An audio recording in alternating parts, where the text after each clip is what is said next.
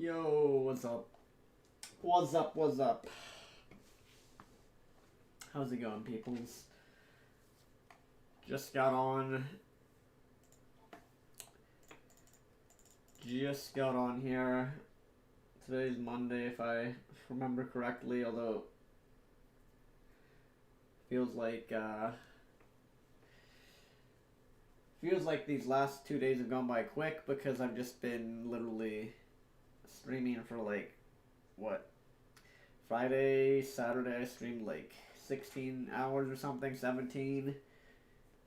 Yesterday, another 11 or 12. Who knows what we'll do today. Because I'm, hashtag addicted to MSQ yeah, ENDWALKER is pretty sick. So, welcome back. I'm going to get started here in a couple minutes. That is the plan.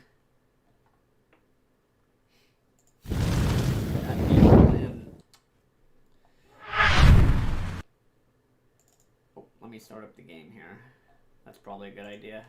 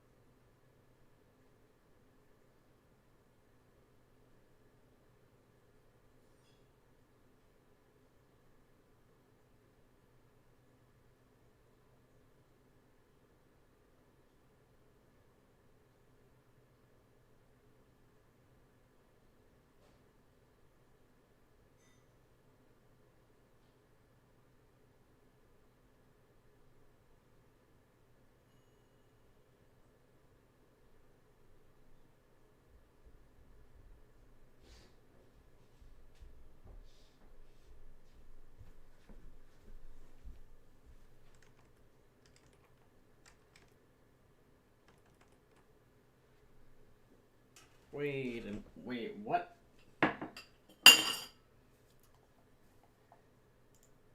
Oh, there we go. I didn't see my my stream. CJ, what's up, dude? What's up, man?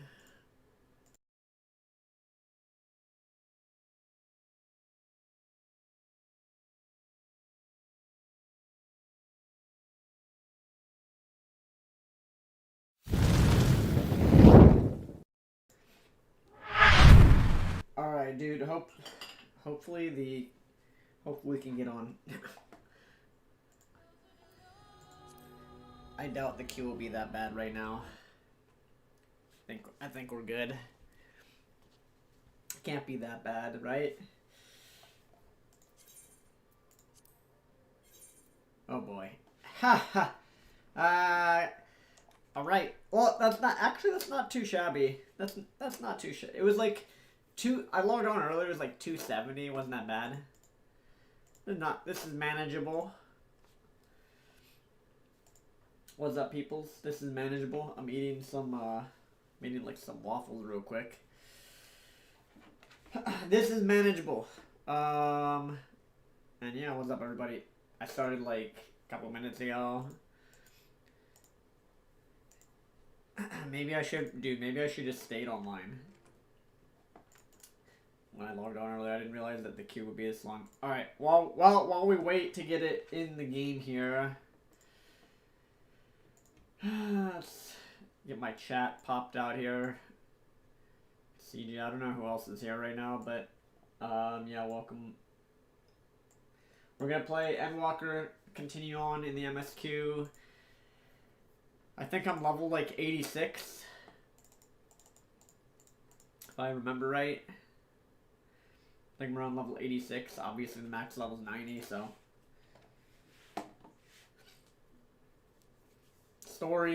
Dude, the story, guys, very, very good so far. It started off a tiny bit slow, but it picked up really, really quickly. So I hope you guys are enjoying it. If you're playing it or watching me play through it, or somebody else or whatever. And yeah, I guess we're gonna wait till I can manage to even log on. So I'm gonna have to wait a couple minutes. It's all good. What was I gonna do? I was gonna do something else. What was I gonna do here?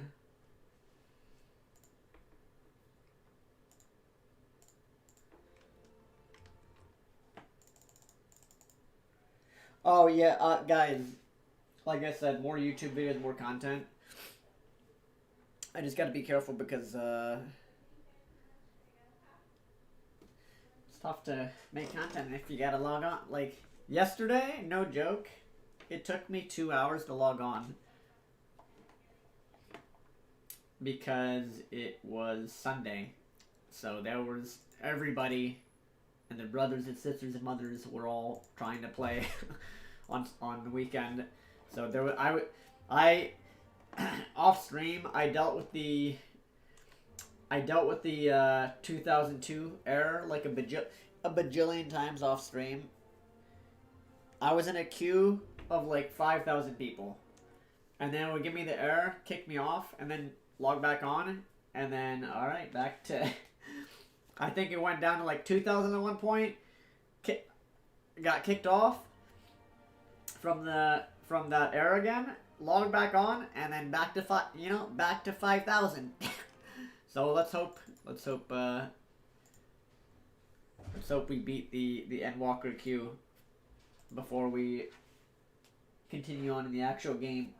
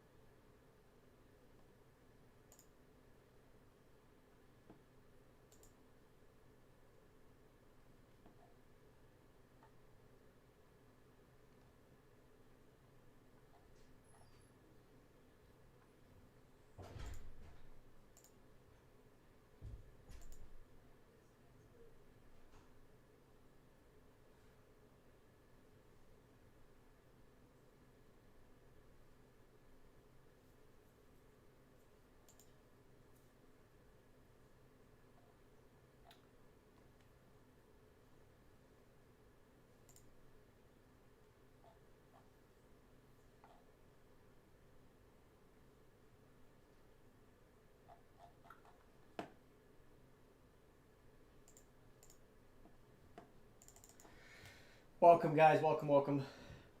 If you're in chat, if you just got here, what's up? We're playing Q Walker right now, but that's alright. We'll get in, don't worry. We will get in, guys. Just be patient.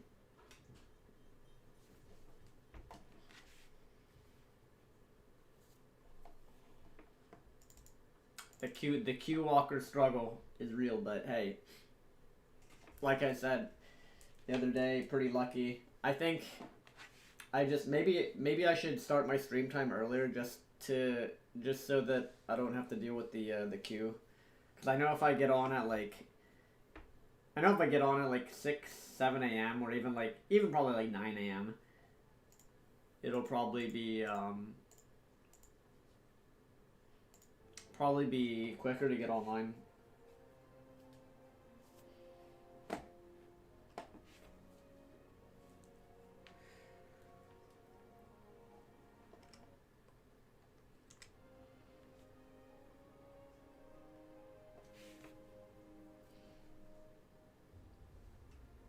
CJ, how's it going, bro?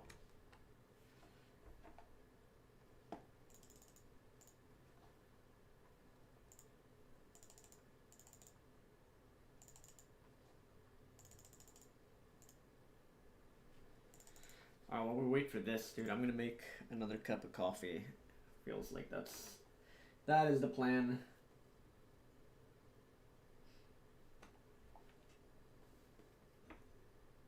By the way, people that are playing, watching, this is what DPS queue. Now you guys know. Healers and tanks, now you guys know what DPS queue is like. now they know, man. CJ, do you play FF14? Or have you just been watching me play through it?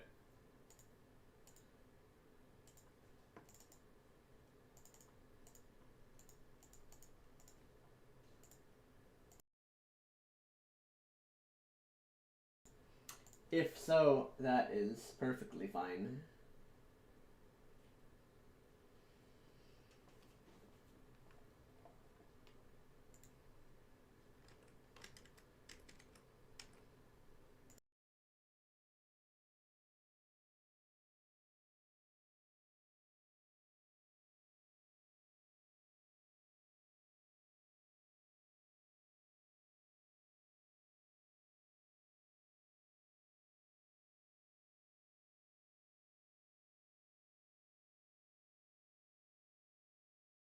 Just watching, nice.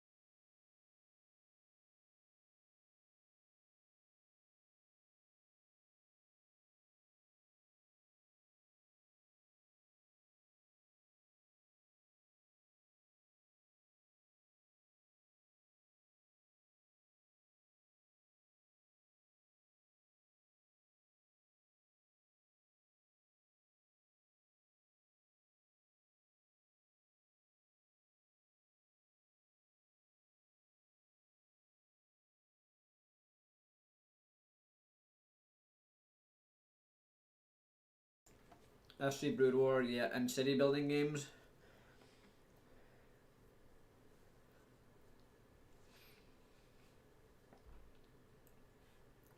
Yeah, I feel like Brood War's still a pretty good game.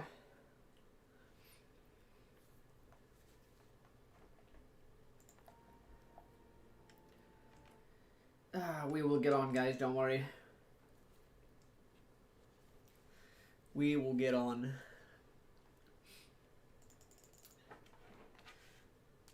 Dude, it's crazy that my theories about the story...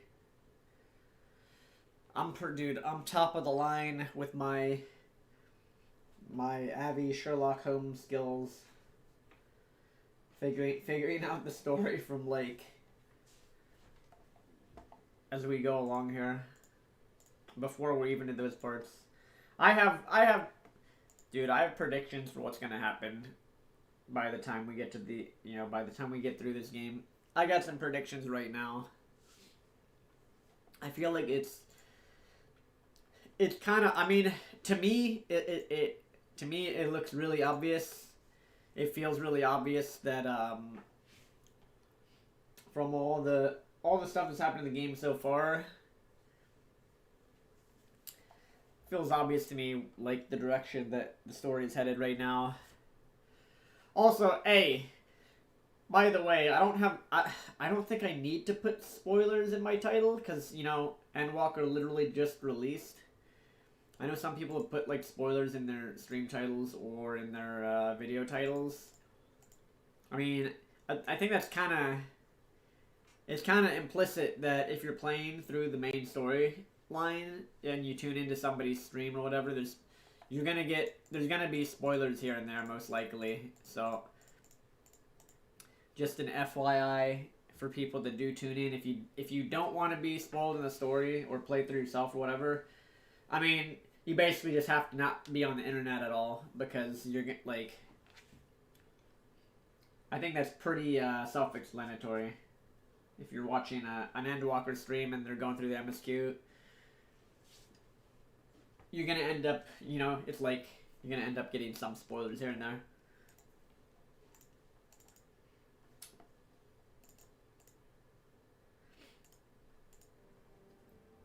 At least for wherever the streamer is at in the story, that is, obviously. Obviously.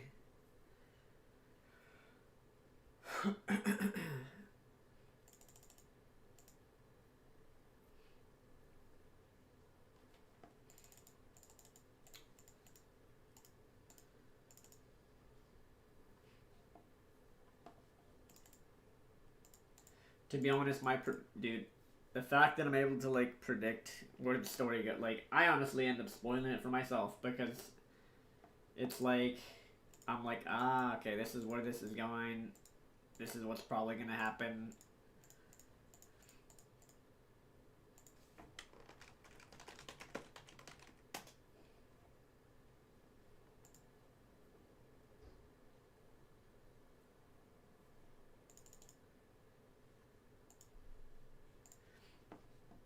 But yeah, I mean, this dude, ENDWALKER is really, really good so far. Really fun, sick story. Like, I'm amazed that they were able to, that it's able to be this good. It's as good or better than Shadowbringers. I feel like it's definitely as good or better than Shadowbringers, and people in the Final Fantasy community always say that Shadowbringer, like, out of the first 3 expansions, Heaven's Ward, Stormblood, Shadowbringers, people always say that Shadowbringers is the best expansion in terms of, like, the story and the pacing. And ENDWALKER might actually be even better than that. I mean, you can't really say they're better than one another because they're just continuations of the same story, to be honest. So it's kind of, I mean, without the first, second, third, parts of the story, But yeah, it's just pretty sick that Endwalker, I feel like like it is just the quality of the story hasn't gone down. It's only it's actually gone up. So yeah, that's pretty sick in a good way.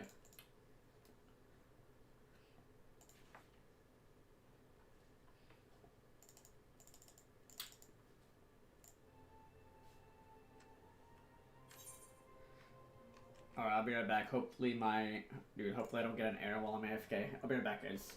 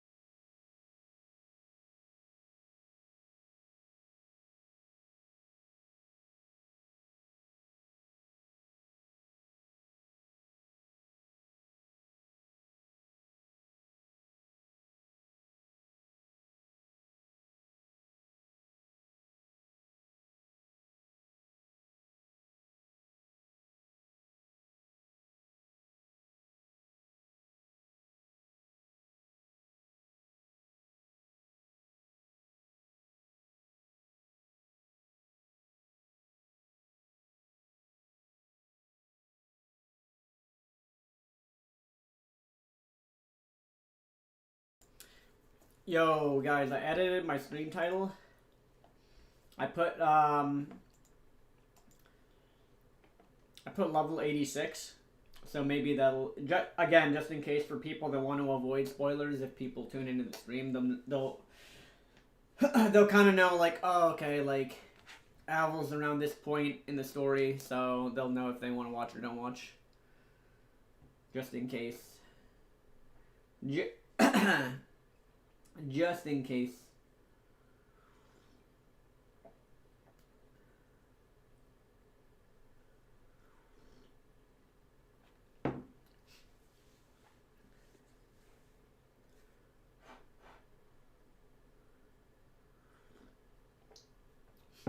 I think that's that's probably a good idea if you're streaming the game for people that have to be for people that happen to be streaming it. Just maybe yeah, that's a good like reference.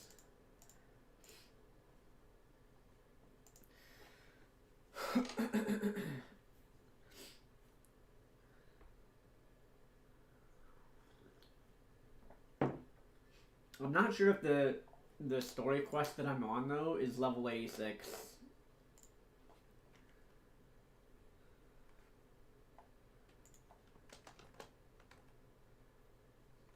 Not sure.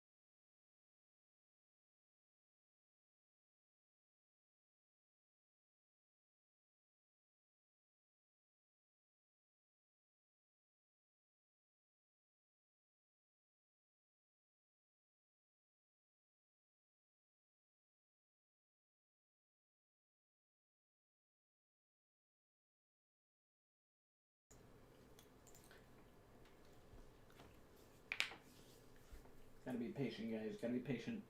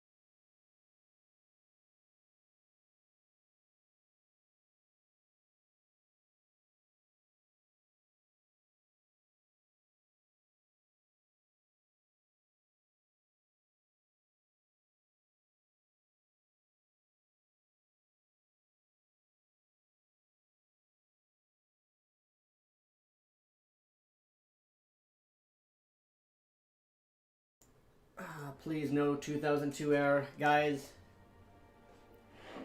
Channel good energy here. I mean, not that it really matters. As long as we can log back on, then it saves your spot in queue for like 5 minutes or something, or however long. Even if you get the whatever error message it is when you're trying to log in, if you get back on immediately and try to log back on again, you'll have the same spot in queue. Just letting you guys know, in case other people are trying to log in and you get DC'd, just try again. Try again.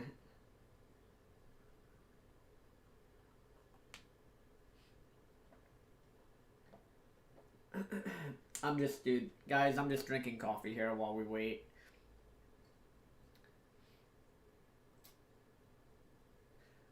I think today, I don't know how long I'm gonna stream. Honestly, guys, we might have another 10-hour stream, another 10 to 12-hour stream today, because it's not even like I'm rushing. It's not even like I'm rushing through the story or anything. I could have done this one of two ways. Let me tell you this real quick while we're waiting here.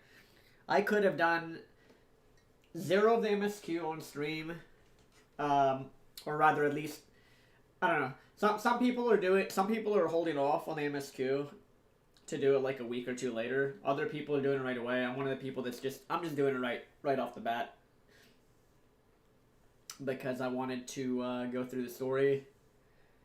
And then after that, also, like, after we get through the MSQ, then I can do all the raids and stuff, all the EX trials. I can start. See, here's my 200 IQ game plan, guys. Let me tell you this. I go through going through the MSQ, going through this beautiful, amazing story, and then when I'm done with all that, when we get through this story, I'll start doing the EX trials and prepare for whatever ultimate they're gonna make in ENDWALKER, so I can actually start making guides for that before anybody else does. I mean, I'm sure maybe a couple people will make guides for because again, this is all new That's the beautiful thing about an expansion. It's all new for everybody. There's no what's it called? Like, you know, with the other, since I started FF14 really, really late, like literally years after it was released, there's a lot of content that was already out for a long time, so hopefully I can make some good, decent guides for the new content, and then maybe more people will come to my channel and be like, oh, sick, like, you know, if they're trying to find out how to do this EX trial in Endwalker or that one. That's my hope. That is my hope. But yeah, first gotta get through the main story, which again I'm enjoying. It's not like I'm rushing it. I'm just #addicted, and that's why I've been streaming like 10 to 12 hours. And just doing the MSQ because, you know, dude, let's just be honest. I'm addicted to the game right now, okay? A lot of people are. Such a good game. So, I'm just playing through it.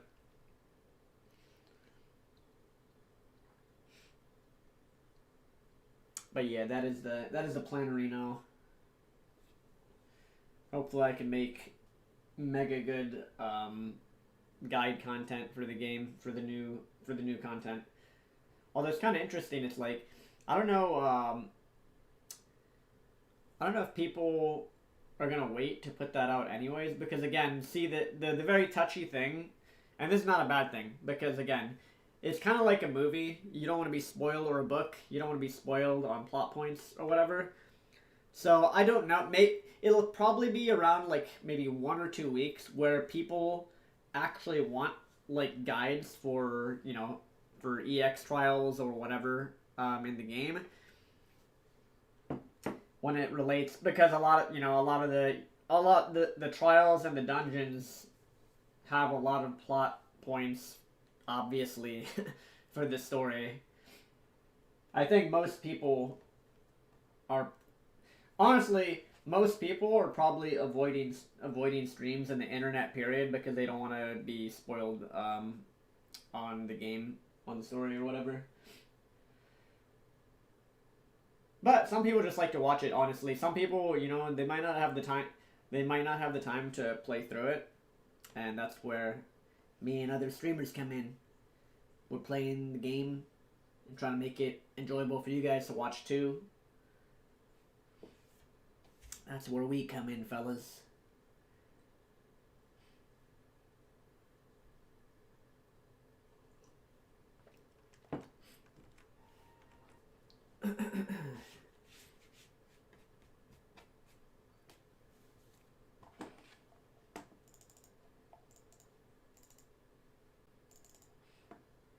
Honestly, I've done that for some other games myself that I don't play. I'm trying to think of one of any off the top. I know that I have, like, I've watched content or streams for other games in the past when I was bored, where like I knew that I wasn't gonna play the game, but I still enjoyed like watching somebody play through whatever game it was or whatever. So yeah, I don't know. I think a lot of people do that. They might watch the content even if they aren't necessarily playing it themselves. Especially when it comes to games that, like, I mean, Final Fantasy is a game that has a story, like you're playing through a story. There's other games like that as well.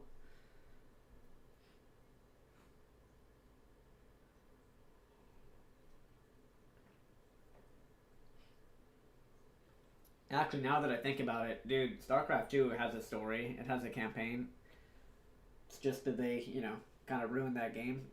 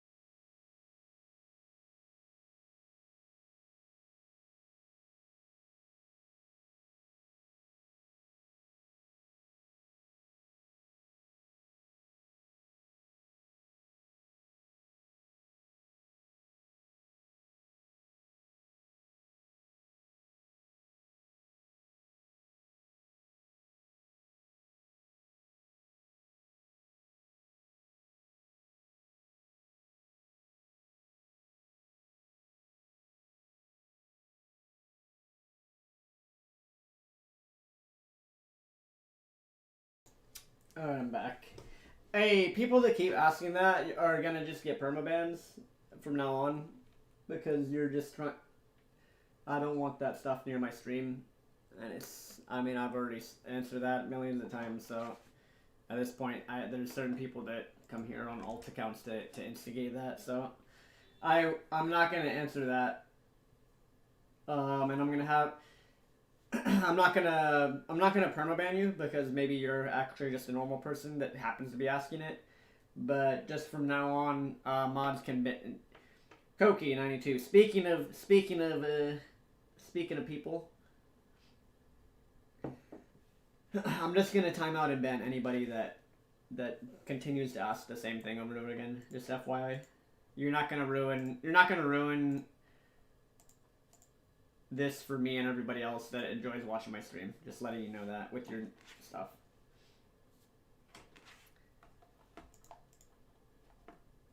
Anyways, we're almost through the queue. We're almost in. We're almost in, guys.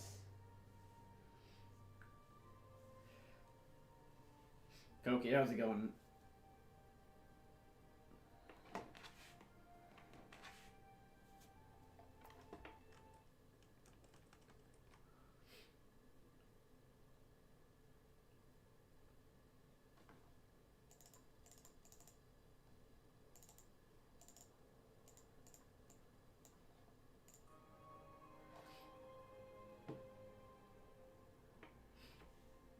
Koki, I heard you're in heaven's ward, buddy. I don't know. Like I was saying earlier, I don't know if you want to watch. You'll end up getting spoiled on some of the story. Because I'm pretty far in the MSQ right now. But hey, maybe you don't care either way. So some people very, very touchy. They don't want to know anything. They don't be spoiled whatsoever. Other people are just like, yeah, whatever. It's cool. I'll get there anyways. I'll watch you play it and then end up doing it myself. How long have we been waiting? We've been in queue since like 2:10 p.m. What I think so for around like what time is it? 2:50. Like 40 or so minutes right now. Dude, yesterday I was in queue for 2 hours. Yesterday I was in queue. Oh, nice. We're in. Good stuff. Good stuff. Yes. I didn't stream yesterday, but dude, yesterday I was in queue for 2 hours. No joke. I was actually in queue for 2 hours.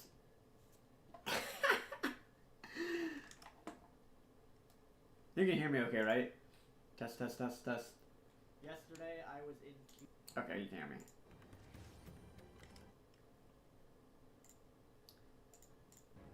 Yeah, I didn't stream, but I was in a 5,000 person queue. It kicked me off, and then yeah. Anyways, you like watching me play, but not so yourself. When you get to the later stuff, you might actually like the raids and the different boss fights are pretty fun.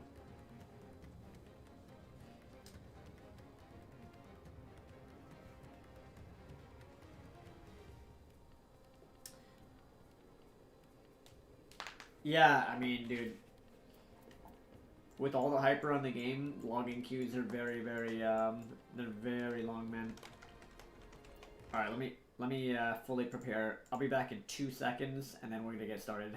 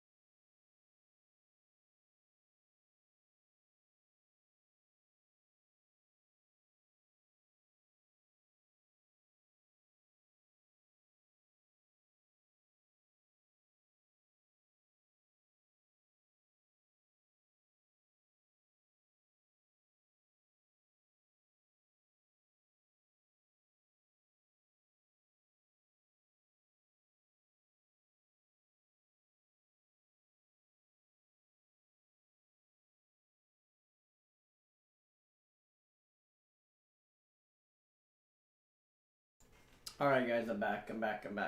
Let's do this. Let's do it. Like I said, I don't know how long. Today might be another 8 to 10 hour stream, we'll see. Let's hope my webcam doesn't die here. What's up everybody? What's up?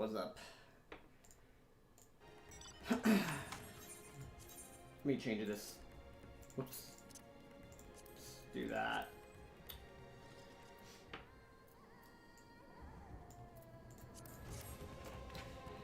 Alrighty. So, let's see here. Yesterday, where exactly did we leave off?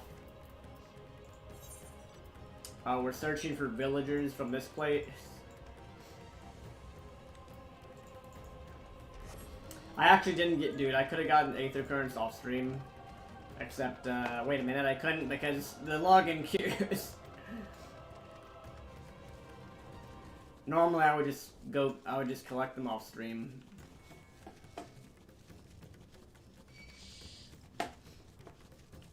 What is this let's see, what level is this MSQ actually? Let's see. Oh, it's level, dude, okay, so we're at level 85 in the MSQ. Just for reference.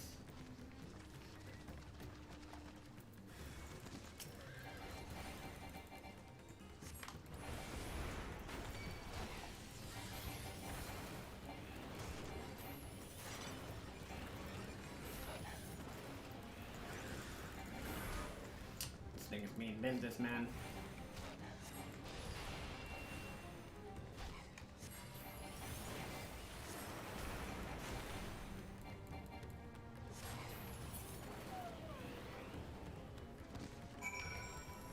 Oh yeah, that's right. Okay, we were looking for the wife and the child of the of that one guy. So this is probably her. That's what happened yesterday. That's where we left off. Thank you. I thought it was done for Mevin. She's a friend of mine, but I've not seen her. She must still be out there somewhere trying to avoid the beasts and with her child. God, just worry not for me. I can make my way back to the village on my own. Alright, that's where we get. So we gotta find way to find the little wife and kid. I knew I forgot something.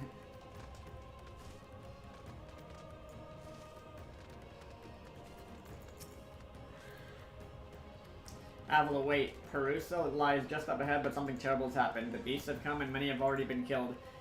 Alpha and Alze have going to do what they can, but there's so many. More than I could count. You must be ready.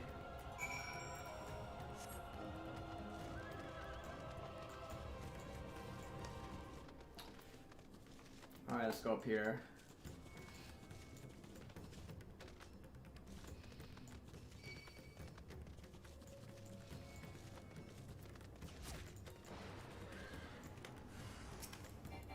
Oh, there's two. You know what I'm gonna do? Oh, what? This little thing is on me as well. Get off me, you little cat thing. Oh my god. This isn't your fight, little lemur, cat, whatever you are. Get out of here. Oh my god, this guy brought another one to me.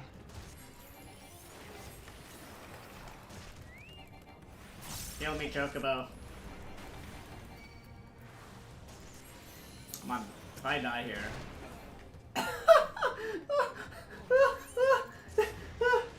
Dude, these things hit hard.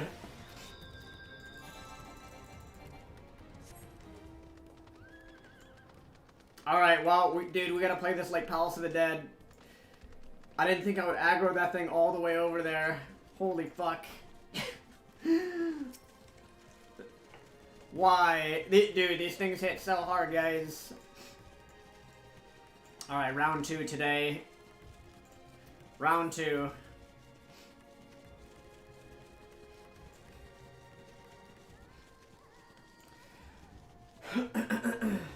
I knew that little stupid little monkey thing was gonna mess me up. These things actually just smack you extremely hard. Gotta remember, everything is the same level as you.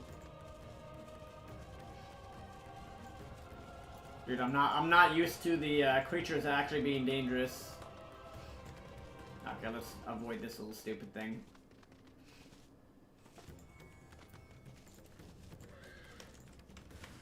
Alright, round 2. And I got my little chocobo with me.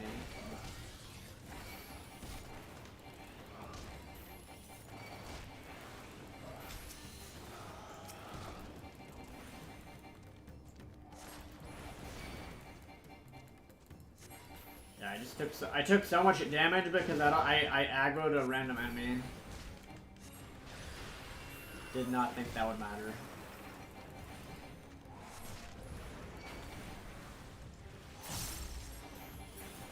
You know what? Let's ride. Might as well ride my chocobo.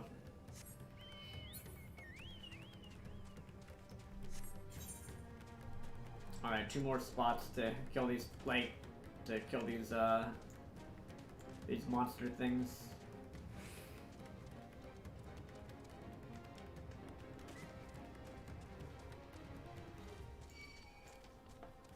Oh god, one sec.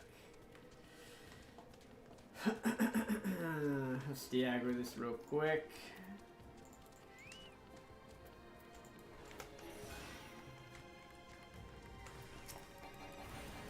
Terminus Bellwether.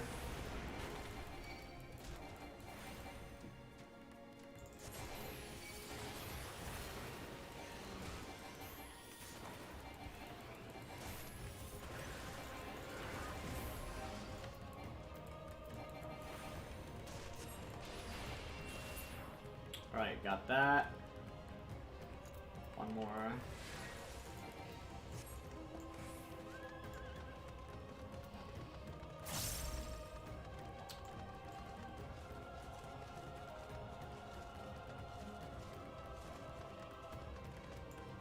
Alright, last one.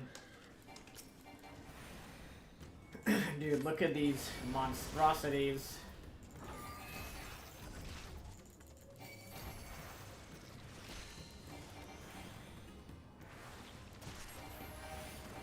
Total wreck. I don't know what the hell that does.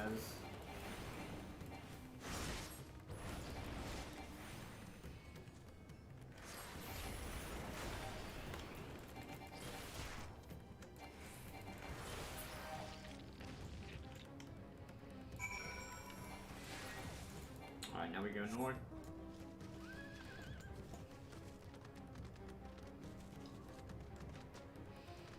At this point in the story, we don't even know exactly what the what these monsters are necessarily. We just know that they're being summoned when people lose all hope, basically. There you are. How far are the others? I see you've seen all the beasts in sight, or you've seen all the beasts in sight. In that case, let's have everybody gather in front of the temple.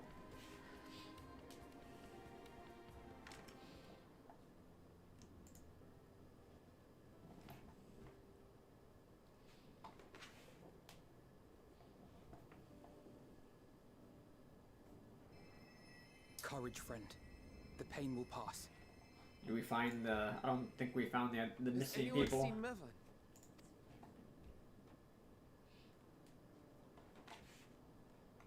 Where could she be?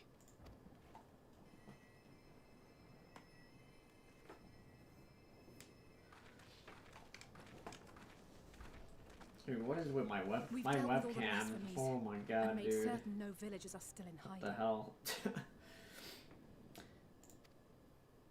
Good work. We've otherwise tended to the wounded as best we can. What will become of us? Help is on the way, surely. We may have to abandon our homes now, but we will return someday. True. But where Sad, can we go? actually, yeah, the story, I mean, anywhere in it's, the at this point, it's, I mean, these guys lost their entire town because they're turning into these monsters. Well, I can. Nowhere's safe. Run all you like, but there's no escaping these things. And even if I could, It's too late for my family.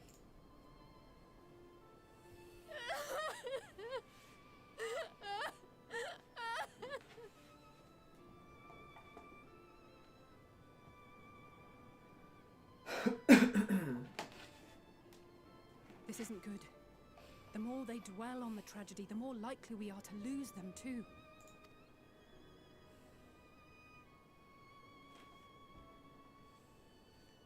My friends, this is a place of worship.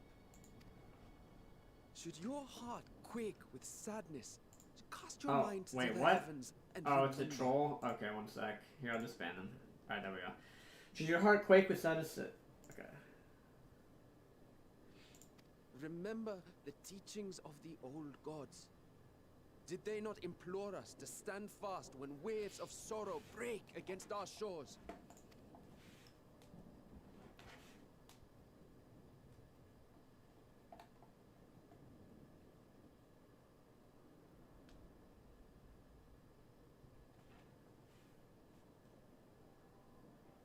Know this, my children.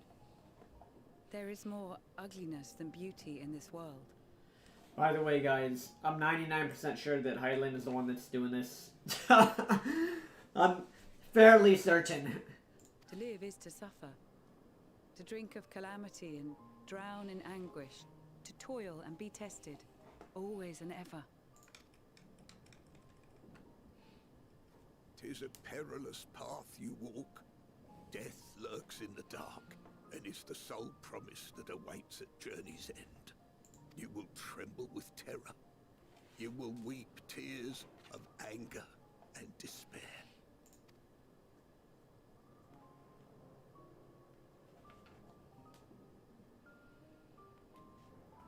But do not avert your eyes.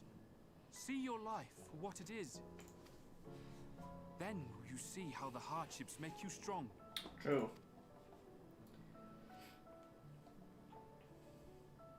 Every doubt reforged as scales for your armor. Every agony to temper your blade. I think, is this the avatar of the dragon?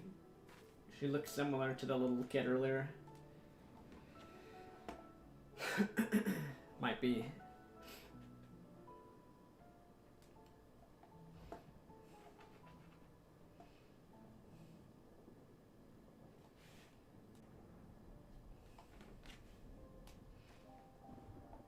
Thank you, lad. We'd almost forgotten who we are.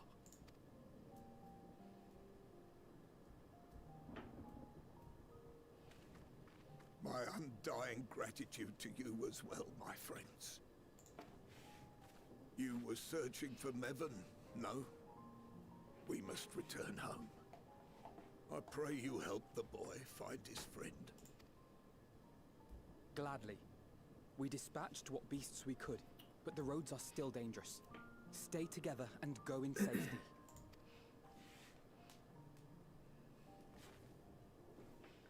Quick live chat? What do you mean? I banned them, so it's all good. I don't know who it was, but they're gone, so GG. That was very impressive, what you did back there. Those words seem to resonate with your people. They should. They were the first spoken unto our ancestors by the divinity of legend. I'm easily upset, and fish are wont to flee a temperamental hand. So I recite the teachings over and over to calm myself. They're lovely and inspiring to hear, though I imagine they were born of great misfortune. They are born of life. There's as much bad as good in it. More, many would attest. All the more reason to appreciate the good when you can. I won't argue with that.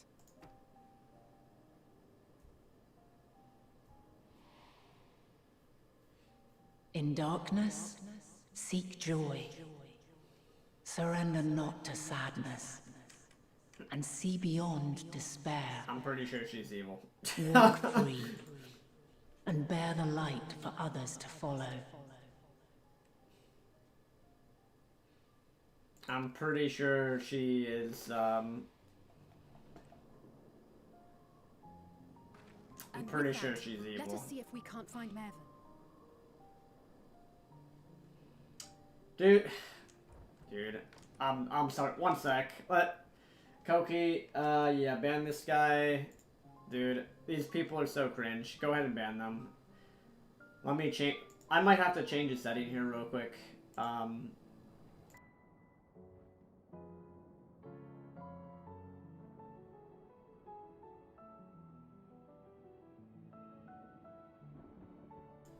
One sec, guys. Sorry about this. I have some stalkers that keep coming here, harassing me every day I stream. They keep coming here to harass me, so let me go ahead and, there's a couple settings I can change this real quick. One sec.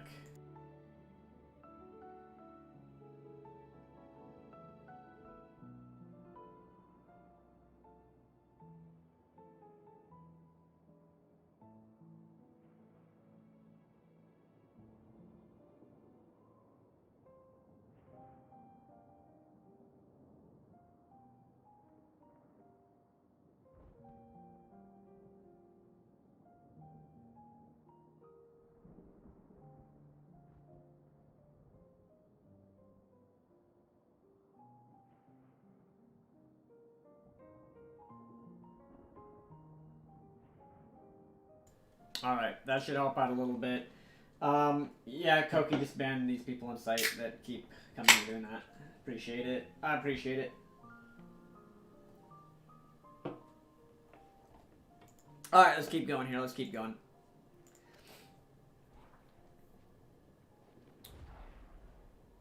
Huh. Did you see? That beast was chasing someone.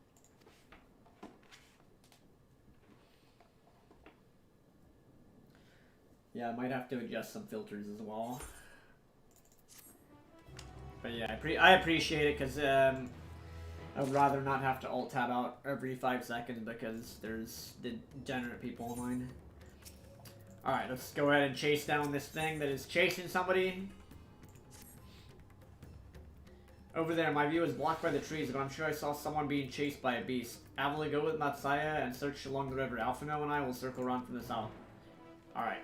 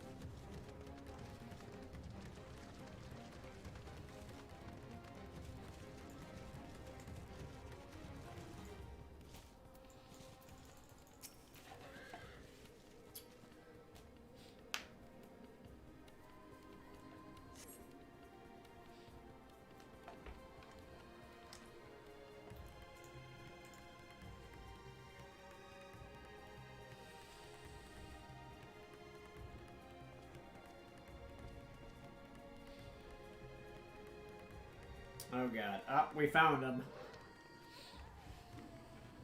That's her! No, I'm sure of it! Mervyn!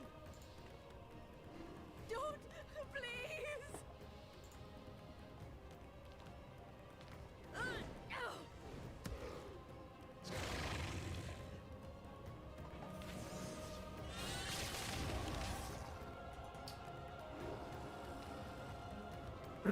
Jeez, thing.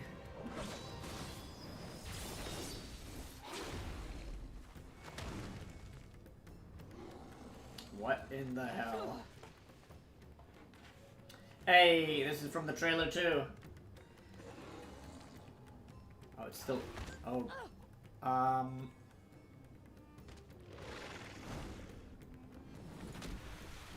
No! God have mercy! Diving in, fellas.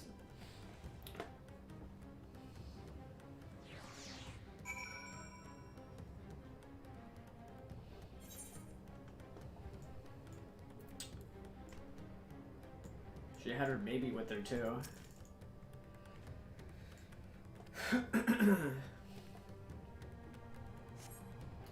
Mavin's lifeless body floats before you, battered and broken. Her death no doubt came swiftly. Oh my god. Her infant daughter, however, is nowhere to be seen.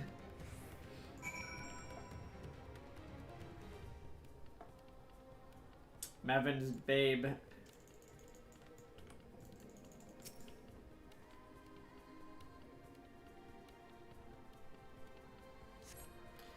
You take the babe in your arms. If she yet lives, you cannot tell, but she'll surely not survive unless you carry her to the surface. I mean, yeah, that's pretty obvious.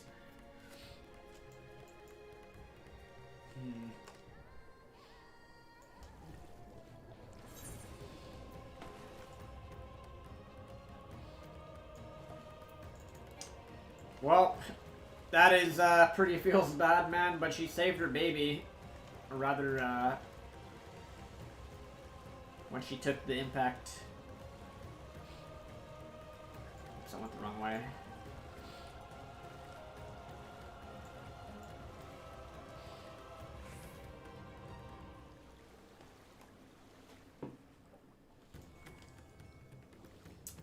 Don't think I can get up that way.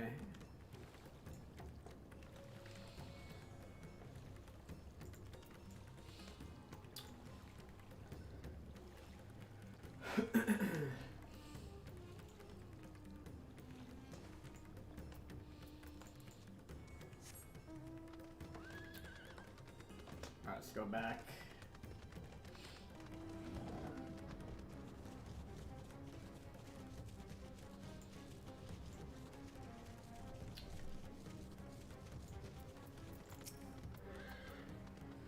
Did you find Mevin and the child?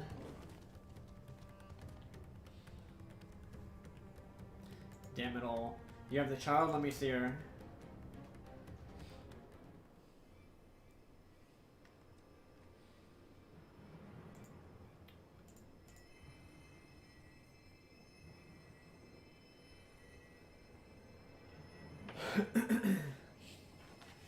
She's so cold, Elfino. The child is alert, and I see no wounds, and yet she grows weaker. My spells can do no more. What she needs is a change of clothes and a warm bed. We must hurry back.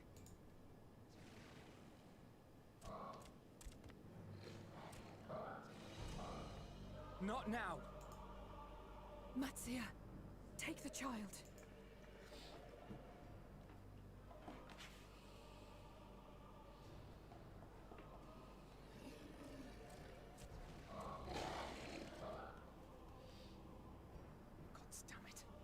It appears we've made enough noise to be heard for miles around.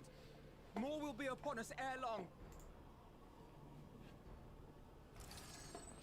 We make our stand here. Matsia, can you take her back to the village? But the child, all by myself. You can't be serious. The beasts will follow you home unless we stop them here. And so we shall. This guy better be able to run fast, man. Be strong, Matsia. Her life is in your hands. Right. I can do it. I know you can. We'll keep them busy, Matsia. Go! Quickly!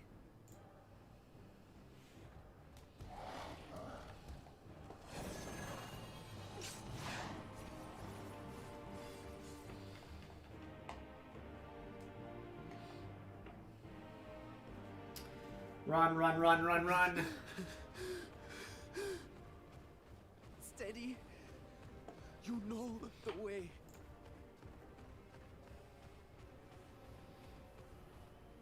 No. No. There's no way, right? You too.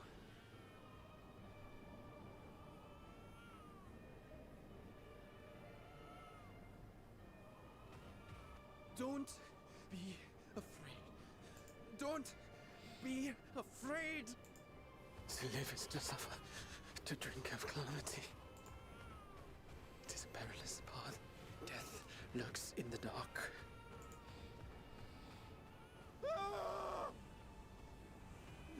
No! I'm not afraid! I'm not afraid! Ah! Do not avert your eyes. See your life for what it is. See how the hardships make you strong. Every doubt reforged.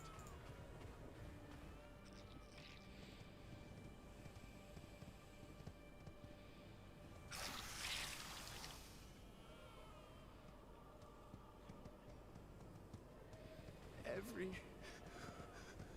agony.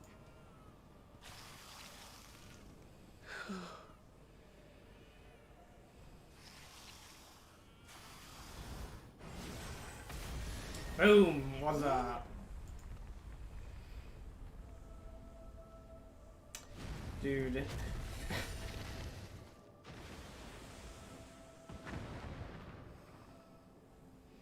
The divinity? Oh yeah, they don't know about the dragon. Nay, but one who would deliver thee just the same.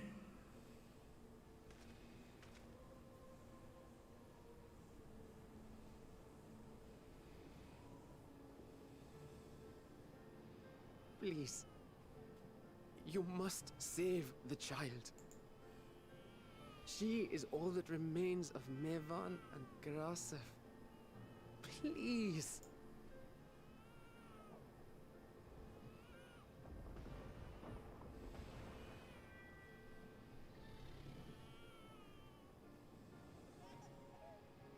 Hey, you got the baby to stop crying. Seems the babe's taken a liking to you. Yeah, that doesn't look... That wasn't looking good there for a moment, Koki. Yeah, saved, man. Little one, let us convey thee to thy home. Absolutely saved. I spied our friends as we flew in. They appeared to be holding their own against the horde.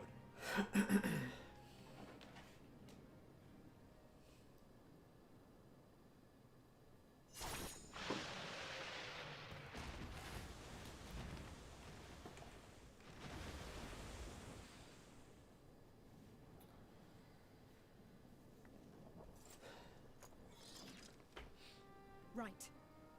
That's the last of them. We should hurry and find Matsia.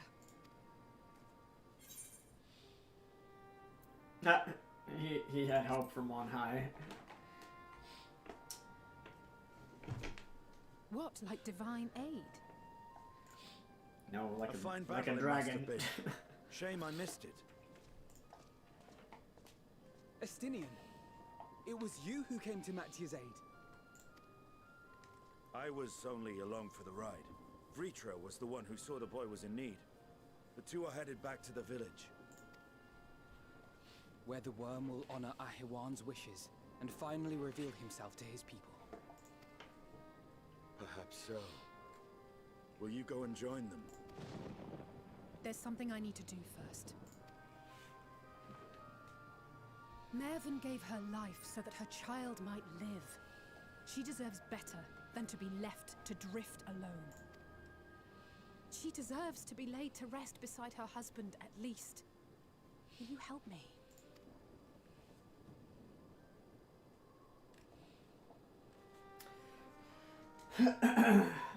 Yeah, that dude.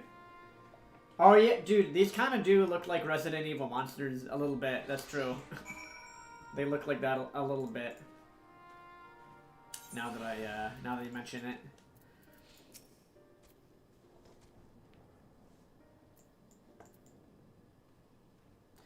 We've done what we can. 'Tis for the villagers of Palakistan to perform the funeral rites. If nothing else, Mevin and Karasov died as they lived, as themselves and not as beasts. Their souls will find peace in Aether Sea. To think the day would come when even the smallest of solaces would be this comforting.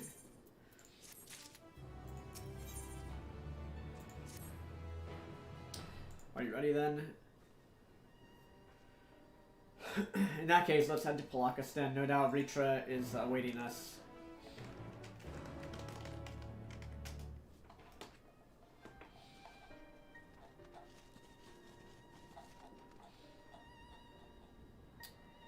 Yeah, that would do. That was pretty close.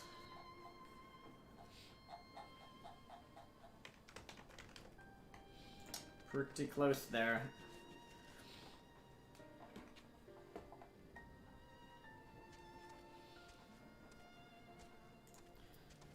Alright, oh, I can just TP back. We're good to go.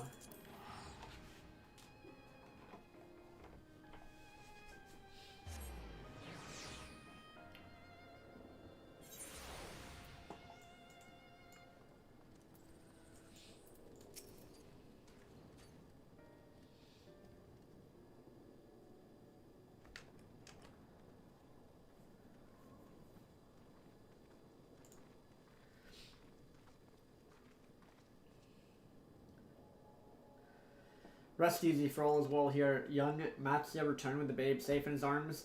Owing to a warm bed, the girl hath already begun to regain her strength. Less joyously received was word of the mother and the father's fate, as well as that of their transformed neighbors. How many children of Thavner must we lose to this calamity? Mothers and fathers, brothers and sisters, sons and daughters. Every death another void that can never be filled. We who survive them must carry the weight of the memory as we strive to regain a semblance of what we have lost. Karasaf and Mevin's babe is a child of Thavner as well. I thank you for returning her to us safe.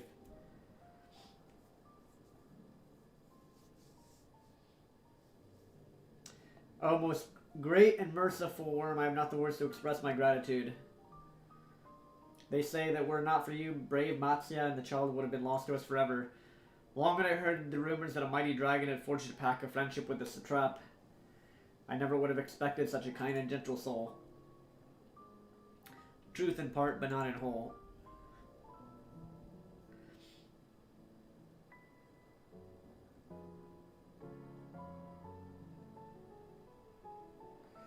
I am Vitra, and for years uncounted hath this isle served as mine abode. An isle that I have ruled over as satrap, with Awen as my loyal servant. My ears be believed, you were the true satrap all along.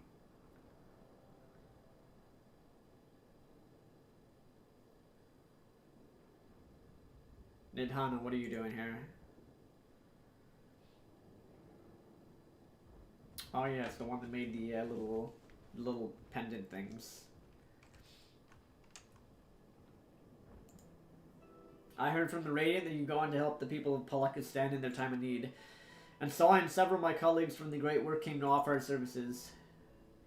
The alchemists have already brewed up some potions for Mevin's daughter. But enough about us. You and your role are the far greater enigma. If you were the true satrap all along, could it be that young Varshan was created to serve as your emissary? Ah, she figured it out. Thou didst suspect the boy was but a simulacrum? A rumor has circulated for many years around the High Crucible that our most skilled alchemists were once commissioned by the satrap's family in secret to fashion a mammoth indistinguishable from a living boy. Looking at Varshan with that knowledge, I simply put two and two together. Grandma, what's up, dude? Yeah, the little elephant emote. I was not alone in drawing this conclusion, but like me, they no doubt recognized that the satrap was using the simulacrum to work more closely with his people and decided not to press the issue. I'd always assumed one of Awen's associates was manipulating it from afar. The truth is indeed far more surprising. It's an honor to meet you in the flesh, Master Vitra. Pray allow me to express my gratitude.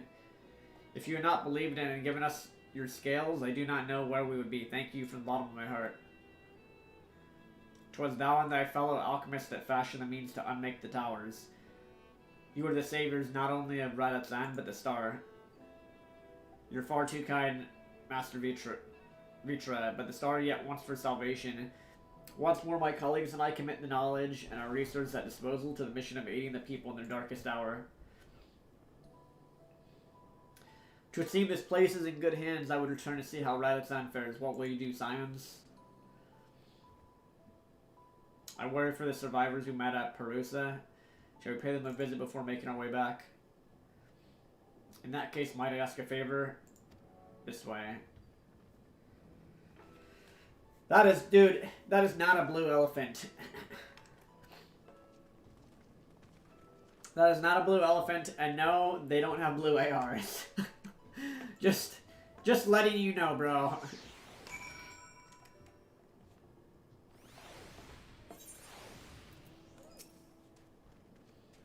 Needs to simmer just a bit longer, I'd say. In the meantime, I was hoping I might ask you a few questions. The red sky, these terrible beasts. What in the name of the sisters is happening here in Thavner? Oh, just the apocalypse, don't worry. Ah, that's a rather lot to take in. It would seem the situation is even more grave than we suspected. Thank you, my friends. Thank you, friends. My colleagues and I will use your knowledge to see if it can further our own research.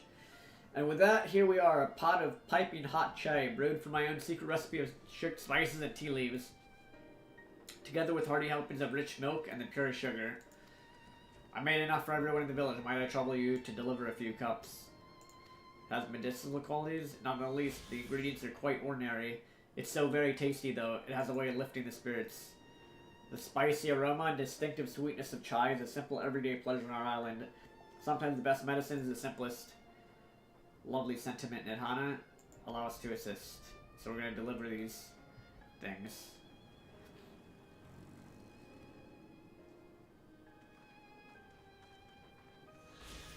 Not yet. While you distribute hot beverages, I'll do a sweep for errant beasts to slay. A far less arduous task, no doubt. When you finish, look for me at the wakeful Torah thing. Alright. Time to hand out hot cocoa. I mean, hot tea. Lazy and all knowing full the beast might strike again. Do they not realize their lives are in danger? I, for one, intend to survive. I'm too young to die. Yes, I'll leave this island behind if I must. Where would I go? Is there anywhere safe these days? Hot chai. A cup of chai? Can't you see I'm having more important things to worry about? No, you're right. It's precisely that we need to remain calm and steady. I do believe I'll visit the elder and see what needs to be done. Alright. 2 more to go.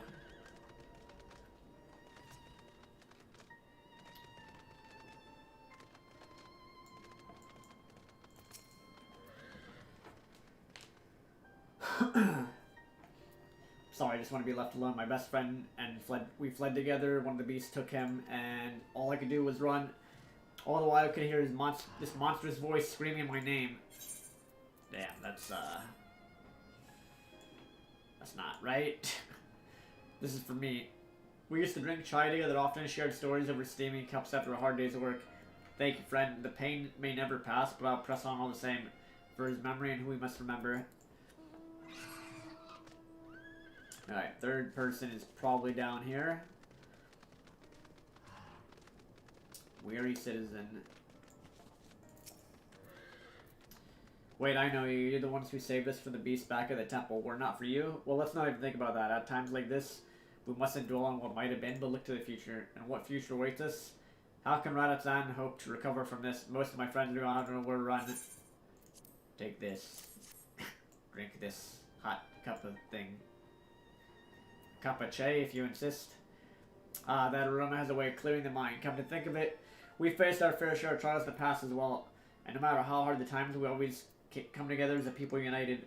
One day at a time, one step at a time. That's all any of us can do. Yes, back to work once I finish this cup. Thank you.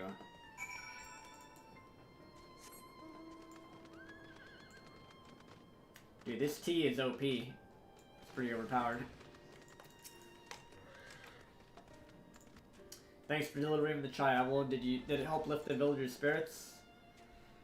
That's heartening to hear. The final days show no signs of abating. That's all the more reason we must try to keep our composure. Our lives have been forever changed. What the people have lost will never return to us. These tragedies long way on our hearts. We have the capacity to live with our suffering, to carry the agony till we too join the fallen in death. It is not a surrender but a recognition, for it's only in acceptance that we find the strength to move forward.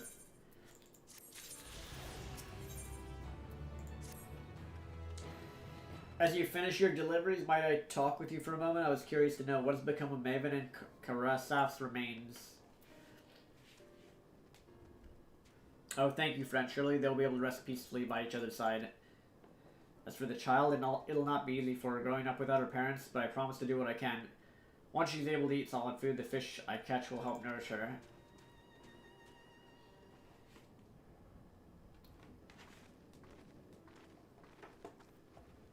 Well, we've finished delivering the chai. I do believe everyone has a piping hot cup. I can almost believe there's a magic at work. How the tension fades with every sip. Let us pray that Palakistan has seen last one of those transformations, at least for now. They're still at risk, as every village is in Thabnor, like as not. Still, I trust we can leave this place in the care of our friends from the Radiant and High Crucible. Shall we return to Radasan?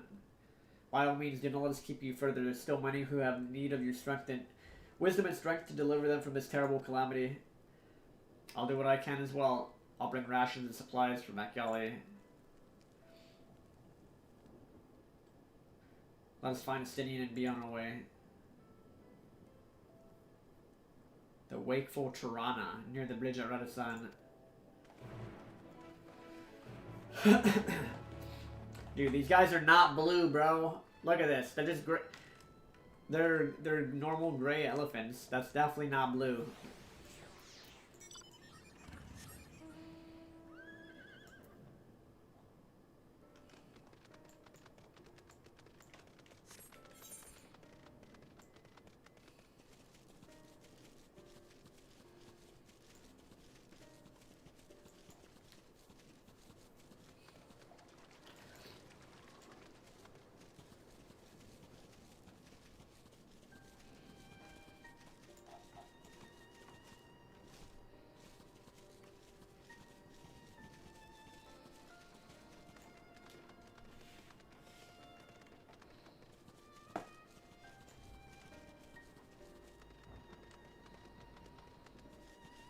Dude, look, you can even see, like, the comments and stuff falling from the sky. It's not looking too good. Alfredo told me everything. Full glad I'm to hear that people are safe. Likewise, you'll be pleased to know I found no evidence of lingering beasts in the jungle and ruins. It would seem you finished off the last of them. Trying times yet lie ahead of the for the people of Thavnar. Fortunately, they have a wise and benevolent satrap to shepherd them through. Speaking of which, I received word from Thancred not a short while ago. He awaits our return to the city on Al-Zadel's path. Come.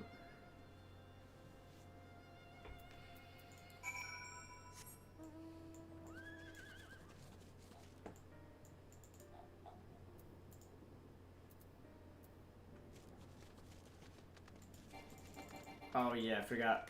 Still couldn't attune to that.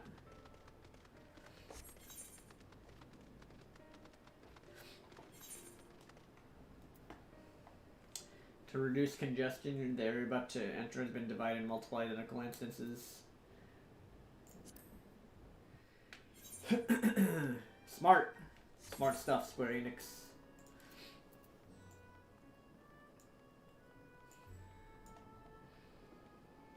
I literally was just, dude, I was talking about that yesterday, how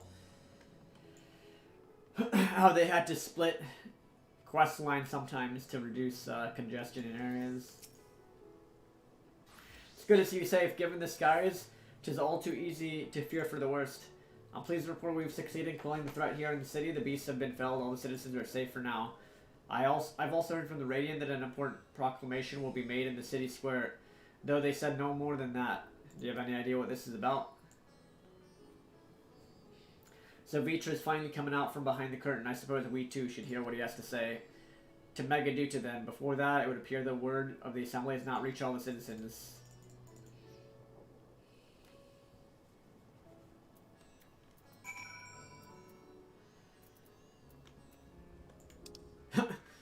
Search for townspeople that missed the announcement. Alrighty.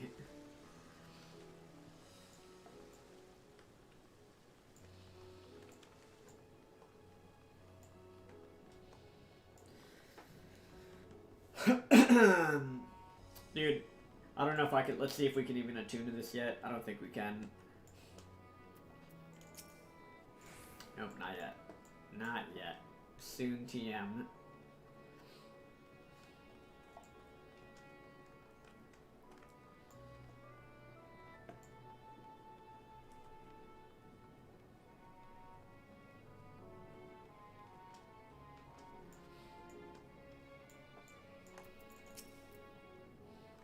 Are all the beasts gone? I've been hiding. I'm too scared to go out and look. Oh, that's a relief. I thought one of those beasts was gonna eat me. I wonder where Varshan is. He's the slowest runner. I hope he got away. He could be with the other people from the palace. Maybe I'll see him in the square. They don't know, man. They have no idea that the ruler of their entire city and civilization has been a dragon this entire time. They didn't even know. The locations look amazing. Yeah, they do. Dude, this game, yeah, it is, dude. It's pretty cool. All the places have looked pretty sick. Leave me be, please, I swear to you. My flesh tastes absolutely terrible. Oh, God, what are you doing? Scaring me like that. If we're not quiet, those beasts will find us. The square, you say? That's where the satrap was killed with my very eyes. I saw him crushed in that creature's maw. So many lives lost. Such terrible carnage. And you say there's someone else who would lead Radhatsana instead? Whoever they are, if they say anything to sully the memory of our beloved satrap, I'll make them regret it. Dude, they don't know. They don't know, man. The satrap is actually the dragon the entire time.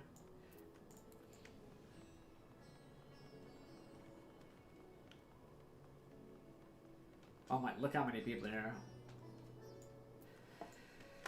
here. Crazy amount of people.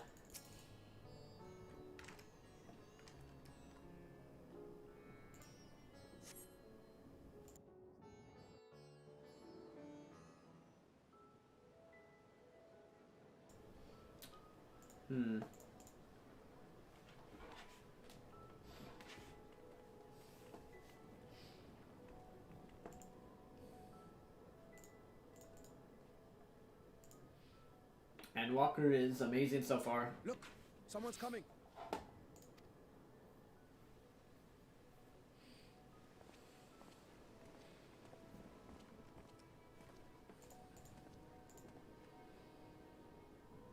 People of Razathan, it warms my heart to see so many brave, resilient souls before me. Today, I would share with you a great revelation. But before I do, I must make a humble request. Do not be alarmed, nor avert your eyes.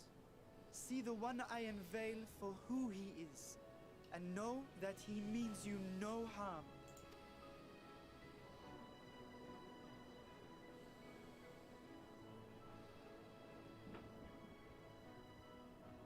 Very well. I dare say it can't be worse than the horrors we've already seen. Many thanks.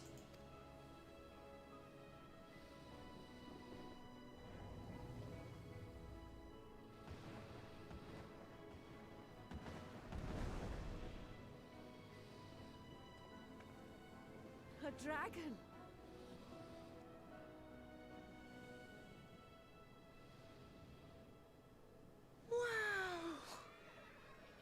What? They're like, wow.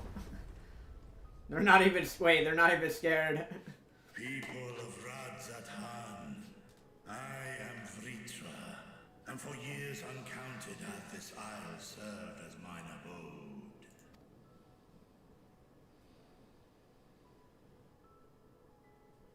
'Tis as the satrap's ally I am known. Today, I would reveal the truth unto you.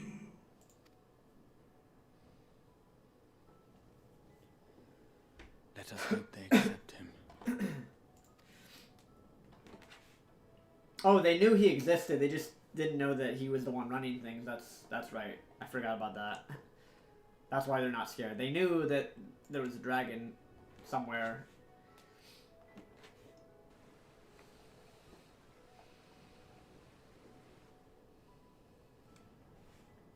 If I am hearing this right, you were the satrap all along? Vashan! I mean, Master Vitra, does your divine eye really see all? Nay, child. While mine eye hath borne witness to the whole of our nation's history, to its future I am blind as thee. Countrymen, calamity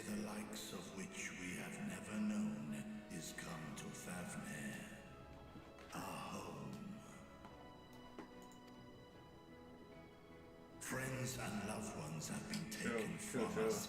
I, too, have lost my closest confidant. Ahewan loved this land and served it with dignity till his dying breath. A nobler satrap there will never be. For so long, I lacked the courage to face you. I will not easily earn your trust, this I know. And yet, I cannot sit idly by and abandon Radzatan to her fate. A font of boundless vibrancy, this jewel of the ocean. Since time immemorial, has she glittered with every color imaginable. To this dragon, slumbering in his dark lair, 'twas a mesmerizing sight, and one that brought no end of joy to my heart. This calamity hath stolen too much from you already, yet so long as you live, the light of Radzatan will never be extinguished. I pray you let me watch over it, over you, and lend me your strength, that we might face this trial and those to come as one. I do not know you, dragon, but I thank you for speaking the truth to us. As divinities, both Manusha and Riga once joined together, so too do I believe that hand in hand, we can overcome this ordeal and welcome an era of peace.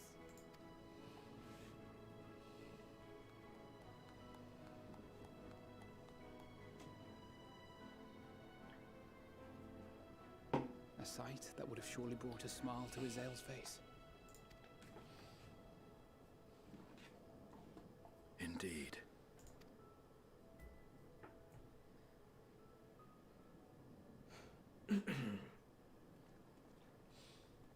Wow, these guys came all the way out here.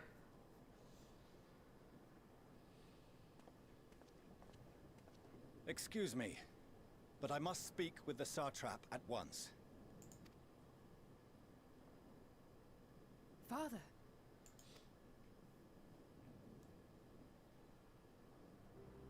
You have suffered dearly of late, yet you must endeavor to look beyond these losses to the future you yet have.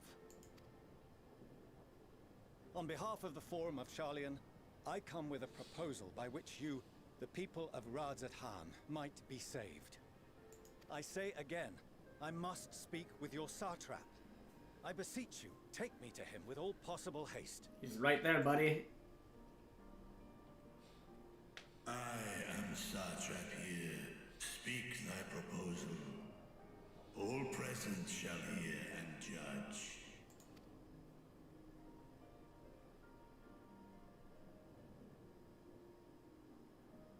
If I have given offense, then I apologize. First, yeah, that allow is me their to dad. share with you what knowledge we have of the phenomenon responsible for your woes. The final days. This guy is the, he's the father of Alphino and Alzay of the twins. 'Tis an affliction of stagnancy and rot, sown into the currents of the star. Though the first prominent manifestation was here, in Thavner, it will invariably spread to every corner of the world. The Forum was forewarned of this apocalypse several centuries ago. Thenceforth, my predecessors sought to prepare for the end times in the only conceivable fashion, by securing a means of escape. These guys just want to run.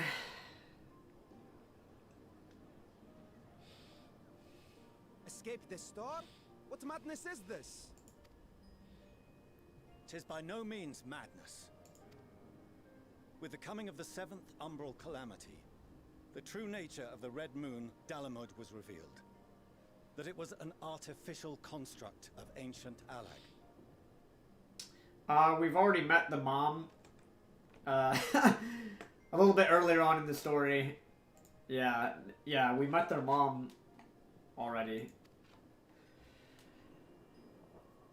But what of the silver moon? Oh, he's gonna tell them what the moon This is. celestial satellite is yet another technological marvel fashioned and maintained by ancient allies. A ship that will sail the heavens and deliver our people from destruction. I don't know about that. Here's my next theory. You know what my theory? Dude, here's my theory, guys. This is my theory. Spoiler alert, if you, again, spoilers potentially, but also, like, I mean, of what we've already gone up to so far. But here's my theory, dude. Here's my prediction. Like, I think they're all being scammed. They're all being debated. I think, judging from what has happened so far, Hydaelyn tricked us into like trying to kill Zodiark or whatever. Here's what I think it is. I think Hydaelyn was stuck there. I think Hydaelyn is stuck there, trapped, keeping Zodiark trapped or something. And the moon, I don't know. Cause dude, there's some twist here probably. I bet what happens is she's the one that's doing all this shit because she's the only thing that's left after Zodiark's gone, right? So I think maybe Hydaelyn's doing all this, and then she wants everybody to go to that moon, to that ark, to like enslave everybody. And I think the Asians, we already know this. People already know from Shadowbringers. The Asians summoned Zodiark. They sacrificed half their original world's population to summon Zodiark, right? Because they wanted to save their star. And what happened? So maybe that was actually like they sacrificed half their people to do that. And then what happened is a bunch of other Asians summoned Hydaelyn to kill Zodiark, right? But maybe there's something where like if everybody ends up on that satellite, like that's supposed to be like the Ark, what if Hydaelyn just enslaves everybody or some shit? Like that's where I feel like the story's going. I feel like it's kind of, dude, we're being scammed, man. Like I think Hydaelyn, what is gonna end up happening is there's gonna be some crazy twist where she's like trying to enslave everybody on that moon or something. Not only of Sharlayan, we mean to say that's my every theory man, right woman, now. and child it is within our power to save. That is my theory. Including you, our dear friends of Radzat Han. Recent events necessitate adjustments be made, and quickly, but we can and will escort you safely to the moon.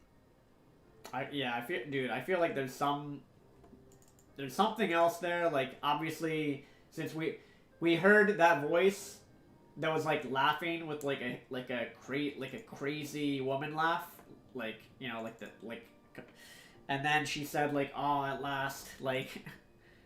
So I don't know, man. Long has thy forum been allies to Thavnir.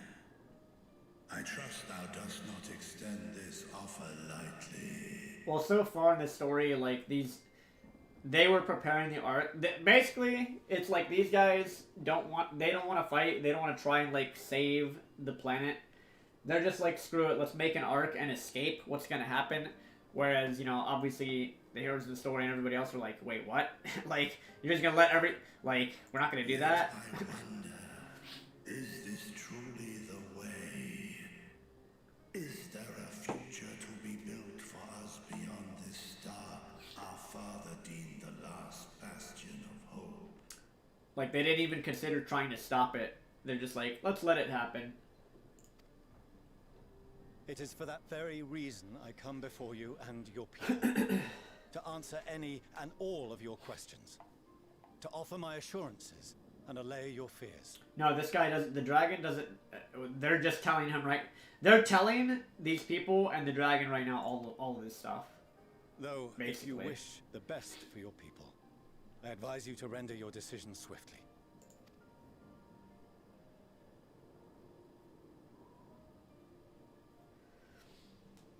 Show our friends to Megaduta. No, no, you're good. You're good. It's fine. Received as honored guests.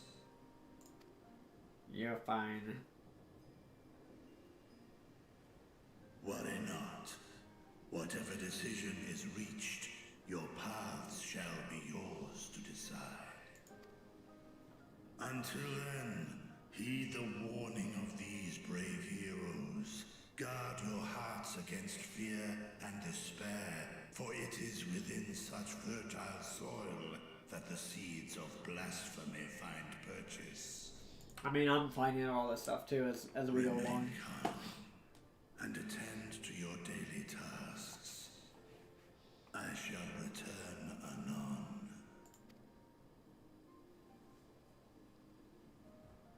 We'll do as you say, Master Vitra. We believe in you.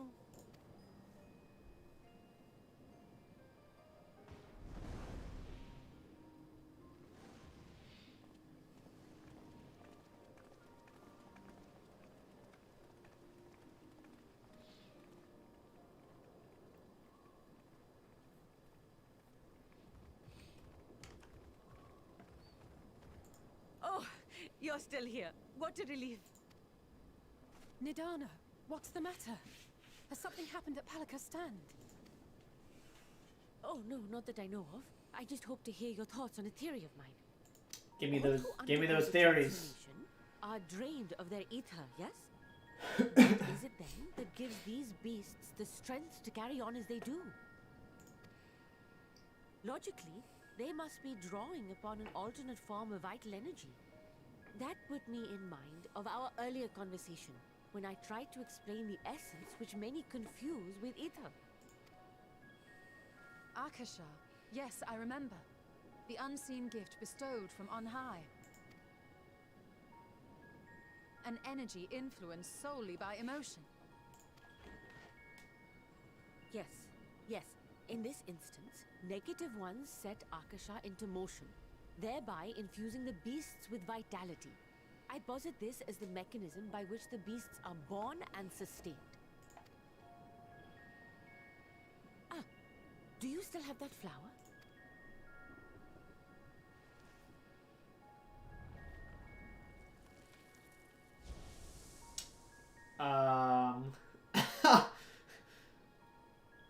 If we accept that it once shone bright by drawing upon Akasha, influenced by the thoughts of those nearby, then fear, terror, despair, negative emotions so powerful as to suffocate it, permeated the air in this place. You must be very careful. The forces which drive the final days may be beyond our ability to perceive.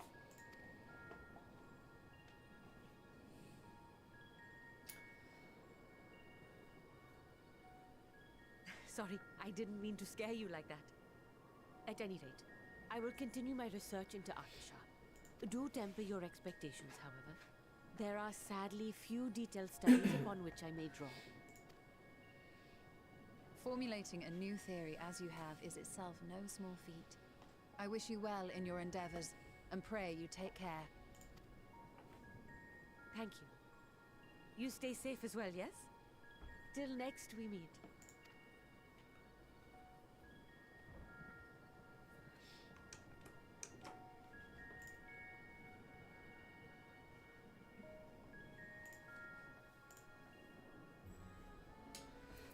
Alright.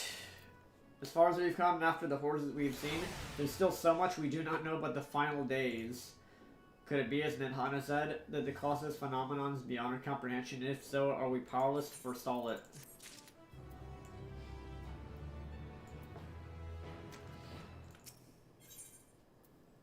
Here's a message for the Signs of Semdon. Greetings, honored Signs of Semdon. I have a message from His Excellency the Satrap. Brave Signs, you have my gratitude for aiding my people in the most trying of times. Alas, matters here at Megaduta prevent me from meeting you all in person. As a token of my appreciation, I have arranged for a feast to be held in your honor. May it nourish you in preparation for the trials ahead. Such are the words of Master Vitra. The feast he speaks of awaits you at Mird's Mayhan.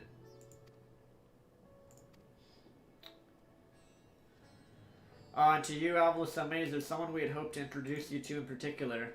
While I'm loath to detain you further, might you spare a moment of your time? A personal invitation, knowing full well your services are in highest demand right now. This must be important. Worry not, we'll save some food for you. Take all the time you need.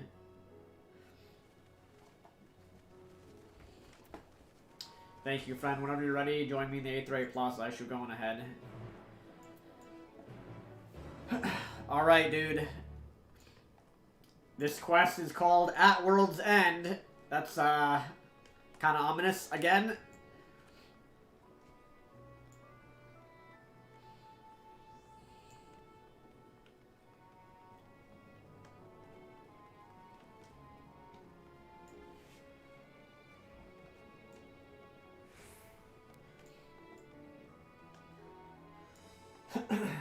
No. Feel free to ask questions. I have, I mean, I know a lot about the lore of the game because I've just kept track of it all as I played through it, so.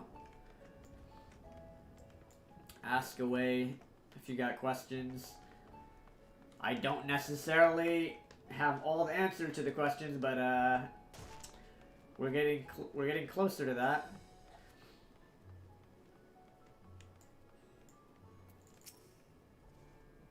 Access to the 8th Ray has been restricted to a select few ever since the tower first appeared.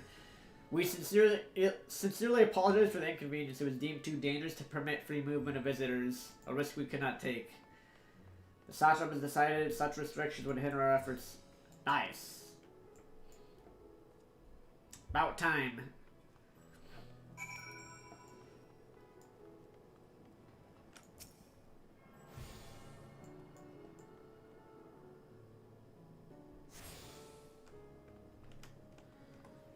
What is this? Hall of the Radiant Host.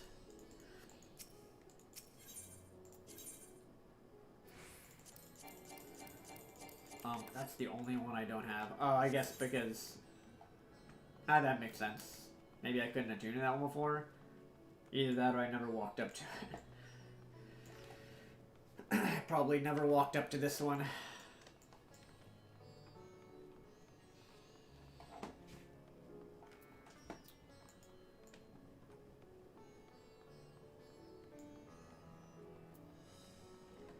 How do I get up there? Oh, okay, it's up. It's up one more level. We gotta go up one more level here.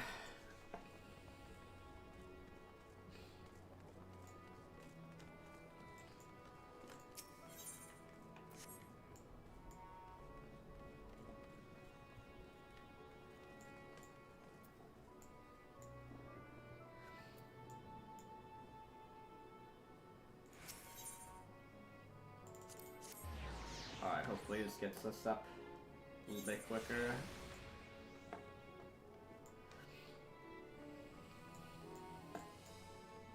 The end of the last resort. Oh.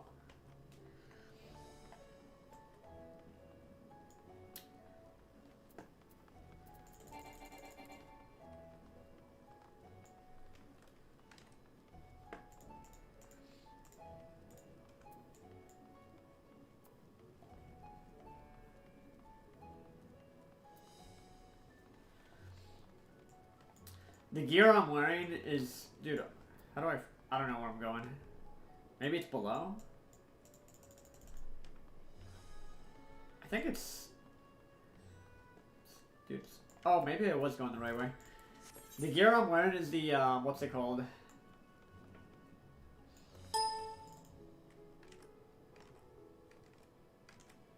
Oh.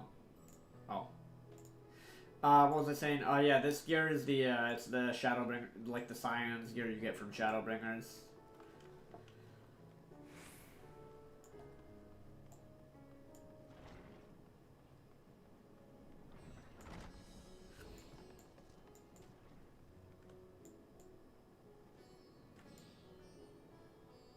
Oh, maybe it's... Did I... Wait. Oh, okay. I think... Dude. It's either up or above. I think it's below. There's some place here that I did not see where to... Ah, it's right here. Wait, no, it's not. Oh, there we go. Dude, I didn't see that it was down here.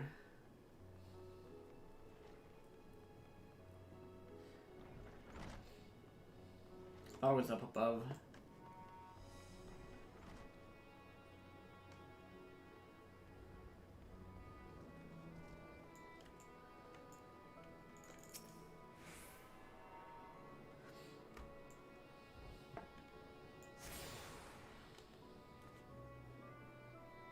Alright, that's all. You must be wondering what this place is. You stand at the Hall of the Radiant Host where our leadership oversees all of Radithan's military operations. Sundrop, our destination, lies just ahead.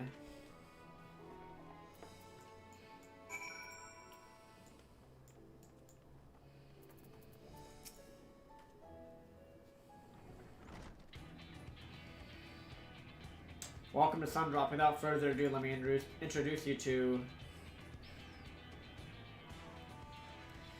Oh, so you're the famous aviloSoAmaze, eh? I knew it the moment you stepped through the door. You had the look of one who's walked through hell. Shirabot, please, you're speaking in the satrap's honored guest and a savior of our people. Can you not show a modicum of respect? What disrespect is there in paying a fellow warrior a compliment? We're all friends here, or we'll be soon enough. More formally, then, for the benefit of my countrymen, it is a pleasure to have you with us, oh great champion of Eorzea, science has summoned on, warrior of light, and all around good egg, I'm sure. Burke, what's up, dude? Who are you? A fool with too many scars and knees that ache in the winter. The name's Shirabot, and I attended the business here. As for what sort of business, how can I put it? Radithan welcomes delegates from other lands to oversee trade and diplomatic dealings. Then there are military matters to discuss, which is why all these officers are stationed here in Sundrop. I imagine you're more than familiar with each of the nations they represent, yes? We've got representatives from Doma. James Potter, what's up, dude? Uldan Alamigo.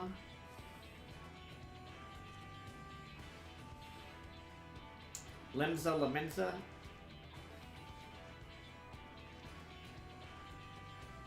Verdania. And last but never let it be said least, Ishgard. They're the eyes, ears, and mouths, the bridge of the distance between Radithan and their respective homelands.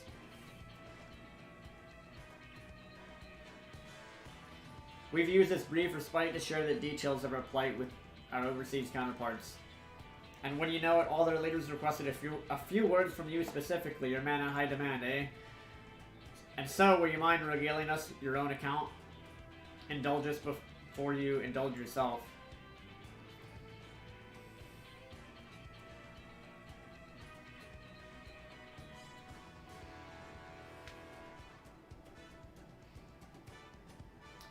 I thank you for the report. The conditions under which men return to beasts, the etheric anomalies you've observed, you've given us much to consider. It's concerning that the first transformation apparently occurred before the skies turned red.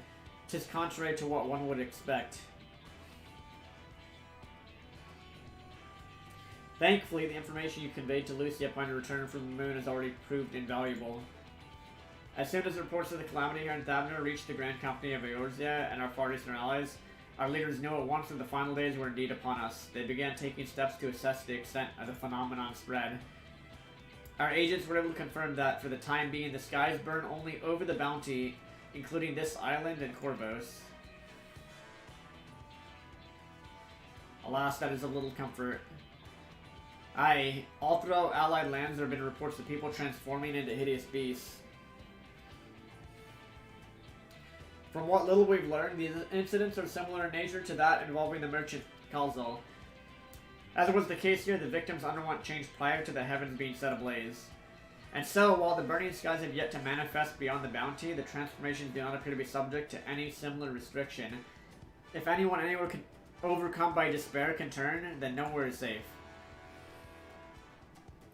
That's about the size of it. Speaking of which, we ought to give these creatures a name, don't you think?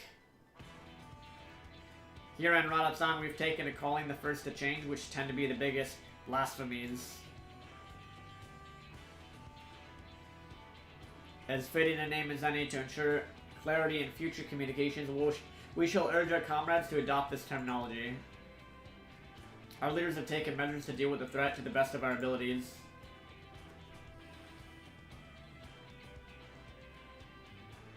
Aye, each nation has assembled their own groups of elite soldiers to put these so-called blasphemies in its spawn. To put down these so-called blasphemies in its spawn, as and when they appear. At the same time, they're doing all in their power to put the people's minds at ease to prevent panic and fear from spreading. That said, brave souls with the strength and fortitude to fell these terrible fiends are not easily found. Just so, and it is for that reason we turn to you. Pray lend us your strength and help us slay the blasphemies that plague our homelands. Now, you don't have to give your reply before dinner. I should also mention that each blasphemy seems to possess wildly different characteristics. What works well against one may serve you poorly against another. So before you go rushing off to save everyone's day, have a word with the delegates. They'll tell you what to expect.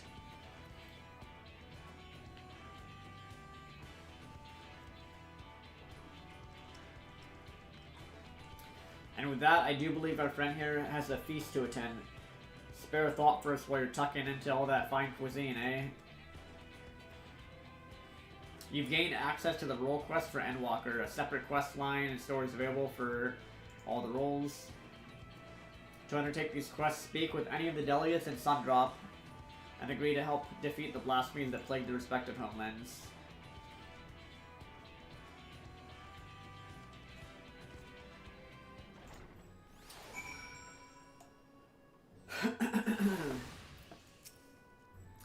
Pray forgive Sherbot her rudeness. She can be a bit boisterous at times, but simply her nature. My apologies for keeping you for your hard-earned rest. You will be rejoining your companions. Yeah, sure. Let's say I have a terrible sense of direction, even though I don't, but I do. At least in this town. A remarkable weakness for such a well-traveled adventurer anyway. Use the Aethernet or go by foot. Okay, I didn't read a word he said. And with that, I must return to my post. On behalf of all the Radiant hosts, I thank you and your friends once more for lending your strength and courage. Alright. So, this is probably mandatory to finish the storyline, so might as well do this, right? Might as well do the Black Mage role quest. The Ishgardian delegate seeks a battle mage with courage unwavering. Ah, my Lord Abel, I've waited your coming. The phenomenon where men turn into monsters, it pains to say that Ishgard has not been spared. A dread blasphemy has appeared in the Holy See, and to compound the people's horror, the beast resembles a dragon. It is imperative that it be vanquished without delay, and to that end we have begun assembling a hunting party. Given that fear and despair may turn our allies against us, we're being stringent in whom we choose for this duty. While we have the confidence in the quality of our knights, the mission would greatly benefit the presence of a battle mage, one who can stand unflinching in the face of our fellow quarry. Would be hard-pressed to find an individual who fits that description better than you. Will you not lend us your strength and skill? Alright, you can count on me, buddy. We're in your debt. Just a moment. Alright, this is the Black Mage role quest. For ENDWALKER. 'Tis settled. Upon arriving in Ishgard, please take yourself to the Aetherite Plaza. Lord Arturo will be there to receive you. May the Fury speed you away. Alright, we're gonna do this real quick. Before I go on, because I think you have to do this anyway, so might as well get it out of the way. Might as well get this out of the way.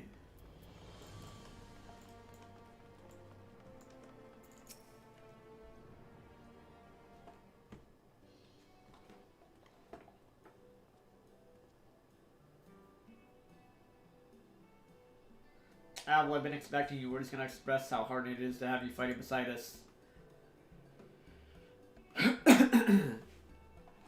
Allow me to echo that sentiment. Oh, it's a Marek. Greetings, my friend. Lest you wonder, Lord Arturo and I are leading the effort to deal with the blasphemy. With your capable self in the fold, I have no doubt that we shall succeed. Without further ado, I shall brief you on the situation towards a handful of days after the beast appeared in Radisson. Oh, this is that guy. An elephant man was observed at the hopland and the pillars, walking with an unsteady gait. All of a sudden, he buckled over as if in pain, and before anyone knew what happened, he had transformed into a terrible draconic beast.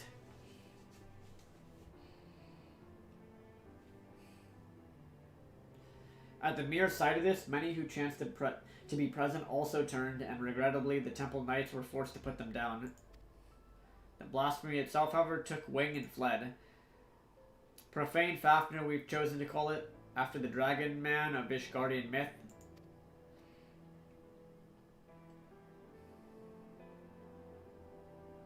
Since that day, the beast has often been sighted in the skies above Ishgard. It does not attack, only circles menacingly for a time before disappearing again. Alas, these brief visitations are enough to cause more people to turn, and for fear and panic to spread further. As part of our investigation, we've sought to identify the man who became the blasphemy, but thus have learned not. We have, however, identified a common thread between those who subsequently turned. All were people of fervent faith. Such people as priests and inquisitors. Wait, what? When the truth of our nation's history was laid bare, the legitimacy of the church was called into question. Many Ishgardians struggled to reconcile the revelations of their beliefs, and none more so than the pious. Such men and women, we posit, would be more susceptible to despair and therefore the transformation.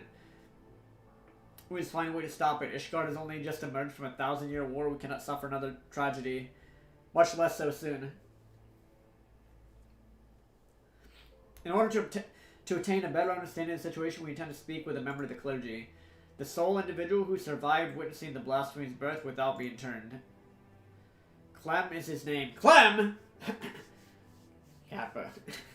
And he's a deacon at St.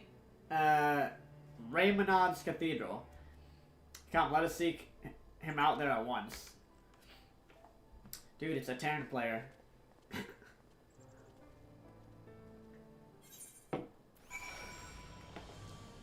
Alright, let's, where do we go now? Oh. St. Raymond's Cathedral. I can just TP there, I think.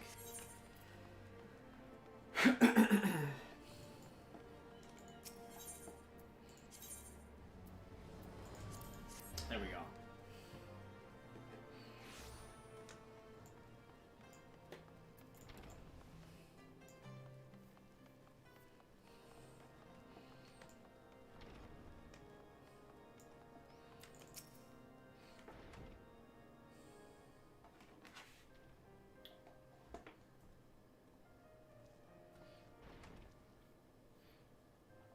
Lord Imeric Lorachio, the savior of Ishgard, besides, you do me great honor. I am Clement. I serve as deacon here at St. Raymonad's Cathedral. I understand you are among those at the Hopland when the incident occurred. We give thanks to the Fury for your merciful preservation. We now seek to prevent the blasphemy from wreaking further havoc, and would appreciate any details you can provide. Loath though we are to make you recall unpleasant memories, will you not recount to us what you witnessed that day?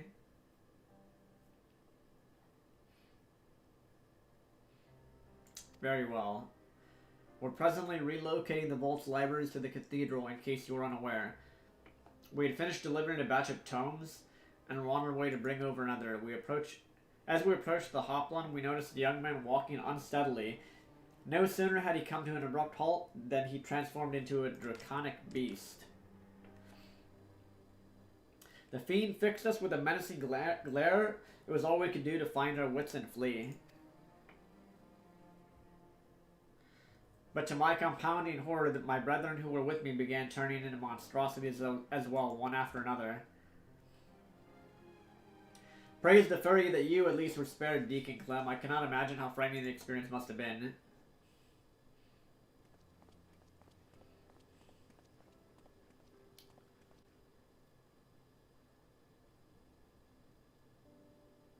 Bishop Vartanoix.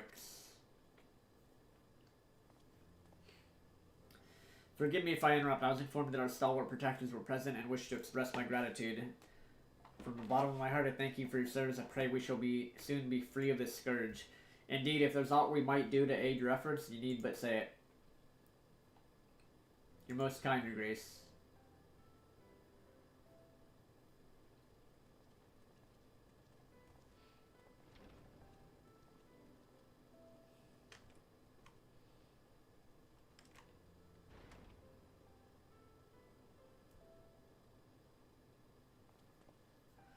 That was Bishop Vartanoy. Vartanoix or Vartanoy, the head of St. Raymonds and a member of the Synod. With the seat of the Archbishop vacant, he is in effect the highest authority in Ishgardian Orthodox Church. This is so, yet in spite of his elevated station, he remains as kind and humble a man as I've ever known. Like his grace, I would do all that I can to help shepherd our people through this uncertain time. To that end, there's a request I would make of you, if you could spare a moment to consider it. Of course, if it's within our power, we shall be glad to offer you aid. Thank you.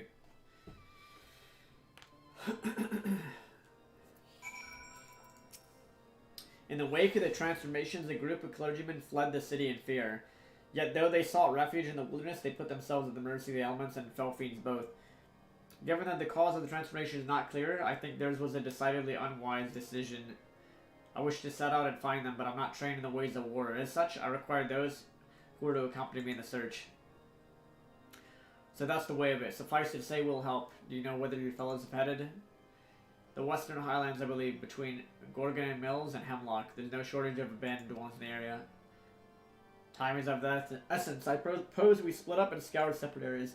Al, if you could escort the good deacon to Gorgon Mills, Lord Arturiel and I will tend to Hemlock.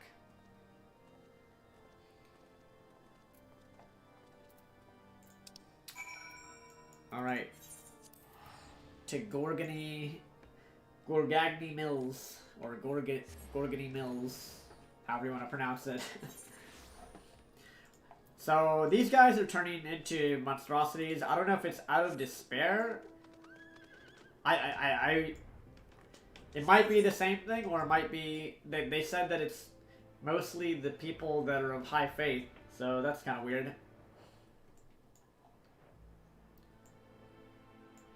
That's different from the other region.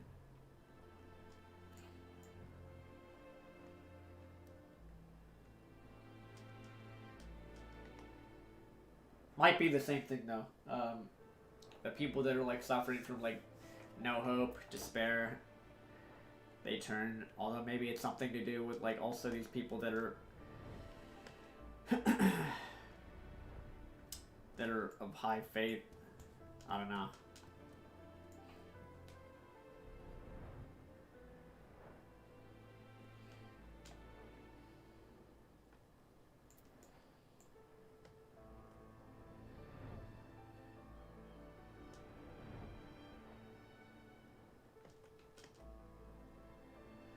Oh, it's this place again.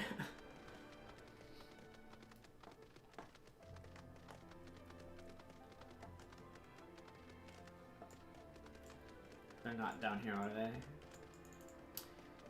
Where are they hiding?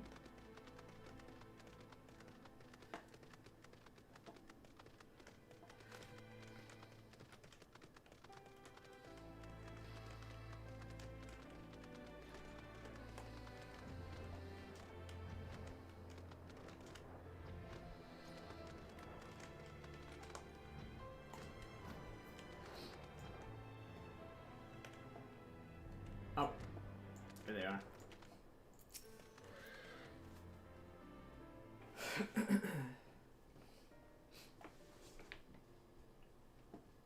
You. I see you found them.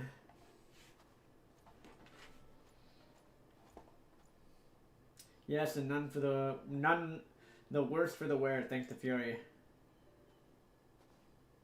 My friends, forgive us if we've given cause for alarm. We come out concerned for your well-being. Though we understand why you quit the city, we fear you may have placed yourselves at greater risk by coming here. His Grace Bishop Vartanoy, I think it's Vartanoy, Word is for your health and praise for your swift return. So please, will you not allow us to escort you to the Holy See? I assure you, you'll be much safer there than this wretched place.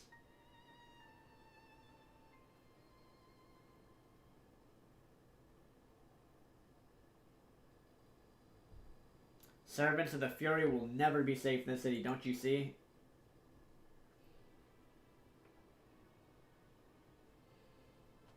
This is your fault. You and your accursed revolution. The people disdain us, mock us behind our backs, and spit in our faces.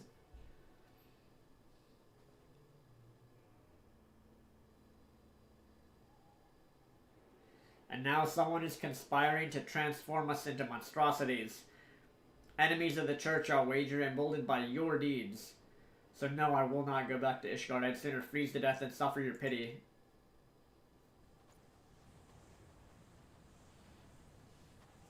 What? All I've ever done was in service to her. I'm a good man. She cannot forsake me.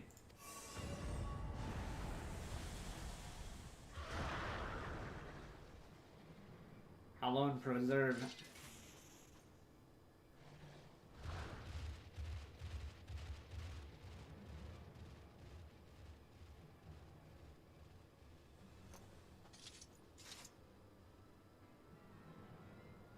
Avil cannot allow him to harm any others. Give chase and do what you must. We'll remain here and keep the others calm.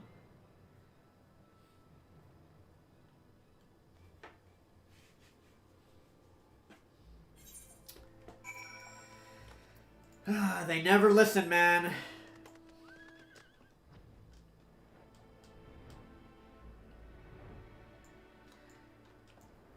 Trying to save these people. Dude, what did you turn into? Literally a fell beast. Zaki, what's up, dude? Zaki, did you hear my theory about, wait, the wicked shall be punished. Wait a minute, what? This guy, wait, this one's actually talking.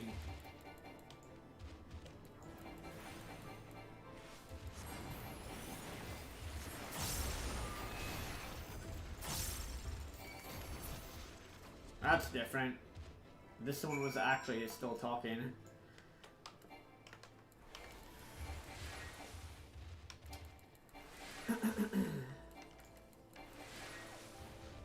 I got a new theory. I mean, dude, obviously, my same theory from yesterday, but I think Hydaelyn is trying to take everybody to the moon to enslave them.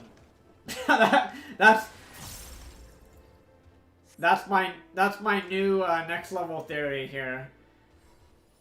Don't say anything though, bro. Don't say anything one way or the other. Do not confirm or deny, because I think you might be a little bit further than me in the story. But that's I think that's where this story is headed. I think that's where it's headed. I think Zodiark. Here, let me say. You know how the Ascians summoned Zodiark to save their star or whatever? They sacrifice half their population. I think what happened is Hydaelyn was bound to keeping Zodiark in place, but Zodiark actually was like maybe good. Well, good. I mean, depends on your perspective. But now that he's gone, I think Hydaelyn's trying. She wants everybody to go to the moon to then just. She's like trying to enslave everybody or some shit. Especially since I heard that voice. You know, when you hear that ominous female laughing voice saying, "Ah, at last," like that's reminds me of Ultimisia from Final Fantasy VIII, the sorceress that goes back through, you know, that's going through time and stuff. My thanks. What happened is most regrettable, but we must be grateful that no one else came to harm. While you were gone, the deacon was able to convince the others to return to the city. That's my theory right now. For our purpose, we have use of the strategy room. Announce yourself to the guard. He'll show you in.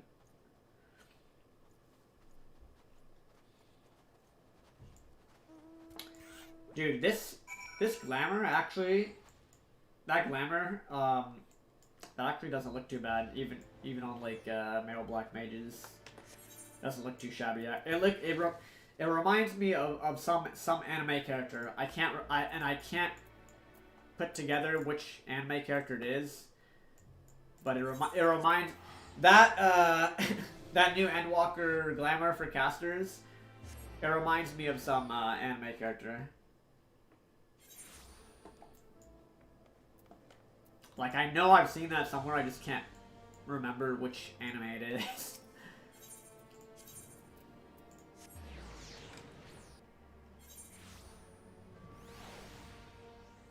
Yes, yes. Yeah, Heidelin is the one at the start of the game that says, hear, feel, think. Yeah, that's Heidelin.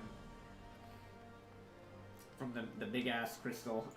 The big blue crystal.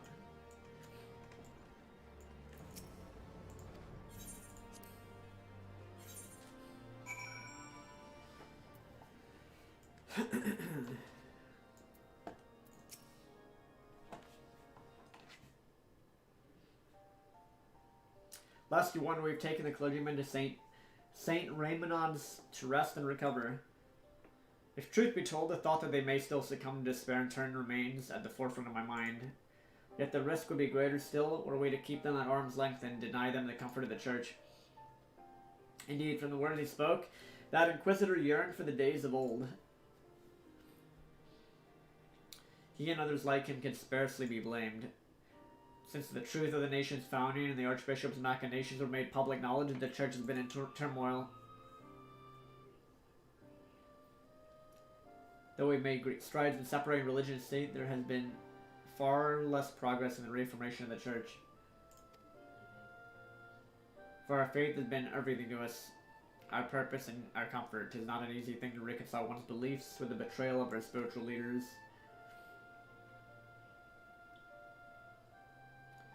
Thus, torn between their hearts and minds, many Ishgardians feel lost, and none more so than the members of the clergy whose faith was once unshakable. Little wonder, then, that the most dedicated and devout are likely to turn. So it seems, but further investigation is needed before we draw a definite conclusion. With the war's end, Ishgard has set out on a new path. The choice we make shall now determine our course for the future. Come what may, we dare not squander the chance we fought so hard to attain. Once the returned clergymen have sufficiently calmed down, I shall have the deacon speak with them that we might gain insight into their individual plights. Good. Meanwhile, I shall take the opportunity to brief my men on recent developments. Take a moment's rest, my friend. You've earned it. When you're ready to continue, seek us out here.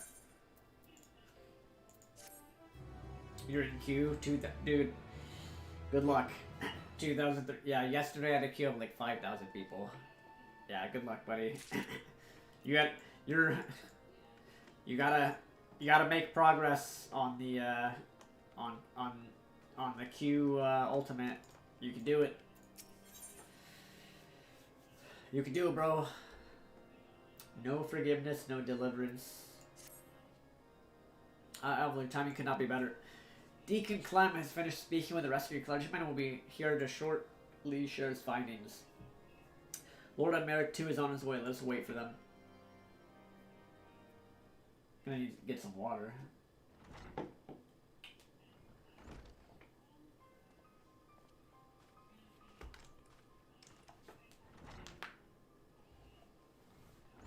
One sec.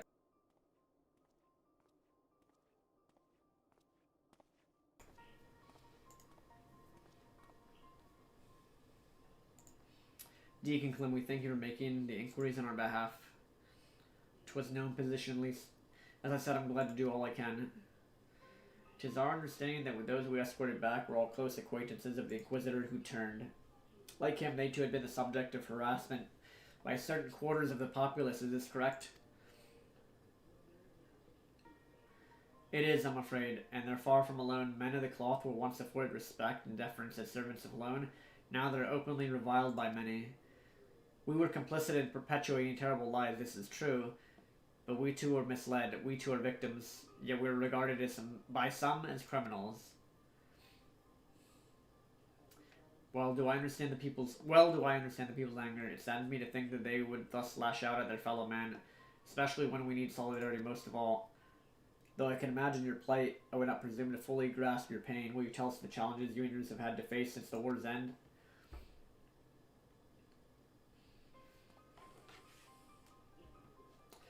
Like all sons and daughters of Ishkar, we dreamed of peace in our lifetime, but now that it has come, we find we have little cause to rejoice. Our faith has long been the foundation of our lives, and overnight that foundation has been crippled by fractures beyond repair for some. To learn that we've been deceived, and that we had unwittingly deceived others in turn, was devastating. We, who had once been shepherds to men, found ourselves lost lambs, bereft of surety and wanting for guidance. We've languished in darkness, all of us. Dude, you already done the MSQ, what the hell? That's fast, man. Yet I have faith that the church will redeem itself, and that it will find a new path, and again become a beacon of hope for the people. See, thank you for sharing this with us. Your testimony has confirmed our suspicions. According to our allies, that which causes people to turn is none other than their despair and anguish. If it wasn't before, 'tis now abundantly clear why members of the clergy are among the transformed. That you did not, I believe, is due to your unwavering faith in the church. In light of this, we would ask your continued cooperation. It's so good. Yeah, I mean, that's what I'm doing too. Like, it's so good that exactly. Like, exactly, bro. I've done like 2 or 3 10 plus hour streams in a row because it's just too good. I'm just like, alright, I'll just keep playing and streaming it.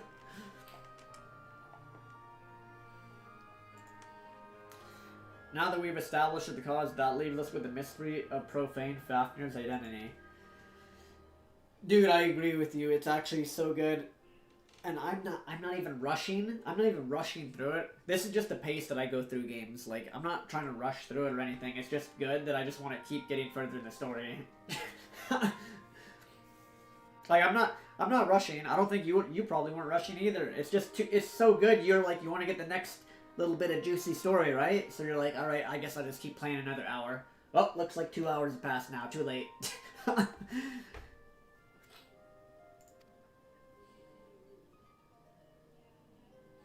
From what I recall, his guard out, he was dressed in the common fashion and inadequately against the cold besides. 'Tis said that something of the individual may remain in the blasphemy, influencing its behavior. If we can determine what instincts drive profane Fafnir, that's the new, that's the transformed guy that turned into a dragon. We may learn who it is once was, and this knowledge, I believe, will prove vital in our efforts to stop it.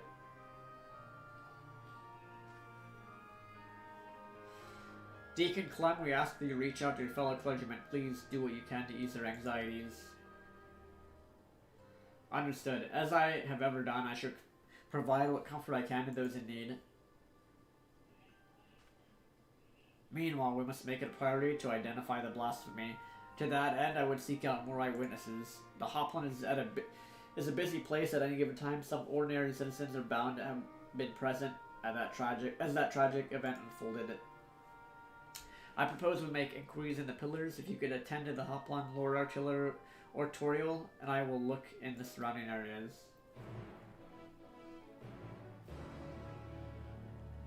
Yeah, it's very similar to exactly. It's pretty similar to like binge watching like an entire season of a show, basically. It's a pretty good analogy.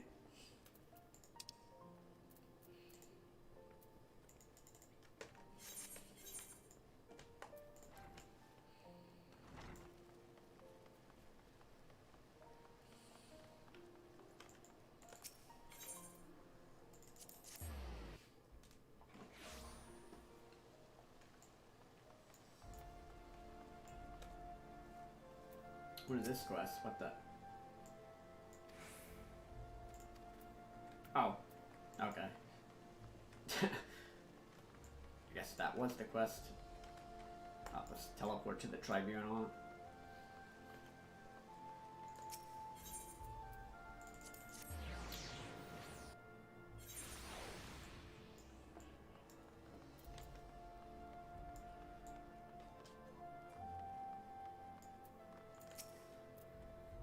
I wasn't present for the incident at Hopland, but a young man poorly dressed for the cold that I did see. I recall him well because an aide from St. Vandrews was searching for him. He was a patient at the infirmary and by coincidence had the same name. Alright, last one.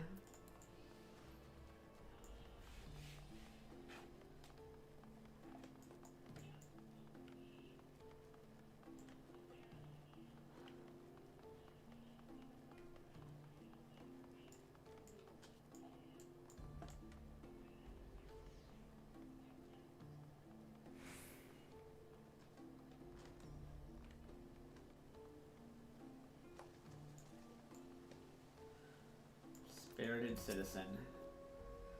The dragon that appeared at the Hoplon? I saw with my own eyes. One moment, an Elizin, next the terrible beast. He was a heretic, I take it?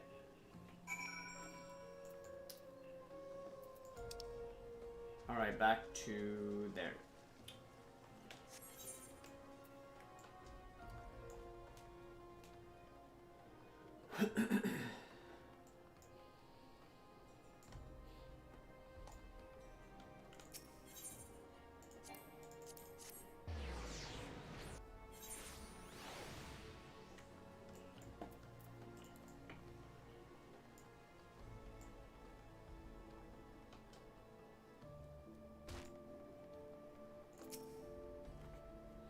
There you are, Avila. Did you search yield any fruit?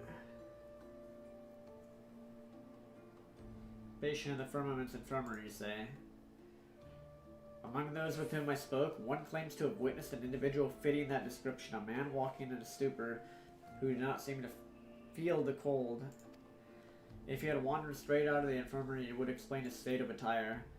I dare say we found our blasphemy, but you think that his name should be Vaindrel. 'Tis the same as that of the former Heavensward commander Sir Vaindro de Rochemande, for whom the infirmary is named. Sir Vaindro, however, retired from his station at a ripe old age some years ago. Not likely to be him. In any case, we have a lead. I shall head to the infirmary at once. Pray wait for me in the room.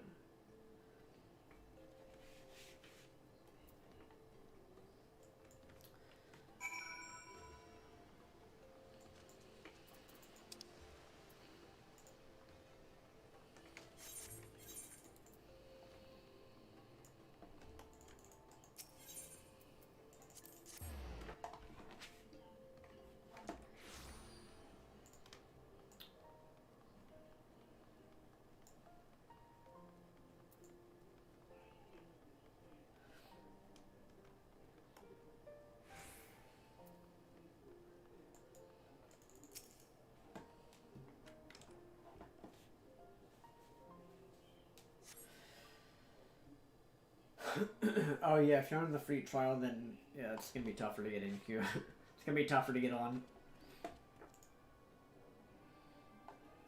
This is Loverick, the aide who was in charge of Vaindrel. Have you found him? Please say you have. We have not, I'm afraid, but we seek to and hope that you can tell us more about him. May we ask how he came to be at the infirmary? He was found by a patrol in the Central Highlands after being treated for his hurts. He was brought to us for convalescence. Being in the prime of his years, he'd been doing well, but then... Prime of his years, by all accounts, he's no old man. It seems safe to assume this isn't Sir Vaindro. Oh no, he's definitely a different person, as I told Lord Artorial. And though he gave me his name as Vaindro, he seemed rather confused, and we had no means to confirm his identity. In his state, he shouldn't be wondering about his own. Please, you must find him.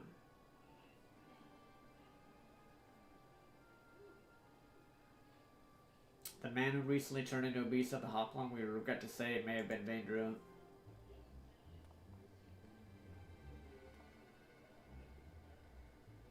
What? How can this be? Is there anything else you can tell us? Things he may have said or done while in your care?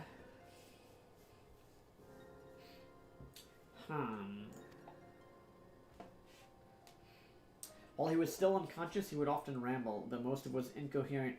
He mentioned the Archbishop many times. And he spoke of a bishop to Bishop Vartanoy. I assumed he was a pious man given this. I see. Thank you for your cooperation. We'll continue our investigation. Should we confirm what became of Andrew, we'll inform you forthwith.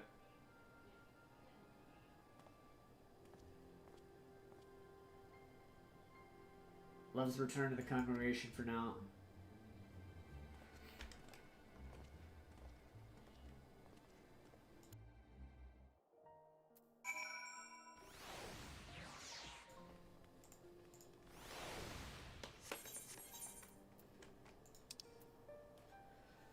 Alright, back to the Forgotten Night.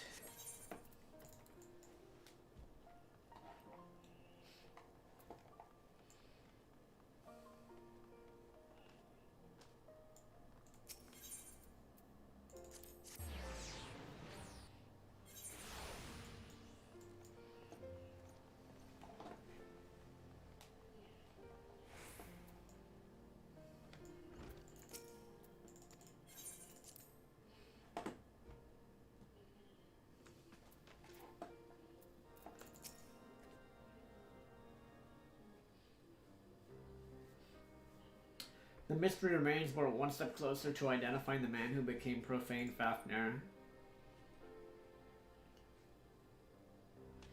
Indeed, he did not at first appear to be a member of the clergy. His words betray fervent faith. And how curious that he should speak not only of the Archbishop, but Bishop Vertinoy specifically.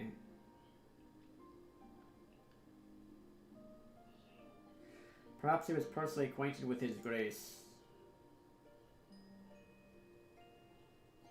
In light of the possibility, I believe we should speak with him directly.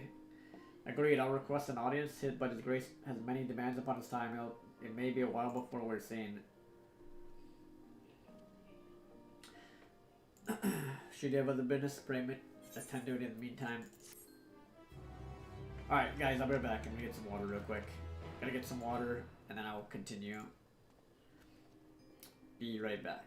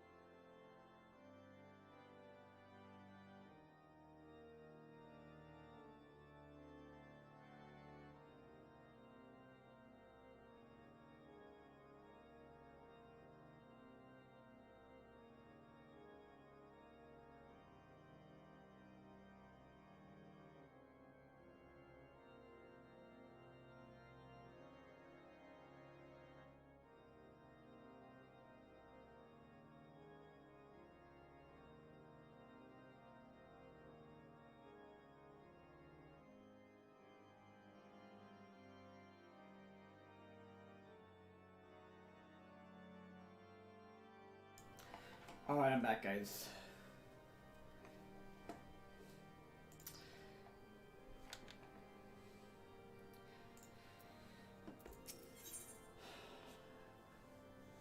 What?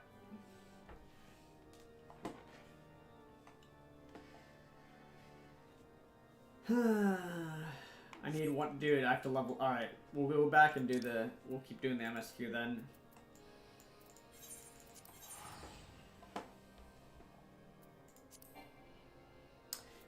I need another level before I can continue that.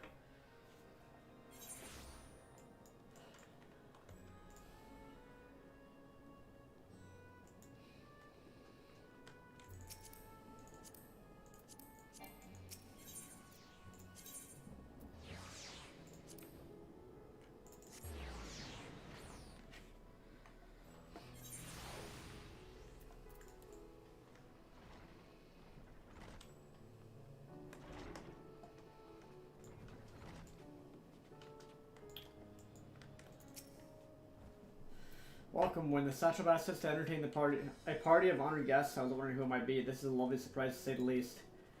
By the way, I heard all about Kozlo from your friend Grahatia. I understand it.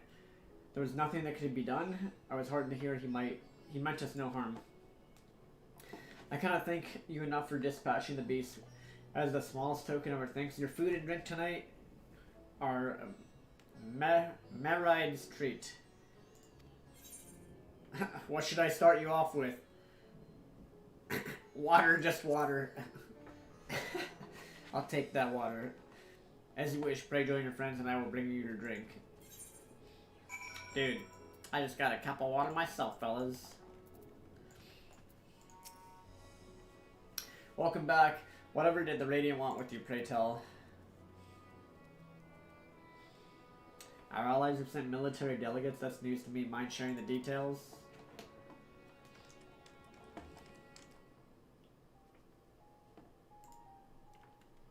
Cool. Dude, I wonder if my... When will this not so move? blasphemies now plague all the realm. It will only get worse if what Father said is true, as it did in Amarot. If that's our model, then shouldn't we expect the effects to grow more severe as it feeds off its own spread? As if people transforming into those monstrosities wasn't bad enough. If the flora and fauna, if the land itself turned against us. No one would survive.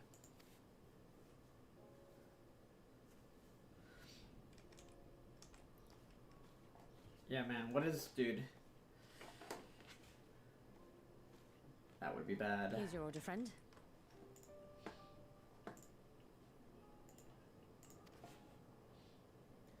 Give me that water.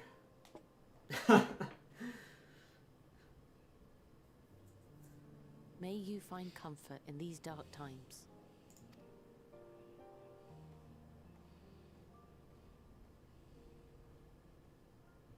Where do we go from here? If there's one thing we've learned, fighting blindly and simply reacting to what comes will accomplish nothing. We must find a solution that addresses the fundamental cause. Before our strength is exhausted, before this crisis spirals out of control. Is there something, anything we've overlooked? If there is an answer, Hydaelyn herself will have it. 'Twas she who bound Zodiac and forestalled the final days.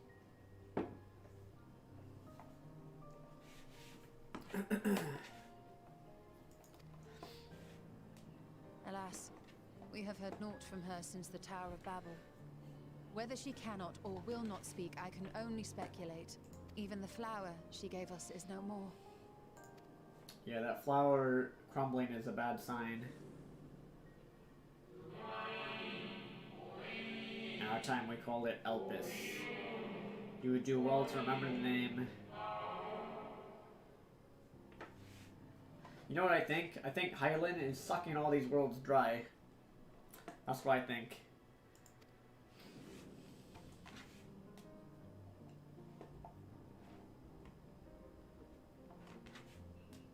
So advised the Watcher. But what could be the significance of that name? It is entirely unfamiliar to me. To me as well. It meant something to the ancients, though. In our time. I'm gonna go back to... Most surely. Yet I do not recall a single mention of it in the records of Anida. I bet the Ascians have records of Another that. dead end. And quite literally. It's not as if there are any ancients living we could go and ask. Not alive as such, but not quite dead.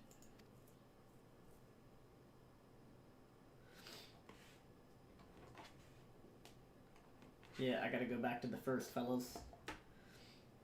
Elidibus.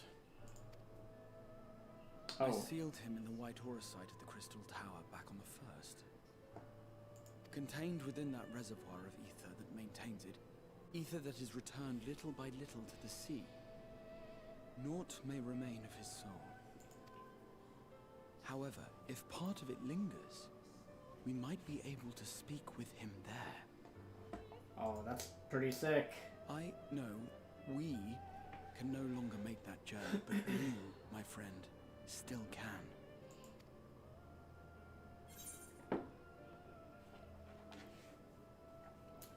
It's worth a try. Worth a try. 20 more minutes in queue. Yes, we can but act and hope for the best. If nothing else, should we learn the first is safe, we'll have that much more reason to keep fighting the good fight. That said, the odds are not in our favor, to say the least. Which is why we're fortunate to have Urianger up there on the moon, working hard to make all the necessary preparations for our departure, should it come to it. Urianger's up on the moon just partying.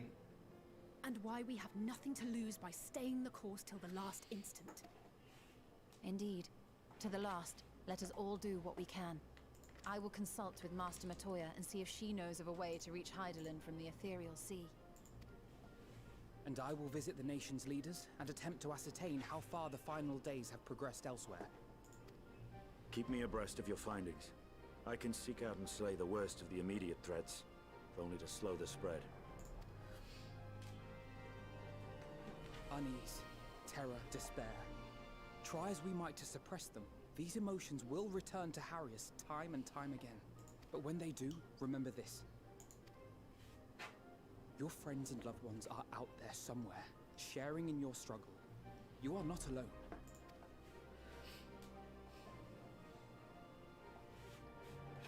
So ends the brief respite before the next revelation. Yes, so much left for you to see. Where beginning ends and end begins.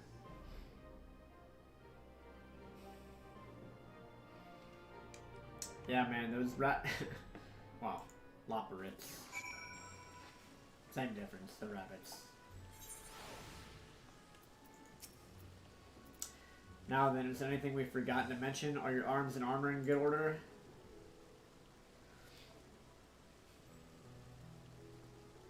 In that case, it's time we each attended to our tasks. When you arrive on the first, give my regards to Reen. Tell her I miss her.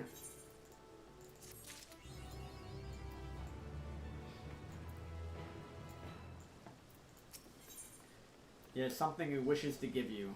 Ah. Take this, Avil, my spirit vessel.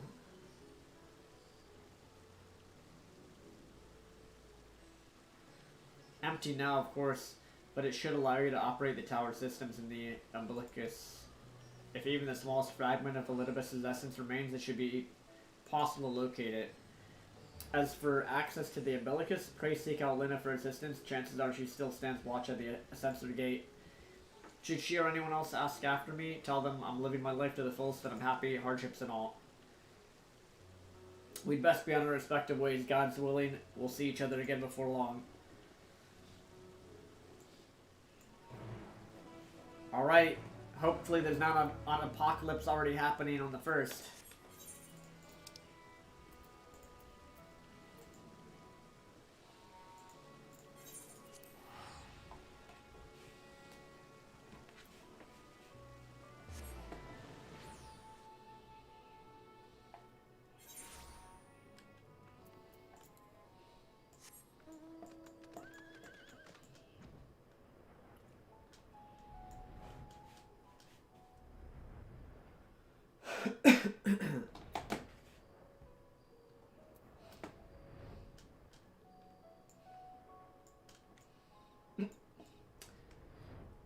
What is that, Koki?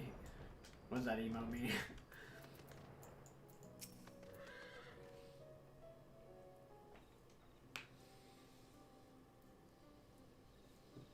Avil, you returned.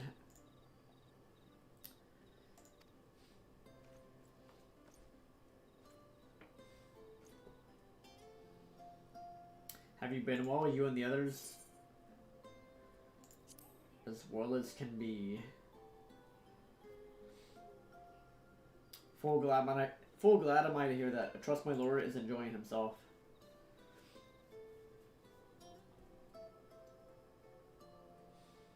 He said this to you, these exact words?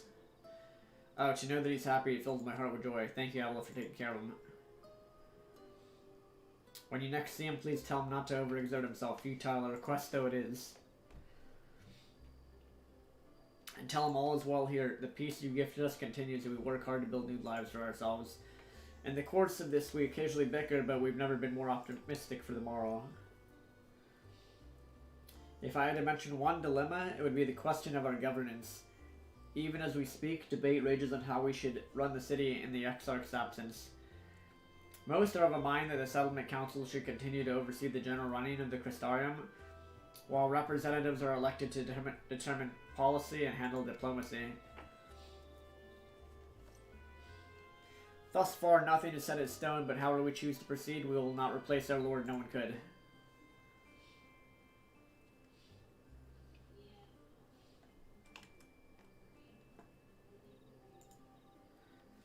Have we recently observed any unusual phenomena?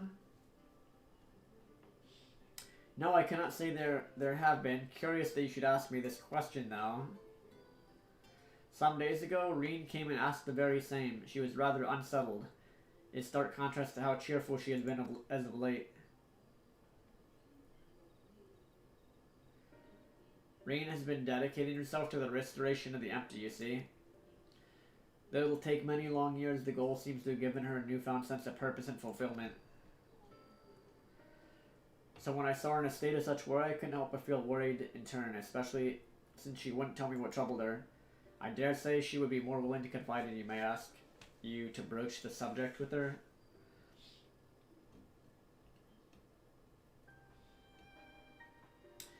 You wish to enter the umbilicus? Very well, I shall fetch you the key at once and take the opportunity to find Reen. Wait for him in the city in front of the Cabinet Curiosity, shall we say? Guys, I haven't done the Eden raids and stuff, so some of the story, I don't know. Because I haven't done those, raids. Or those quests or whatnot.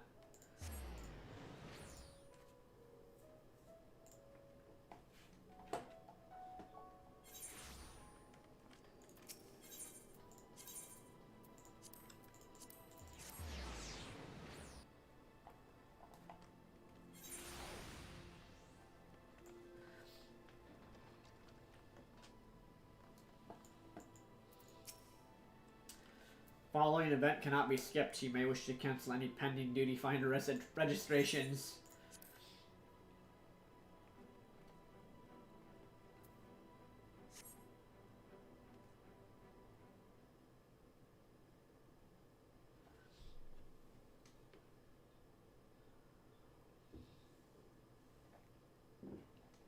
Yeah, I didn't do any of those.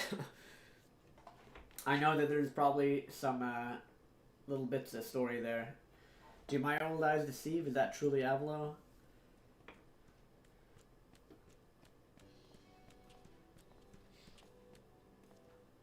Ha, it is. Full glad am I to see you hale and whole, my friend. What a wonderful surprise it is to have you back with us and at this most opportune time. In case you've heard, we're planning to produce a tome chronicling events from the Flood to the Knight's return. For this project, we intend to draw upon records kept by the world's peoples. Historical and contemporary first-hand accounts will be the centerpiece of the tome, but yours will be the one to crown them all. I've been asked to contribute a chapter on the soul, a subject that is key to understanding much of your endeavors. In the course of developing the spirit vessel, I gained valuable insights into the travel beyond the rift, knowledge that will allow me to attest to your existence and deeds. There is no end to the questions I would ask you, but if you could indulge me just one for now.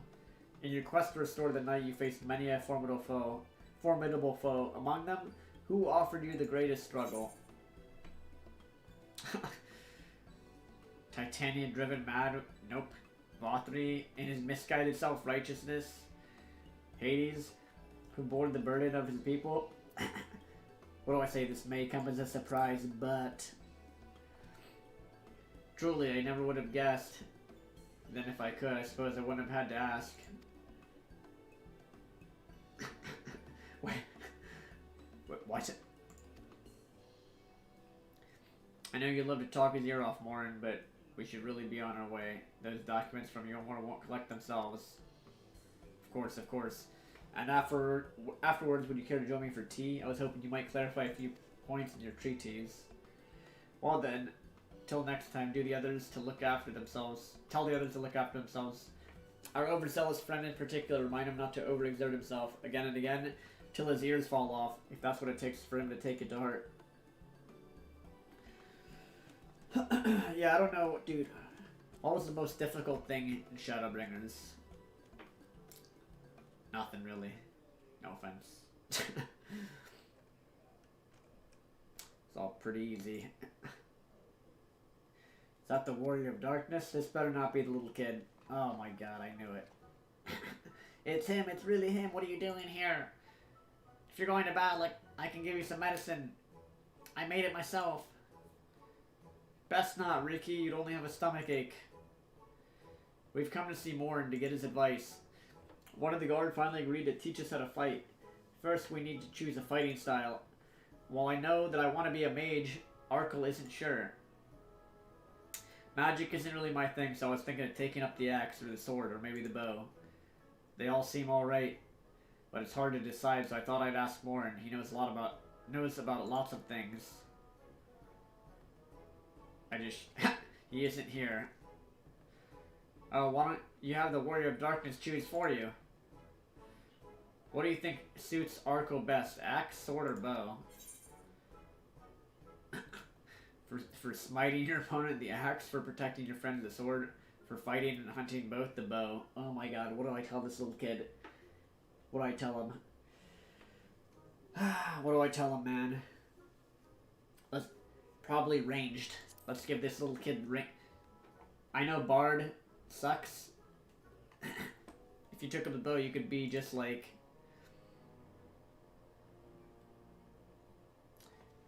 Rende Ray, the Warrior of Light. I don't know what the hell that means. I love that tale. Let's borrow the book today.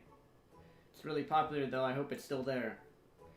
Thanks for helping me decide Warrior of Darkness. I'll start with that style and maybe try something else later on. When I get really strong, I hope to have a bout with you. Nope. See ya.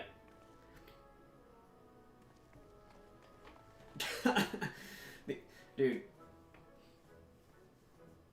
Range DPS. That's what we told this kid. We're like, yeah, pick range DPS because the others are just boring.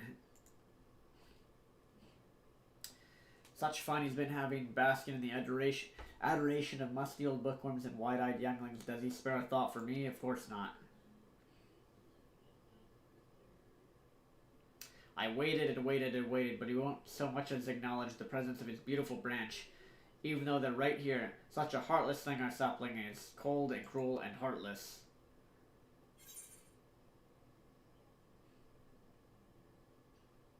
Yeah, don't you have more important things to do, Your Majesty?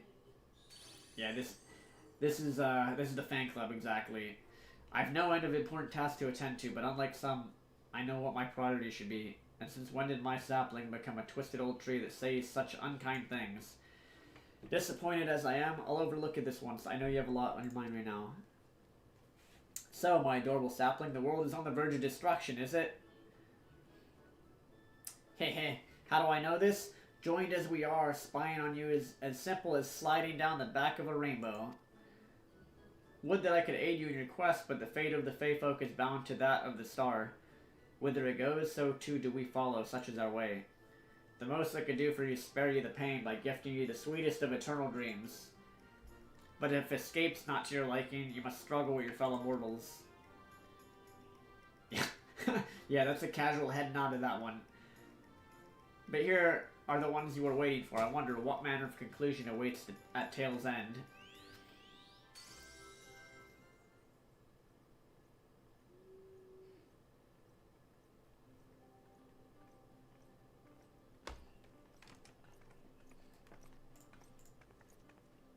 My apologies for the delay. Avil, it's wonderful to see you again. You doubtless have much catching up to do, so I will leave you to it. I've taken the liberty of unlocking the umbilicus, and you may enter at your leisure.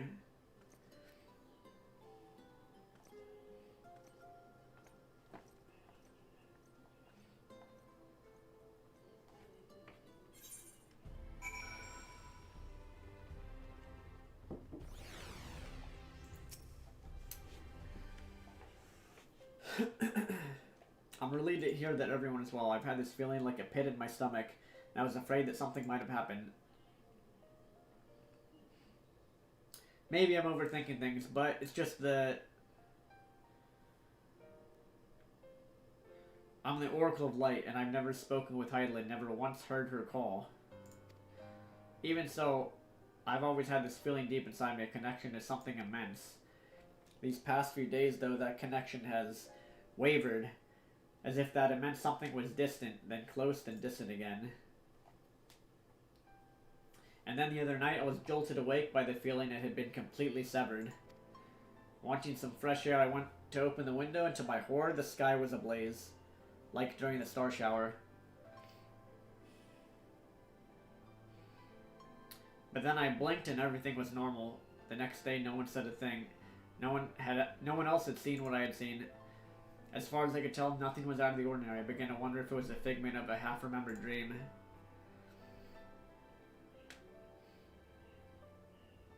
Avila, what are you not telling me? I have to know, please. It doesn't matter how terrible it is.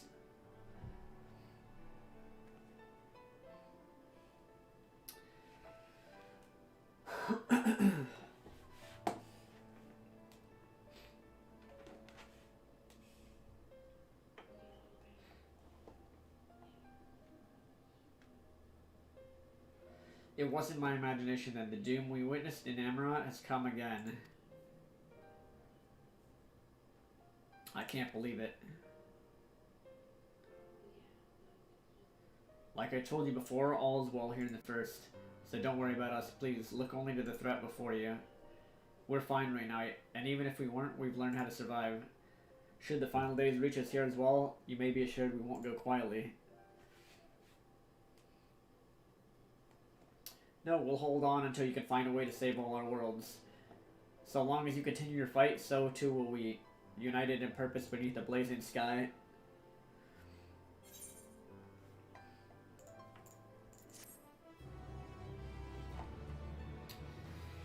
Yeah, Hyland has not done anything here as well. You're headed to the umbilicus to consult with Elidibus, right? Oh my dude, my camera is not staying in place. I'll do some consulting on my own and speak with Lena, decide how we might best prepare for the final days. So it's farewell for now, but we'll see each other again, I'm certain of it. Alright, let's talk with the guard.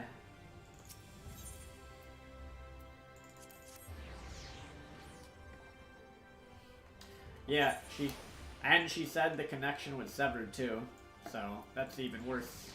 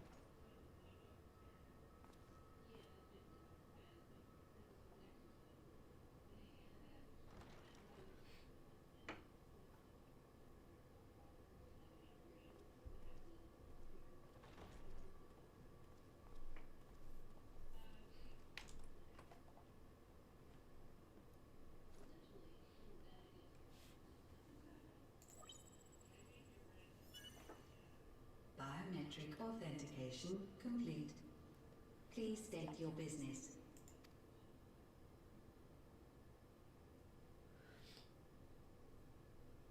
Acknowledged. Reinitializing Circus Tower systems. Searching for Elidibus entity.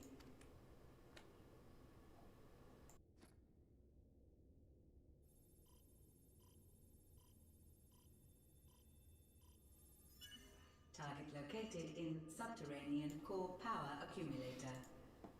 Projecting image. What the heck?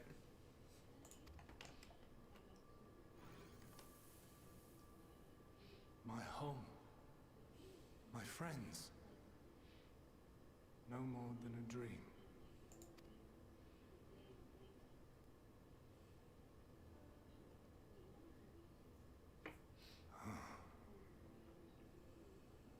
You.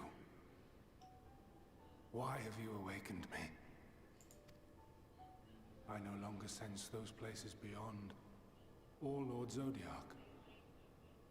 You must explain all.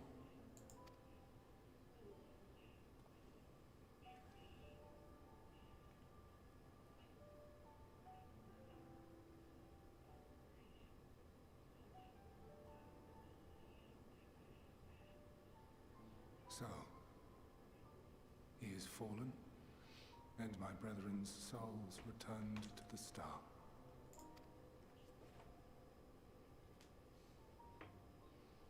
The doom we sacrificed so much to prevent is come again. Old burdens now yours to bear. But if this is Fandaniel's design, then I, as Elidibus, have a duty to fulfill. Your unsolicited act has restored to me some few memories of the convocation. Such knowledge as I have, I will share.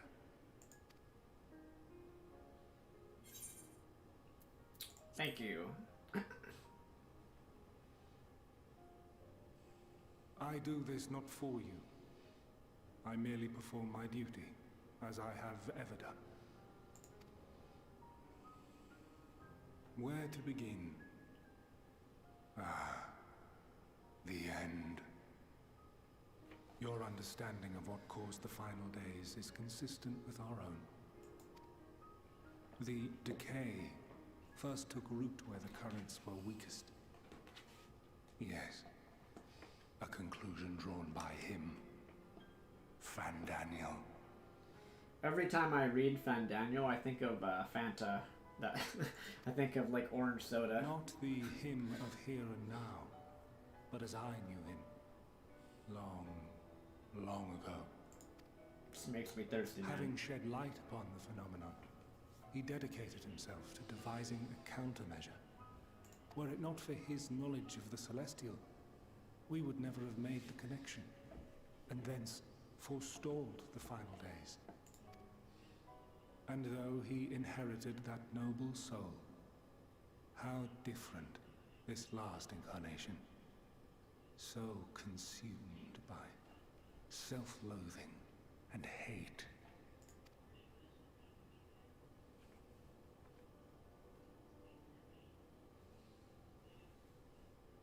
Elpis. Yes, the name is familiar to me. Yet I know it not as a flower, but a place. A testing facility for determining which of our creations were fit to be released into the world. Many worked there, and before joining the convocation and assuming the title of Fandaniel, he was their chief. Yeah, exactly, man. He was Hermes.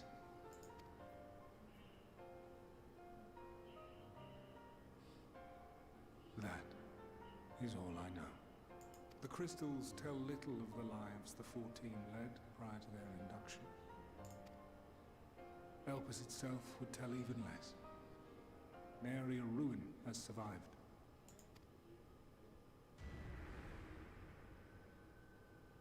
Wait. I saw you there. In Elpis. No. I did not. But I did. I did. A lingering trace of impossibility. And a truth that fills my heart.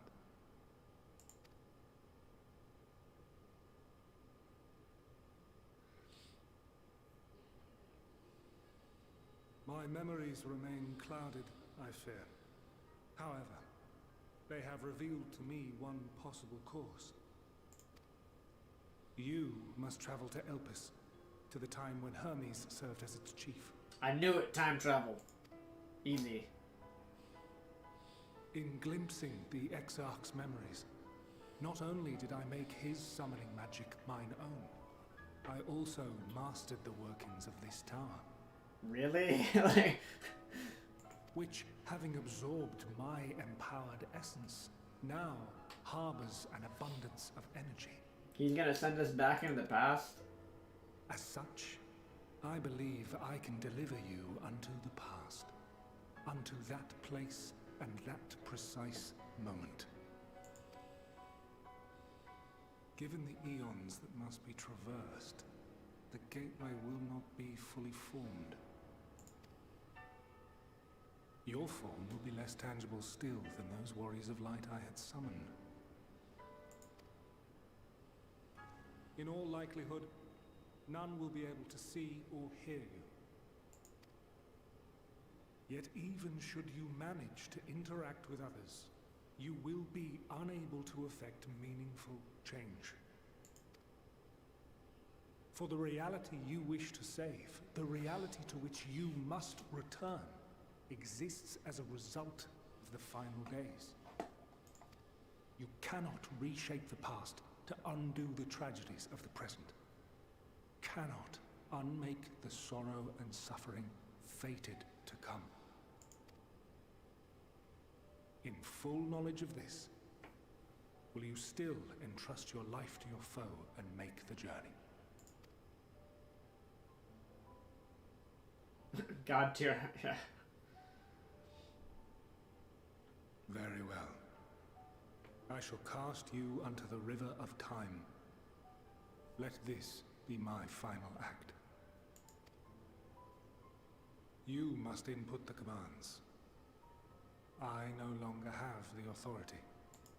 First, you must reconfigure the systems, that the tower's ether may be channeled for the magic.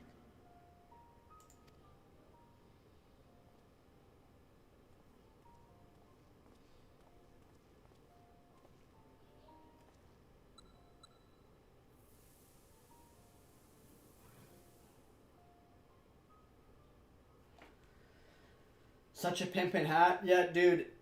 This black mage hat. Preparations are complete. It's the best one in the game. The gateway will soon open. Return at once to the ocular.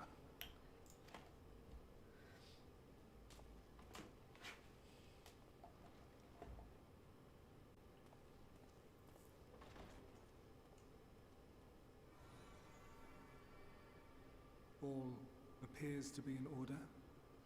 The ether flows unimpeded. The magic should consume every last mote of my essence. Why are you surprised? Did I not say that this will be my final act? Lord Zodiac is no more. There is nothing for me here.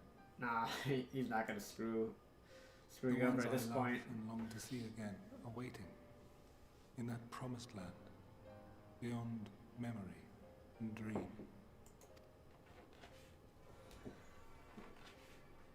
Now go, warrior of light. Go and do not look back.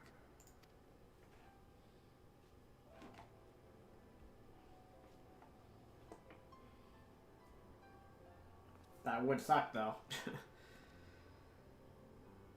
Well, Heidelin, I take my leave of you. Yours is the mantle of the last of us.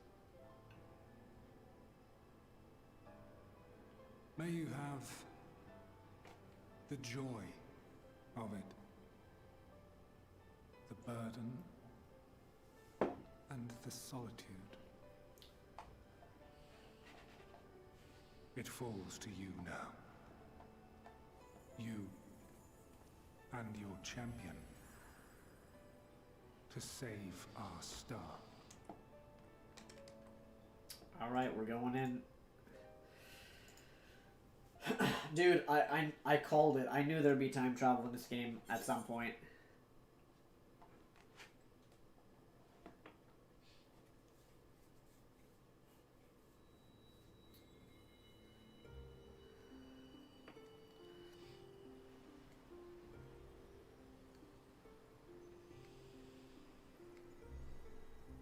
So he said he's sending us back to the moment in time.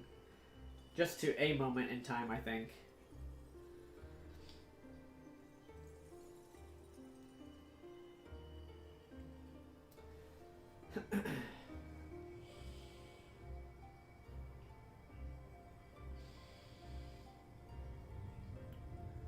What, you're in? Oh. You're still going through it? Dude, this is what going through the queue looks like.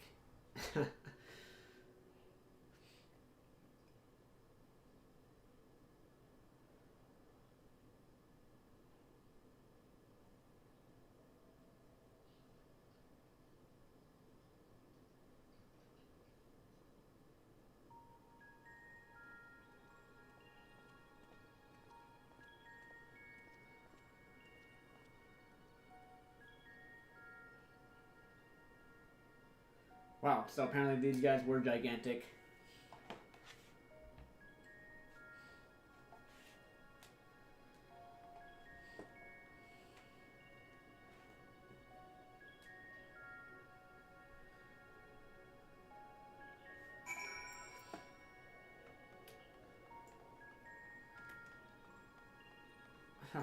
Got it. Hey, let's click this Aetheryte-like device. Perhaps it's possible to attune with it.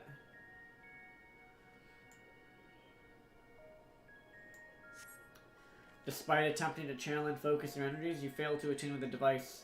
You can only assume it operates differently. Guide-like man. The man stands dutifully by the Aetheryte-like device, a guide for this facility in all likelihood. You attempt to get the man's attention, but if he sees or hears you, he gives absolutely no indication. As Elidibus warned, it appears your form is intangible.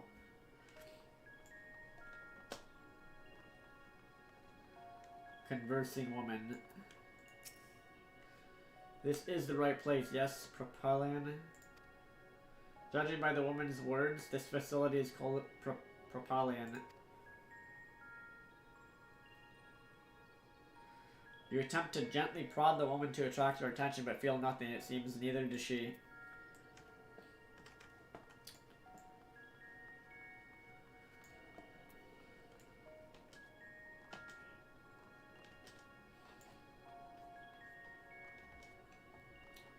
I'm not tiny, these guys are big. The remarkably large man wears a black robe and a half mask, much like the phantoms you encountered in Marlet Lamatorum and the recreated Amarat. It would seem you've made it to your destination.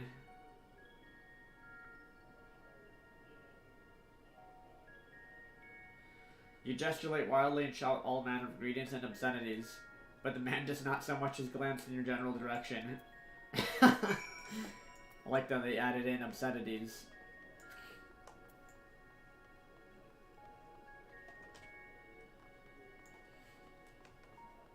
Yeah, we're not tiny.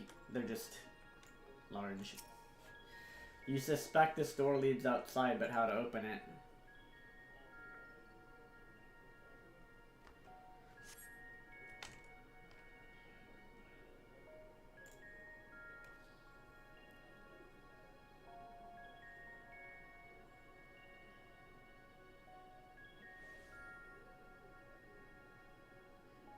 And here we are, Elpis.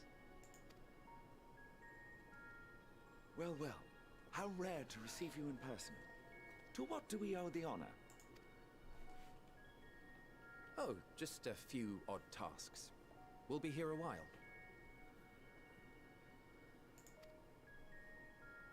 You're welcome to stay as long as you see fit, of course.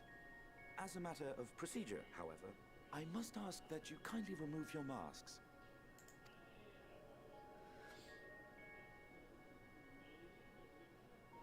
Come now. Is this truly necessary? Surely you can tell who we are. Who you are, perhaps, but I am far less infamous.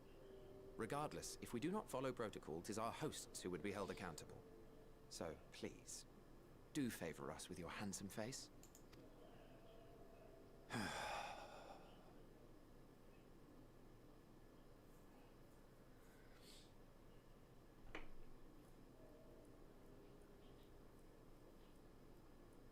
Oh, that's Emmet Sulk.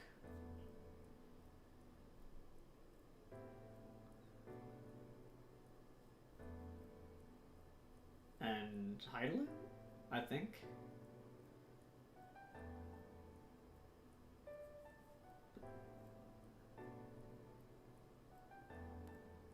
Satisfied?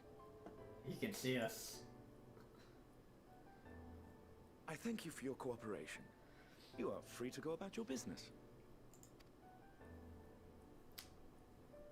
That looks kind of like Hydaelyn, maybe not. Maybe I'm wrong about that.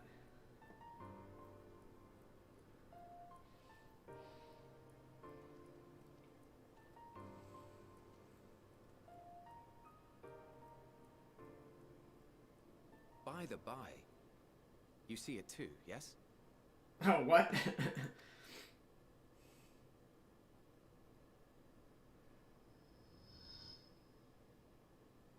I haven't the foggiest what you're talking about.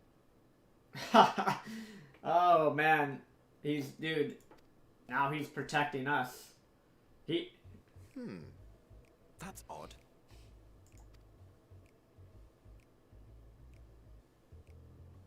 It's right here.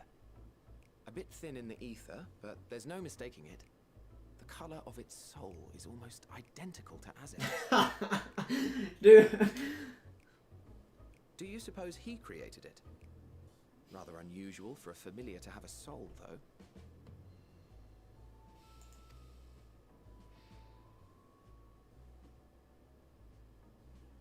Don't ask me. All I know is that it's trouble. Doubly so if it's his spitting image. So let's leave it be. Come now.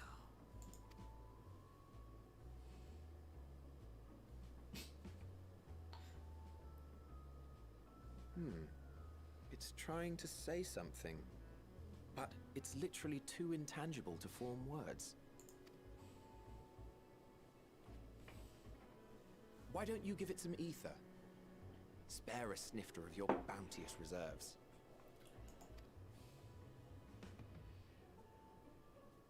Who do you take me for? Why, a dear friend, of course. One who wouldn't let acts of kindness, such as my accompanying him on errands to far-flung outposts, go unrewarded?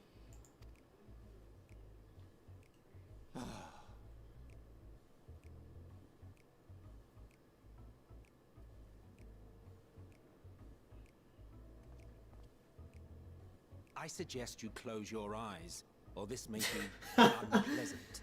They know, I mean, they know that I don't know if they can see, like, technically what form we are, but they know that there's, like, they know that I'm there.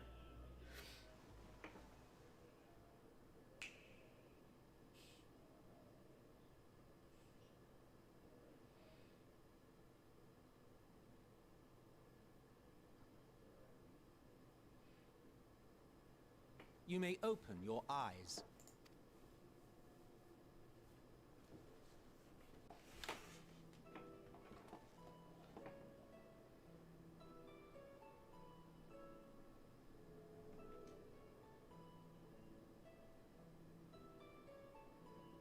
Hey, I'm as tall as them now.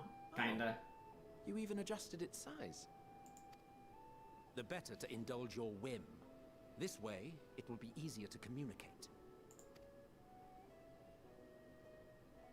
How very thoughtful of you. And may I applaud your artful reinforcement. Without further ado then. Greetings. I am Hythlodaeus, it's that chief guy. of the Bureau of the Architect. I was like, he looks like Hydaelyn, kinda, but, I mean, it's a guy, it's not a girl. Sulking beside me is the most honorable Emmet Selk of the Convocation of 14. And how might we address you, my new friend?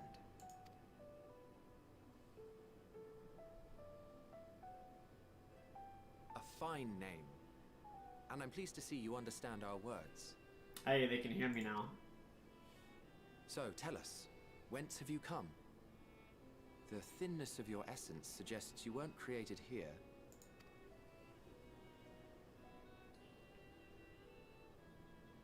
You do not know? Or cannot say? Allow me to ask a different question then. What brings you here?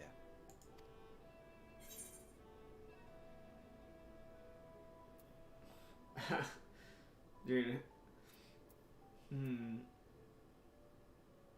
Either way, this... What...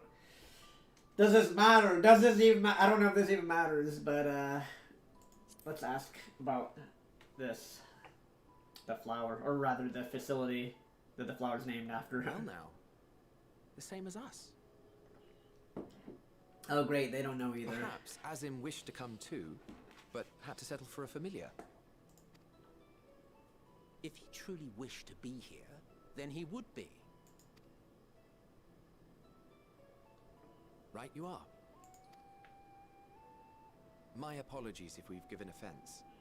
The two of us can discern the color of souls, you see, and yours happens to resemble that of a friend.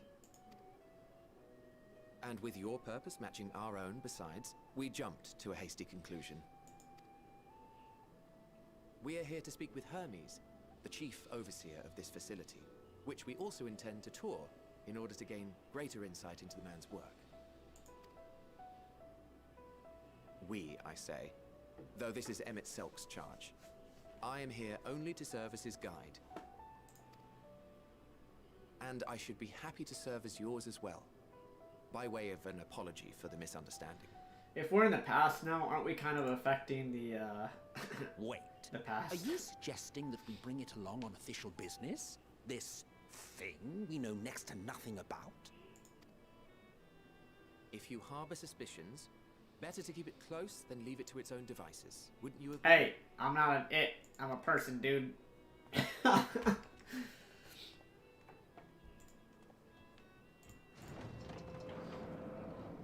Besides, having a mysterious life form in tow is the norm rather than the exception here.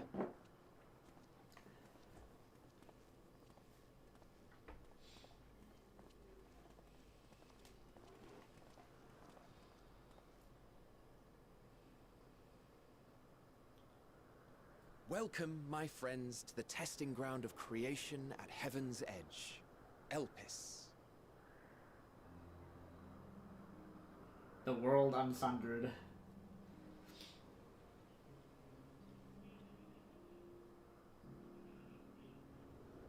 He said it doesn't matter what we do.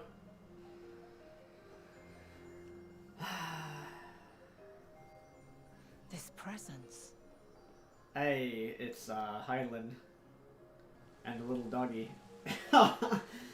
He said that, but how does he know? We'll see. Hermes! Visitors! We have visitors!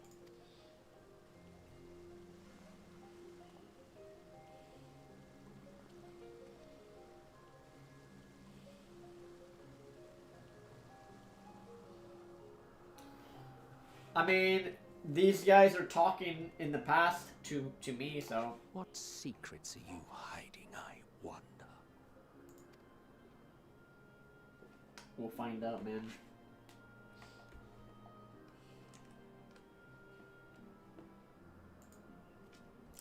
I knew we would... Dude, I knew we would go to the past at some point in the story because a lot of the first parts of the game are very reminiscent of, like, Final Fantasy VIII.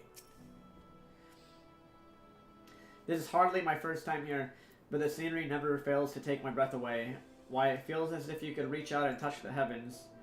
Now then, to begin our guided tour, perhaps you already know these things, but for the sake of thoroughness, I shall start with the basics. Using concepts to give shape to aether, creation magics allow us to bring forth anything we desire, be it inanimate objects or living beings. Anyone may conceive of concepts, but they must all undergo evaluation at the Bureau of the Architect. As part of that process, living beings and certain arcane entities may be sent here to Elpis for an in-depth observation and study. Hehe. A fascinating facility, isn't it? I dare say you'll enjoy touring it with us.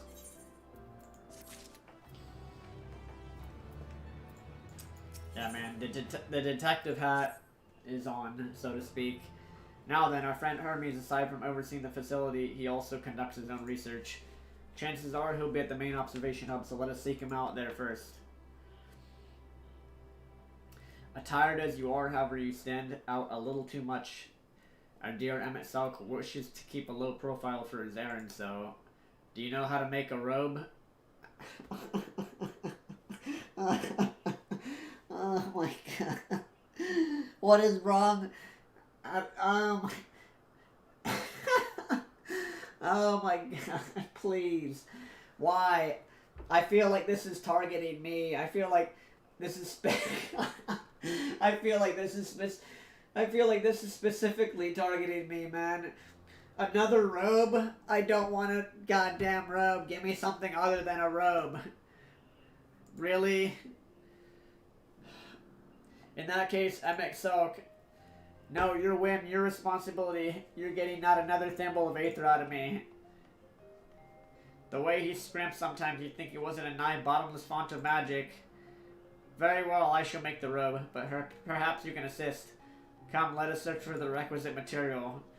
Like, really? Oh my god. Give me something that's not a robe. How does that even happen? I feel like they saw my stream and heard me complaining about robes and they're like, fuck it. Let's make Avila have to make a robe now. Oh my god, dude. That's the last thing I want to hear. Everything for Black Mage is a robe. And now they're like, here, let's make another robe. These creatures should suffice. I would like one piece of Black Mage gear that's not a robe. An etheric rope. I want you to use it to capture, shall we say, 2 Petalodai. There are 3 species here, I believe. The 2 different kinds should serve. Now I should mention that the strength of the rope is tied, no pun intended, to the strength of its user. As your aether is still thin compared to ours, you'll need to weaken the Petalodai first. Good luck. Oh, man. Alright.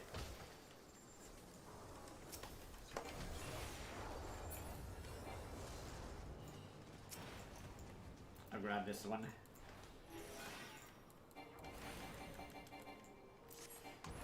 Yeah. I hope by the end of ENDWALKER, Black Mages get at least one piece of gear that isn't a robe.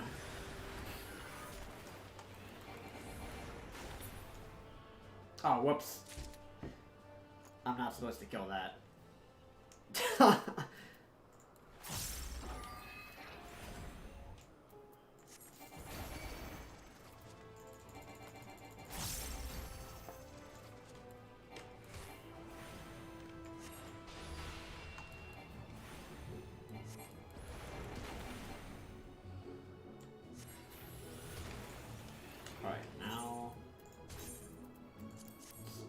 This. Capture it like a Pokemon.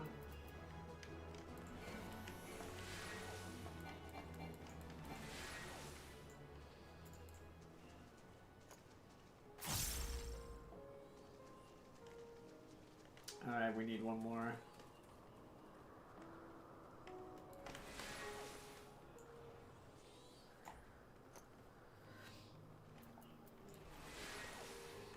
There's one.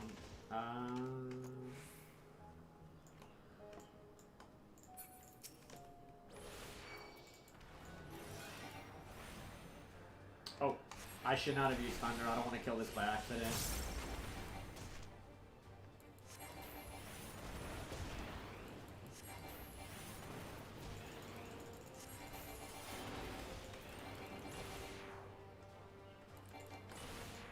Alright, let's capture this. What?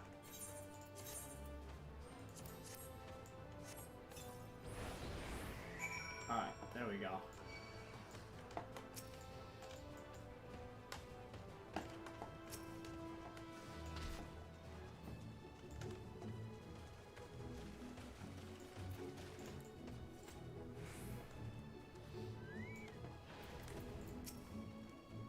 You've caught the Petolidai? Come, let's see.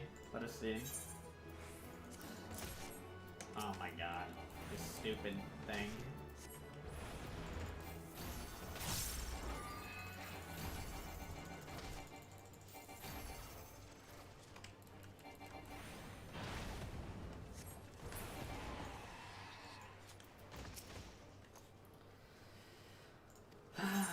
Alright.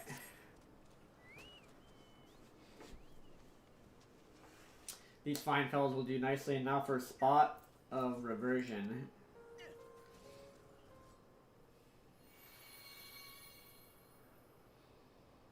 There, it's ready.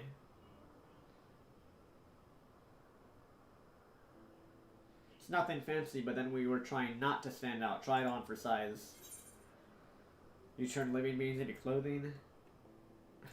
Just like that.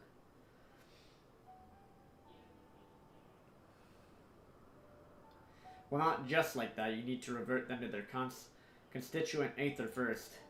Lest you wonder why I asked for 2 species, it is due to the difference in their etheric balance. Blending them allows us to produce garb with superior etheric stability. Well and good to disguise and educate it, but it won't fool anyone who could see worth a damn. Fair point, but at the very least it should spare you unwanted attention from casual observers.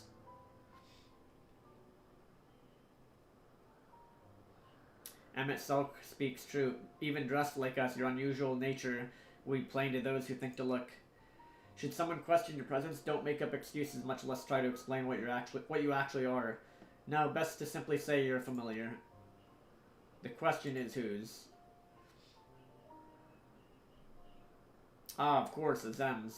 If you say you belong to them, people will give you the benefit of the doubt for any and all outlandish behavior. Exploiting our associate's absence? For lack of his presence, absolutely. Were he here, he'd have been the first to propose the idea, and you know it.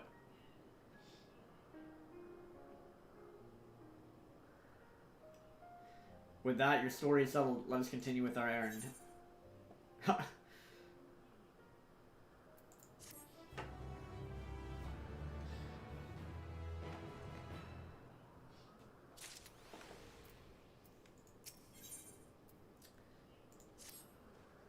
If you're ready, let us continue along the path to Anagnoresis. This place serves as an observation hub and residence both. There should be someone there should be able to point us in the direction of Hermes.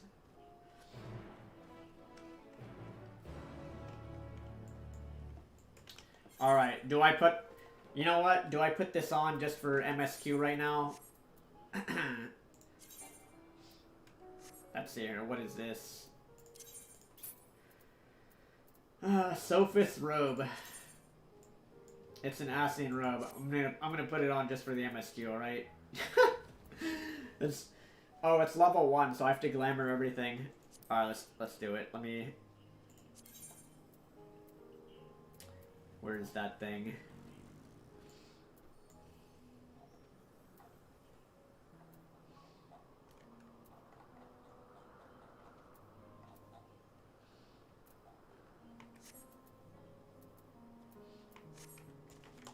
Wait, how do I... One sec, guys. Cast, glamour, head, body, hands.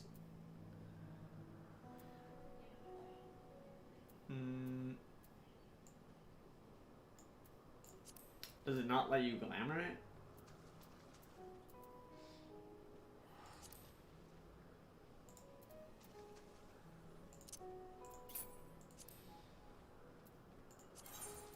What's it called again? Sophist robe.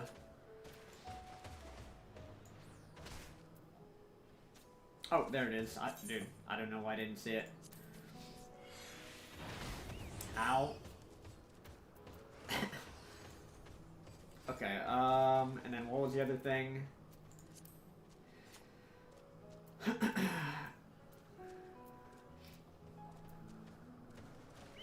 pair of... Oh, we got the shoes, and then what's the other one?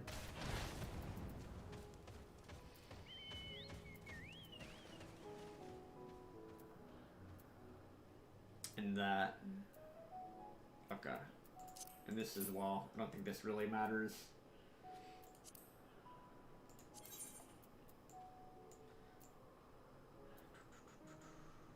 Oh, Sophist Podia, however you say that.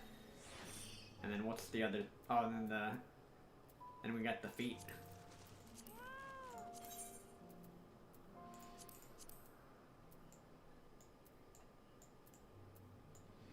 Sophist Hupodema.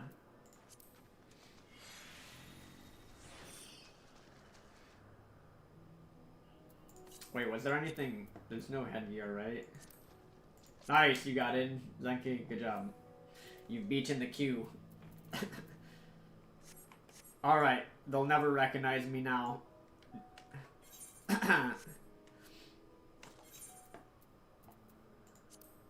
Boom. They'll never recognize me, guys. Unrecognizable. I don't think I could save... Yeah, I won't be able to save this for now. Also, what the... Forgot about that.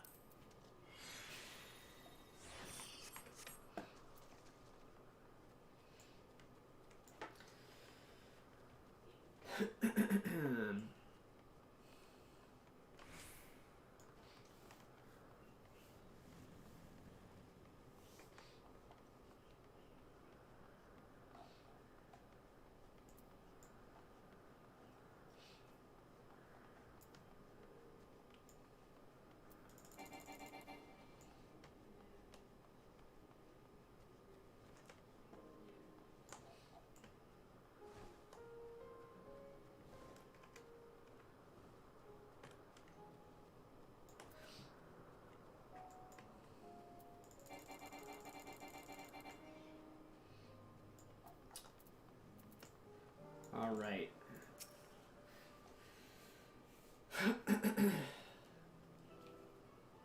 Yes, can I help you? We wish to speak with Chief Hermes. Do you know where we might find him? Hermes is Fan Daniel, if I remember right. Well now, by your mask, I assume you're one of the 14. I wasn't aware there was to be a visitation. Between you and us, it's something of a surprise. Your discretion in the matter will be appreciated. I see. My lips are sealed. The chief should be out conducting observations as usual. His focus of late has been aquatic creatures, so I expect you will find him at one of the pools here. The pools, you say? Many thanks and apologies for disrupting your work.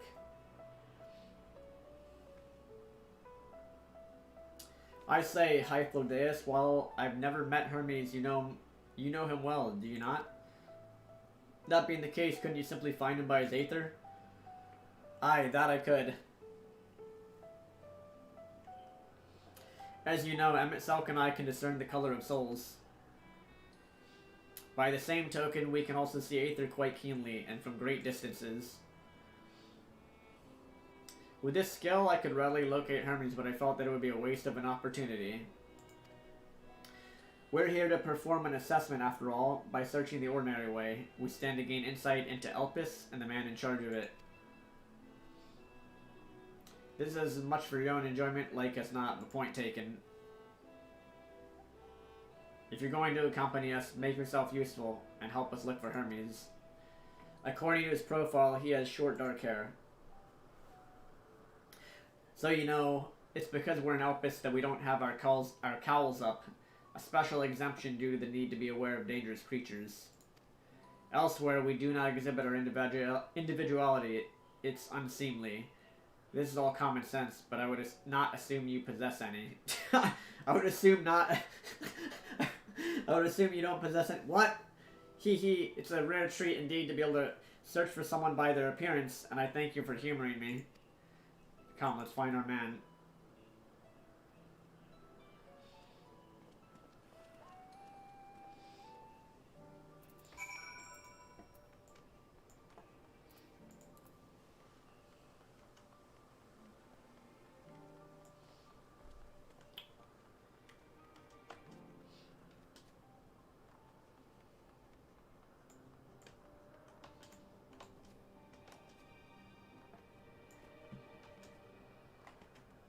I'm gonna attune... Assuming I can attune to this, I'm gonna attune to this real quick.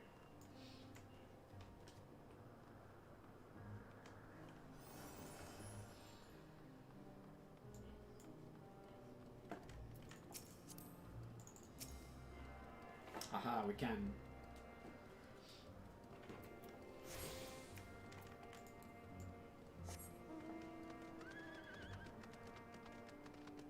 I didn't realize I could mount here. Alright. What are we doing? We're looking around here. And here he is.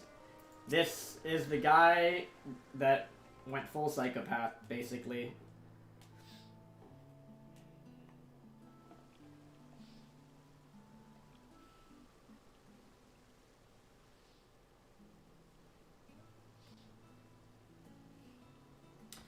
Dude, Fandaniel be crazy. You are...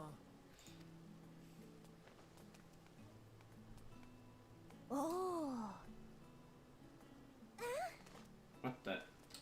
Who this be? Different. You're different too. Be Wind Girl. You and me. We're alike. Friends. I want to be...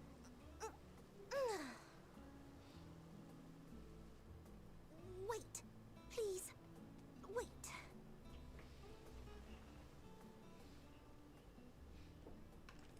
Greetings and salutations. Can you hear me?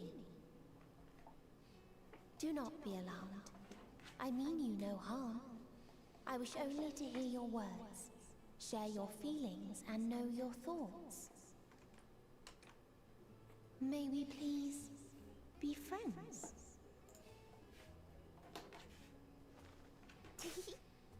May we please be friends? She literally tee-hee-heed. Ah, I see you found him.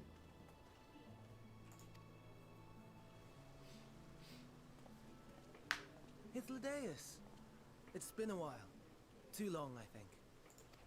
Too long indeed for close collaborators. Chicken, On this what's up, blessed dude? occasion, I bring not only myself, but others who long to speak with you.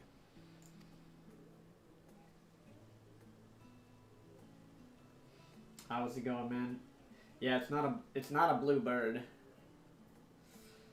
I don't know what she is exactly. Convocation. Emmett Selk at your service. Do I have the honor of addressing Hermes, Chief Overseer of Elpis? You do. You have traveled far for it. Given your facility's purpose, its remote location is something of a necessity. Would that I didn't have to rely upon a guide. Oh, you wound me. Have I not ever been an attentive and helpful friend? But moving along to more agreeable company, this one we chance to... I don't know how this doesn't affect the past, guys.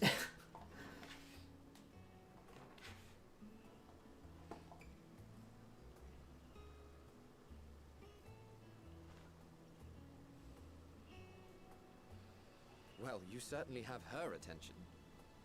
Is she one of yours, Hermes?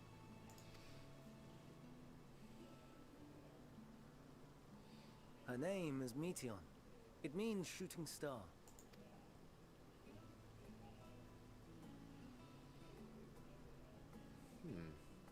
If I may make an observation, her ether is terribly thin. I fear she might dissipate at any moment. Nor do I believe you've made a submission to the Bureau. I would remember such a concept if you had. You finally can enjoy some good stream? True. True. Very true. I haven't, as you say. I judged it too early. She's a pet project of mine, still undergoing preliminary testing.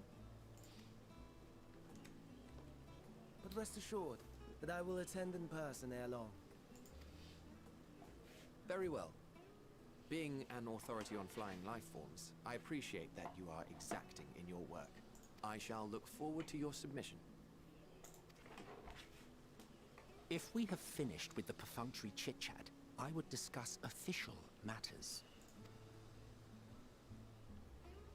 By my coming, I trust you already anticipate the subject. I have a meeting, yes. Please wait to the main building yonder. I shall join you as soon as I've returned these creatures to their homes. Yep, this is new expansion, chicken. What's wrong, Hermes? The Nemestoma is missing. This is indeed ENDWALKER.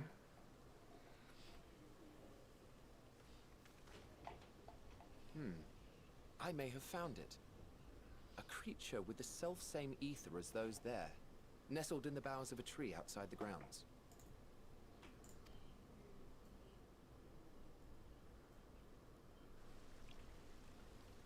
You're saying they can climb with their sorry excuses for limbs?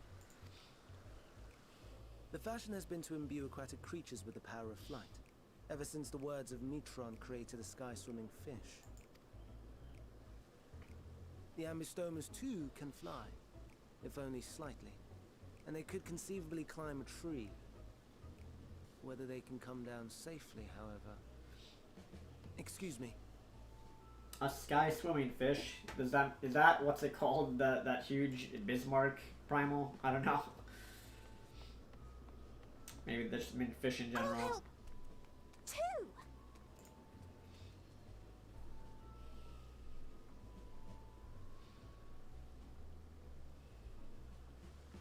And what are we supposed to do with this lot?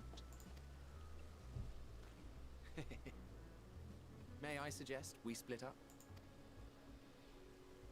If you would be so good as to assist Hermes, Emmett Selk and I shall keep an eye on these adorable creations in the meantime.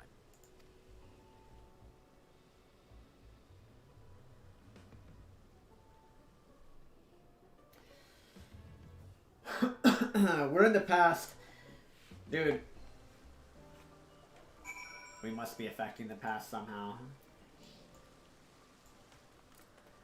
What am I supposed to do here? Search for the adventurous aviloSoAmaze, that little fish thing, whatever that is.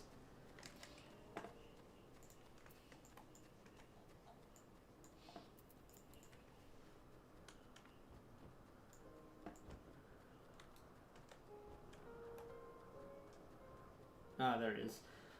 Give me a moment, guys. I'll be back. I'm gonna go turn on my AC. I'll be right back. BRB.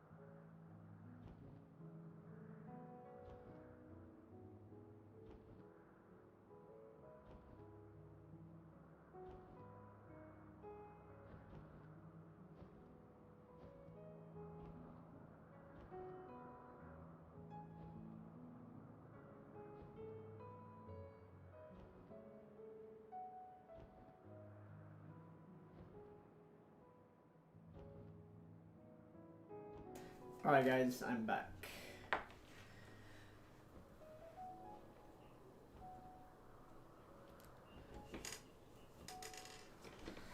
I'm back, let's keep going here. Yeah guys, these are the only robes in this game I'll wear, man. the Ascian robes. Seems Hermes and Median have found a quarry, a creature known in this age as an aviloSoAmaze. Yet though it has been safely extricated from the tree, Hermes appears to have found himself in quite the predicament. The aviloSoAmaze, Hermes saw it high up the tree. He climbed up to get it, but it jumped on him when he slipped. Do you need a hand? Oh, it's... What the... No, I'm fine, if a little embarrassed. Now for your own safety, please stand back.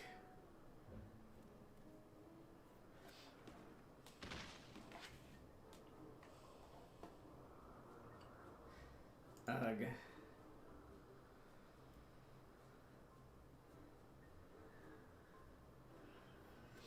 Hermes, are you alright?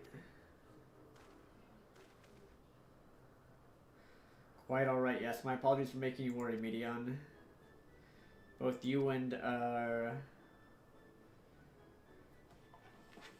aviloSoAmaze are called, an intriguing name. Somehow reminiscent of a new creation. Thank you for coming after me.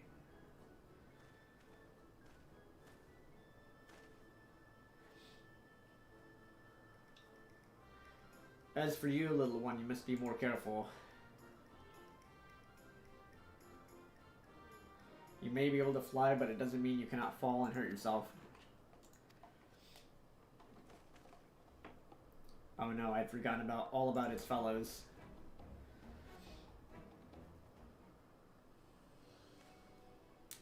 Truly, what a relief. I must thank MSQ and heuheu when I return to them. But first, with the distractions out of the way. As Chief Overseer of Opus, permit me to welcome you to our facility. I hope you'll enjoy your time here.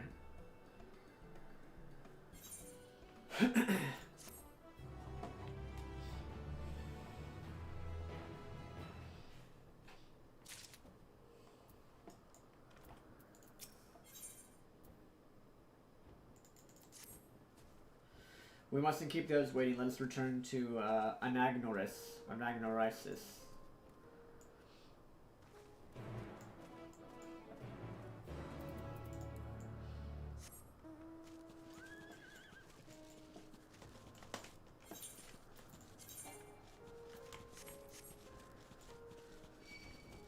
Alright, back we go.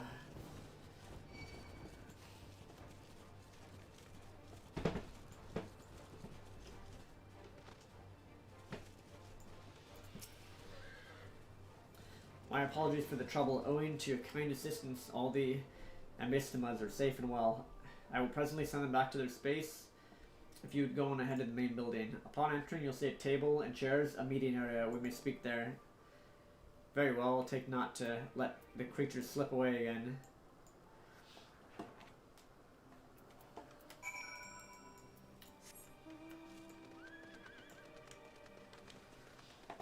You think Final Fantasy stole the Reaper from Guild Wars? You mean the class? What do you mean?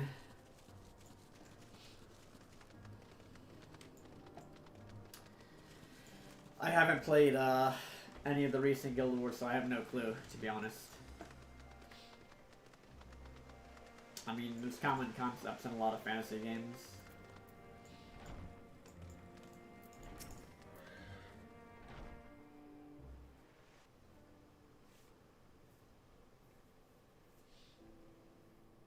This appears to be the place. And here is where we part ways. We will be discussing highly sensitive affairs. Only a select few may be privy to such knowledge, and that does not include someone who cannot or will not divulge their origins.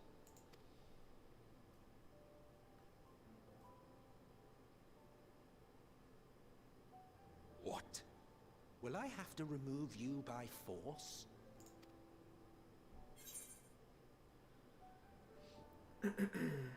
Let's see here. What do I say?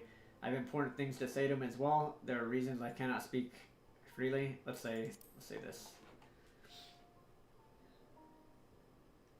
Yes, I'm sure your business with Hermes is quite pressing. You may speak with him to your heart's content after ours is concluded. I do not object to his attendance. Hermes, this is highly irregular. Perhaps, but I believe he can be trusted. Meteion would not have taken to him so quickly otherwise. Moreover, the presence of a third party may help me to maintain composure.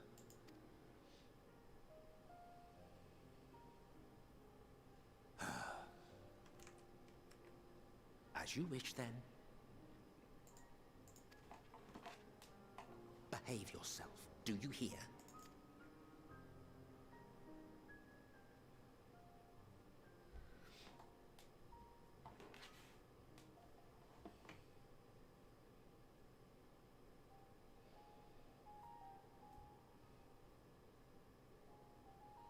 So, it's finally happened, then. Aye.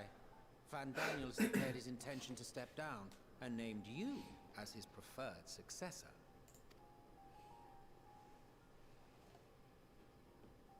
In recognition of your knowledge and your works, the Convocation is giving the recommendation due consideration. As one who does not know you personally, I am to use my impartial eye to take your measure. And above all else, to ascertain your disposition towards the invitation.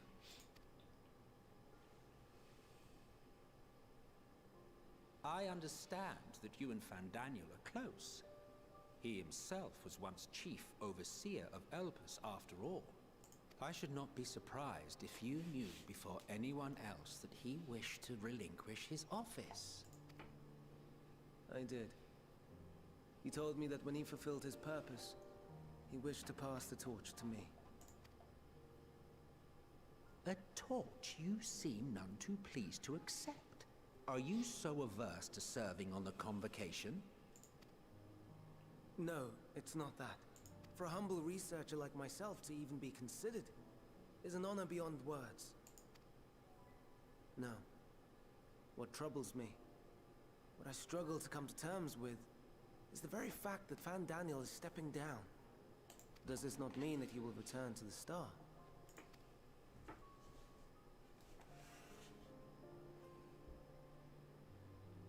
Of his own volition, yes.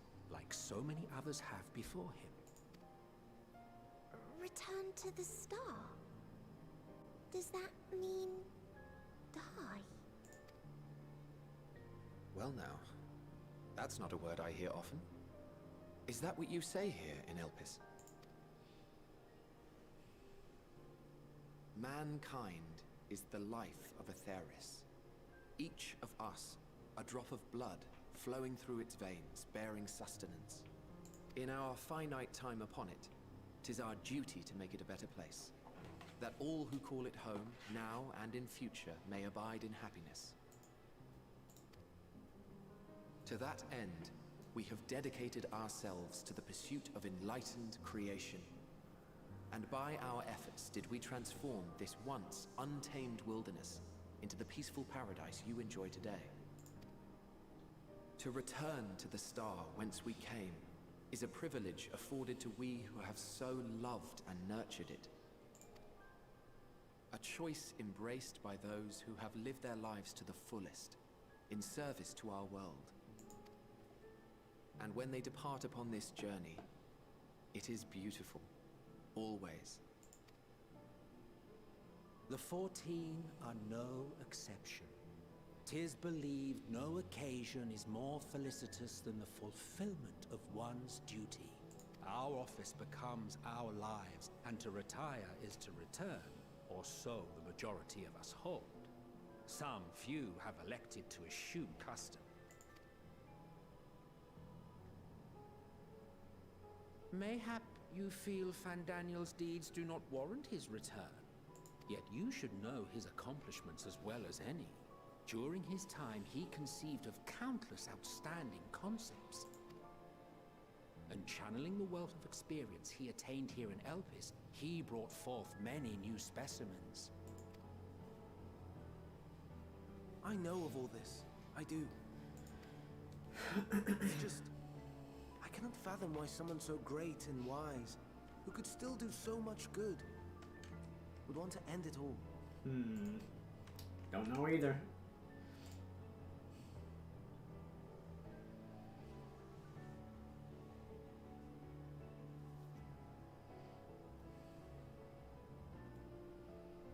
Oh no. I've made her upset. Forgive me. I know I requested your presence. Might I trouble you to take Meteon outside? A change of scenery would do her good.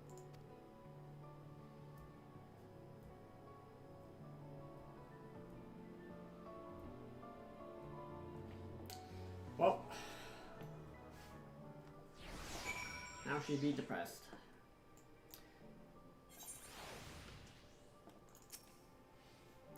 Sorry, Avilo, didn't mean a walk. Perhaps we can go for a walk.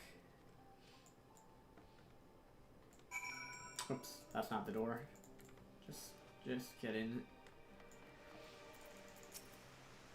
Hermes gets sad when he thinks about death. When others are sad, I'm sad too. That's how I am. How he made me. But don't worry, I'm fine now. So why did you come here? You want to learn about Elpis and Hermes? Ooh, teach you. I can teach you. We could take turns. I tell you something, then you tell me something. Sure, why not? Then it's settled. Where to start? Let's talk to Memnon. He should be near the 8th right. I'm not good at explaining, but Memnon is. So I'll have him explain instead.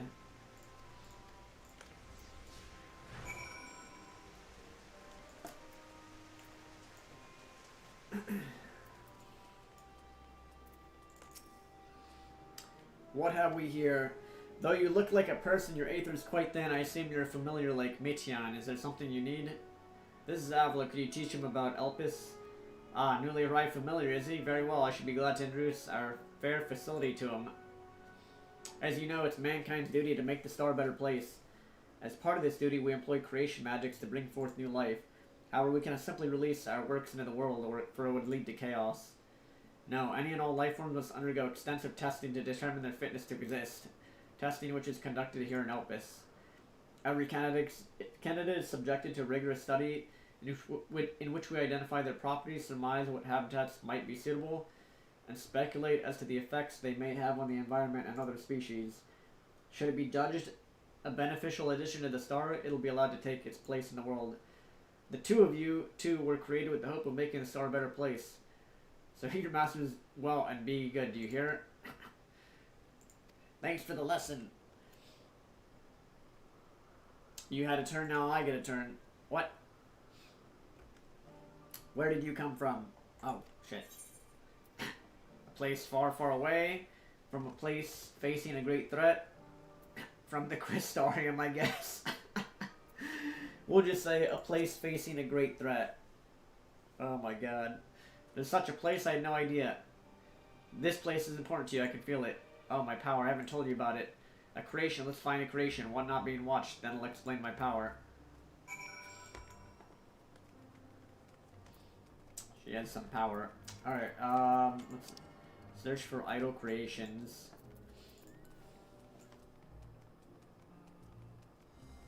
Hey! Dude, this is that bird that we've seen so many bajillion times before in the game.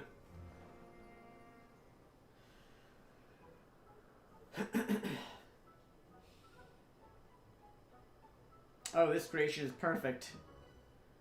I don't remember seeing it before. Perhaps it's new. I'll try reading its mind. That's my power.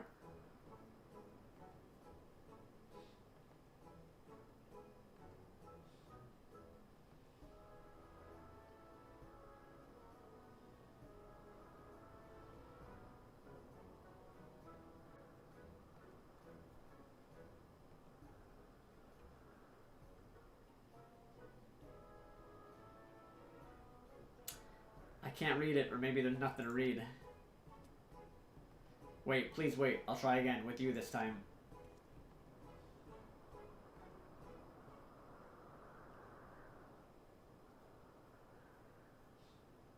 Greetings, can you hear me?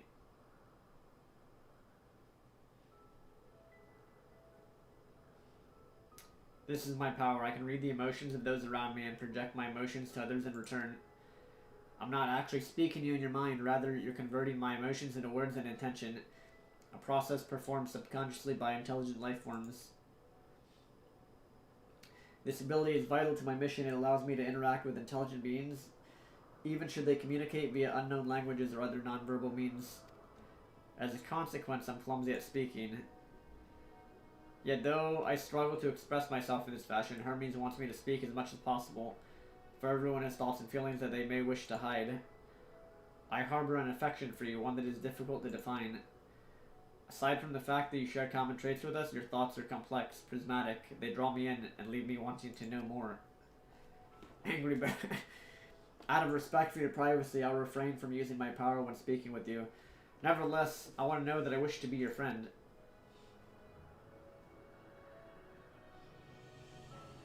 Did you hear me? Heh, good. Now it's my turn again. So what are you good at?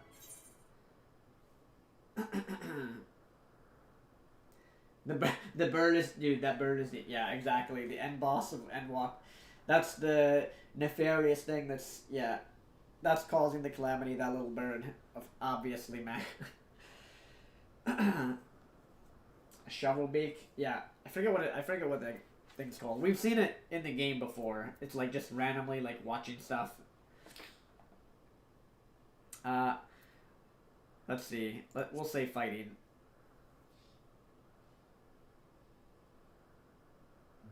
Oh, fighting, that must mean you're strong. Hermes is strong too, but he doesn't like to fight, even when creations fight him. Hey, it's looking at us now.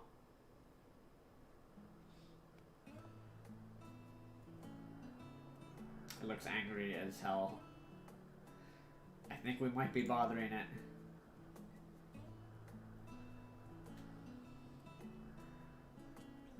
Let's keep going. We'll go and see Eowyn now. She's usually in a small building on the west. Why couldn't she read the bird's mind? Motionless bird. ... This thing looks angry as hell.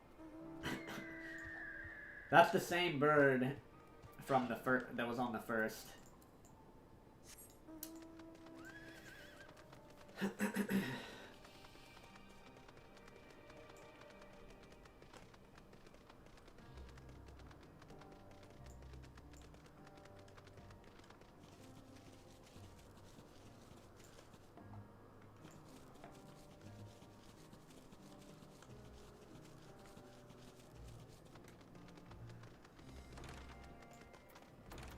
Oh, whoops. Oh my god, where'd she go? I lost. Oh my, I forgot. I'm supposed to have her with me, right? Oh, there she is. Oh, whoops. I can't mount when I have her behind me.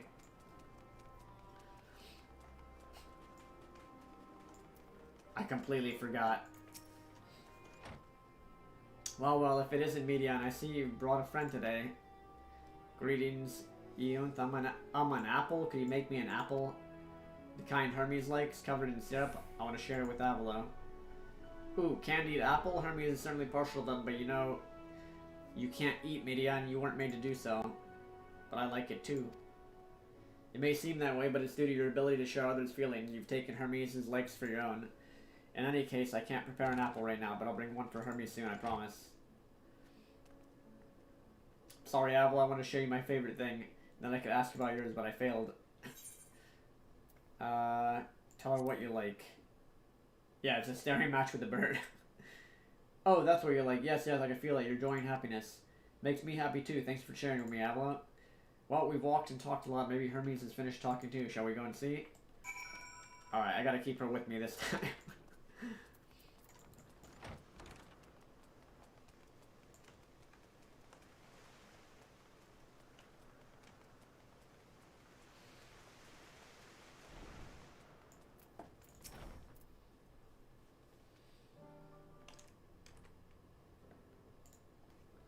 There you go, I can see the fresh air has done Median good. Avila wanted to learn about you and Elpis, so I taught him. About this place, about my power, about your favorite food. I'm not sure if that last one will be of any use. But I do appreciate your keeping Median company while you were away. I finished speaking with our guests. Finished heartily. You requested time to consider the invitation, so we have no choice but to occupy ourselves with an inspection of your work. My apologies. It's been decided that Emmett Selk and Hyphlodeus will accompany me as I tend to my duties. If you wish to learn more, perhaps you would like to come too. I'm compelled to remind you that he's in no way associated with the convocation. We simply chanced to meet at Propalan. There's no guarantee that the matters we discuss will remain private. I do not mind. To see the joy his presence brings me down, I cannot imagine our mysterious friend harbors malicious intent. Abel is kind, really, truly. He taught me as much as I taught him. You're coming, of course, to watch Hermes. You're bound to learn lots and lots.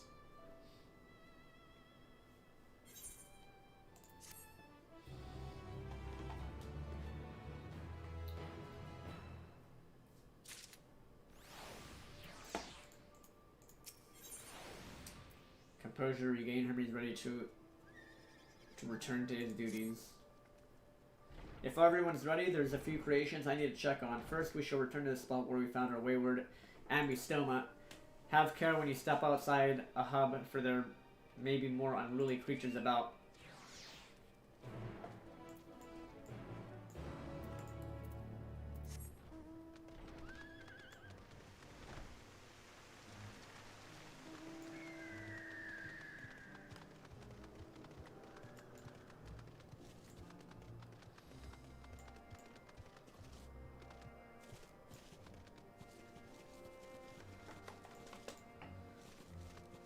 Tathru Bird Babe, what? Not sure what Tathru Bird Babe means. This here's new species of Petalauda we recently set loose. It has been doing very well, managing to maintain a stable existence thus far. If you can see its observation period to an end without issue, we shall release it into the world. It's a butterfly. Tell me, do you know the difference between living beings and arcane entities? It is the presence of a soul, yet the soul isn't something you can choose to have at will. No, it manifests only in those beings whose forms adhere to the laws of creation, that can endure on their own. Beings that do not fulfill this requirement, such as those spontaneously born of magic or natural phenomena, do not have souls. No matter how much it might resemble flora or fauna, if it lacks a soul, then it's considered an arcane entity. So you see, it's not for mankind to decide what is living.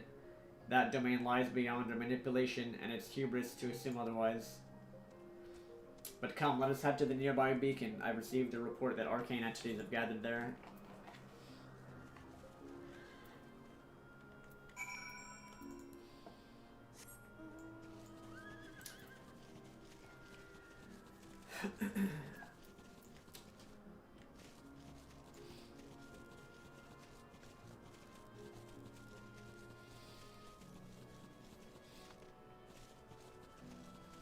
I wonder if, like... I mean, dude, the Elidibus character said that, like, this won't affect anything, but surely... What if we find out that, like, oh yeah, we had the 14th seat because of this, because of going back into the past? It's a time loop. It's a time paradox. Ah yes, lightning pneuma, as the report said. Although we call this structure a beacon due to its form, it is in fact a magical device. By manipulating the balance of elements, it keeps the isle airborne and maintains the climate thereupon. In the course of its operation, it often sees an internal shift towards a given element. Right now, that element is lightning, which draws the pneuma here to replenish their aether. It appears Medion is busy.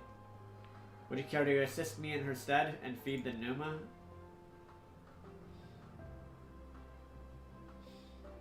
By using this lightning converger, you can harness ambient lightning and focus it into a ball. A veritable feast for our dazzling friends. Go on, give it a try.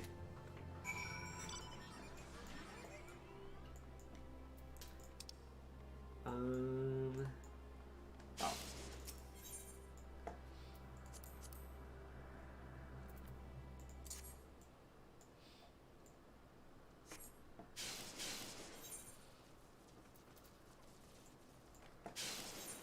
Use it here on this one too. Whoops.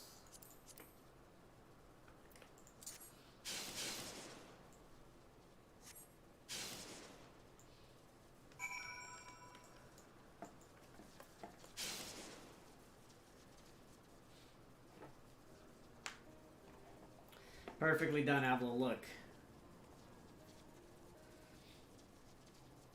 Oh, now they're eating the lightning. See how they gather to feed? How they express themselves through their actions despite their lack of words. Speech is not the sole defining characteristic of a thinking, feeling creature, nor is silence an indication that they do not possess these qualities. Be it a soulless arcane entity such as the Pneuma, or an ephemeral life form such as the Petalota, all seek to perpetuate their existence to survive. Is Meteon an arcane entity or a living being?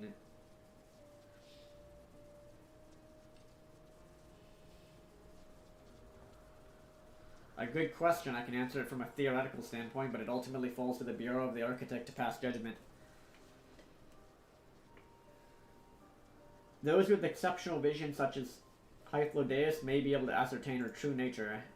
But to me, it doesn't matter. She's herself, and that's all I need to know. Oh, you finished already? I'm sorry, I was in the way. Not to worry, my dear. They missed nothing of note, and we still have plenty of work for them to observe. Next, we will head east to the Morning Dew. I need to speak with some observers there.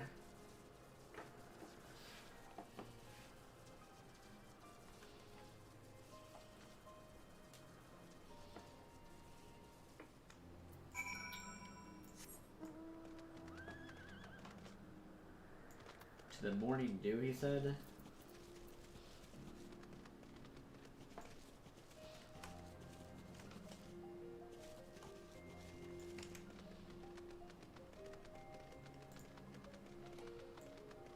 Oh, there's probably aether currents here that I haven't even been bothering with.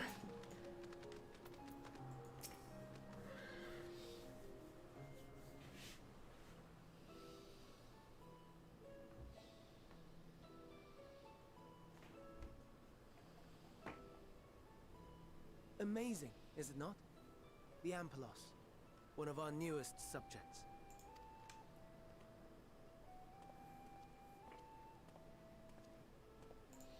So, how are we coming along?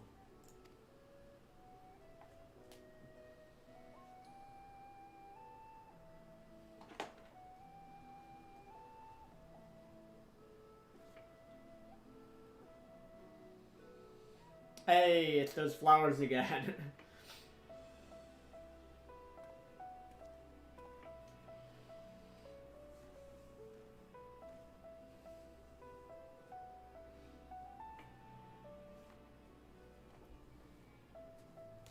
This place is Elpis. Those flowers. Elpis. Entelekis. Like me.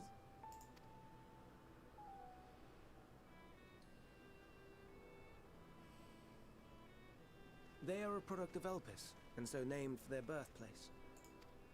A happy accident, born of the hands of a former researcher who loved beautiful blossoms. Unique for how they change color, to reflect the emotional state of those nearby. Though be it here or elsewhere, they are seldom seen in any hue save purest white. Reflect the emotional state, you say? By what means do they achieve this? In creation, there exists an energy wholly apart from ether, one driven by emotions. True. In like manner to how we manipulate ether, this flower is subject to the influence of said energy. True. Well, Butterflies drink the Morning Dew. It is sensitive to the prevailing emotion in the vicinity, and reacts by altering its color and vibrancy.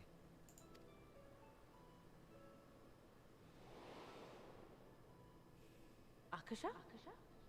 It is one of the unseen energies defined by Harnish alchemical theory.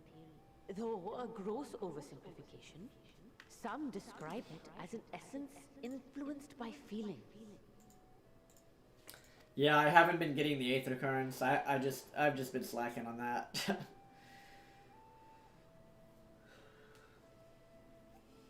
I'll get them off stream. Though I'm not familiar with the term, your description suggests it is the self-same energy. Dynamis, we call it. And those entities like the Elpis flower that have the ability to interact with this energy, converting emotions into tangible phenomena, are Entelekis. That's me! That's me! An Enteleki! That you are, my dear. and no ordinary one at that, but the first possessed of free will. Wait. A form of energy other than ether? Dynamis? I've never heard of such a thing. Hardly surprising. Dynamis cannot be seen, much less felt. And though its existence has long been theorized, we had no proof until the flower's serendipitous creation. Oh, this flower pocket. What's more, Dynamis is far weaker than ether. Under normal circumstances, its effects are drowned out by the latter. On account of which, beings comprised of and reliant upon the ether, like you and I, are unable to make practical use of Dynamis. 'Tis a truly esoteric thing, known to but a select few scholars. Intriguing. Then, given the limitations you described, why create Netion?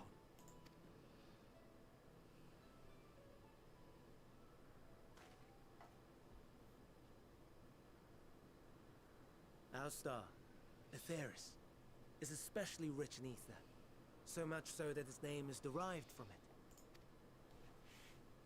However, when we consider all energy in existence here and in the vast space beyond, Dynamis may account for as much as 68.3%, the more abundant form by far. Were we able to control it, we could open the door to limitless possibilities.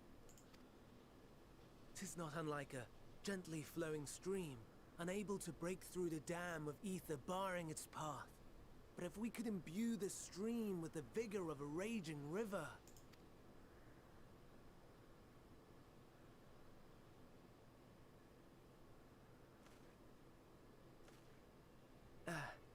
Not that I have such grand ambitions. Nay.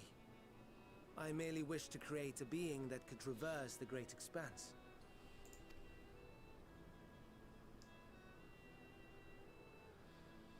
The relative scarcity of ether beyond the bounds of this star was a concern. And so, I looked to another source of energy by necessity.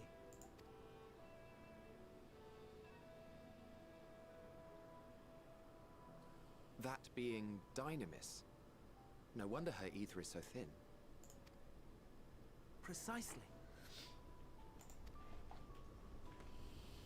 Yours is thin too. Like an entelechy.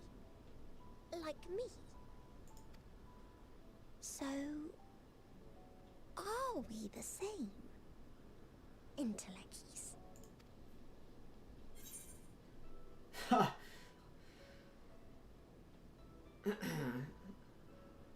Oh, she's asking me if I'm also one of those. I'll say, well, I have been known to transcend my limits with nothing but determination. Sounds about right. That sounds more akin to the desperate flailings of a wild beast when facing imminent death. Oh, really? The deficits of ether alone does not an entelechy make. It would, however, make it easier for you to interact with Dynamis.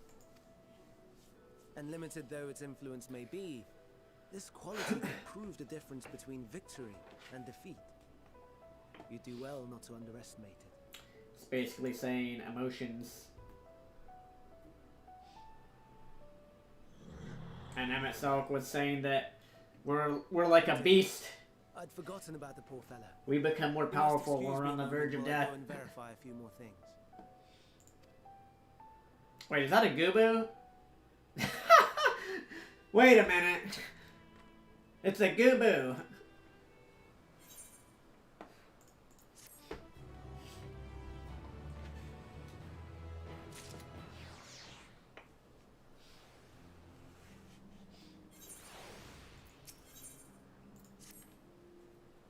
Not that I or anyone else would be able to make use of it even if we knew, but it irks me to discover it's an entirely different form of energy and no one told me. That personal annoyance aside, Hermes' knowledge is undeniably impressive given that there are none among the 14 who specialize in the Celestial. He would be a welcome addition. Assuming he can be persuaded to join, that is, I still can't understand his hesitation. What did you specialize in? Oh, we already kind of knew that. Why did you join? Oh, you wish to know why Emmett Salk was chosen for the convocation? I should be glad to share the tale. It began when... Not another word. Lest you've forgotten word to learn about Hermes, not me.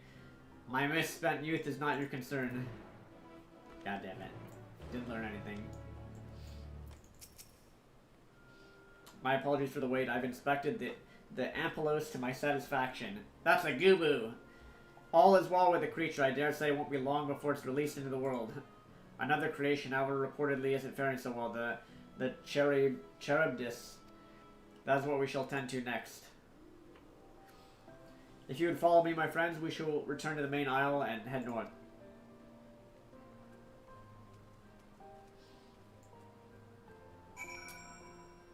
Dude, that's a Gubu, man.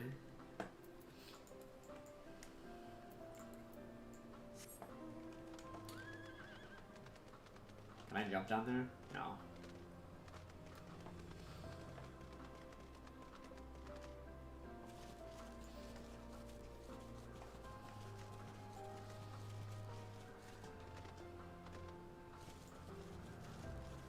Remember the flower that turned black?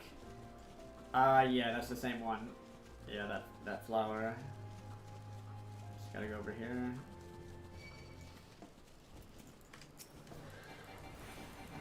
Take out this stupid bird.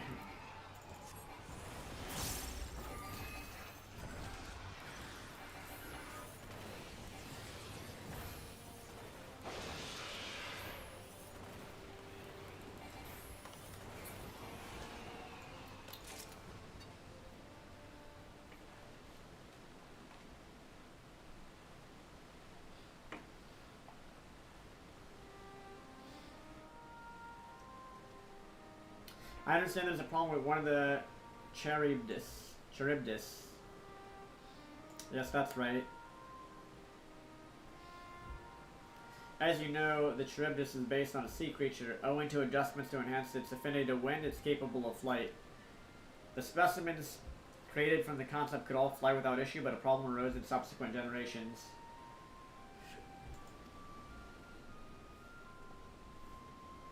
This third generation creature was born with an etheric balance leaning strongly towards water, its aquatic origin reasserting itself, it would seem. The result being its affinity to wind is diminished. It cannot fly. No matter what we try, we can't get it to rise even the slightest bit. For such change to manifest in so few generations, I fear they are too unstable, flawed. With your permission, I'll revert the creatures and recommend to the Bureau that the concept be revised. With its etheric balance leaning towards water, the Charybdis would indeed struggle to manipulate wind, yet it's too early to conclude that it cannot fly. Having failed at first, it may simply have developed a fear. I shall transform and fly with it, helping it to manipulate wind until it finds its wings. What? You needn't go to such lengths.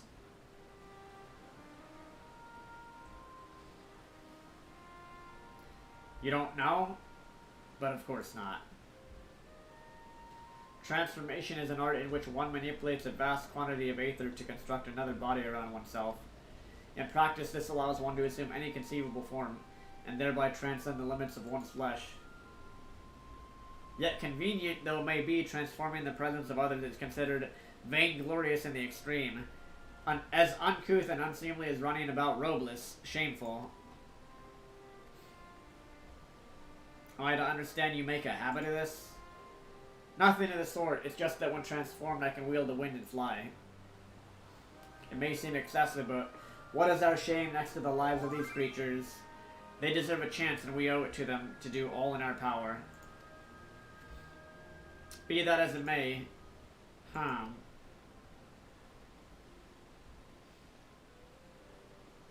Yes, I believe I have a solution. Emmett Salk, may I trouble you to move that Charybdis away from its fellows somewhere out of sight?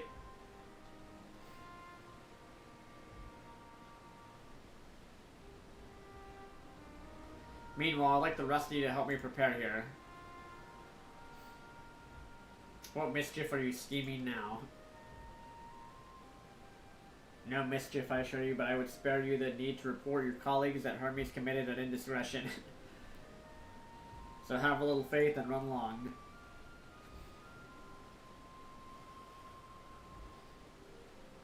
I trust you don't mind.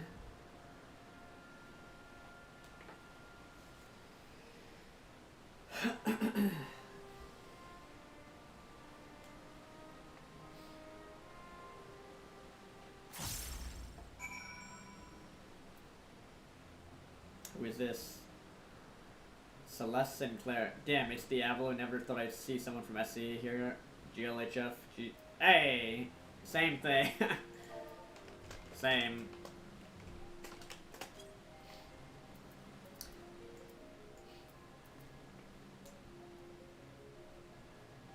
That's a nice message. Thank you. I appreciate that, Celeste.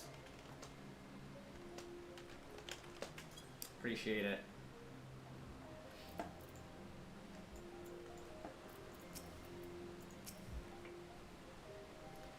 MSQ is out of sight. Good, let's speak of the plan. I don't know who you are from the SE community, but that's mega appreciated, so good luck, have fun. GLHF, hope you're having fun with the game as well. Oh wait, dude, they're right there. Wait. Ah, I see. That's, dude. That's how, I'm like, wait, who is, I'm like, how did they know, how'd they even find me?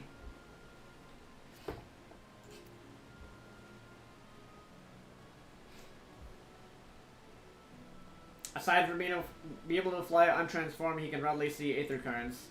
And with his depth spellcraft, he can also employ suitable wind magic to guide the creature along. While he is indeed capable of all you described, it's not his duty. I'm loath to trouble him with it.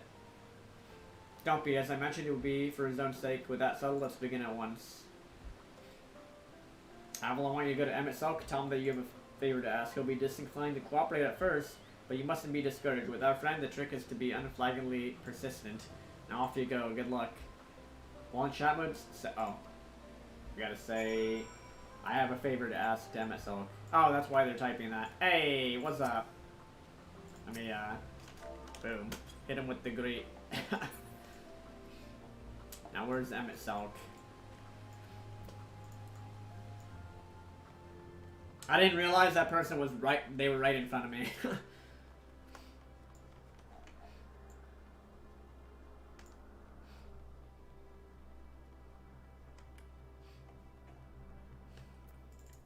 Let's go ahead and mount here.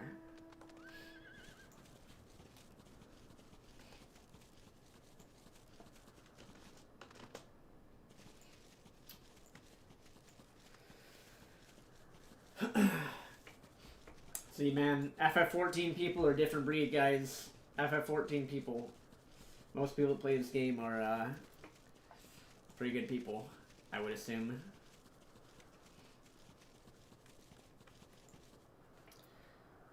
Let's see here. Are your preparations complete with a scheme that is clearly not a scheme?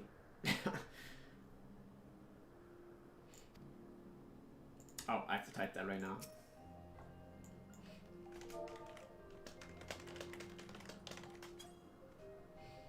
Oh no, you don't. I'm not lifting a finger.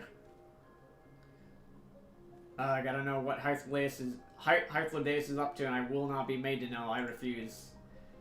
If Hythlodaeus is to be believed, relentless insistence may serve to wear down the ever-wary MSQ. Alright, what do we type now? Please, Emmet. Selk. Dude, I think there's some time... There's gotta be some time travel thing here. No, no, no. You are not foisting this nonsense on me. Like, maybe from traveling back right now, this is how we ended up becoming his friend in the first place or something. I'm sensing time travel shenaniganry. I'm given to understand you have the power to help the Charybdis, and should be quite willing to do so. And so I appeal to your better nature, most benevolent MSQ. Please teach her to fly. Or else Hermes will transform. Right now.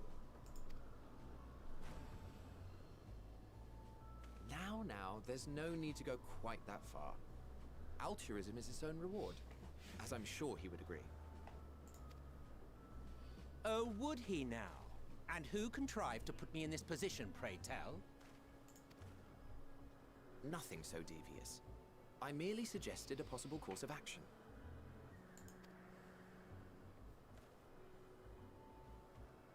That's, yeah, I mean, dude, I'm sensing some time travel shenaniganry happening. Please. This is probably how they first met the Warrior of Light.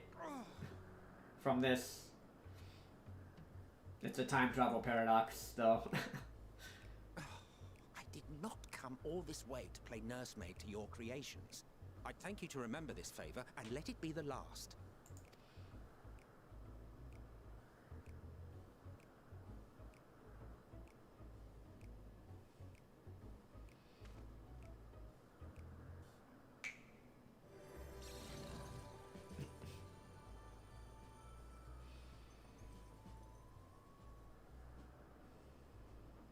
I will aid it once it has taken to the air. It falls to you to shepherd it skyward.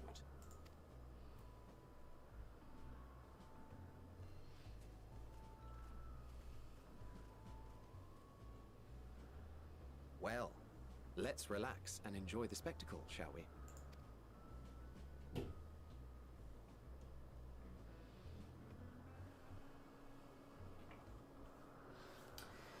Dude, Charybdis is that spell that brings you to 1 HP, by the way. You were wondering why Emmett Selk joined the convocation. Truth be told, he wasn't the first choice for the office. I was, on the strength of my ability to see ether. But I declined the offer. For though my vision is exceptional, I am pedestrian in all other aspects. Worse even, quite abysmal when it comes to manipulating ether, for example. Couldn't transform even if I had a mind to do so. What good is the ability to perceive a problem if one cannot act to address it? Emmett Selk has no such shortcomings. He excels in vision and manipulation both, the latter to an extraordinary degree. If there is a mage more powerful, I do not know of them.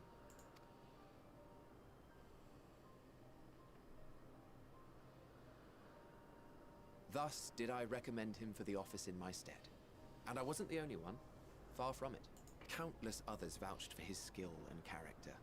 People the world over, to whom he had previously lent a helping hand. Oh, how surprised he was. Claimed he hadn't done anything remarkable for anyone. Modest to a fault. He deserved every bit of acclaim he received. Yet he may well have gone unappreciated were it not for a mutual friend. A singular soul who can't help but involve himself in the business of others. Where he walks, excitement is certain to follow. His antics irritate Emmett Selk to no end. But much of his grumbling stems from genuine concern. When our friend calls, he never fails to answer and lend his talents. And in the course of doing so, he himself came to be recognized and respected by those around him. Number one, I don't think he used black magic. They are truly remarkable individuals, and I'm proud to call them friends. To help them realize their dreams. This will be my greatest contribution to our world. And when they have fulfilled their respective purposes, so too shall I have fulfilled mine. And together we may return to the star. Dude, it's a time travel paradox, man. I can't seem to help it with you. I can only assume it is due to the color of your soul. I just don't understand how you can be so alike and yet so different. I don't know. Well done, my pet. Well done.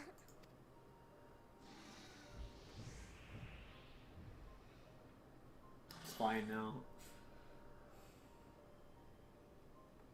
Ah, yes. I dare say the Charybdis will be fine here on. Why don't you go and signal to Emmett Selk? Let him know that his arduous task is at an end.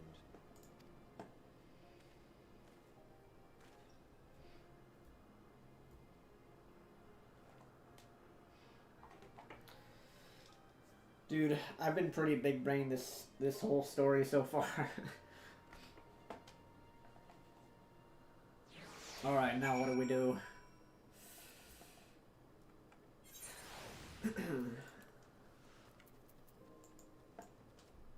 Slash wave.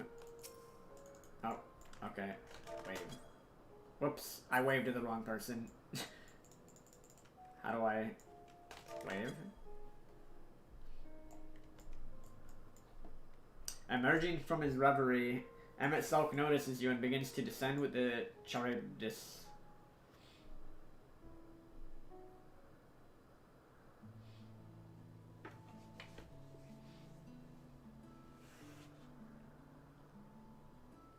I have no words to express my gratitude. Thanks to you, the Charybdis has learned to fly.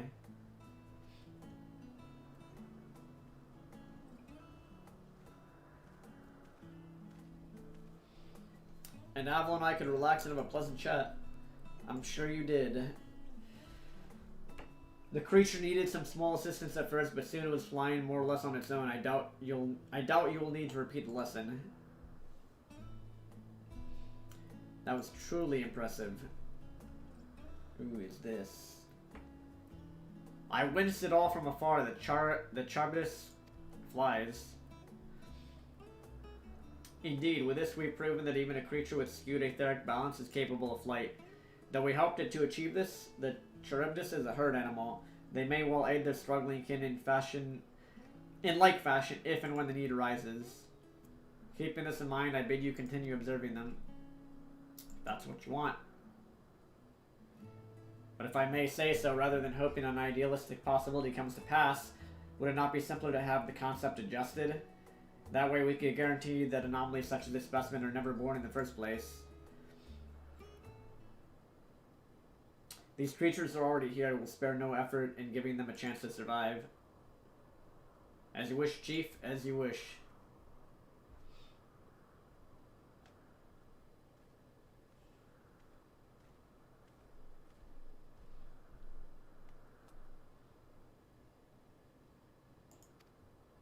Hermes?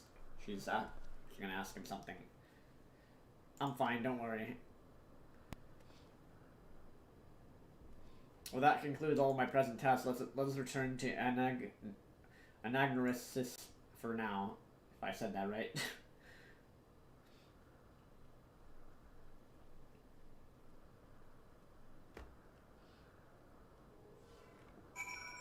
Alright, back we go, guys.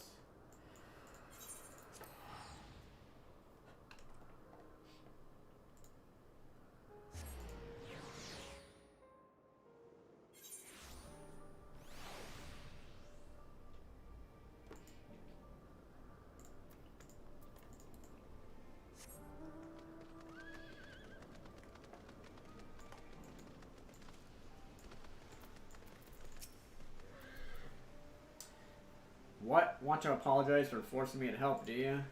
Save your breath, you didn't force me to do anything. I merely chose the most expeditious way to have done it with an impediment to our business.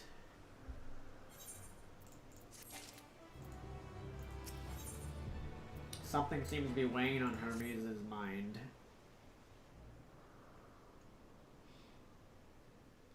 Tell me, Alva, in the course of watching me, have you learned aught of value?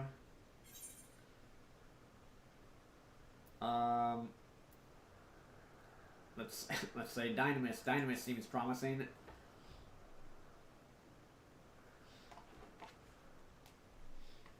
Dynamis, you say? Curious that such an obscure phenomenon should be of interest to you. Chief Hermes, what good fortune to find you here. Something the matter? The Lycanon, I'm afraid it's done it again. No sooner did we release one for observation than it set upon the nearby Occuputes and slaughtering them. Was the creature hungry or somehow provoked? I just fed them myself, and the Occupetes were keeping a wide berth. It is the nature of the Lycaon that is to blame, their innate viciousness. Temperament aside, it's an outstanding creation, perfectly informed and function. Though it may not be suited for release, I've no doubt that the Bureau will accept its concept for preservation. In any case, there's no point in postponing the inevitable. Doros will revert them all at once. The paperwork is in order. Where's the scene of the incident? Just off the path to the 12 Wonders. As you make your way, you should see it on the left. I don't know if Doros is still there, however. Hermes, wait.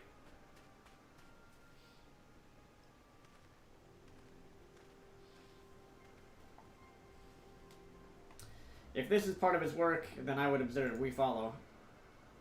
Oh yeah, because they're trying to decide if he's going to be on the, on the council or whatever, the convocation of 14.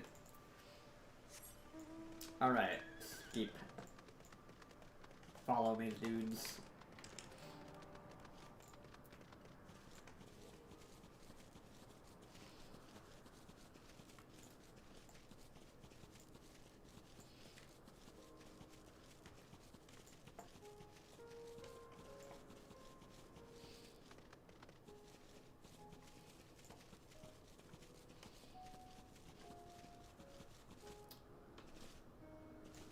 Dude, Zank, I don't know how did you get through the game so quickly when you I think you were in queue longer than me this entire like total time. Don't tell me that you skipped all of the text, bro. You better not have skipped all the text and then you're just watching me for the juicy lore and story since I don't skip anything. The lacerations and burns are unmistakable. Lycaon was indeed responsible. But the creature's nowhere to be seen. Doros must have taken it away. The man makes his base at the 12 Wonders. I should go and seek him out there. MSL and I will search the area for good measure just to make sure the Lycaon did not escape. My thanks. Let us meet at the 12 Wonders when you've finished. I'll go on ahead. Please follow with Avila. Come, come, it's down this path and over the bridge.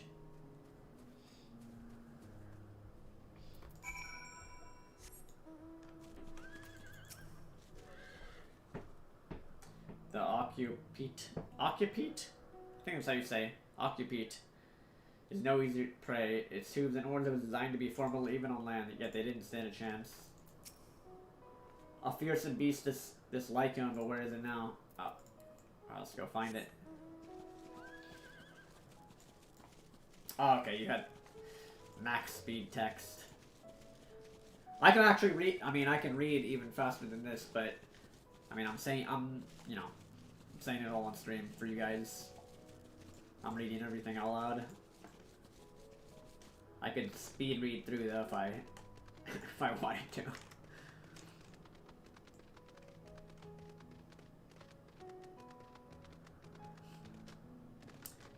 Yeah, high IQ, just skip everything and then just watch the streamer just go through all the lore.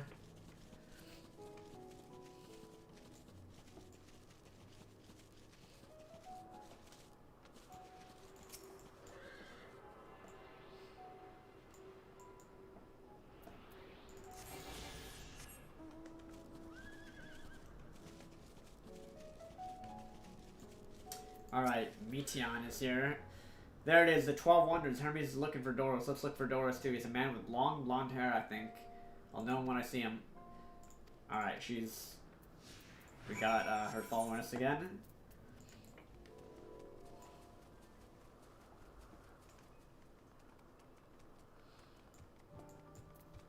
Blonde-haired woman. If you're with Meteon, I assume you're on an errand for Hermes. What can I do for you? Sorry, wrong person. We're looking for Doros. Oh, I see. We do have similar hair. People often mistake us from afar. I hope you find him soon.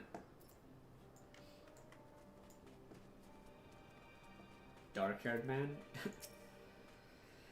Once they get back and record today's results, I should finally be able to put that report to bed. Not Doros. His hair is long, but the color's wrong.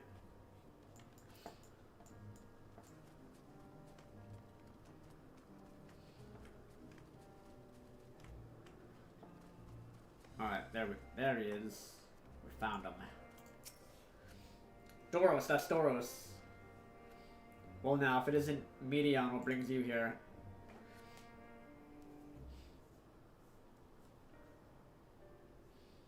I thought I heard familiar voices. I didn't realize you two had decided to help me search for Doros, thank you. You're in charge of the Leica ones? Leica ones? I'm just gonna call them Leica ones. I believe. Where are they now? Out of the fields and restraints. Frenzied as they were, I couldn't well return them to Katisis. Once I've submitted my report, I'll see them reverted without delay. It's as he says, the beasts are indeed quite ferocious. You're one of the 14. What brings you here? Nothing you need concern yourself with, as you were. We've heard the news that a Lycaon was slaughtered by Occupites. As the observer in charge, you're of the opinion that they're not fit to be released? Aye, I am. Their abnormal aggression and exceptional strength makes for a highly problematic combination. It matters not where they are released. Lycaons would threaten other species and upset the natural order. Could it be the specimens observed or an outlier? Highly unlikely. We've created a good many of them, all exhibited the same tendencies. Even when we used Karos to begin with a fresh slate, their behavior was unchanged. Karos? A memory reconfiguration system. The chief himself created it. It allows us to erase or alter memories, that we may observe creations in different environmental conditions without needing to remake them from scratch. Quite impressive and potentially dangerous. Depending on the intensity of the aetheric emissions, Pashtarat may wish to have words with you. Rest assured, I've kept all values within prescribed limits and to prevent misuse. Its applications are limited to those authorized by the Chief Overseer. Do not misunderstand. To manipulate a subject's memories is an intrusive act I deeply abhor, but it's preferable to execution. Come now, Chief, let's not be so melodramatic. What was born of Aether is simply being reduced to its original state. I know that distinctions concern you, but we mustn't lose sight of the bigger picture, making rational choices for the sake of a more prosperous star. If a creation cannot be properly studied, even with the aid of Karos, we remake it. If a creation is deemed a detrimental existence, we unmake it. 'Tis all for the greater good, and none question the necessity of such routine processes.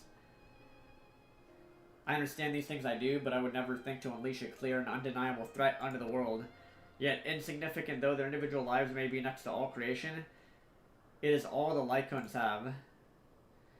Before we seal their fates, we owe it to these beings to exhaust all options, to ensure that nothing has been overlooked. If you insist, let me provide you with the full report and we may take it from there.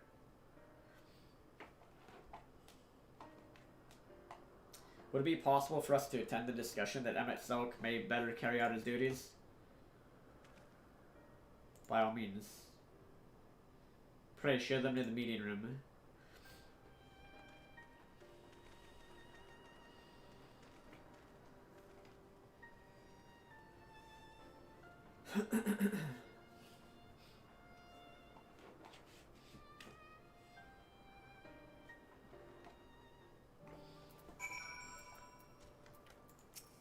Medion. To man, other beings are just things to be used and controlled like magic. That's what Hermes once told me.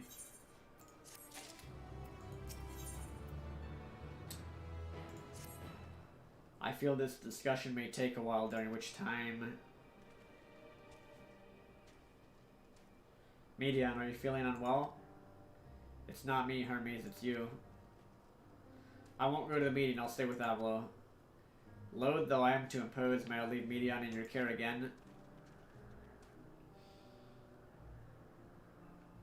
I'm in your debt, if you'll excuse me.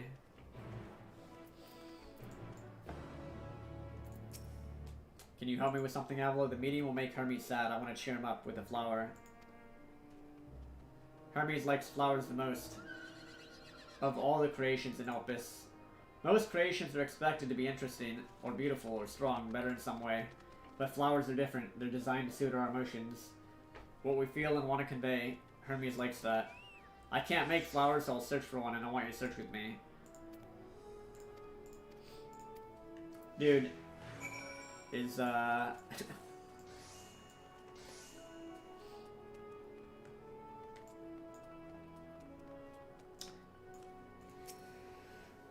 Huh.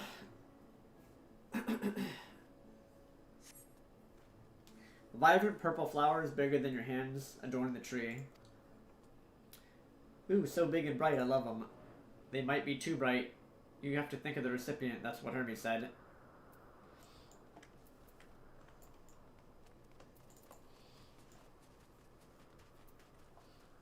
Slender tree.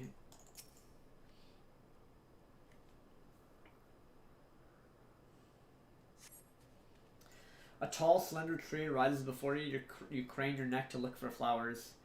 No flowers. If there were apples, we could have covered them in syrup. Let's head outside next. Don't worry, we won't wander far.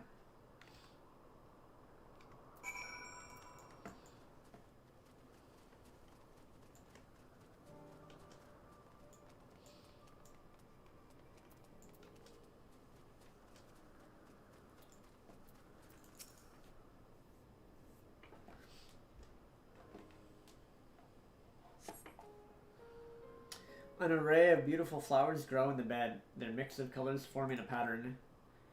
These would be better for Hermes, but they're hedged in. That means we shouldn't touch them. They're either under observation or poisonous. Any other place should be fine, though. Let's keep looking.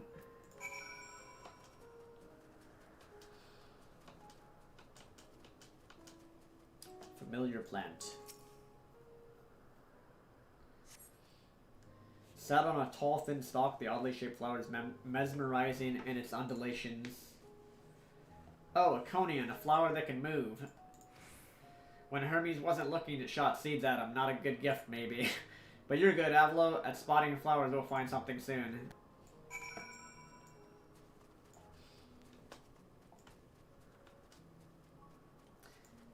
Yeah, it's dude. This one's kind of a fetch quest, kind of, sorta, a little bit. Hey, at least we're not going back and forth. At least we're not going back to one spot, back to the first spot, back, you know. You spy nothing promising nearby, at best common looking grasses with some few tiny flowers. Nothing around here, ah. Over there, Avila, something big, huge.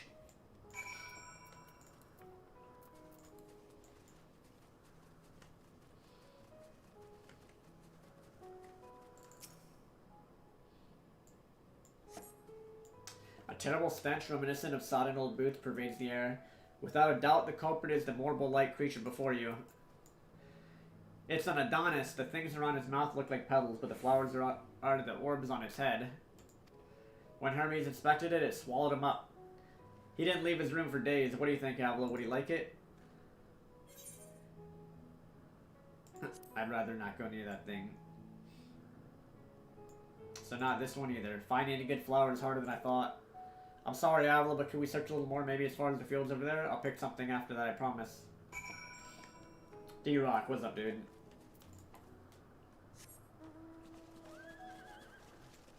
How's it going? Lush fields. Oh, whoops! Oh, whoops. Get over here. I forgot. If you mount, then the person that's with you gets left behind. So you gotta. Lush green fields stretch out before you, ending where the sky begins. Ah, there's nothing. The shiny thing over there, what could it be?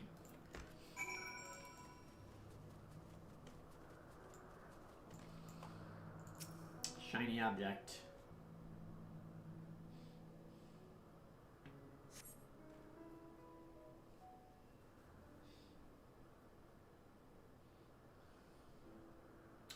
Oh, Elpis flowers are here too.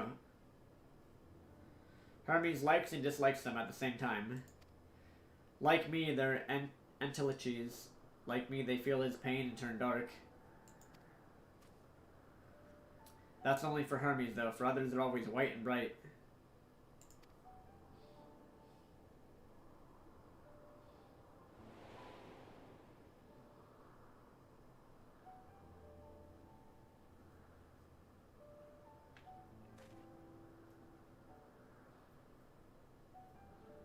Truly, the flower was dark in your home? Then do you have it too? A dark emotion?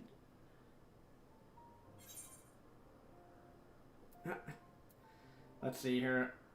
I felt great fury and frustration. Been plagued by doubt and anxiety. I dare say I have a few. I've known the pain of sorrow and loss.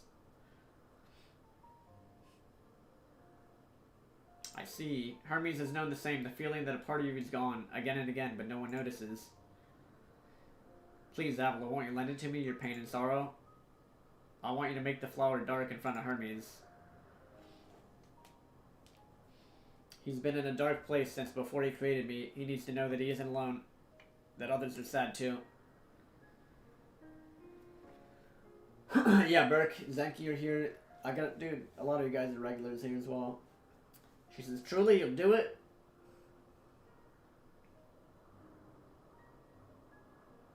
Thank you, Avila, thank you. Means more to me than I can say. Can't wait to see how Hermes reacts. Let's go back and fetch him.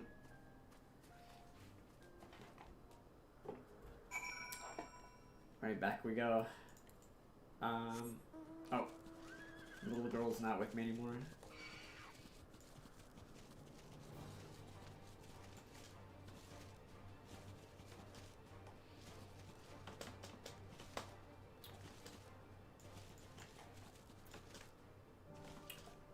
Alright, we're back. It seems they're still talking. Let's wait until they finished.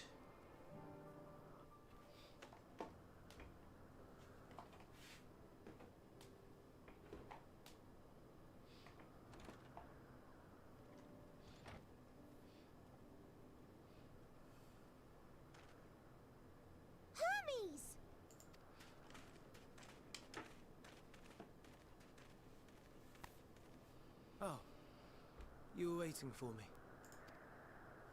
You've finished talking? Yes, we've come to a decision. My thanks for keeping Meteon company. Salk and Hythlodaeus have already retired to their rooms. There is room for you too, if you would follow me. Wait! I want to show you something first.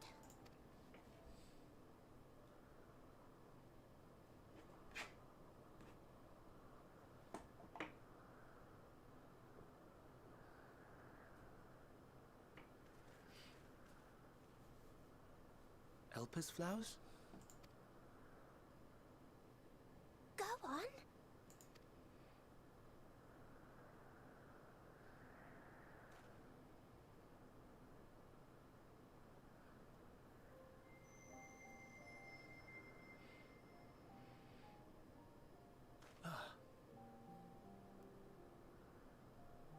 You're not the only one, Hermes.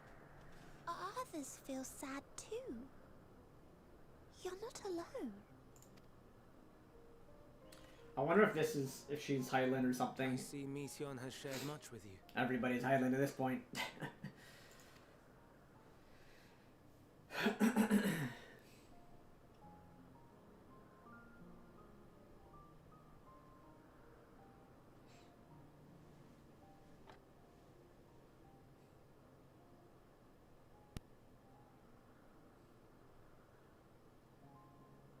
May we talk a moment? Oh, he took off his Asian mask.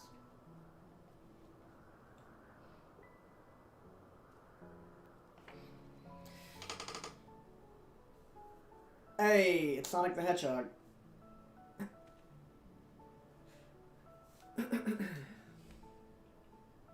I do not think it wrong that we live for the star, that we strive to make it a better place. And yet, in carrying out my duties here, there are times when I am plagued by doubt. Do you recall what Hythlodaeus said when we first spoke of my nomination? Death is the privilege of those who have fulfilled their purpose, a choice they embrace of their own free will. And when they depart, it is always beautiful. Perhaps it is, but only for man. Creations that he deems useless are discarded with nary a second thought. Some scarcely born into the world, afforded a handful of breaths before life and potential are abruptly extinguished. We make an effort to spare them the pain. They sense what awaits. Rage and anguish and cower and fear. And it is not beautiful. Yet no one cares. No one. So fixated are we upon the duty that we do not pause to question the method. Pain and suffering, confusion and despair, writ plain in the eyes of those poor creatures. Yet no one sees. We turn a blind eye and carry on in blissful ignorance. Nor to miss. And always, always the blossoms shine pure and white. A contradiction so blatant I could scream, want to scream. How can you all accept this aberration? And I wonder, am I the aberration for thinking thus? And I am filled with dread. But now I know I'm not alone. Not the only one for whom the flowers weep. I won't ask what you thought as you kneeled beside the Alpes, or if you only did it at Meteon's insistence. Nevertheless, I thank you. To know that you too have experienced suffering is a comfort.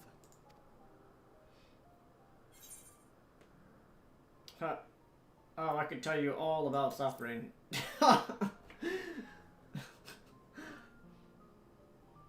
Lest you misunderstand, I derive no pleasure from your pain.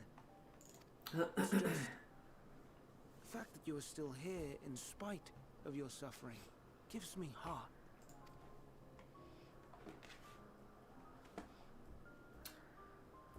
The stars in the heavens. Know you what they are?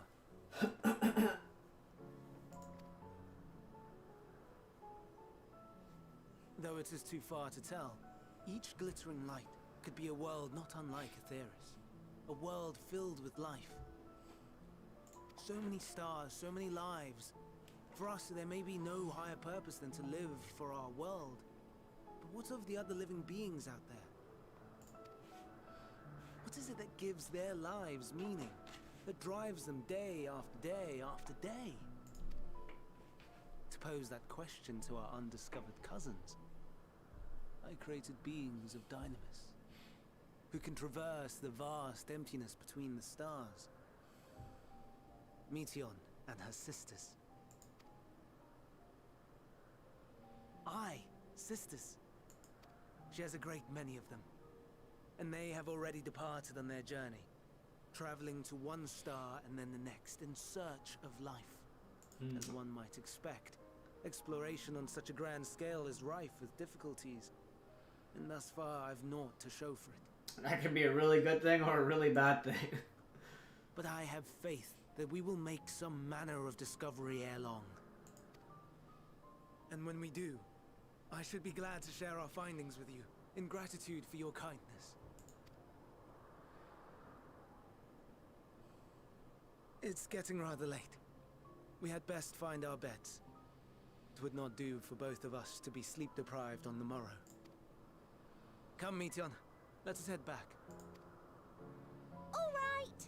So he sent a bunch of these girls that he made out to other planets, basically.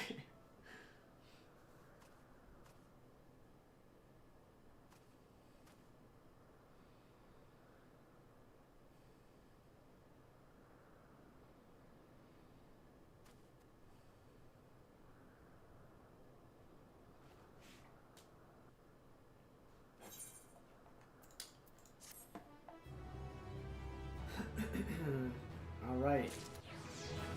And I leveled up. Nice. Level 87.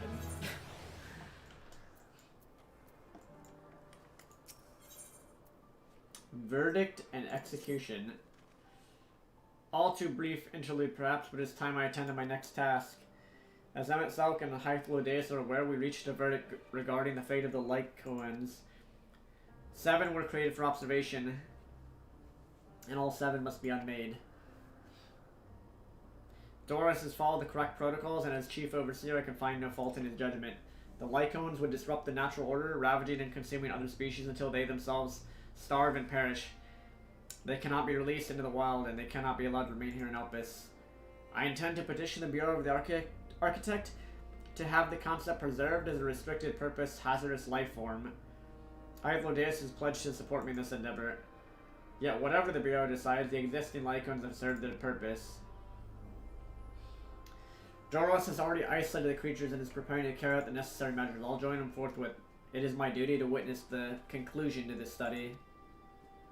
If you are resolved, then we have but to accompany you.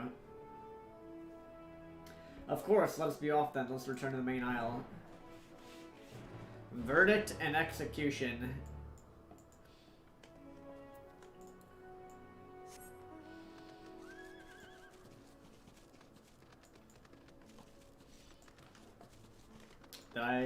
Dude, let me... This is a... Oh, let me make sure I attune to this. Oh my god, I almost forgot to attune to it. We're good though, we're good.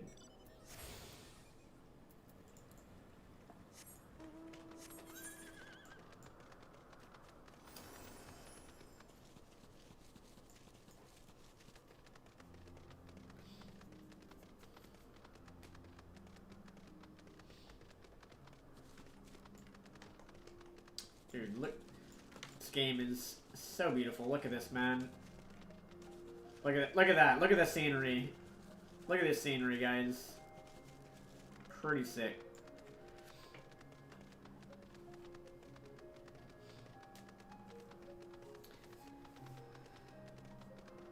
Alright, these are the things that they're basically putting down. Jeez, what were these? Like, what? Oh, wait, they're already dead when we got here. Doros, are you hurt? What happened here? They caught me off guard. I had them bound with ethereal shackles, but they became frenzied, even more so than usual, and broke free. I was able to stop 4, the other 3 escaped. I see them. 2 have taken to the air above the 12 wonders.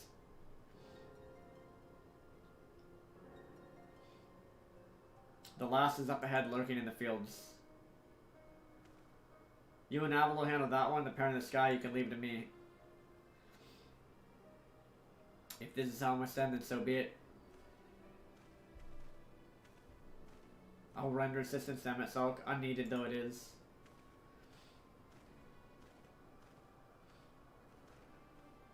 Median, you're to stay here with Doros. But Hermes... The Lycoans must be reverted. I would spare you their pain and mine.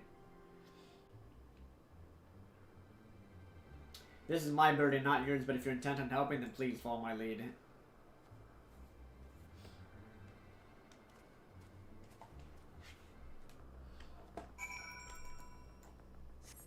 Dude. What are these things, man? They're almost like mini Ifrits, kinda.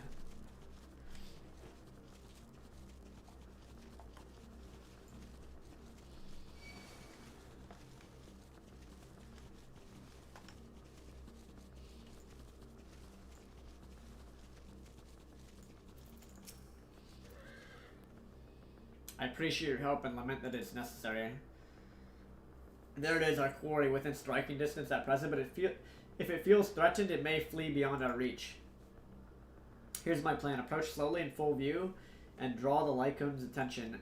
Now I warn you, its abilities are as fiery as its temperament. Once it spots you, it'll unleash orbs of flame.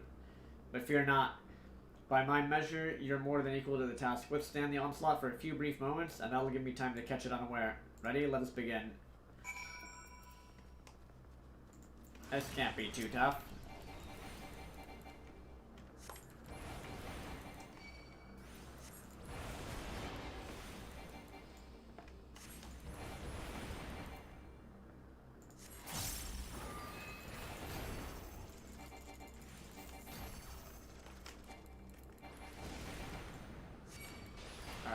take this little fire aether out.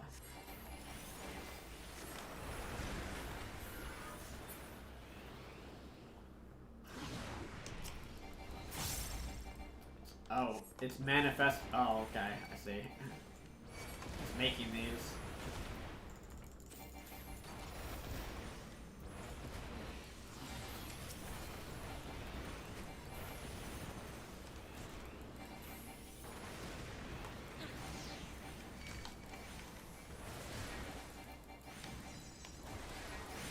Whatever would do that. Oops.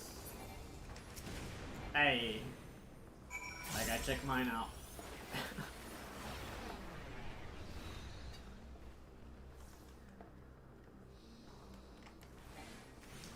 Where's the guy? Am I blind? Where did he disappear to? Stand in front of the Lycon and keep its attention.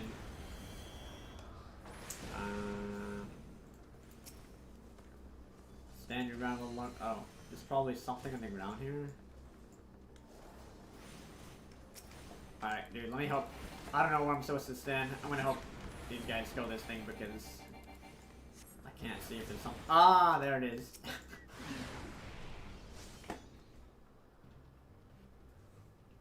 It's like a mini Ifrit, basically. Now.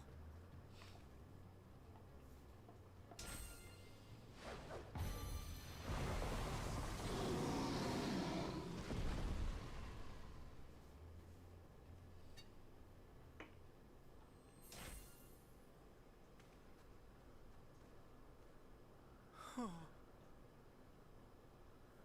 Forgive me. Please. The illustrations, graphic arts, beautiful. Yeah, they are. They are. And your kin find peace. Wherever your souls may drift in the underworld, may you find tranquil seas.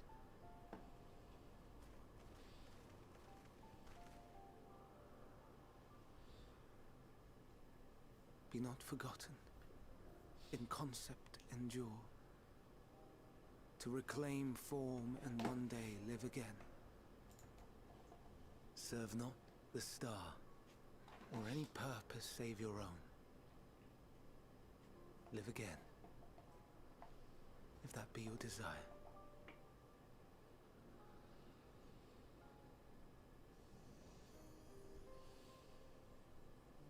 It's taken out of existence. If that be your want, we are worthy. But leave your suffering behind. Lay down your burdens, be born anew. Fly high, fly free.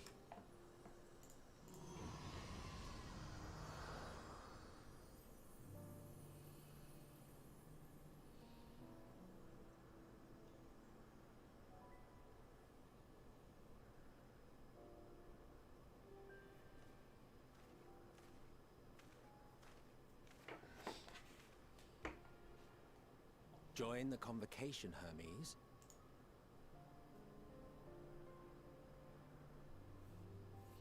You do not belong here. Leave to replace another. To be replaced. It changes nothing. Tell me, do you think it right that we sacrifice all these lives for the sake of the star? And when the star has reached perfection, what then? If all who are satisfied choose to die, shall we all die in satisfaction?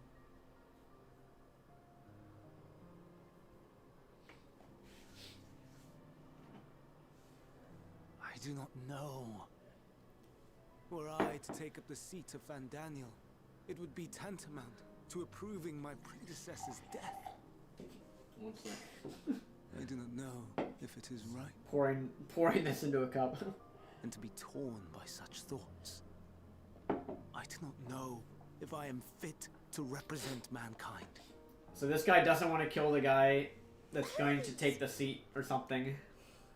Please, don't be angry. It hurts so.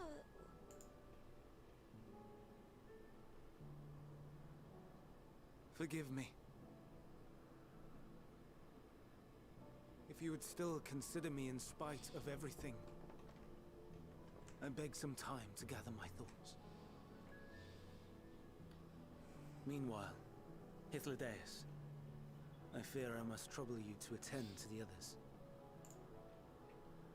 'Tis no trouble at all. Take as long as you require.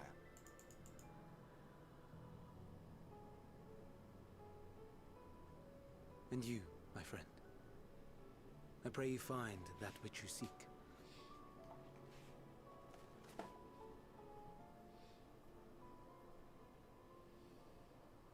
I expect we have some few matters to discuss. Shall we return to the 12 Wonders for a time?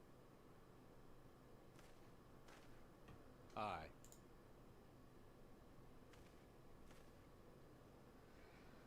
Shouldn't I explain to them that I'm from the future at some point?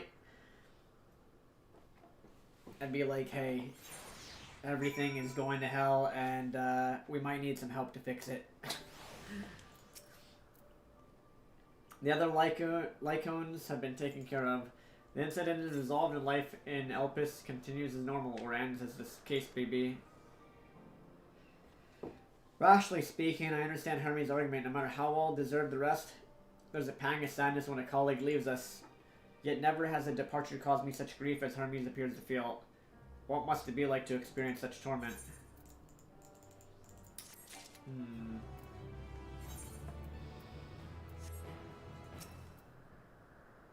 I don't know what answer he's searching for if it's within our power to give it, but I believe he would make a fine friend Daniel, and that if he rejects us out of hand, we will all be lesser for it. Where to now? Is there anywhere you would like to visit before we leave? I should be glad to show you the way. Hermes has not yet outright refused his position with the convocation, merely postponed the decision. As such, I may as well resume my assessment. If we cannot accompany him, I'll content myself with questioning his colleagues. Ever the pragmatist, and allow me to remain your humble guide. And what of you, Avilo? Will you continue along with us? Wonderful. Our fellowship travels on unbroken. I say we explore another part of Elpis and see what new encounters there are to be had. If you would follow me, we'll head back towards Anagnorisis. However you... Anagnorisis. I think that's how you say that. I think.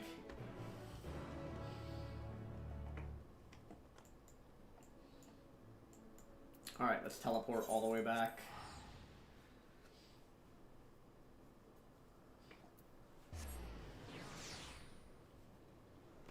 Let's go back here.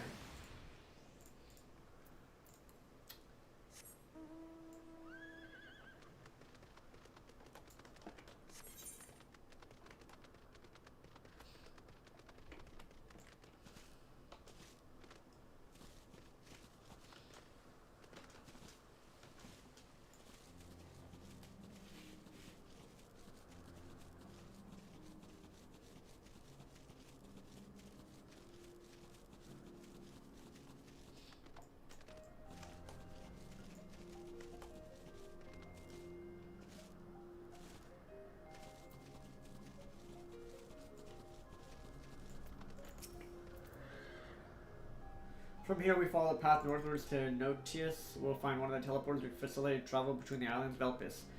First-time travelers must be accompanied by someone with the requisite permission, which I have previously been granted. We only need to use the device together once, and henceforth you'll have leave to use it freely, shall we?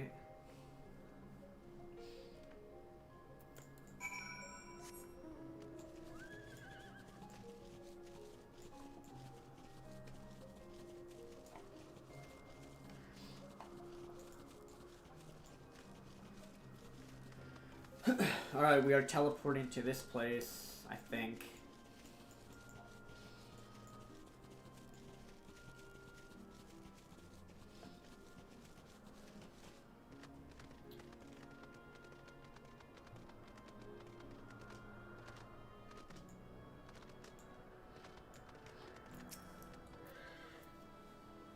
Here we are, Notonius. This teleporter will take us to Kalemios Zephyros, the western island. That's it right there, looming large over us. Step this way, we can soon admire the view from above.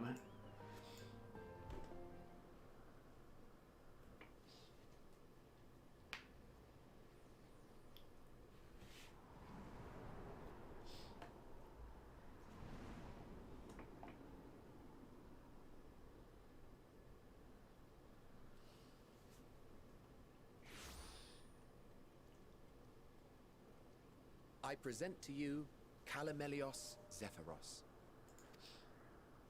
Here you will find a number of testing facilities, as well as the observation hub of Poiton Oikos. Right then. Let's begin by... Hey, it's one of these well, things. An Arraius. How delightful. I forget what those are called, but I recognize it.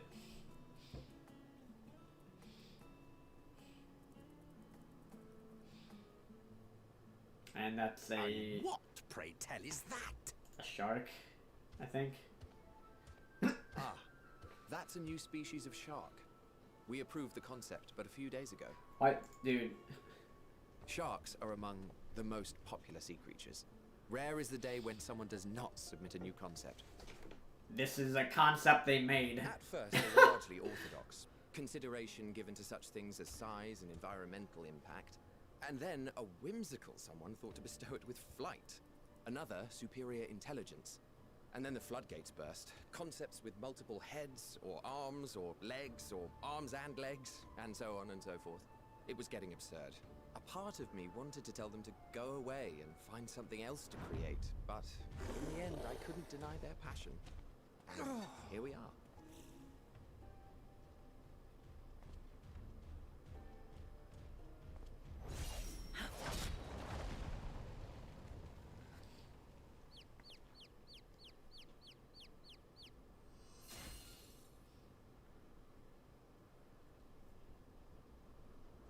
That was too close.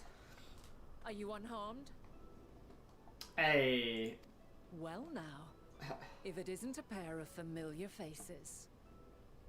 Well, that's interesting. Benar, that we should meet you here.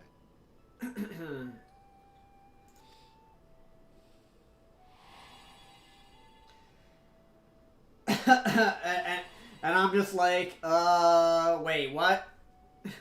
As I mentioned earlier, the better part of the convocation holds that when we retire is when we return to the star.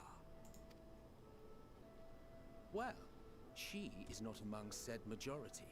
Even after stepping down, she carries on with her work. Benar is her name, and she is the previous Azem. What? Like the expression is, it's like... It's been a while, Hythlodaeus. Wait, what? You look well. Less so, Emmet Selk. I dare say the lines upon your brow have both deepened and doubled in number. A shame for one so young. You must make an effort to frown less often.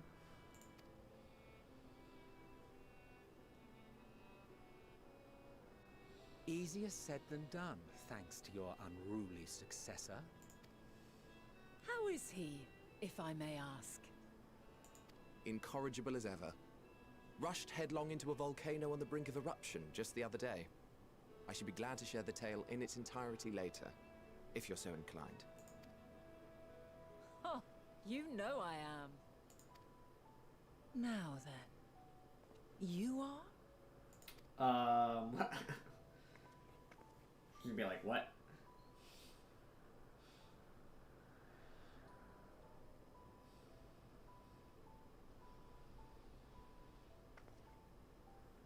Does she know? I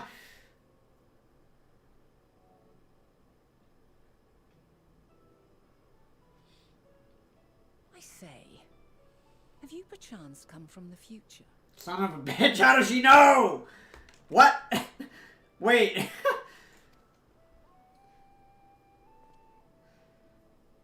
I do not believe we have ever met, yet I sense my magic upon you. Well, the jig is up. For if I wove the enchantment, I could only have done so at a later point in time. What manner of magic is this, if I may ask? A traveler's ward, of course. It prevents the corruption of one's ether.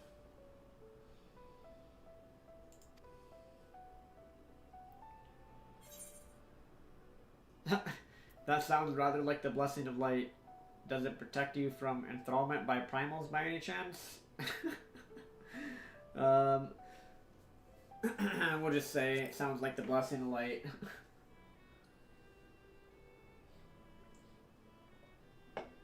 I see you are not ignorant to its presence. And while there are many protective spells, the one you bear is unmistakably mine.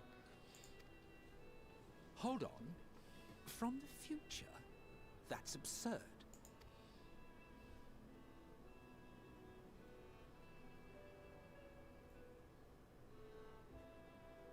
What is it? Are you unable to speak of the matter?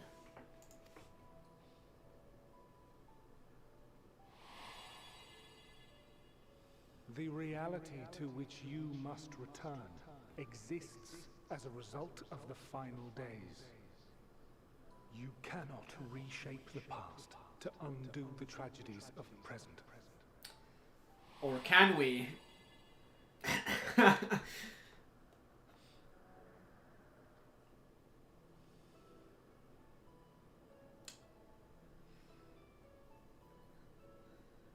So, your actions here will not change your history, but they may yet affect the course of ours.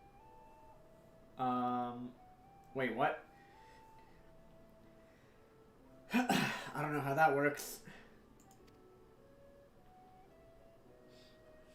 How very exciting. I'm quite fond of delving into the unknown, and there's naught more unknown than the future.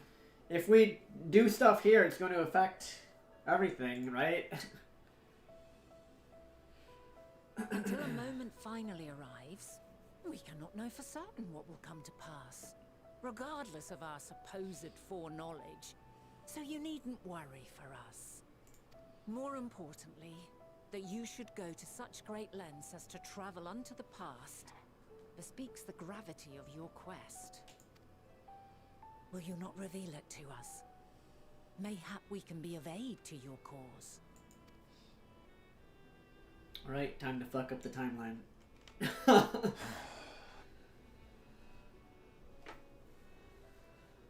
If this is true, then you've been keeping quite the secret to yourself. As a representative of the Convocation, I will hear it all. Your identity, purpose, everything.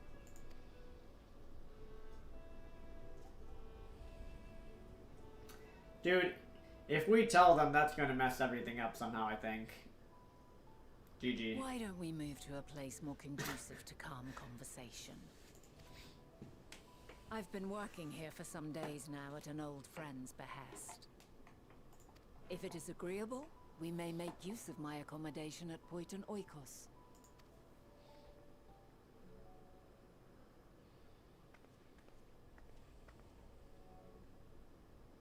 We were meant to meet.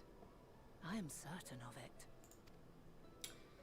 Well, yeah, that's pretty obvious at this point. Else I wouldn't have marked you so clearly, and sent you unto myself in the past. It's precisely the sort of mischief I would get up to. And quite inspired, if I do say so myself.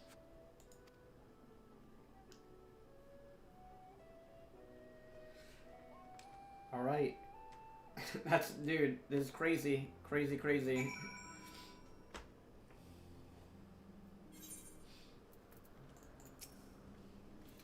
My apologies, but before we move along, a colleague has tasked me with a matter with which I'd rather not leave unresolved. It involves finding a certain concept engraved crystal and the quick-fingered aureus which made off with it. An aureus, you say? I think we might have seen the culprit before being distracted by that business with the shark. Would you like us to follow this thorough trail? That would, of course, lead us only to the aureus. There is no guarantee that it hasn't dropped or stashed away the crystal you seek. Please, even that much would be enormously helpful. While you're hunting down the thief, I can follow behind and scour the forest floor just in case. Could I ask you to join the search? I'd appreciate another pair of eyes to cover the land to the west of here. Many thanks. There's a small bridge leading to Hoyton Oikos. Let us meet up there once we've exhausted our efforts.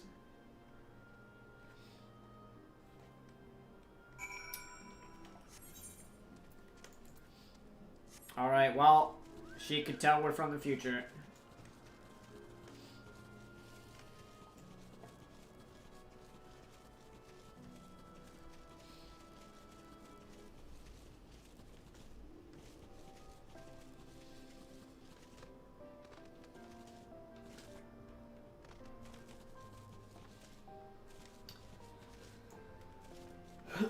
Search for the concept crystal.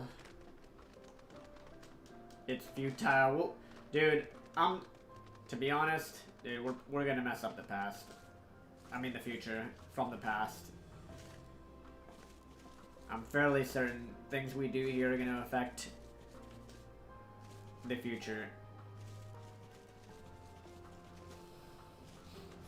Either that or being here and doing things and interacting with them is gonna influence the future to be the way it already is. I mean, it's, dude, time travel and this type of stuff has so many, like, paradoxes and conundrums, you know? By being here, did the future, you know? It's just one of those things. By being here, did the future that I was a part of already happen? Because I'm here, do I cause that future that I was already a part of to happen? In which case, I needed to come back here in the first place, but the first original future didn't have me here, and it was caused by this, you know what I mean? These are just time travel paradoxes, like, how would I get here if there had to be an initial instance of time, right? Dude, starts to get crazy when you start thinking about it. It's like, there had to have been an original instance of all of that happening, and then you going back once, you start affecting stuff, and it's like, okay, well,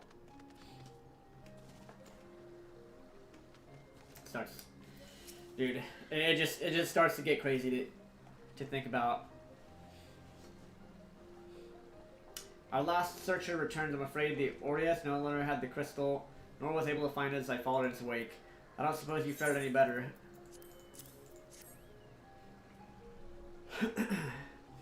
The crystal, well done. Wonderful, now I can focus on your tale without missing that missing concept nagging on my mind. Have you always had a knack for finding things? Oh yeah, dude. I've often been asked to do so. Oh, you too. Some of us seem destined to always be searching for ourselves and for others. Long ago, when I held the seat of Azam, I was forever trekking back and forth across the star in search of answers to people's problems. Naturally, the need for such journeys has lessened considerably since I entrusted the position to my whimsical successor. And I'm still eager to come running should an old acquaintance or new interest require my personal attention. That's what brings me to Elpis, in fact. Many times has my presence been requested, my opinion sought concerning the habitat of this or that creation. Agreeing to help locate that missing crystal was a minor distraction, which now promises to become a major revelation. How strange and wonderful it is that the way one thing leads to another. Wouldn't you agree? Alright guys, I might need to take a short little break here. But yeah, this is getting pretty crazy. Getting pretty crazy. But yeah, let me take a quick little break here. I will be right back. I'm gonna get something to eat. I'll keep streaming and we'll keep going through the MSQ. Just give me a couple minutes here. I will BRB.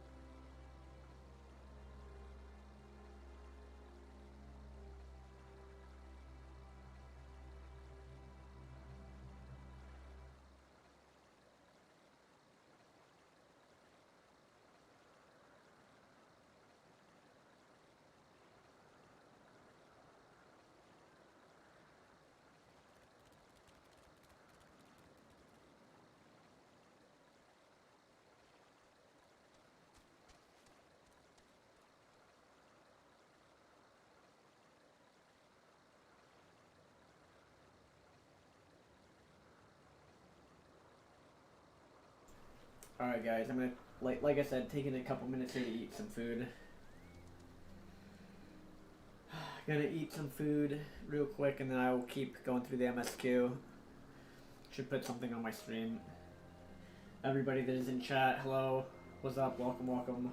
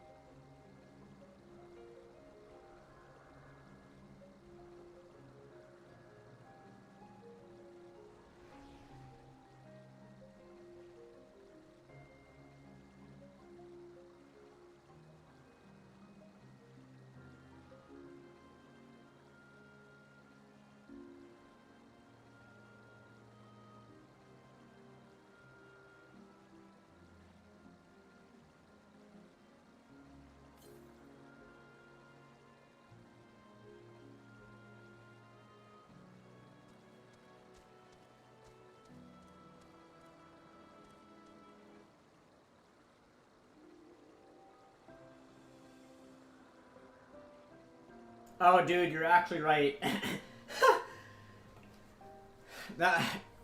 You're actually right. Tomorrow is the official release, so I don't know, dude. I might get up at like 7 a.m.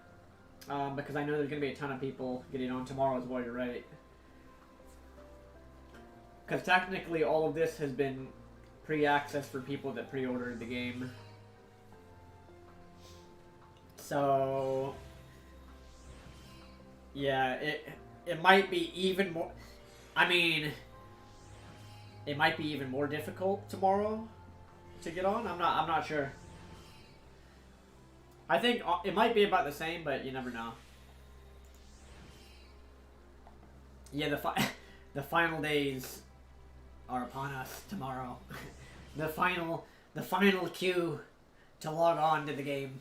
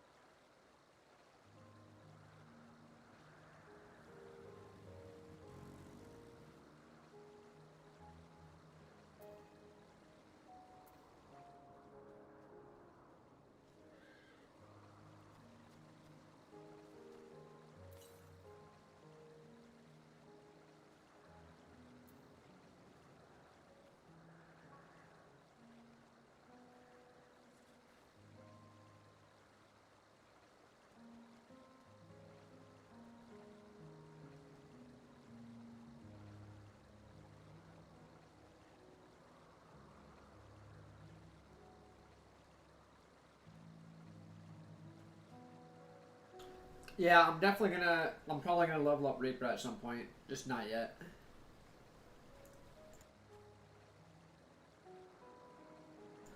Not yet, I'm just going through MSQ, and then after that, back to Palace of the Dead. Complete that, and yeah.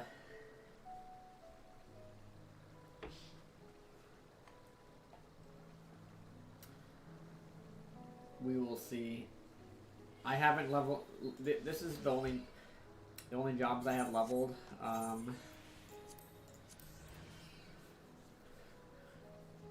Black Mage is the only job I have leveled, unless you count Goldsmith, Leatherworker, and Weaver. I leveled up those as well. And I only leveled them because I just wanted to be able to repair my items without having to go to the repair person every time.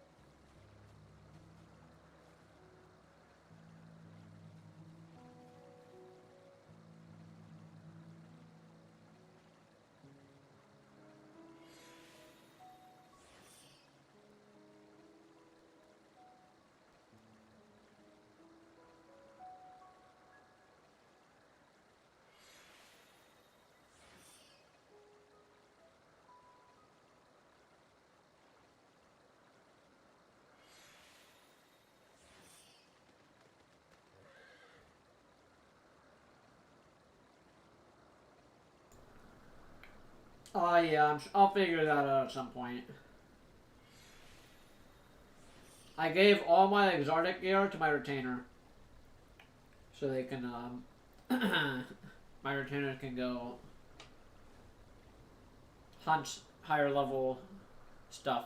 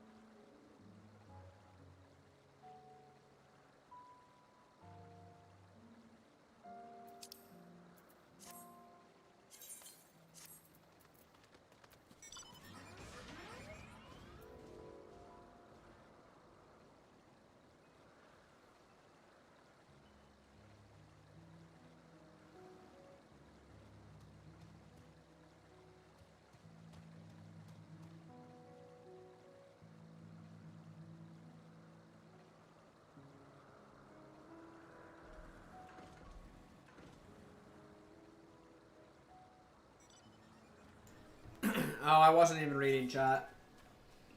I mean, people could say random stuff, doesn't mean it's true.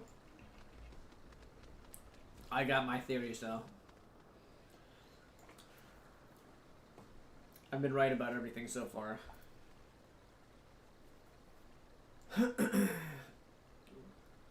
But yeah, I haven't even, I wasn't even reading chat. Let's see here. How do you remove this? Maybe I should remove it, just in case.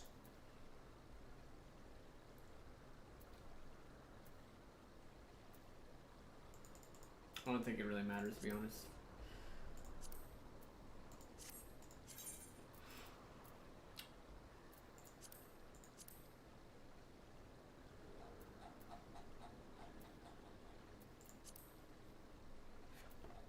I don't know. I'm not sure how to move it. What is this? Oh, maybe it's this.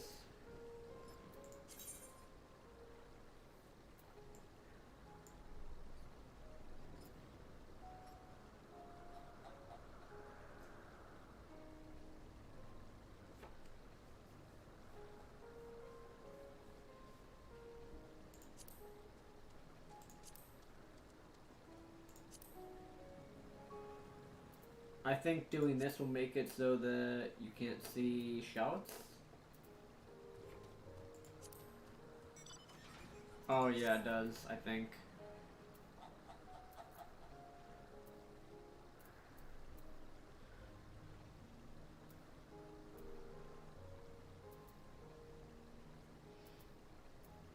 Alright, seems good. I'll do that while I play for the MSQ. Just in case.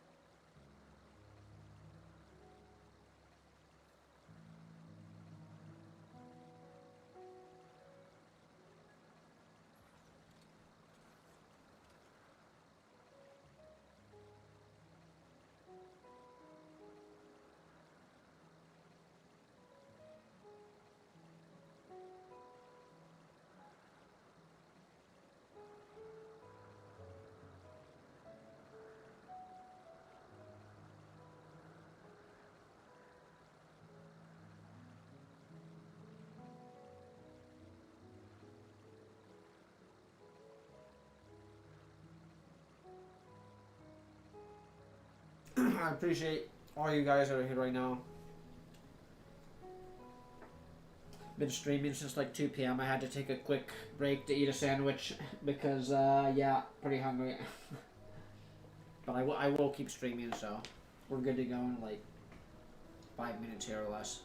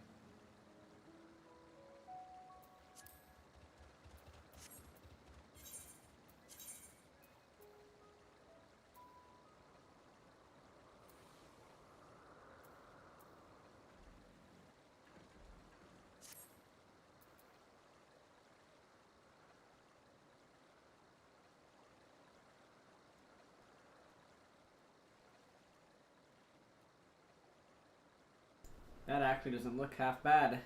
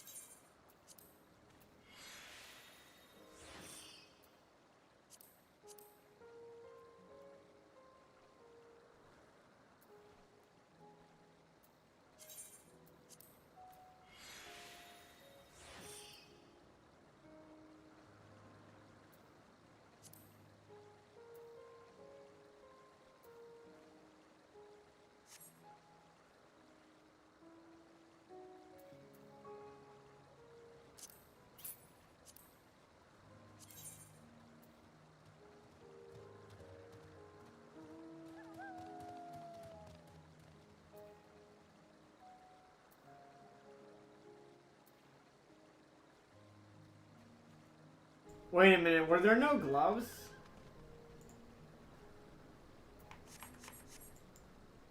Were there... What happened to my robe gloves? What happened here? It's just the body, the feet, and the leg. What happened? Why am I... What happened to my... What happened to this? What happened? What happened?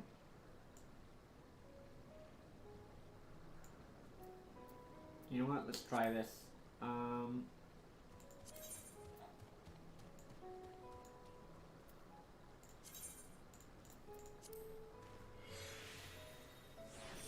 Oh, there we go.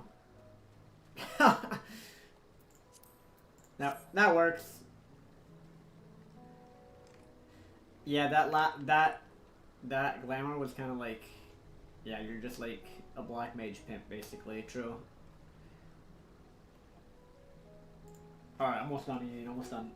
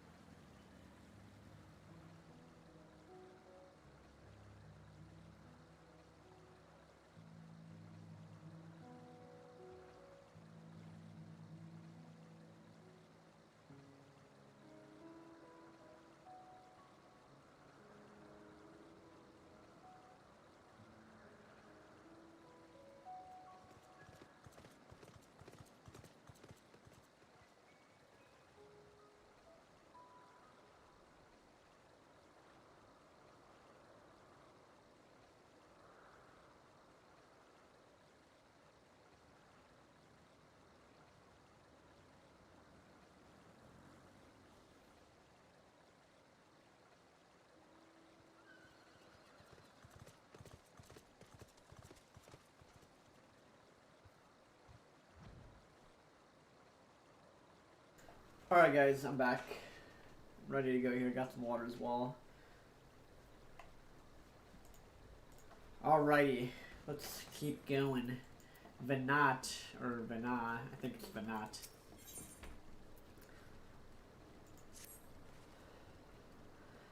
Thank you again for your timely help. Now then, it is time to return this stolen property. If you've gone ahead to my accommodation, I'll join you as soon as I have attended to that task. Follow the path straight ahead of the building. I have the entire place to myself. So she has crystals. She's already looking for crystals.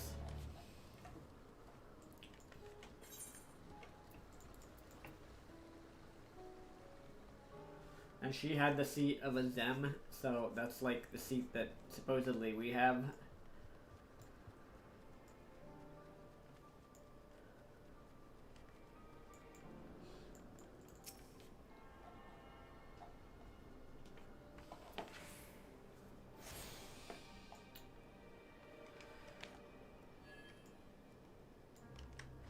I'll stick with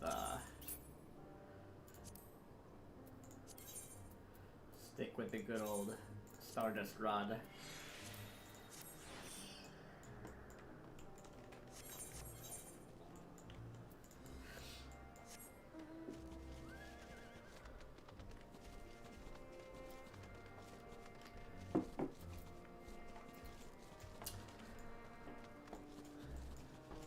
So apparently this is Hydaelyn's home.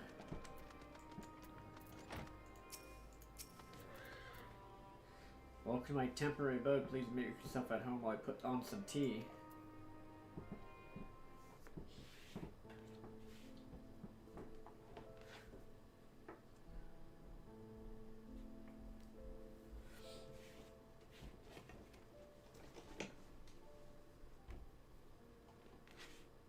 A wonderful aroma. I feel more relaxed already.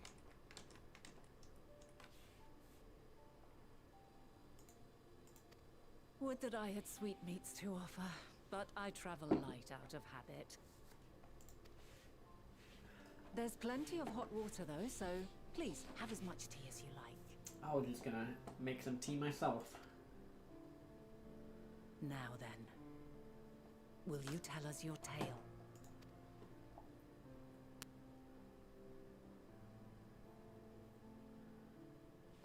If I tell them, it's gonna mess up the future.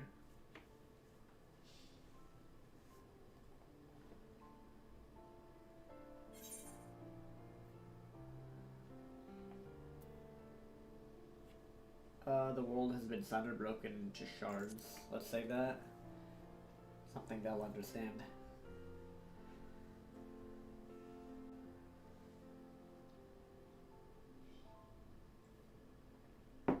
Why don't you start from the beginning?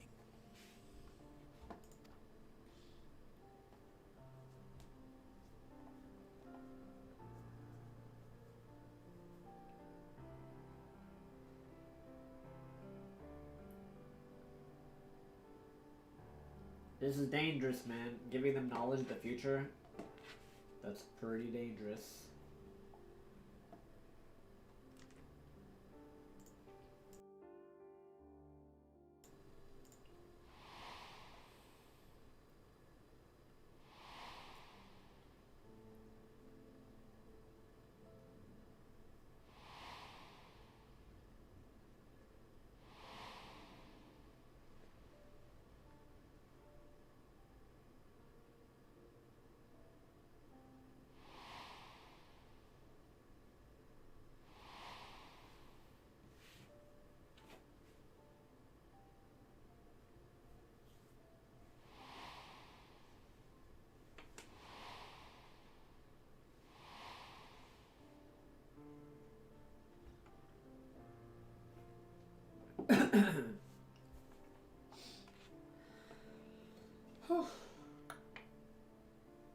Told them everything.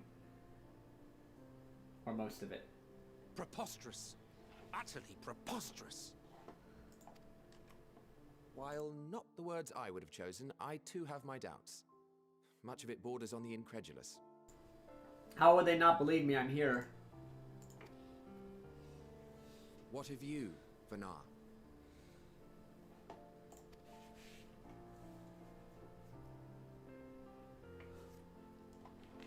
Not knowing the precise details of the first final days, it is difficult to determine the veracity of the tale. Supposing it is all true, I must ask myself why I would do what I did.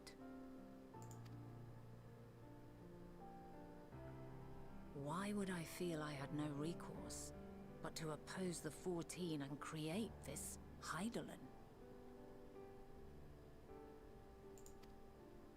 Circumstances change, of course, but it would not have been an easy decision regardless.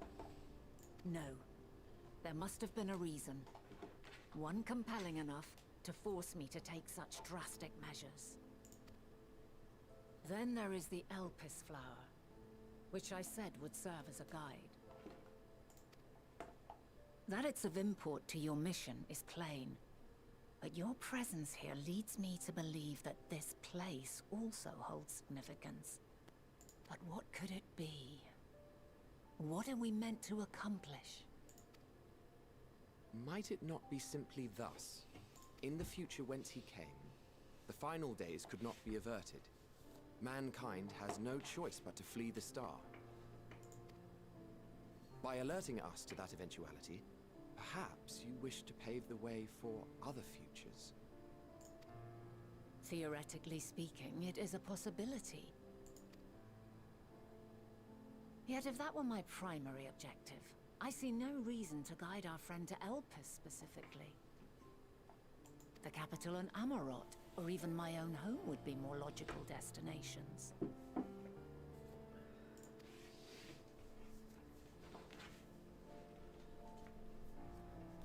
True, true.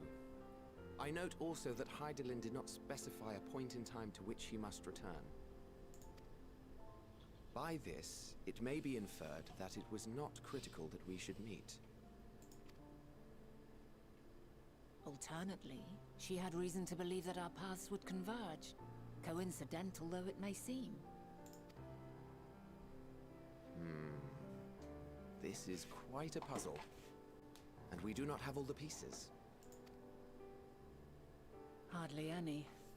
But we do have one immutable fact.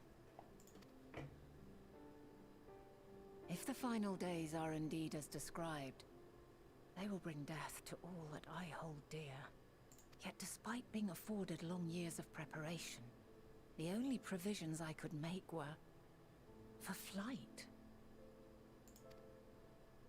Nay, my first and foremost endeavor would be to find a way to forestall the coming doom.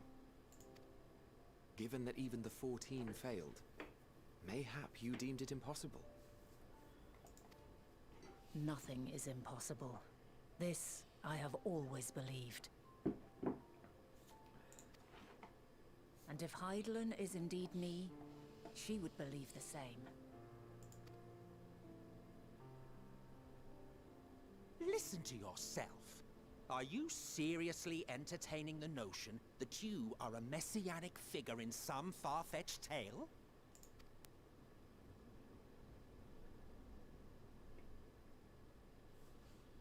Well, I will not. I refuse to accept that our world could be undone by some unforeseen calamity. I also take offense to my portrayal as a maniacal madman. Yeah, that's kind of true. To sacrifice oneself for the star is a noble act, and I would hold those who gave themselves to this zodiac in the highest esteem. Yet, you claim I recreated Amarot and populated it with phantoms of our people? A bizarre indulgence that would be insulting to their memory. Worse still, I even invited you there. Literally invited my own downfall. Why would I do something so idiotic and inexplicable?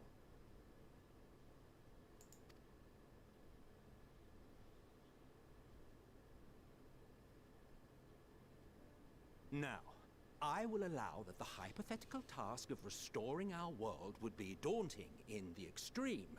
The thought of having to bear such a burden for 1,000 lives horrifies me. But I would never forsake my duty. I would never forsake my brethren.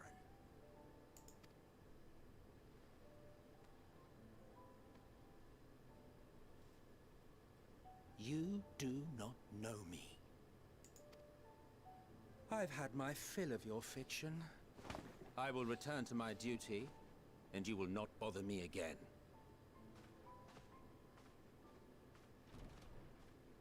Emmett Selk, wait!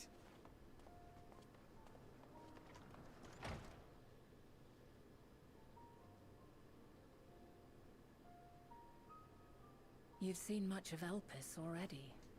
If you have any observations to share, I should like to hear them.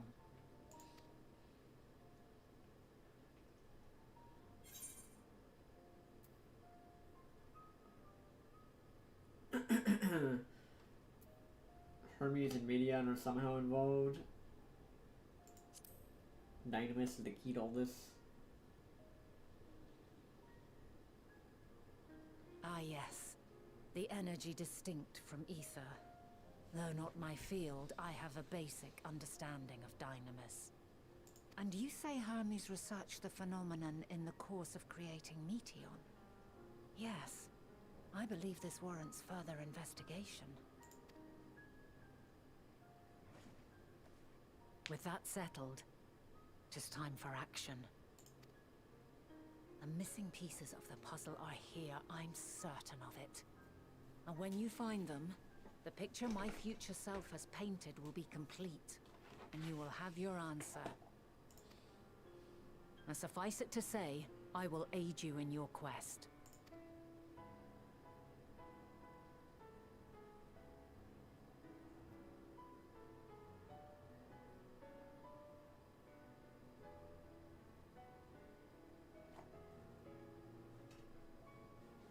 Have faith. If Emmett Selk is the man Azum described to me, we've not seen the last of him.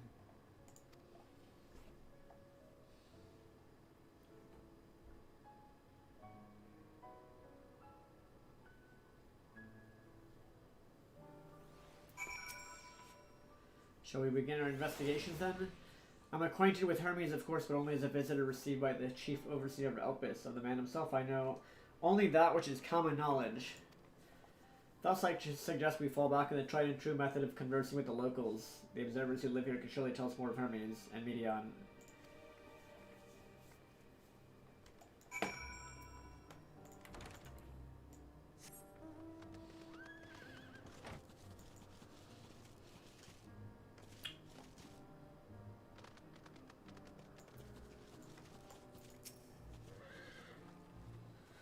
See the woman standing in front of yonder building? Her name is Ismene.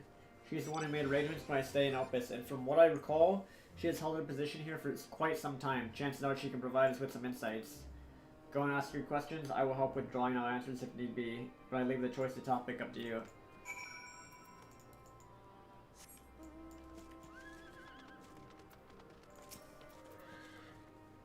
Questions for me? I suppose I have no other pressing duties at the moment. The following event cannot be skipped. Begin asking questions. Alright.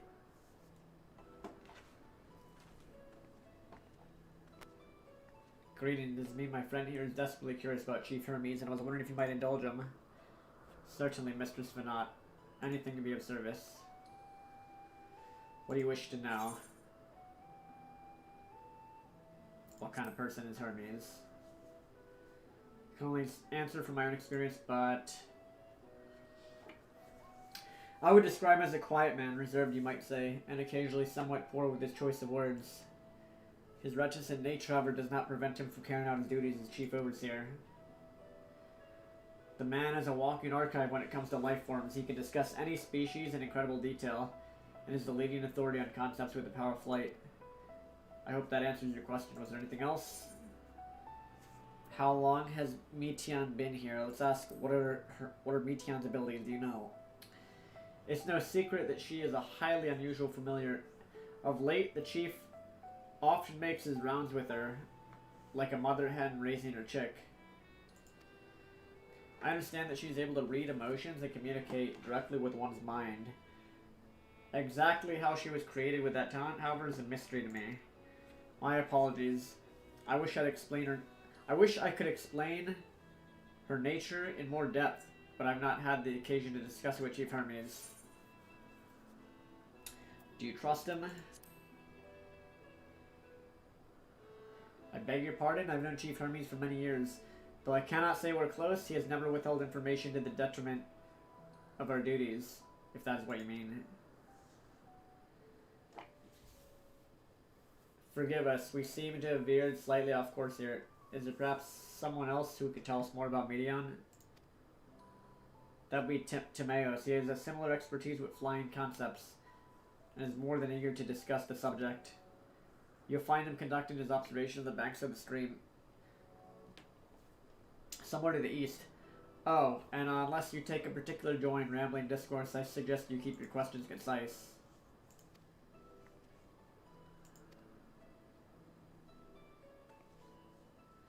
Come on, well, I think we've taken enough of Ismin's time.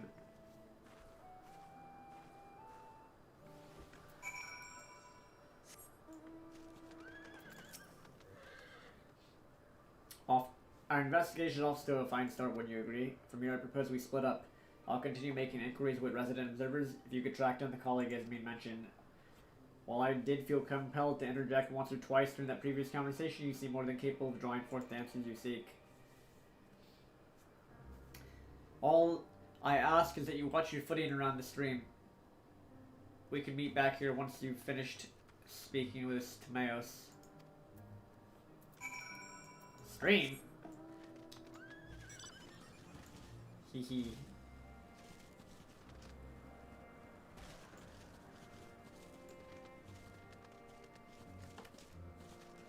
Alright.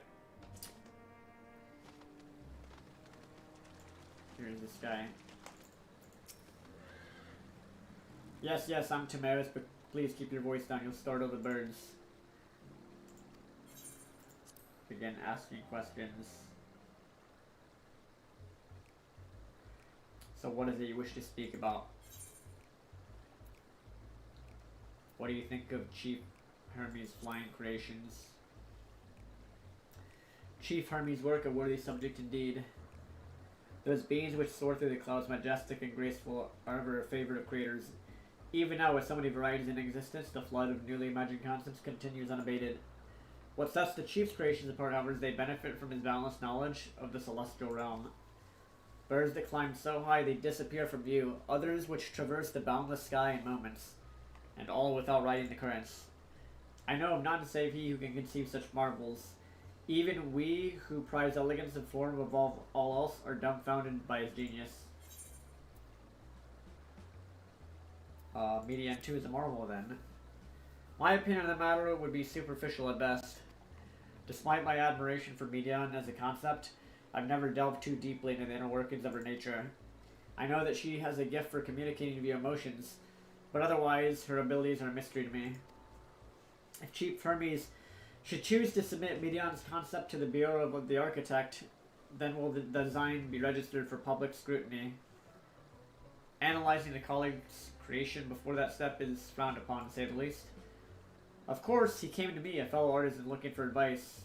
That would be an entirely different story, if he came to me. Do you know of Dynamis and Antilochus?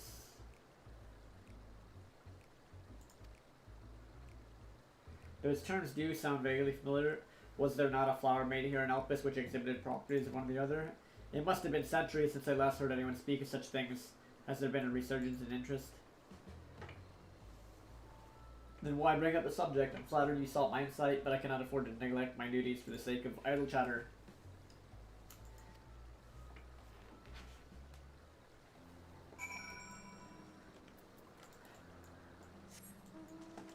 Well, something tells me this thing that Hermes made is going to get out of control via her emotions, and considering it can travel between... He sent like a bunch out between the planets. That's not a good sign. Also, if you've ever read He created a life form that has emotional intelligence and also can mind read. And I don't know if any of you guys have read the Foundation trilogy, but if anyone here has ever read that by what's his name, Isaac Asimov, there's like an alien at the very end of that entire science fiction series. Kind of, it's not really an alien, but it's like a life form that is conceived that yeah, it's very similar. So I don't know about this little median. Back already, that's quick work. You were obviously clever enough to head off any of that rambling Ismene mentioned. So have you find any findings to share? I see. Even an expert in the field had little understanding of Median's capabilities, let alone unawareness of Dynamis. My questions result in much the same answers. Hermes' colleagues view Median as his personal project and can provide no details beyond those which you just told me.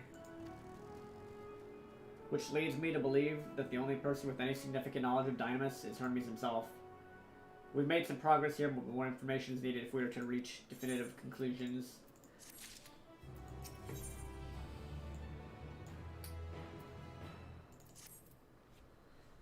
At present, the strongest link we have to the final days is the power of Dynamis and the Entelekes which can control it. Yet most scholars are only vaguely aware of these terms, let alone study them in any depth, except for Hermes, it seems. Thus, I am inclined to stay our current course and learn all we can about the Chief Overseer and his familiar. And on that subject, was there aught else of note you could tell me about Median, aside from her unorthodox method of communication? She and her sisters were created to journey to the stars and search for intelligent life.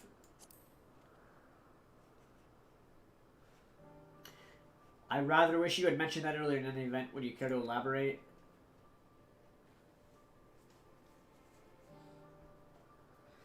So these siblings of hers now travel the great expanse in search of deeper meaning. Thank you, though the mystery at hand remains unresolved, and I feel you've touched upon a vital clue, one we should keep in mind as we continue.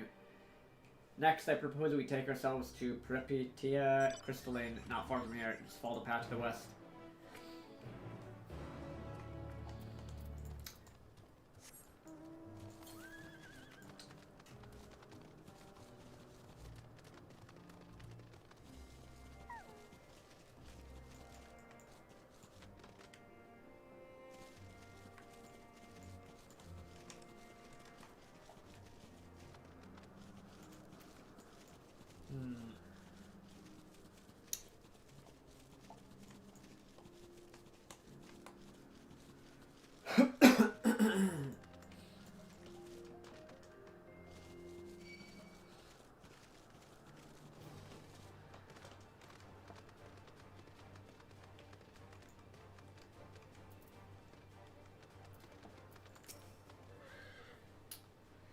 This tower and the one further along are both part of Peripetia Crystalline, the facility where they archive all of Elpsis' observational and testing records.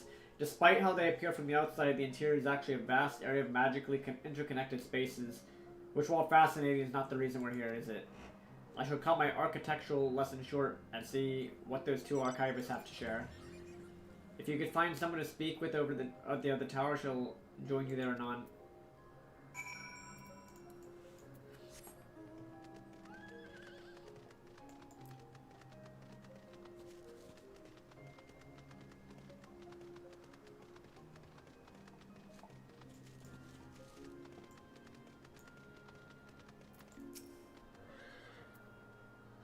You have questions for me? Certainly, a moment while I conclude my current appointment. Alright, let's ask away.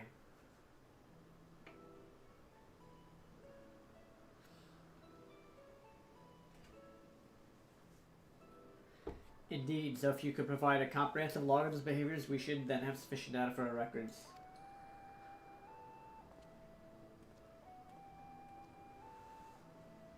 Now, what was it you wished to speak with me about?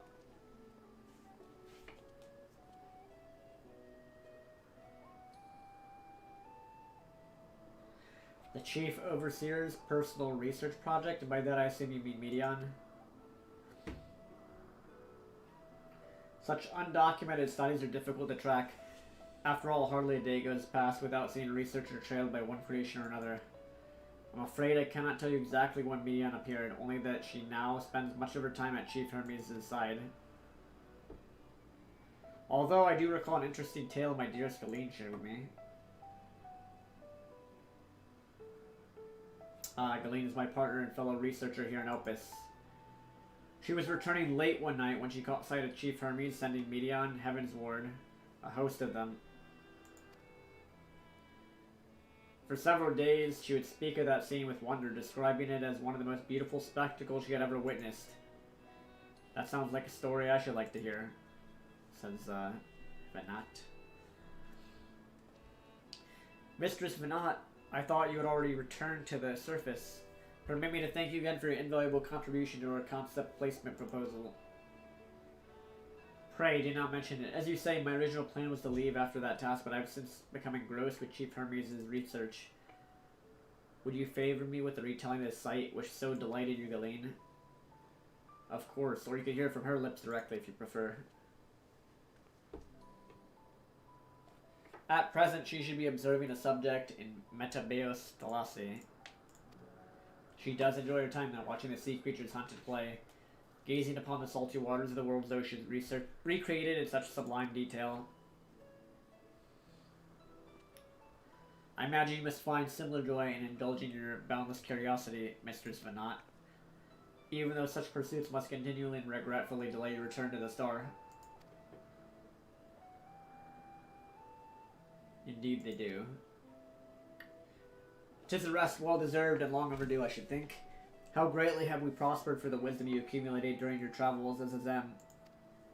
And what would Opus be without your earlier academic work? The theories you developed served as the basis of many techniques still in use today. Man is a creature of contemplation, but none embody that nature with as much enduring passion as you. I dare say there's not a soul alive more worthy of a return. I shall rejoice the day you depart on your final journey. I will be honored.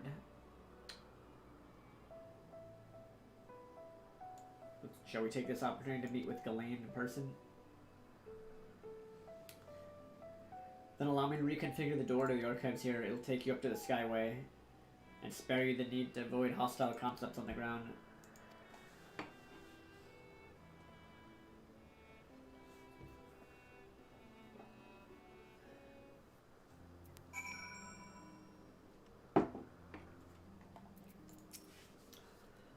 I've opened the pass to the sky. Once you pass through the door, simply walk straight across to the next tower and ask for admittance to the upper tier.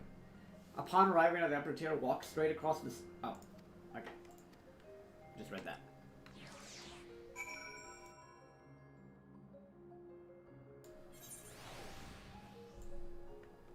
Now we're up here.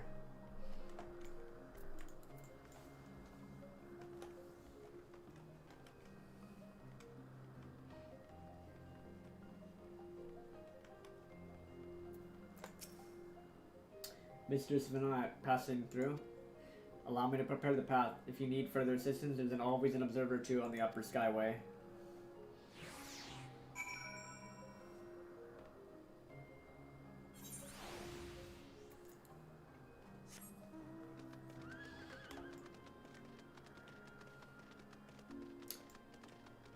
I'm gonna guess I can't jump down, but I'm just gonna be safe and not jump for now.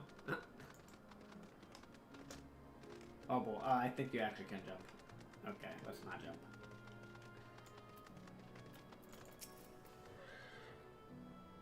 Mistress Venat, well, I was not told to expect. We would have prepared an official welcome. Please, there's no need for fanfare. I only wish to speak with Galeen if that might be arranged. She may be engaged in a testing phase. You could be in for something of a wait. Should I let her know your business is urgent? That won't be necessary. This lovely view will keep us occupied until she's ready to receive us. This quest is called Witness to the Spectacle.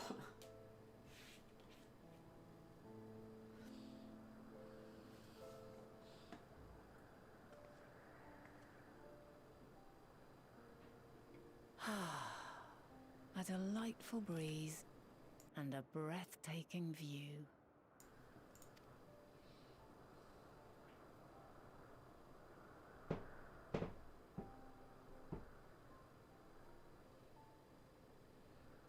What is it like in the future?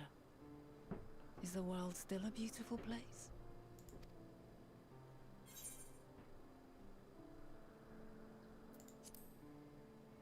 Beautiful as ever.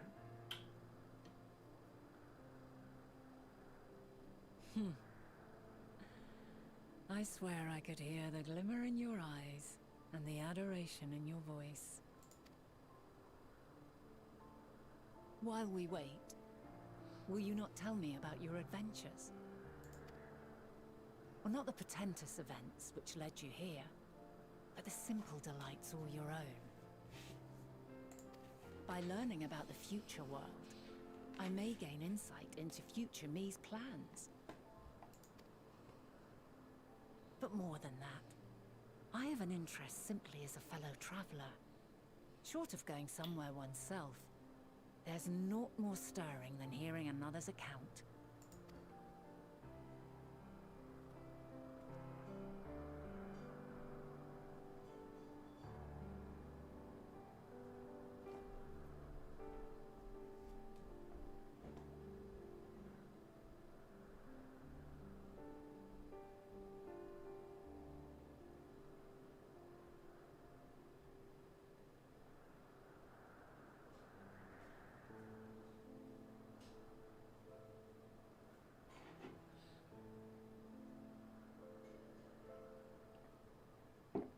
I don't trust her, guys.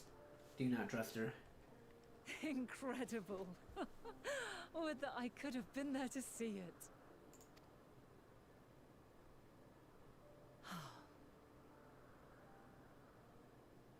Yours is a harsh and unforgiving world. Yet in spite of this, your brethren hold fast to their virtue. To know that the light of mankind's potential still shines, even in that faraway place, it gives me heart.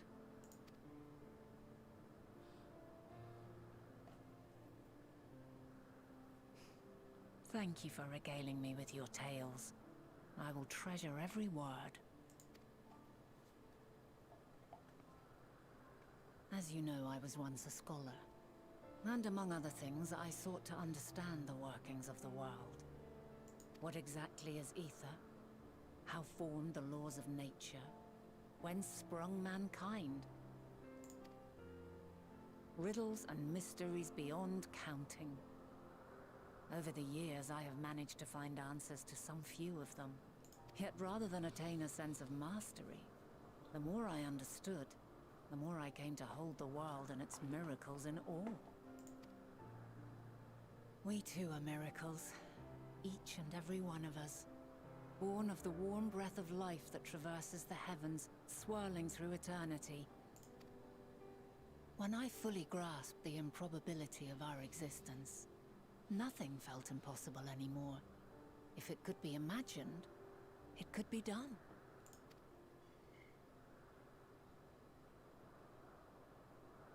A passion swelled within me. An epiphany dispelling all preconceptions of what was natural and true. And a presence without. Immense, yet intimate. Fate, perhaps, holding us in its tender embrace. As reassuring as it was intimidating. How keenly aware I became of creation's fragility. Built as it is upon precarious happenstance. I was overcome with an irrepressible urge to know the world more intimately. To hear its voice, feel its breath.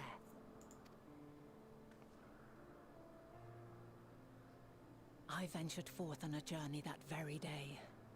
So very long ago now. Freed from presumption and prejudice, I saw the world through a newborn's eyes. Everything fresh and new. And so beautiful. Lands that stretched on forever. Skies one could drown in. The heartbeat of nature, silent yet strong. And amidst it all a people. Beacons of light and life. Laughter that warmed my heart like naught else before. They are my meaning. and my purpose, my love. And so long as they need help, I cannot return to the star. Perhaps my future self is still waiting for it. The moment she can let go and walk unto the end. Safe in the knowledge that man will find his own way.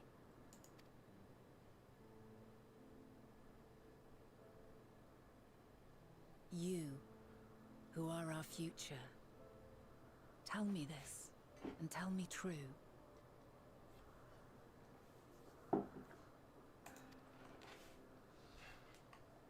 Has your journey been good?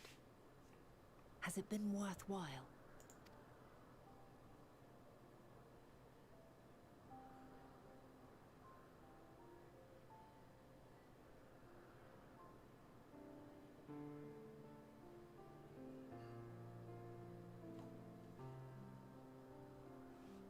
Pray forgive my lateness. My observation subject was rather irritable, and it took a while to settle it down. No need to apologize. Your work takes precedence. Besides, we had a pleasant conversation in the meantime. You're too kind.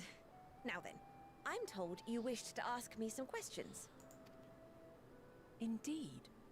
I've an interest in one of Hermes' creations. Meteon. You witnessed a host of them take flight, yes? Oh, that! Yes, yes, I did. 'Twas in the dark of the morn. I'd left the Thalassai after nocturnal observation. As I walked along, I spied a bright light climbing high into the southeastern skies. Then, in an instant, it was gone, like a shooting star, only rising rather than falling. But then another shot up, then another, and another.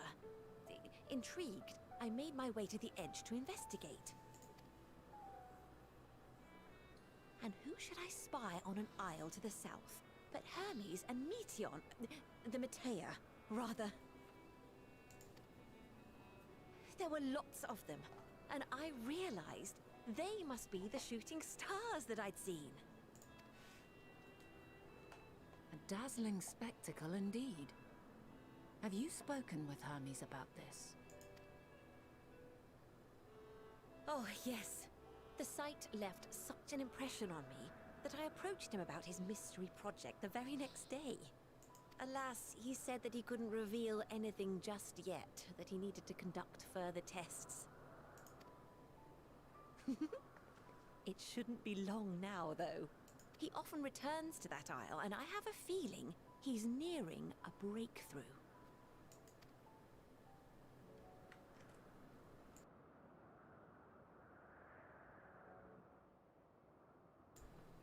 Splendid. We are likewise eager for the details. Well, that is all we wish to ask. Thank you for taking the time to indulge our curiosity. You're very welcome. It's always a pleasure to speak with other inquisitive souls. So Meteon is like a... will they're you a be hive descending mind, now? basically, or something. If so, I shall link the doors for you. Please. Dude, there was little Meteon. They're probably a hive mind, I bet.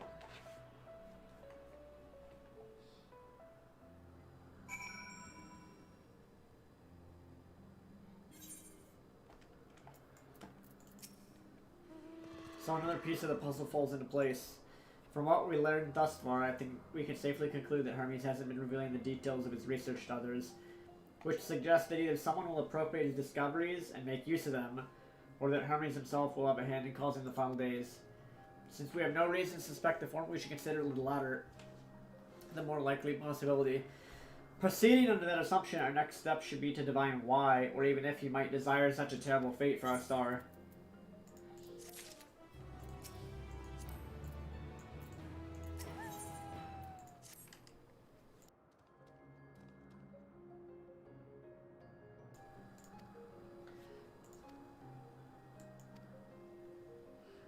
Yeah, dude, this is so...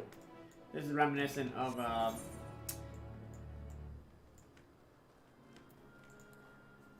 very reminiscent of something in the Foundation, of like stuff in the Foundation trilogy of books.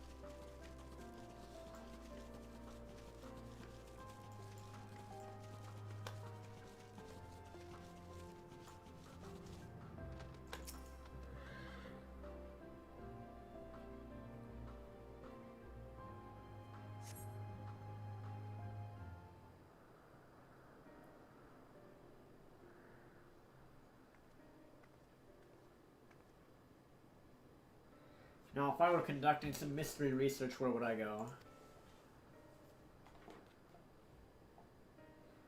What about that one?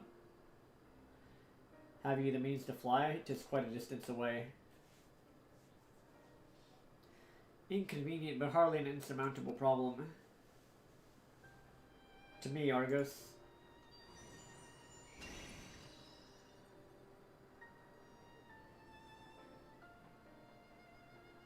My friend, would you mind creating a double to carry Avilo here over to that island?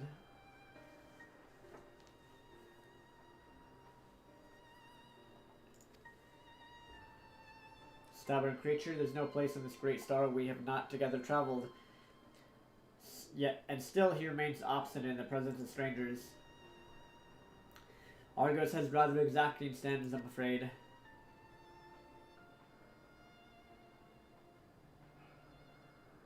What? You've written him before? Ah, your before meaning my after. Not at all confusing, that. Interesting. Tis certainly not unthinkable. But speaking of the here and now, the quick solution is for us to face off in a sparring match. Demonstrate to him you're capable of holding your own against me in battle, and you should convince Argos that you're worthy of his back. And besides, I might even teach you a thing or two into the bargain. You seem doubtful. Be a useful lesson or not, it'll certainly be a moment to remember, a memory of the distant past to cherish. What say you, traveler out of time? Choose your battlefield.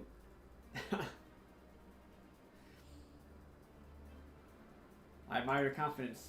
Clear your mind and prepare your weapons. I'll await you at the clearing over yonder.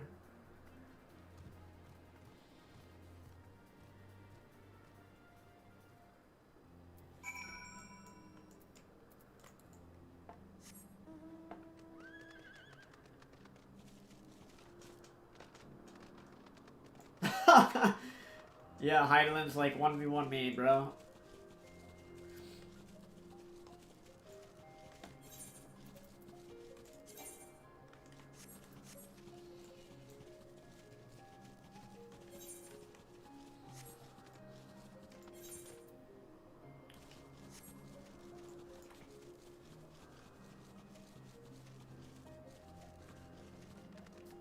One me, bro. Shall we begin? Be warned, I'll not go easy on you.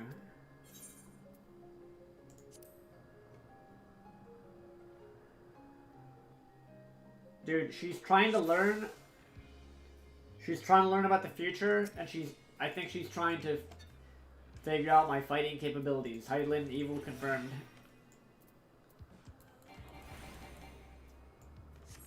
Let neither side hold back.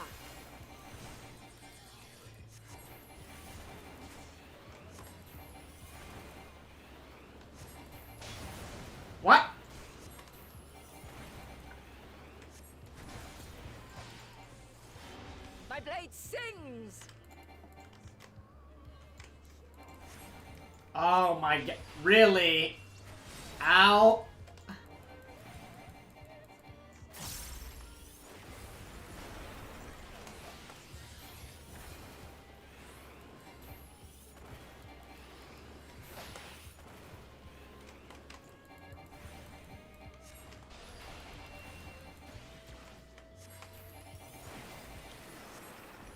That's gonna hit me again. Oh my god, dude. Highland means business.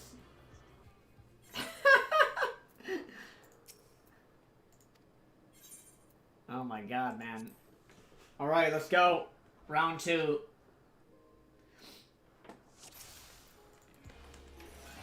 What was that first thing that... I don't know what the first thing was that hit me. That's Let fine. neither side hold back.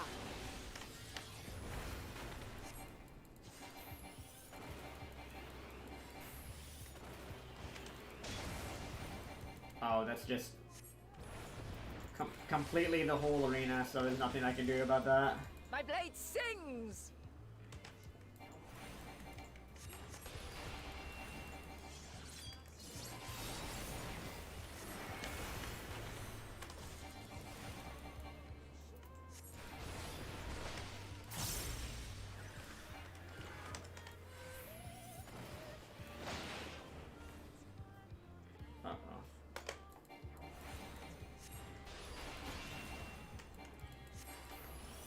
Oh my god. I'm already forgetting.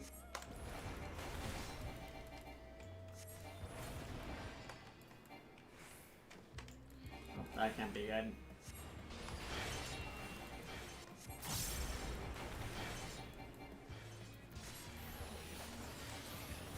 My blade sings!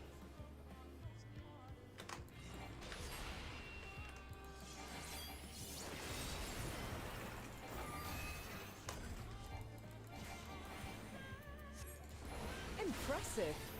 I shall have to try something different. What does this do? What? She can job change?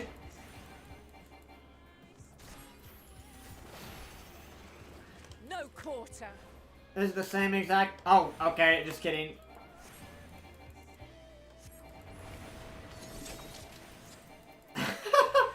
I was about to say, wait, isn't this the same exact thing you just did? Have a taste.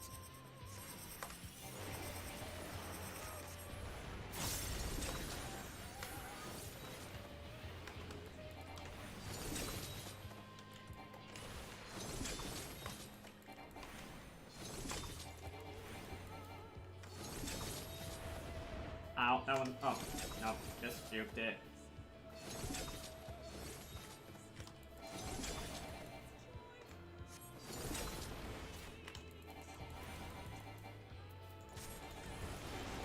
I see you won't be easily overcome, but neither will I.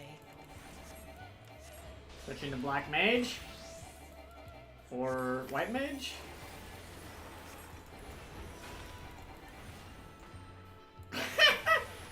She's turning into a White Mage now. Ow.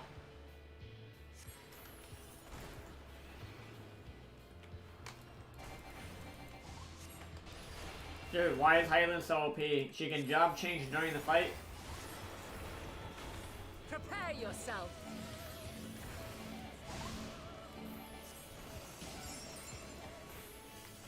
Who designed her? Who thought to themselves, let's just give her every ability in the game? Genius. Oh god. I don't think so. Ow.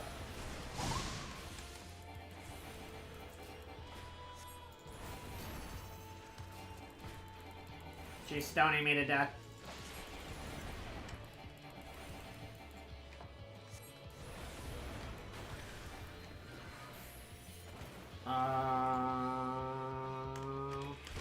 Ow.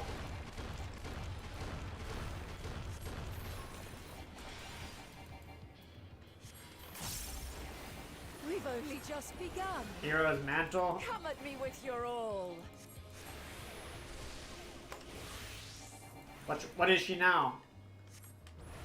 Back to a paladin?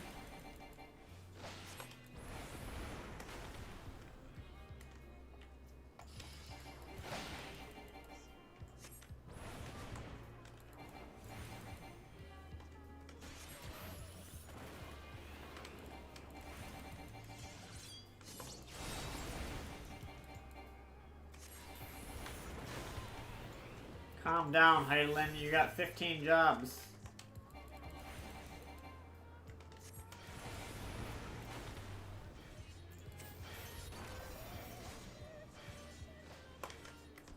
My blade sings!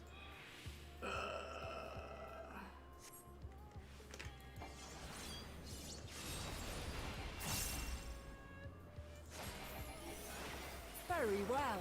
Let us move to the final trial.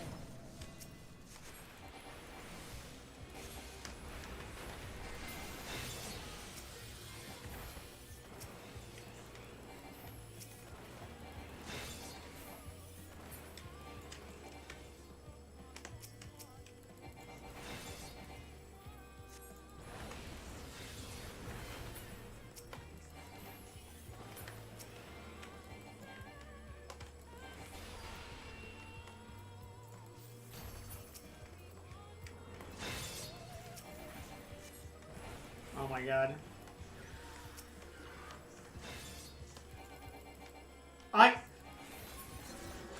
Ow.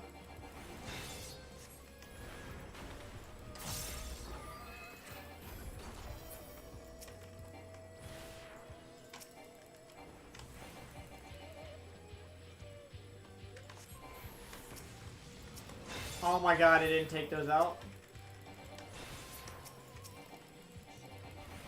No.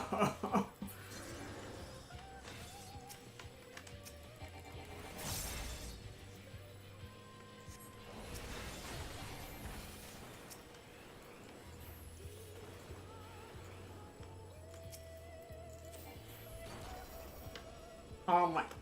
Are you kidding me? That's not good. I might be dead.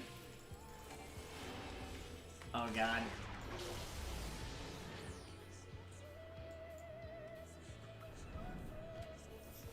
Break your chains, shed your burdens, and show me your strength of will!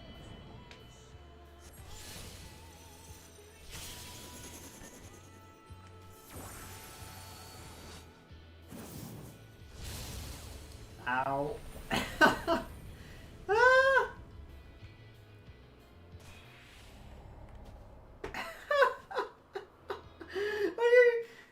Are you kidding me? Like, dude, okay, real talk. The only reason I died there... Real talk. The only reason I died is because they patch changed the game so you can't use Flare when you don't have any stacks of Astral Fire, and I forgot. That's my bad. Let neither side hold back.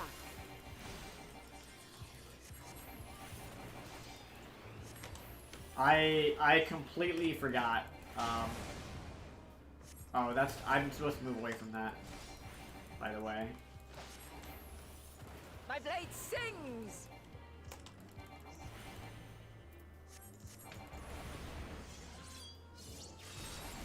Yeah, that's one very important patch change that I should have remembered.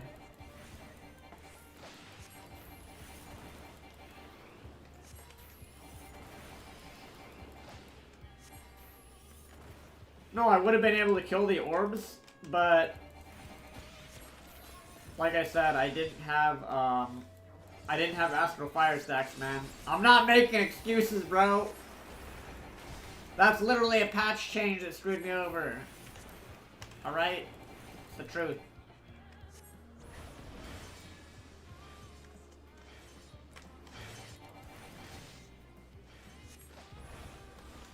My blade sings! Oh my god, okay, well this... I might need to do that here.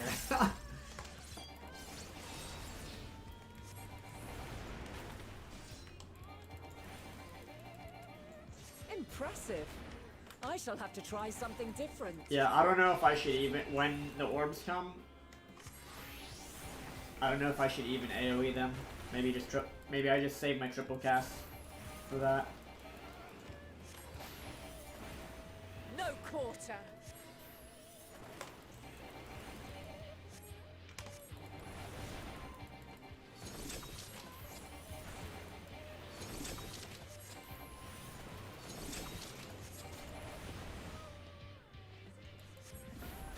Have a taste.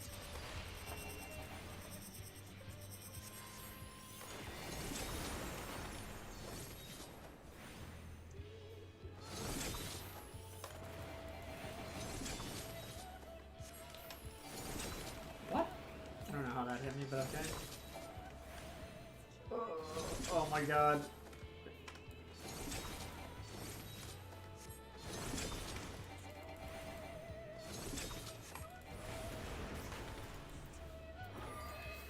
Oh, I didn't need a stack I of see that. you won't be easily overcome, but neither will I.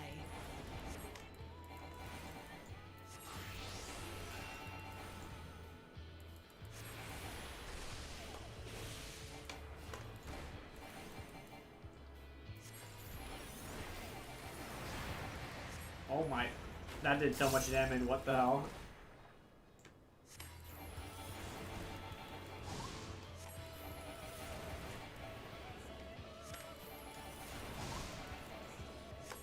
Prepare yourself.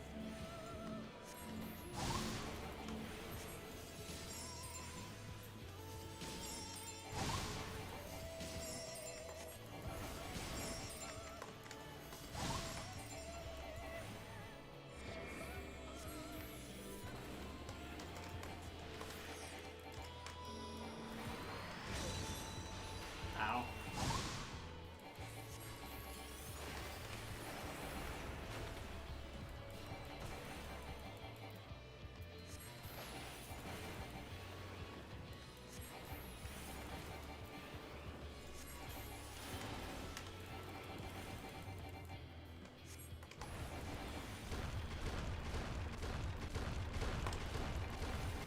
Easy jukes.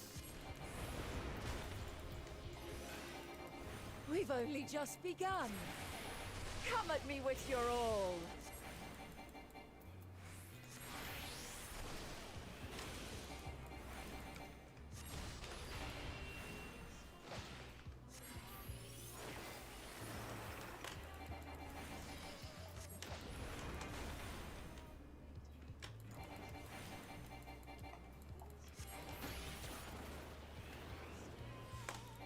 Don't want to get hit by that.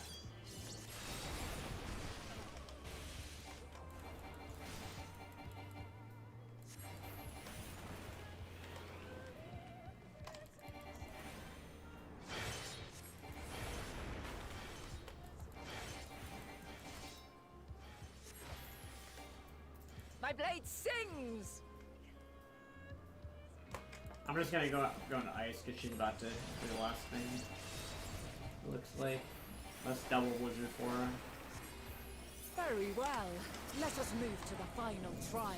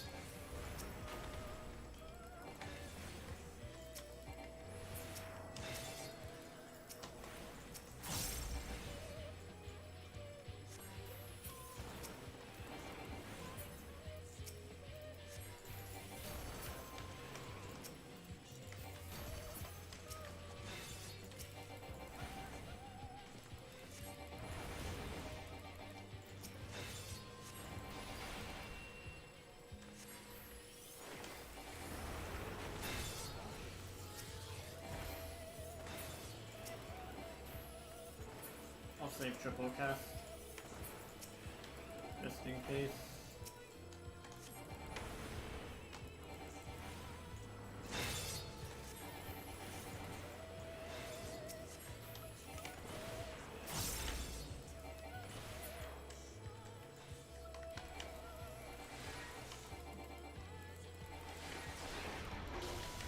Alright, I got them all that time. Break your chains, shed your burdens, and show me your strength of will!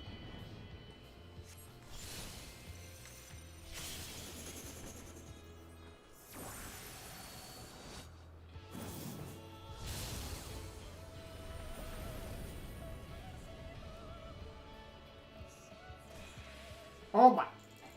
You still stand. What? The people of your time are more resilient than I had dared hope. I have seen enough. Oh, she made me waste a potion. Really?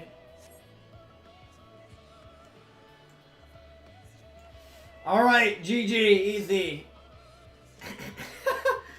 Third tries a charm.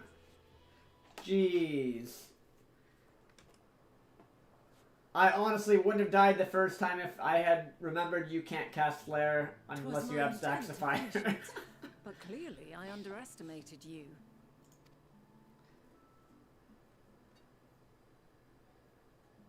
One would think I never learn. I made the same mistake with Azam when we first sparred. Despite being less than half my age, his strength was astounding. As is yours. 'Tis plain you have weathered considerable hardship. Far more even than your tales would suggest. Mega true. It seems we have both learned much on our journeys.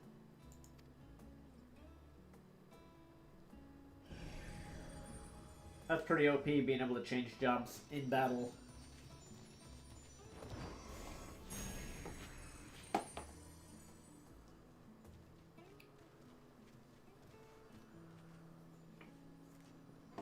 Well now, I dare say he has warmed to you. A boon to be sure. He never forgets his favorites, and is ever eager to come to their aid. Ah, so this is why the dog in the future came over to us. He remembers. So yeah, basically we've screwed up the entire timeline. Is what it is what it looks like. Argos will soon have us standing on the very spot where Mech have made their departure into the night sky. With luck, we'll learn something of Hermes' intentions. My hope is that we find no connection, no festering wish for oblivion. Then we might have Hermes and his considerable expertise working for us rather than against us.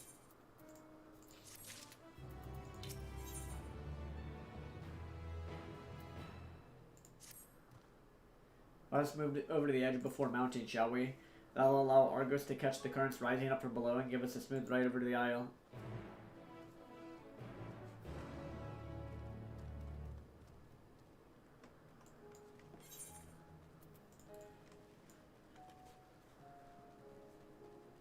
Yeah, that's why that dog recognizes us in the future, man.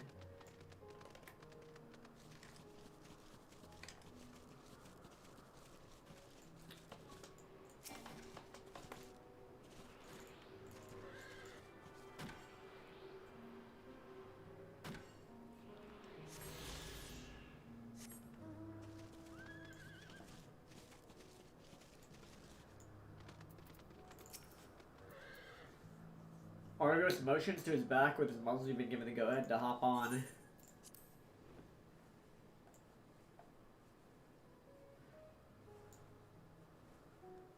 Isn't this pleasant? Argos certainly seems to think so.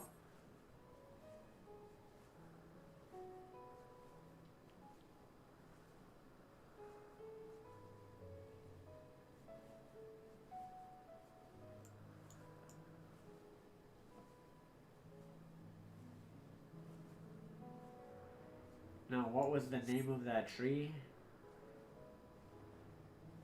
Noe something? Noe Triforian. Quite a striking specimen, is it not?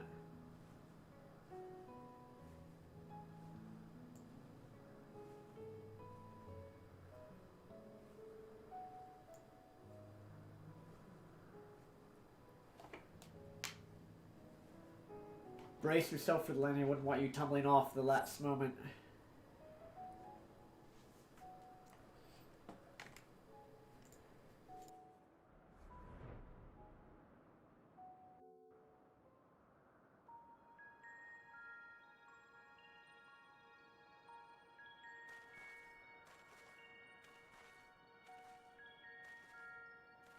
Quite a small place, lacking even the most basic equipment.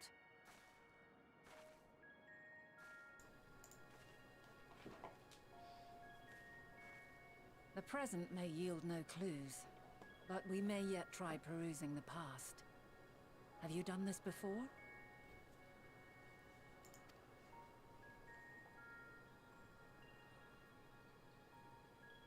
So you cannot control the power freely. Worry not. I shall assist you. Come and stand before me.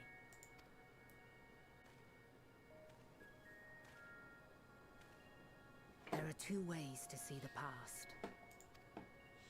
The first entails peering through the walls of the soul in the moment a subject is recalling a memory. The second requires no subject, and is instead a process of piecing together an event from ripples left in the ambient ether. As memories are etched upon the ether of the soul, so too are they etched upon the ether of the world. In this way can history be preserved. Such memories are given to fading, however, and can prove challenging to visit. But come, let us try. Close your eyes.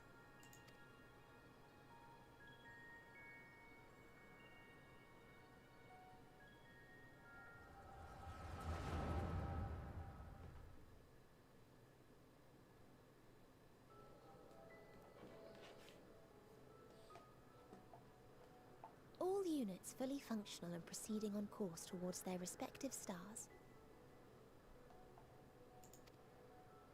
Estimated time to completion of survey is 108 cycles. End of status report. Severing connection with shared consciousness. Dude, I knew she was a little hive minderino. Did you hear that, Hermes? All is well.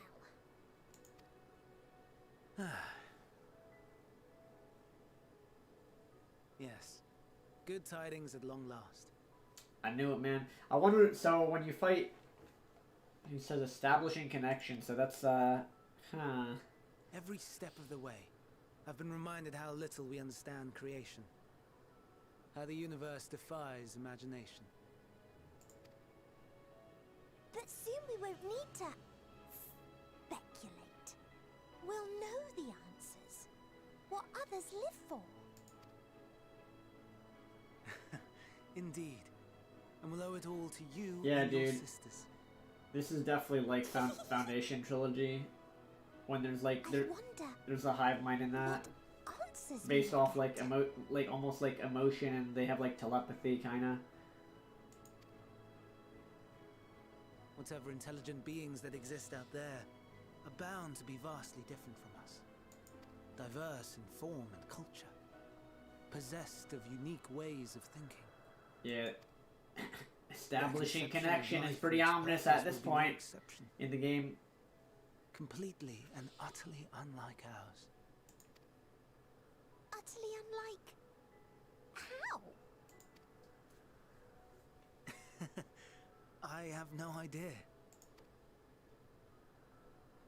Yet whatever answers we receive, I will not dismiss them out of hand. No. I will think earnestly on them all. And I will share them with our people, that together we may contemplate our own existence. Perhaps then our star will become a better place. Not only for man, but for all life.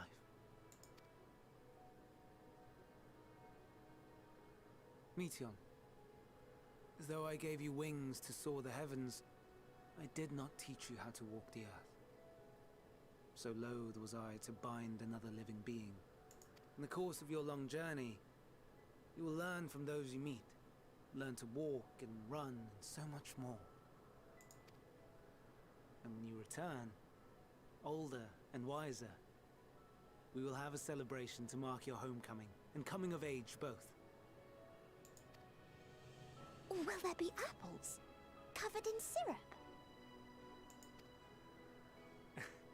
And how are you supposed to eat them? Rather than food, perhaps...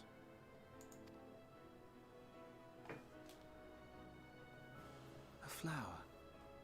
Oh my god, wait, what? No, no, no, no. Wait, is he saying to eat? Oh. Upon your return, I will Oh, give you jeez. a beautiful flower. Not to eat, right? Hopefully not to eat.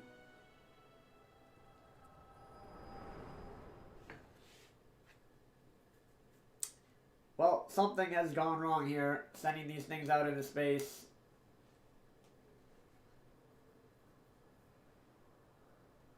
That's probably what causes the final days, So, because... What is your opinion? Oh boy.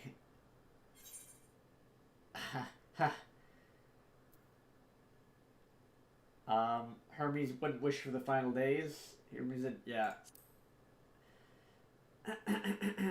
I think I'm inclined to agree. he brought destruction here from his little creation. As we had suspected, the two are somehow involved. Yet 'tis difficult to believe that they would deliberately seek to end all life.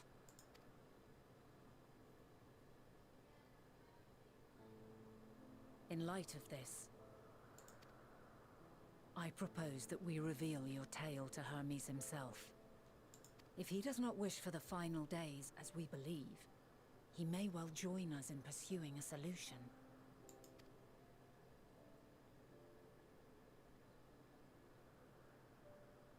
Yeah, spoiler alert, if you haven't... It is settled.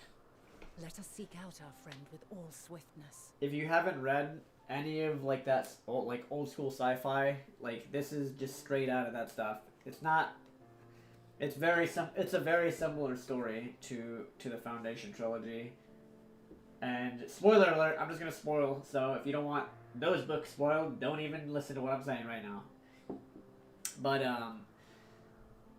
at the end, when they there's like a hive mind that's like telepathic, that's attached to like a planet or something, if I remember right, called Gaia in those books.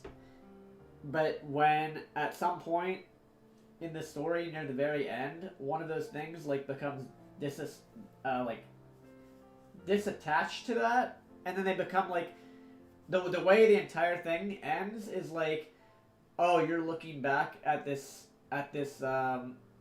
creature, or you're looking at this thing, thinking like, wait, is this something from our universe, or is there something more out there in the universe, or is it already here in our universe? Like it's very similar. Could not do to let such a pure soul be blackened by tragedy. It's tough to explain, but it's very really similar storyline. Obviously, they took some inspiration from that. It looks like. I mean, from a lot of sci-fi, obviously, but that in particular, seems too similar.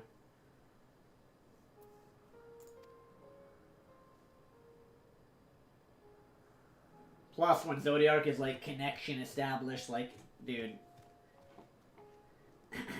Connection established with what? This little girl thing is the only thing so far that has said, and connection. So, yeah, that's not good. For an institution which claims to studiously research every species assigned for release in the world, did you not question how they find room for all of them on so few islands? The answer lies within Catistus itself. I touched upon the practice before at the archives. A vast area stitched together to multiple conceptual spaces. The same holds true for the interior of this facility and its magically instructed environments. 'Tis there within those sprawling habitats that the chief overseer and most of Elpis' observers conduct the bulk of their work. Come, the simplest route is via the teleporter north of Potin Oikos.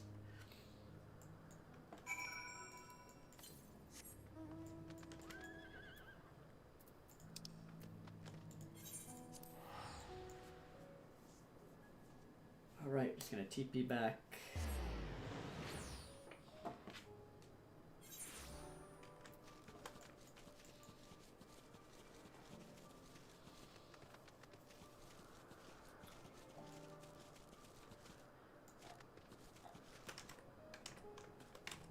One sec. Dude. Alright, let's go. We're good.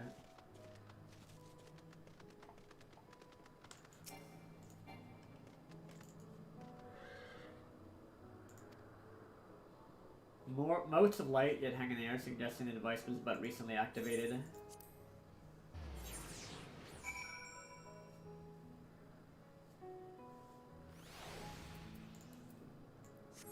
Oh. He's right next to me.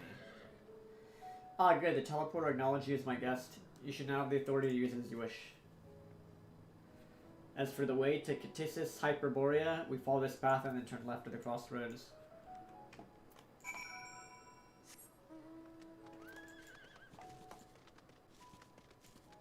Like I said, dude, I've read so much sci-fi and fantasy in the past. I mean, besides, like, I love watching movies and stuff, so I have read so many stories. Again, for people that don't know, I used to, like, write in high school and college. I used to write a lot. And usually people that write a lot tend to read a lot.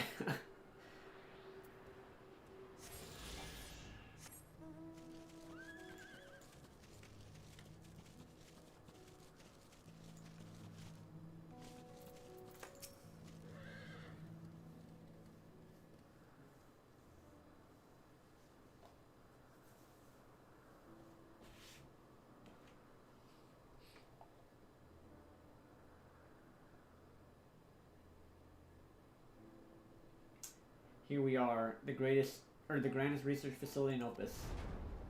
We should head inside and ask after Hermes' whereabouts. Hermes is at another facility, as we've just discovered.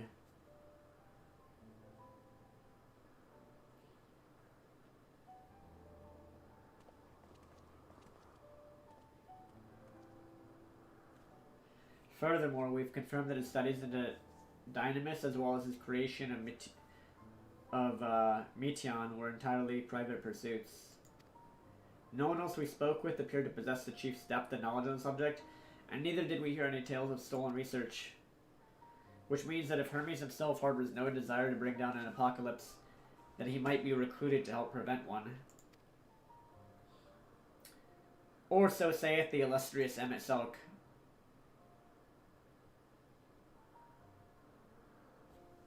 According to your story, the 14 divined the connection between the celestial currents and the final days, but were never able to pinpoint the root cause of the calamity. With our people's greatest minds, not to mention Hyplodeus' sharp eyes, committed to the pursuit of a solution, such an outcome seems inconceivable. The only possible explanation is if the nature of the callus was so inexplicable that even we failed to perceive it. And what better fits that description than the invisible, intangible Dynamis? Which in turn leads us to our next question. How did Hermes, in his role as Fandaniel, not recognize the subject of his own research? We must assume that he either knew and was unable to help, or that he was otherwise prevented from identifying the cause in the first place. At this juncture, all we can do is speculate. To be clear, the Convocation does not tolerate acts of deception or malice. We're practiced at perceiving truth, and would have known had Fandaniel lied to us. Hermes has no conscious wish for the world to end. Of that I am certain.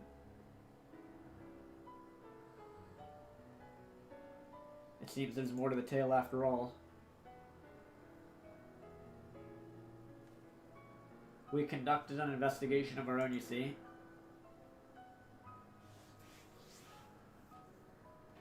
What could possibly make Hermes want to destroy everything?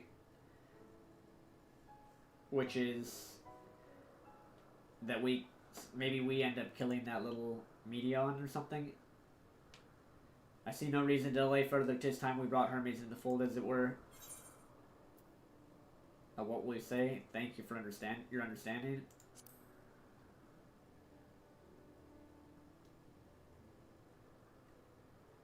Save your thanks. I did not say I believe your ridiculous story. But as MSQ, I have a duty to examine any potential threat to our existence, no matter how ludicrous or personally offensive I may find it.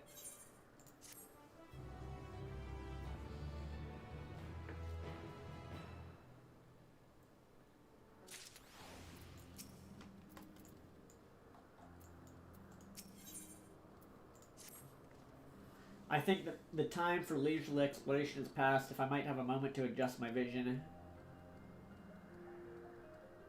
There he is, on the next aisle over. Medion is with him.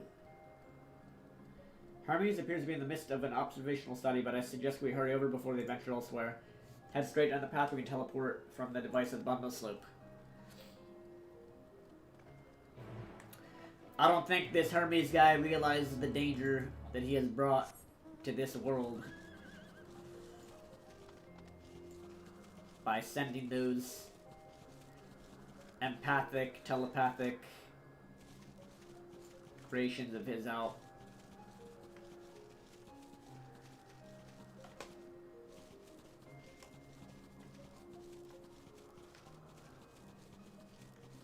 What's gonna happen when those innocent little creations of his come back from outer space after encountering like civilizations with like bloodshed and death and destruction and sorrow and all that stuff? Like, that might drive her crazy.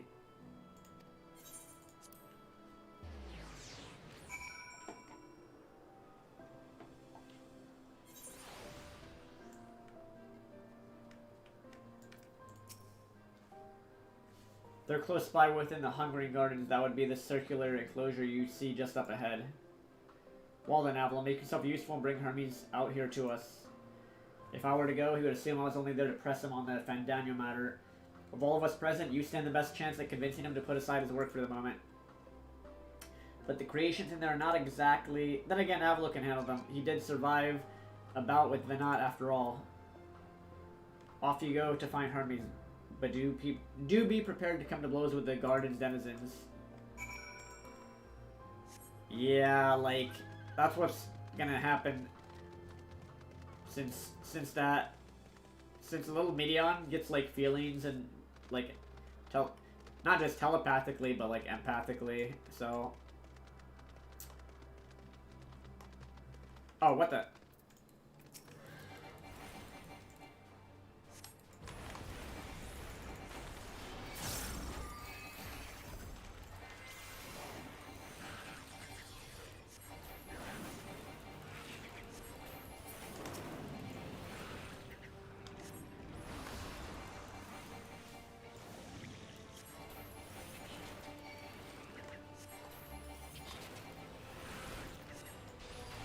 Dude, I keep forgetting to use Val. That's alright.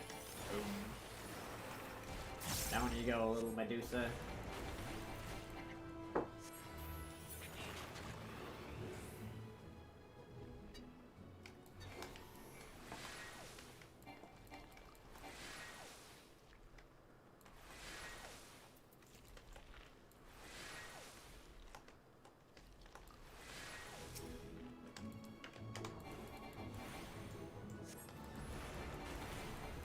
I hope I'm hitting the right one. Oh, I might not be, actually.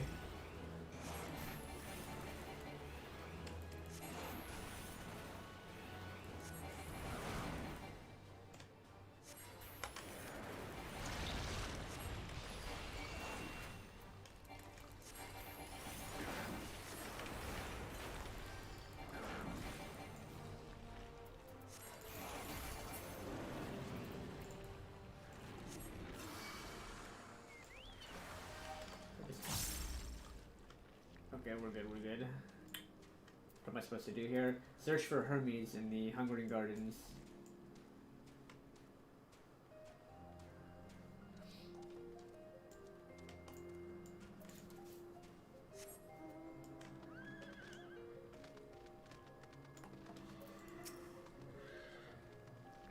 Aval, what are you doing here? I thought you were keeping Hythlodeus and MSQ company. On important matter and unrelated to my decision on Fandanio, you say? Yes, I will come. Then yes, I will come. As soon as my work here is finished. It'll not be long, I promise, but you should really wait outside the garden with the others. This is no place for idle exploration.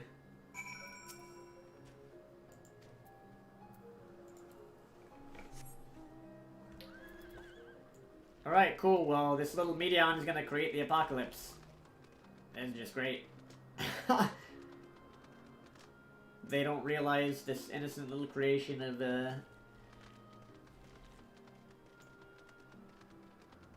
of Hermes is gonna destroy everything.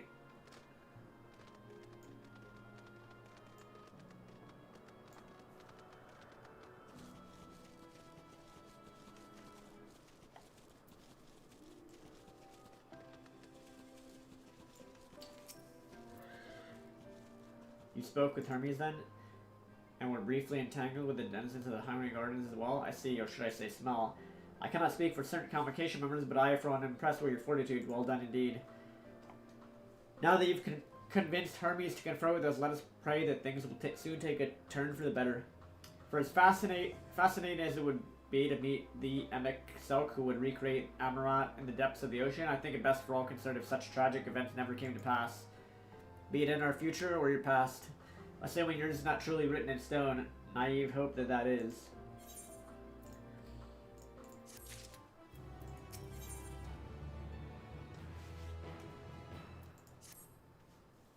Hermes said he would not be long, yes, then we shall wait here until he emerges.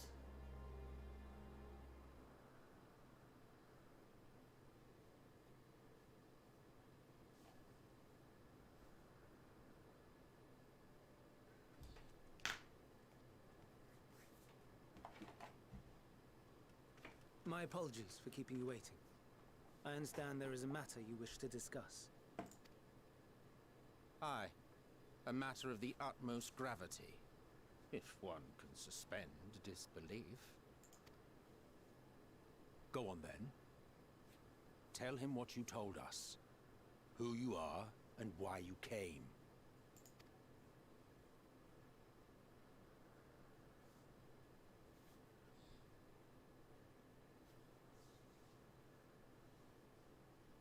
The final days.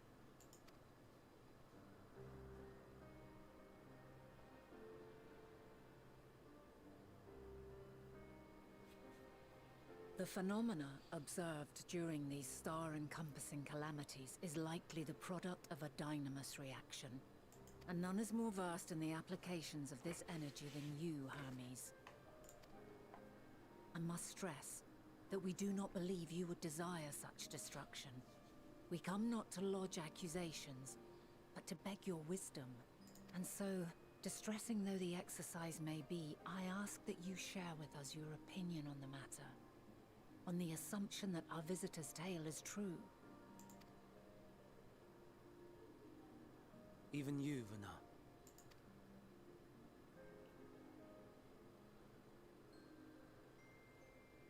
As you say, the phenomena observed in the two calamities may both be attributed to dynamis. Of note is the difference in its effect. In the first final days, it warped creation magics. In the second, it warped the people themselves. The key variable, I suspect, is the etheric density of the men of each age. As you know, ether, in essence, negates dynamis. Harboring high concentrations of ether, we ancients cannot readily manipulate dynamis, nor be manipulated by it. Therefore, rather than ourselves, the calamity affected our magics. In contrast, having been sundered, the people of the future are composed of but a fraction of our ether. Thus are they susceptible to the influence of dynamis and its transformative potential. But that would explain only the mechanism, not the cause. Though perhaps... What is it? Even should it be a hypothesis, we would hear it. Dynamis is an energy put in motion by feelings. Feelings for which there must first exist a source. A source to which the victims must be attuned. One that harbors the selfsame negative emotions. Elsewise it could not be the agent of such extreme change. So it wasn't the stagnation of the celestial currents. Someone, or something, is instigating the star's demise. So, We've a villain on our hands after all. Any idea who or what it could be? The celestial currents comprise the outermost layer of the star's ether, encasing it like a protective sphere. According to your tale, it was where the currents were weakest that the phenomena first manifested.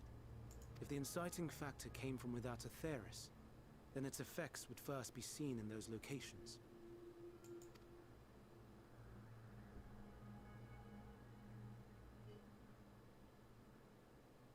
Greetings. Can you hear me? Oh boy. Do not be alarmed. I mean you no harm. I knew it, man. This is some crazy shit. I wish only to hear your words. Oh god. Share your feelings. Know your thoughts. May we please be friends? Meteon. What is it? Executing scheduled task. Suspending individual self and connecting to shared consciousness. Uh-oh. I knew it, man. Connection established. Commencing status report. Oh god, I knew it.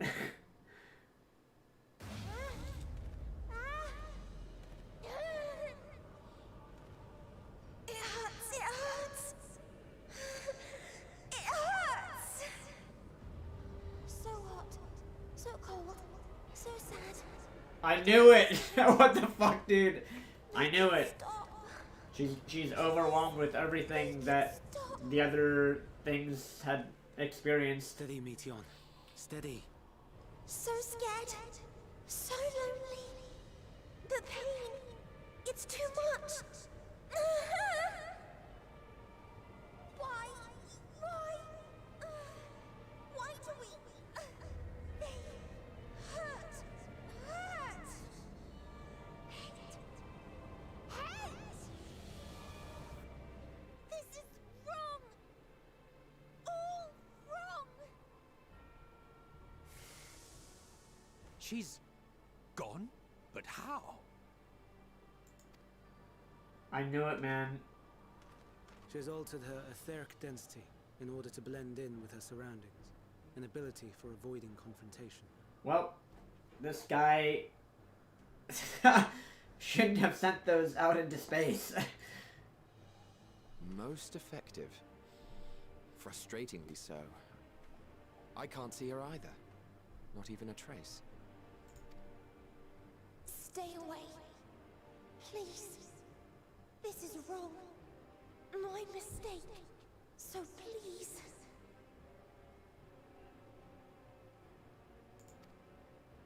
Are you all right?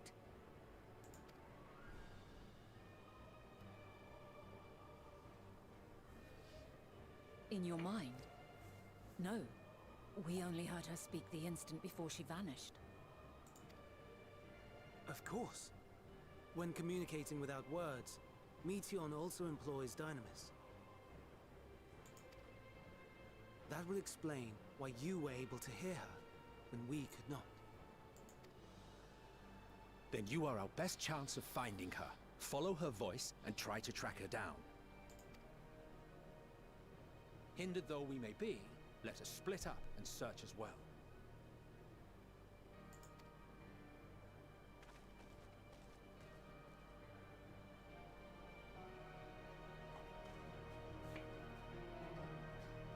Usually during the horror movies, you shouldn't split up like this. just saying.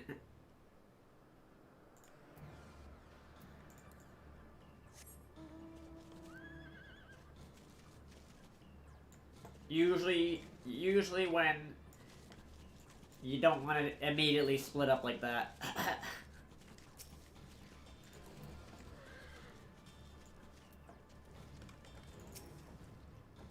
You calm your mind, your senses, questioning for any hint of Medion's presence.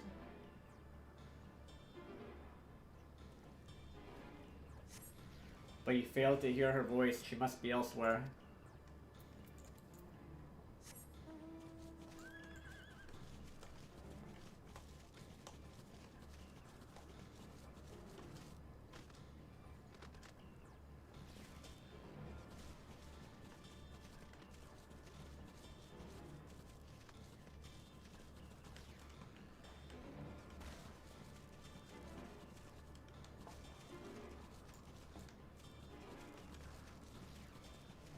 back up there. Oh my god, I need to get back up there.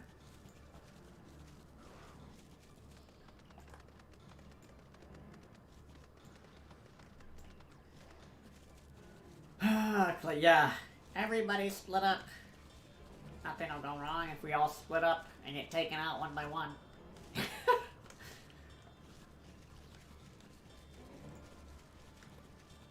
Dude, was I not right? Dude, Zenki, I called that. Everybody watching, you know I called that, guys. I've read too much sci-fi. Like I said, this is so similar. It's so similar to those books.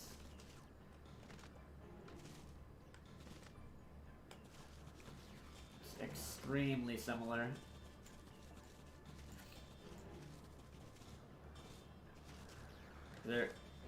Are they on top of something I can't see? Oh, probably later. I think, oh, here it is. Like, I don't know if this is a mega weapon or what. You calm your mind, your sense quest for any hint of Median's presence. This might be a mega weapon, but we'll see. She must be somewhere else. Yeah, I told you, yeah. I told you, man.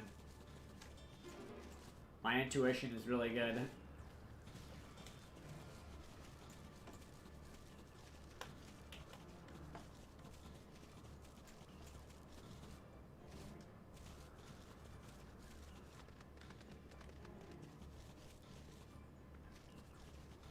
Nope, they're not on something that I'm missing.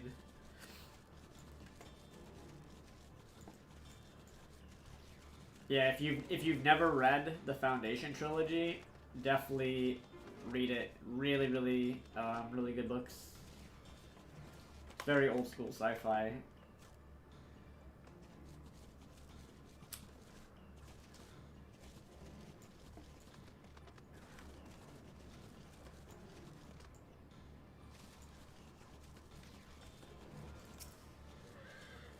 You calm your mind, your senses questing for any hint of Median's presence.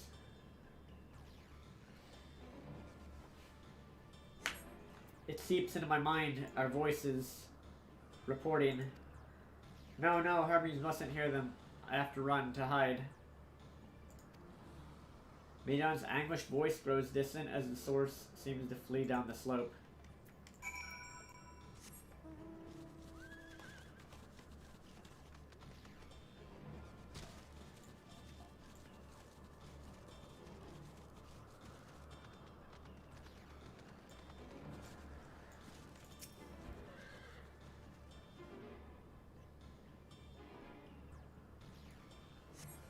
You strain to catch even the faintest whisper, but fail to hear Median's voice. She must be elsewhere.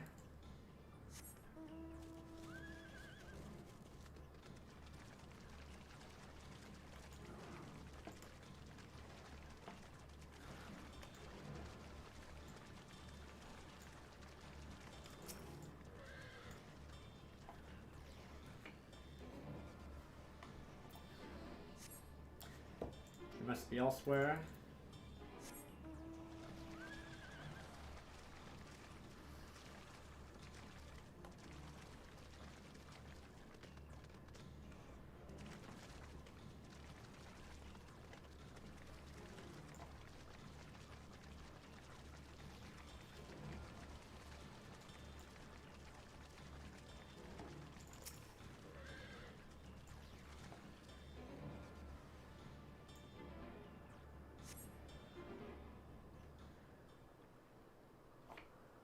By the way, ENDWALKER, 11 out of 10. This game is amazing. Like,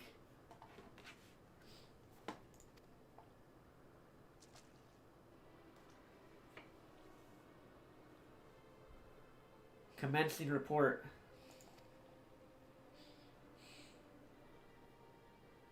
Oh no, we can't tell them that. We must run far away.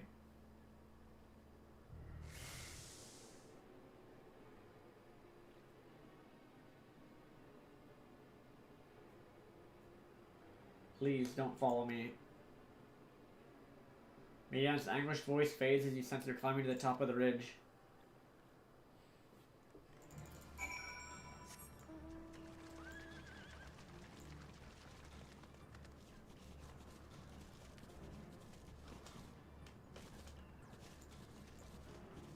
back up we go.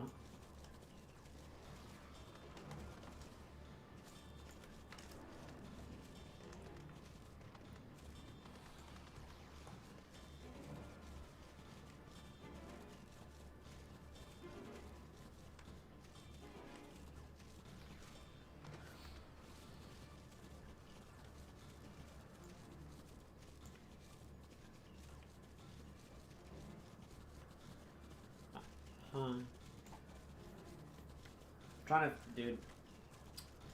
My brain is on overdrive right now, just thinking about like,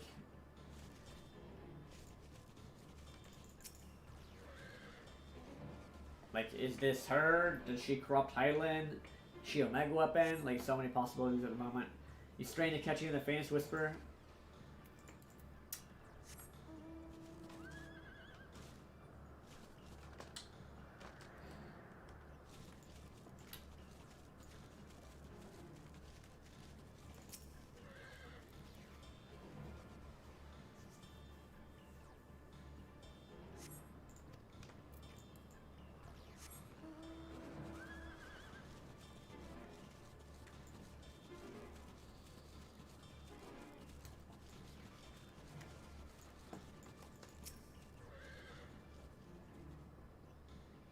I knew it was this little girl when, like, she's, like, connection established. I'm like, okay, alright, we're all screwed now. How did it come to this? Is this the reason we traveled to the stars? Why we sought out other life forms? Is this it? Is this the answer? No, it cannot be. It cannot be. Median's anguished voice drifts away to the south.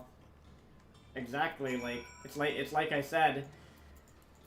She went out into the stars, or all the ones that he sent out into outer space, probably encountered civilizations like bloodshed, sorrow, hatred, all these things, and then when she connected to them, she just, like, imagined feeling all those emotions all at the same time for the first time.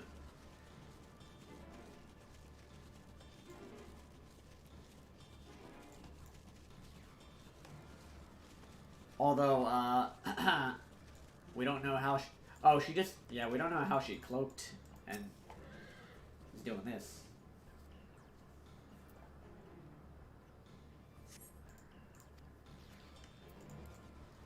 Okay, not here either.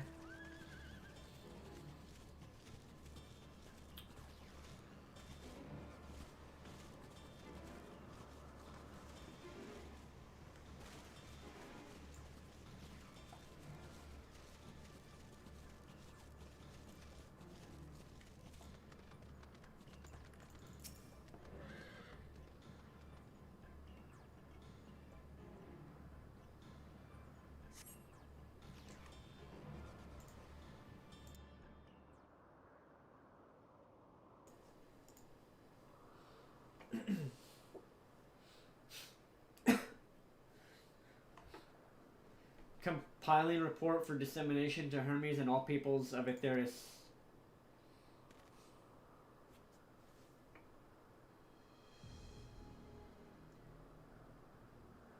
Processing expedition data, preparing profiles on intelligent civilizations, formulating answers to the question, finalizing report. No, Avil, you mustn't listen.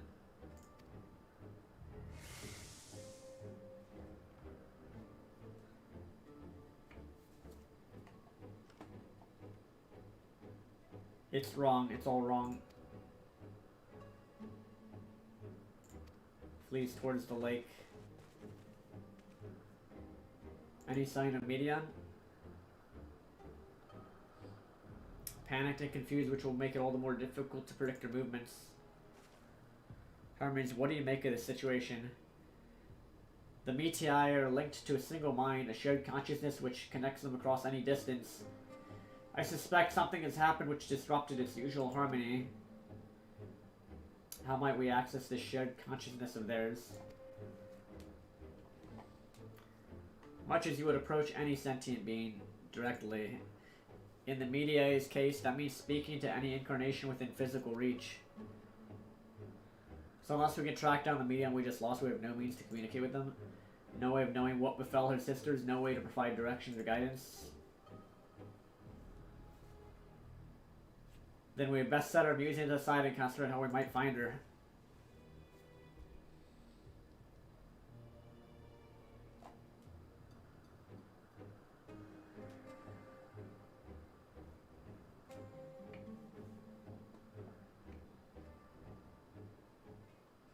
What was he looking at?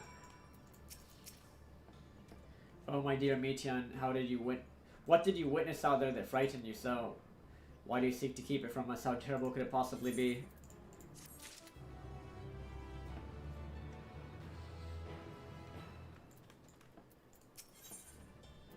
Hyphlodeus has this suggestion. Follow, wander, stumble, listen. Correct me if I'm wrong, but Meteon renders herself invisible by matching her etheric density to that of her surroundings, does she not? If so, could we not then disrupt her concealment with a surfeit of aether? How much MSQ solidified your presence? Much how MSQ solidified your presence when we first met you. Don't be absurd, I can only channel aether to a recipient whose whereabouts are hidden from me. Which is why we must all work together. Avila will continue to search in the same manner as before, but this time with you in tow. Once he ascertains Meteon's likely location, you proceed to reveal our wayward familiar with the swift ethereal downpour. Very clever, and thankfully she has made herself easier to capture by fleeing towards Leap. Assuming she's made visible, it should prove no great feat to herd her into a corner. Then we have our plan. Avalon and MSQ will be our tracker and trapper, respectively, while we others predict and obstruct Meteon's avenues of escape. MSQ and I will keep an eye on each other's aether to help coordinate our efforts. Let us be about it.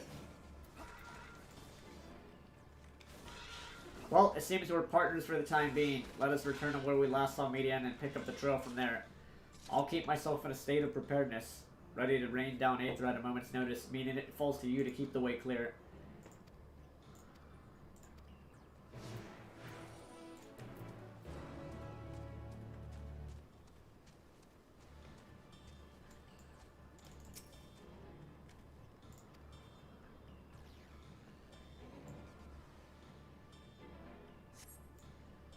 Why can't I fly? Are my functions being restricted? Hide.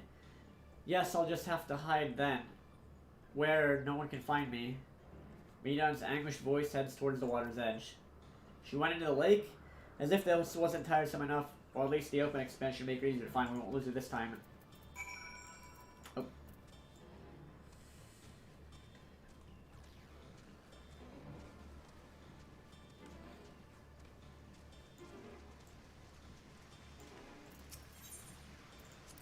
Discuss the water's edge. We should reach the bottom of this drop by climbing down the rocks at the water's edge. Do not even think of dragging me over the falls. Final days or no, if I end up drenched from head to toe, I swear I'll feed you to Remora.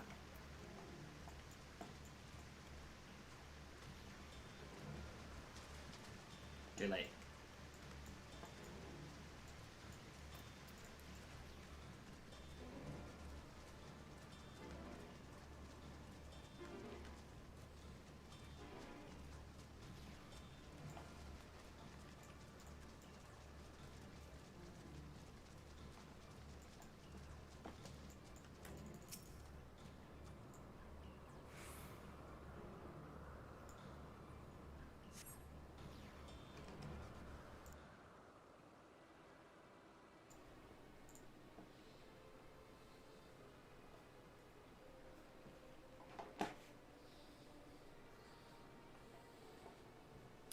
Not here, I'm not here, please.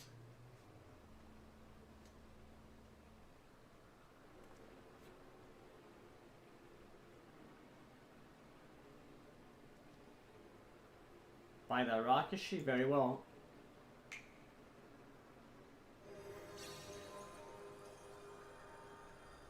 What? Why can't I hide?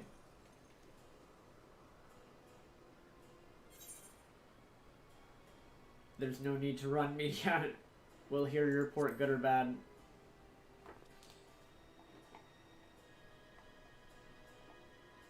Avila, what are you saying? Everything is so faint. I'm sorry, I'm not strong enough. Stay away, I'm begging you. Don't make me say it. It'll break him. His poor fragile heart.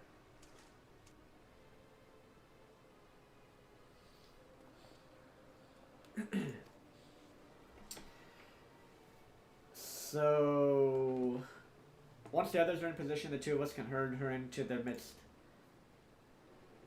It's something to do with this guy.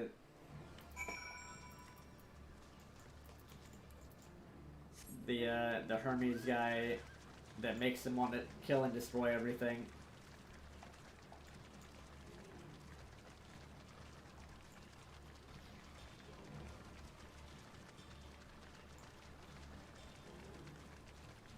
Whoops. Where'd you go? Where'd you go, Miss Oak? Oh my god, where'd he go? Where'd he go? Oh no! Are you joking?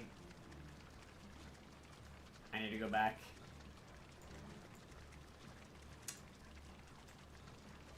How do I get back up there? Damn it. I mean, well that's just stupid. Can't he ride on the horse with me?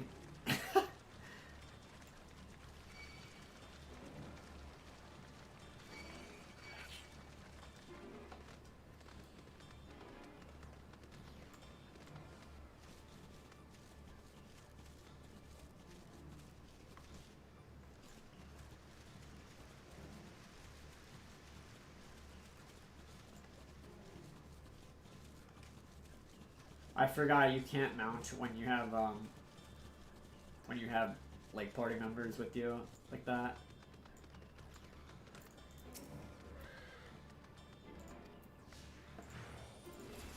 You run too far ahead of them.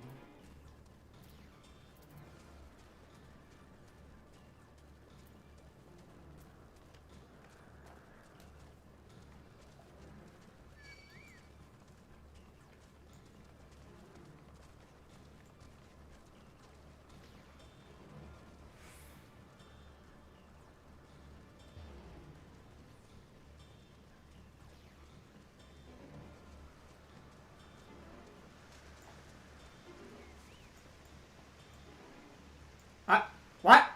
Dude! Okay, he's with me. Oh my god. I was about to say, like, really? Like, he better not have disappeared again.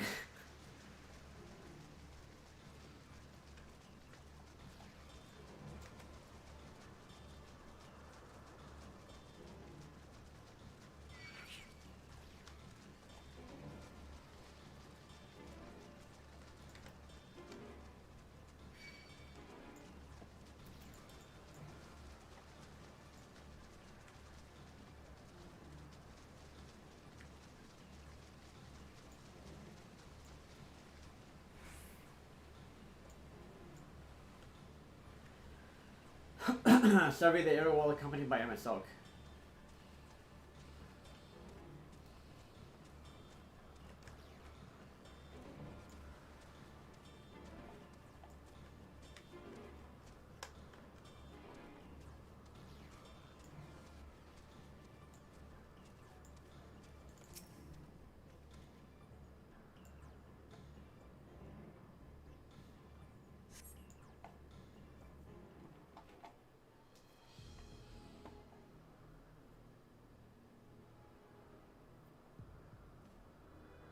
There, I see her.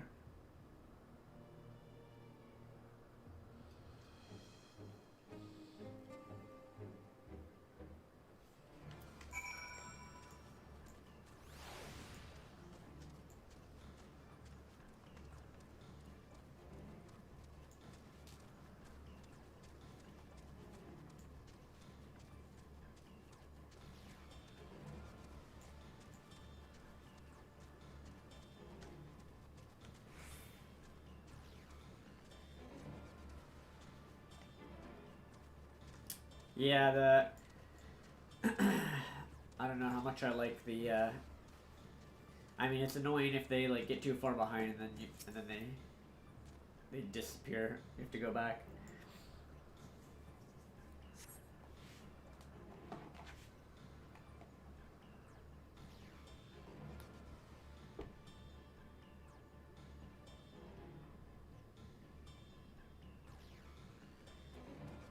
Stop running.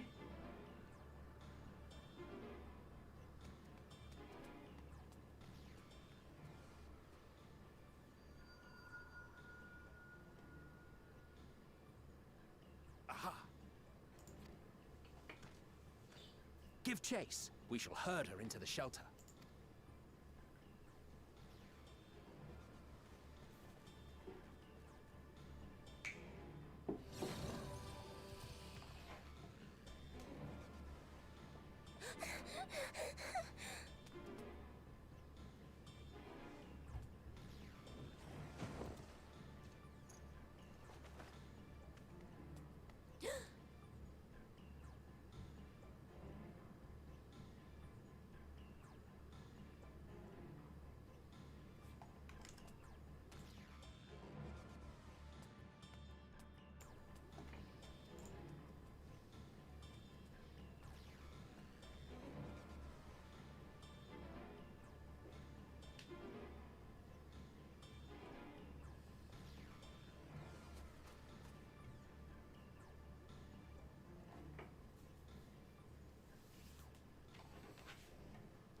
Please, Mission.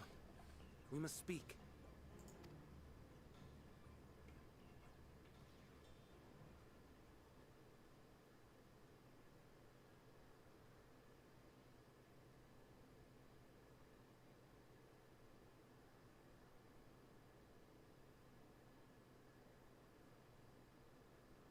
I'm sorry, Hermes. I'm so sorry.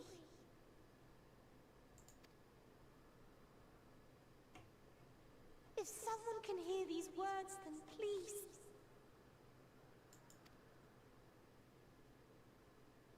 Please protect them. Protect them all.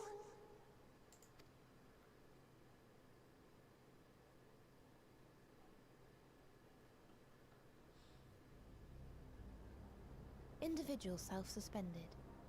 Connection with shared consciousness stable. Uh-oh. Our survey is complete. We shall now report our findings.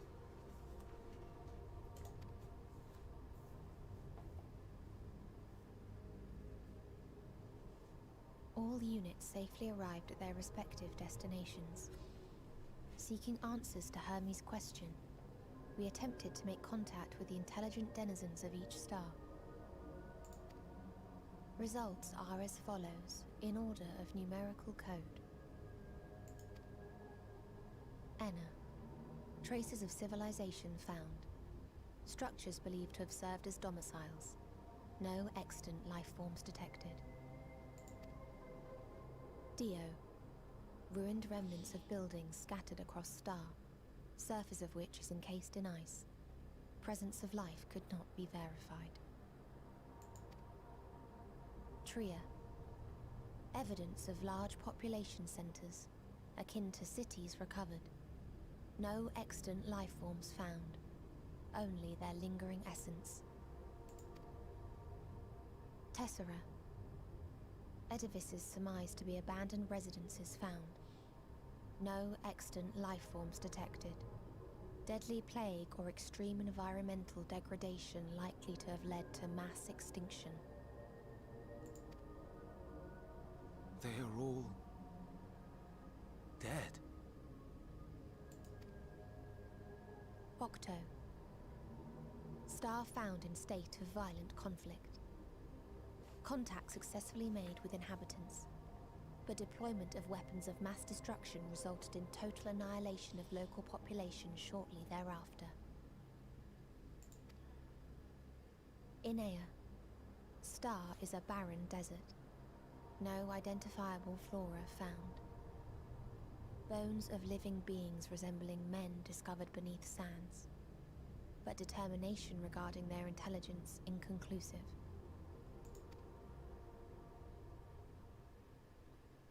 Remind me, Hermes, what exactly was the question you entrusted to Meteion? I tasked her with asking what others live for, what gives their lives meaning. Did you consider what may happen if the premise of the question is flawed?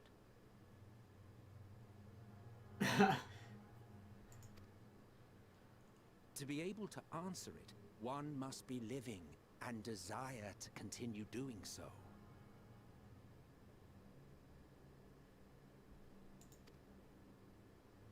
But if Meteion finds no living beings in the course of her journey, or none who desire to live, what then?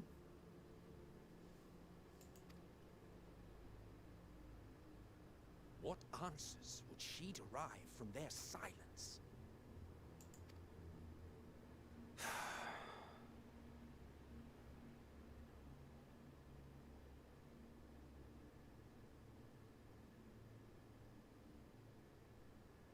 Meteion, enough. Suspend your mission and return hither at once. Decapente. Local civilization once flourished under auspices of higher power. Said power later laid waste to civilization in fit of rage. My god, dude. Upon revealing this to me, entity elected to self-terminate in lieu of providing answer to question. No other intelligent life forms found. Jeez, like, okay, so...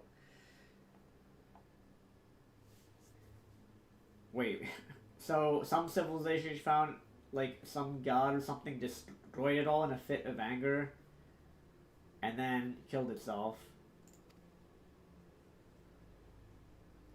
Turning a deaf ear, are we? We are taking Meteion back to Amarant. As I understand, we will need her if we are to bring back all of her sisters.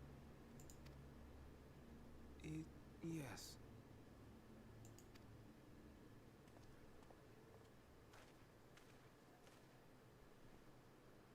Meteion.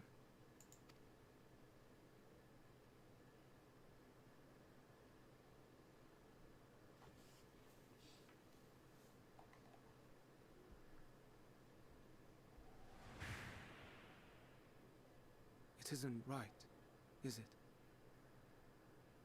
It isn't right to turn away from the answer. Even if the answer is pain.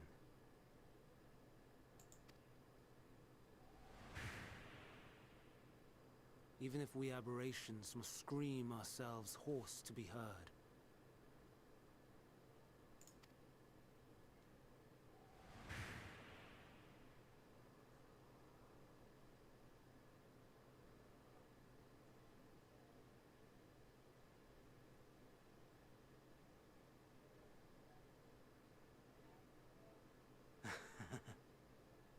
Aye.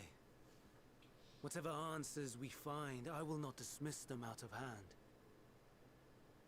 These words I said to you, and I will hold myself to them.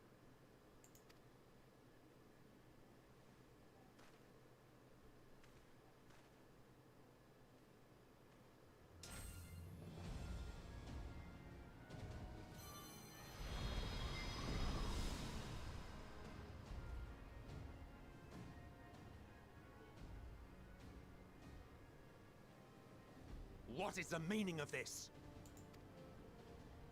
You cannot take Meteion. Not until she has finished her report.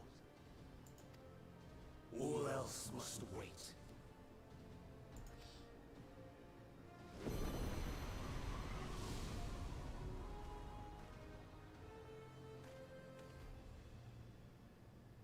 Dude, I knew we're gonna have to end up killing him, and then that's going to mess her up. You fool!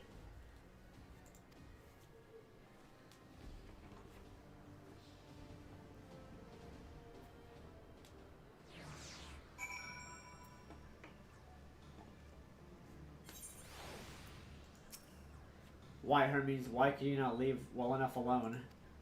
Will these answers assuage the pain you feel when a creation is returned to Aether? Have you never cast your accursed question to the distant stars? You may have one day learned to be at peace upon this one.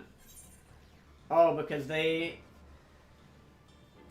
probably want to decommission her, since that's what they do to things that they make, and he knows that, and he doesn't want them to basically kill her or get rid of her.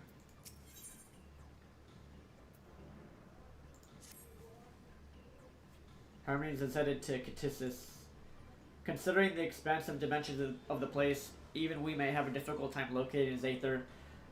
All I can say is that he entered from the rooftop and likely arrived at the uppermost point of the facility. So do we pursue him? Of course we pursue him, no matter what Hermes might be thinking. Medion is a potential threat that needs to be brought under our control. The Convocation's duty to safeguard the star takes precedence over any personal stake in the matter. But not Avila? 'Tis clear we stand on a precipice, but we must have yet to determine beyond a shadow of a doubt that Medion's is the hand which tips us over the edge. Nevertheless, if we're to learn the truth of the final days, we must give chase. And if neither Hermes nor Medion is ultimately responsible, we cannot leave them to suffer this torment alone. Agreed on all counts. To Catissus Hyperborea we go.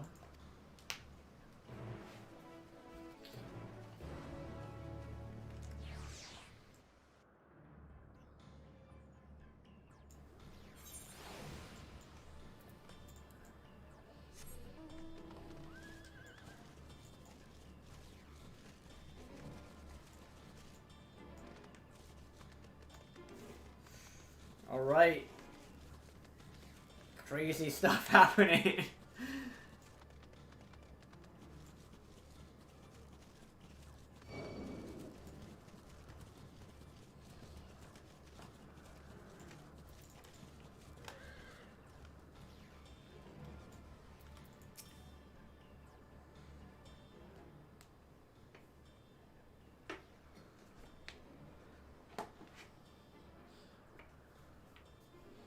What have we here? Excuse me, has something happened inside Catissus? Mistress Venat, I'm so glad you're here. No one knows what prompted it, but the alarm was sounded and Catissus was put into a state of alert. Procedure dictated that we evacuate immediately. We have yet to investigate further. This is Hermes doing, obviously. And what does this state of alert entail exactly? A field of dampening magic is draped over the entire facility, usually in response to escaped entities and the like. Catissus scholars and observers are unaffected, but everything and everyone else is weakened to a fraction of their usual capabilities. Then consider us forewarned. We do, however, have urgent business with Chief Hermes and must enter the premises regardless.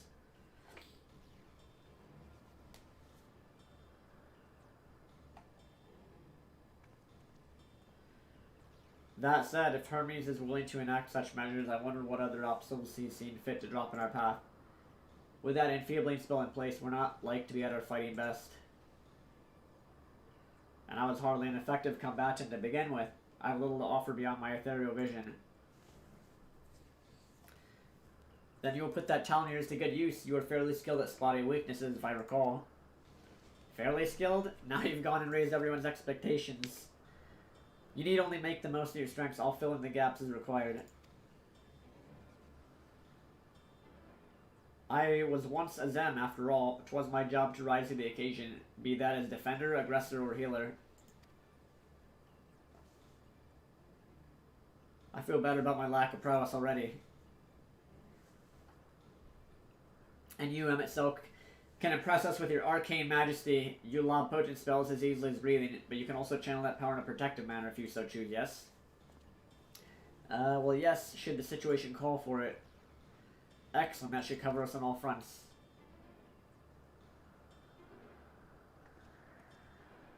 Your tale led us here, Avilo, so 'tis only right that you lead us now. No matter what lies ahead, we'll win through to Hermes and Medion. And then we'll face the future together.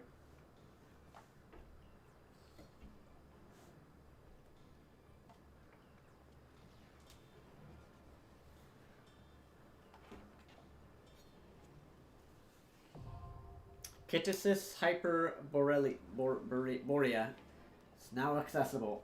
Alright, let me get a drink of water, and I will be right back. And then we'll do this. Hey, I can have these guys as my party members? That's tempting. That's actually very tempting. You know, usually you do this with other people that queue up, but this is so tempting to just it's tempting to to actually do this with the NPCs in the story. Be right back though. Let me get some water. I'll be right back. Be right back.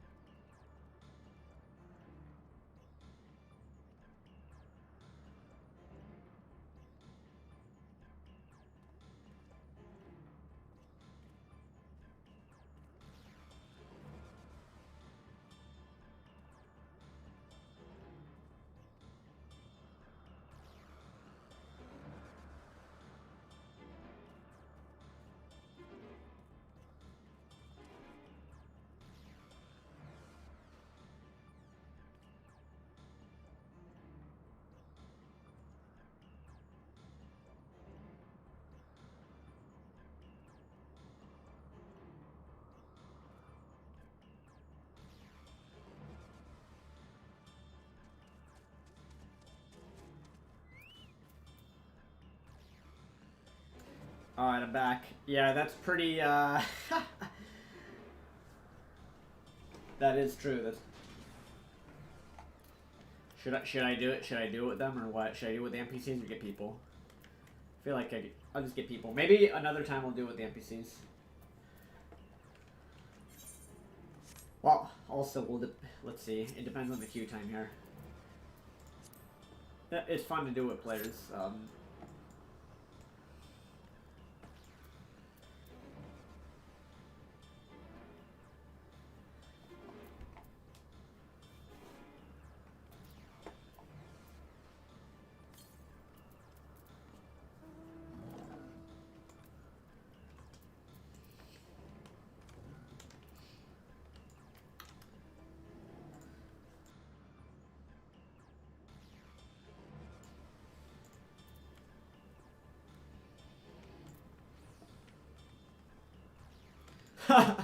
I like how everybody put on the robes.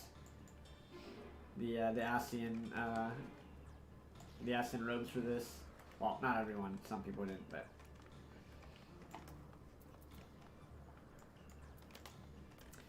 yeah, you can do it at any time with the NPCs.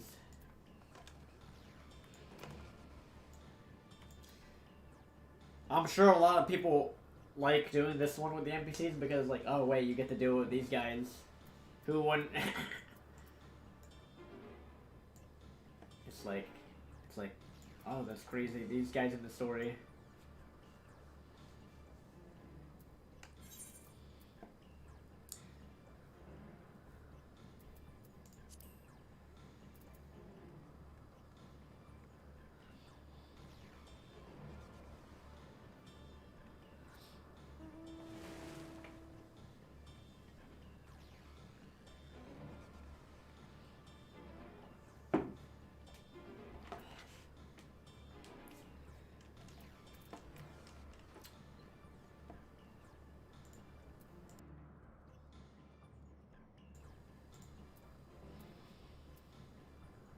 DPS QOP, man. I should put this up on stream whenever I have, whenever I'm in queue, so people know.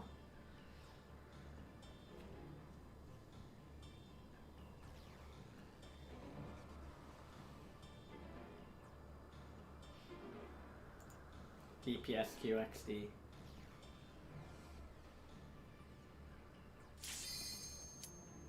Alright, let's go.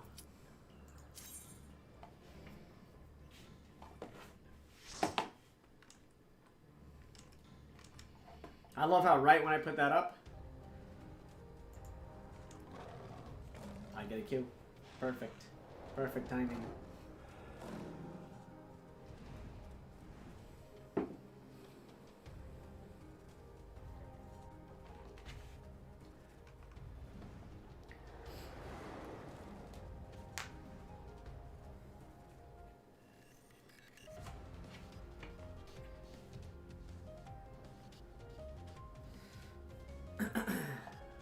Alright, let's go, let's go.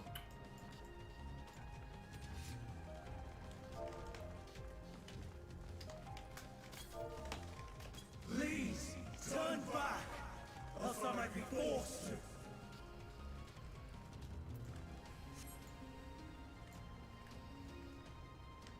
We're gonna read this book. Let's read the book, buddy. Okay.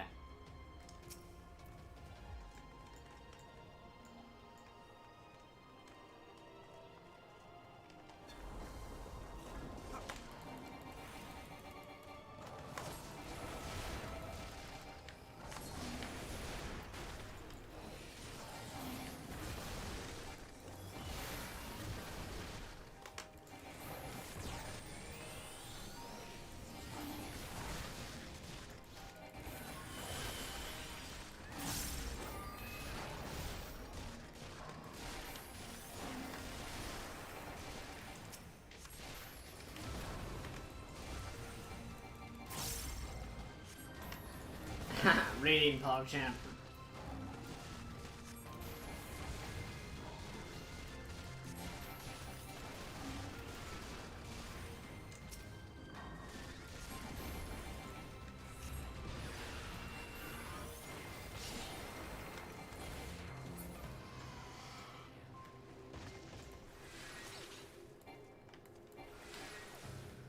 Looks like this place is the place where they do experiments making things.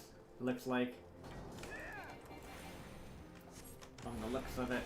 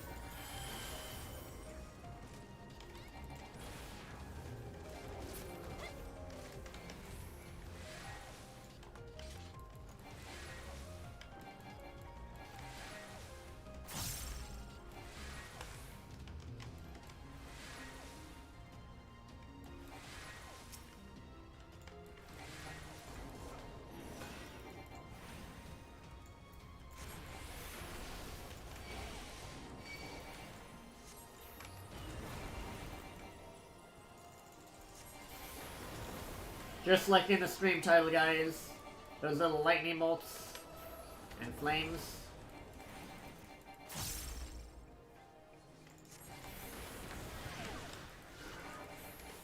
Lots of lightning and flames, buddies.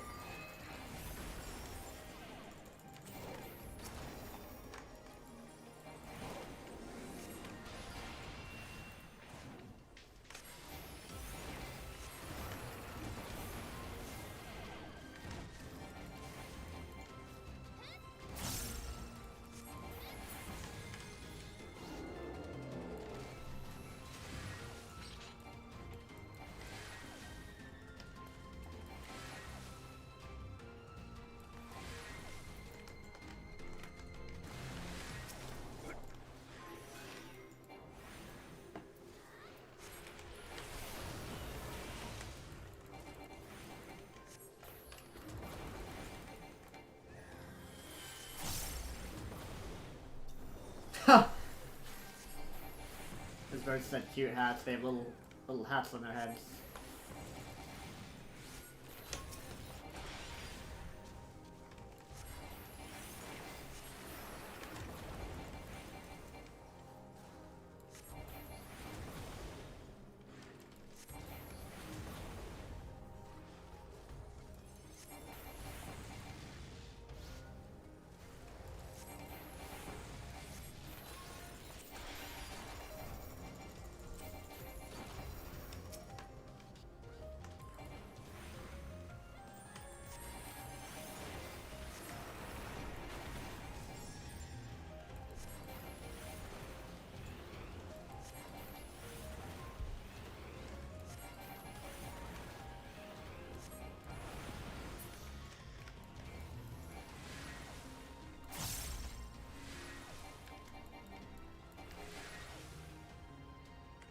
What's this? Alyssa? Alright, let's take it out.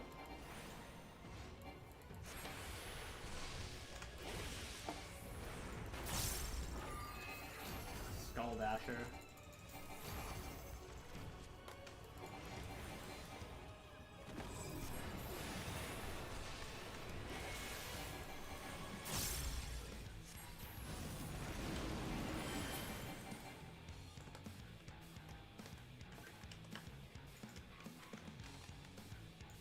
Maybe we stand in this. Uh-oh. Ow. I guess not.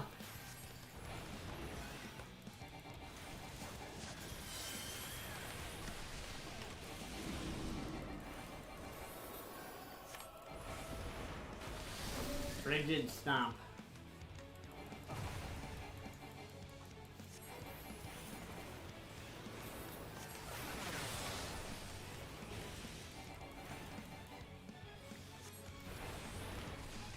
I already forgot what that did. Oh, that's the tank cluster.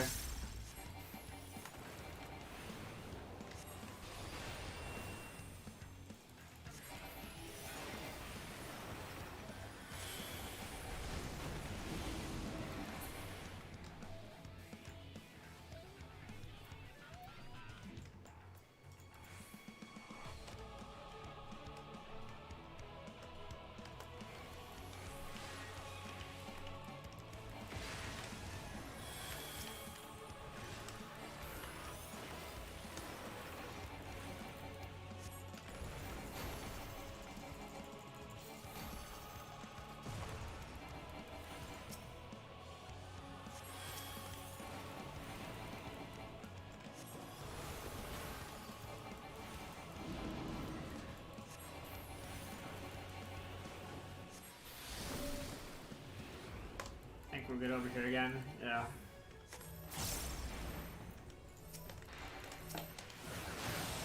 Oh, there's no way that hit me, but it did. Uh-oh. I'm get frozen.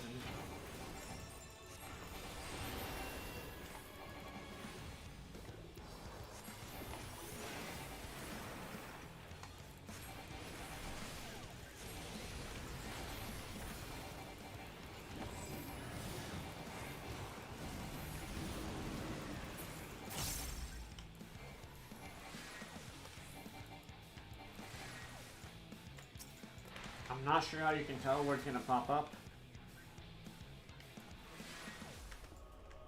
But I'll trust this guy that it's over here.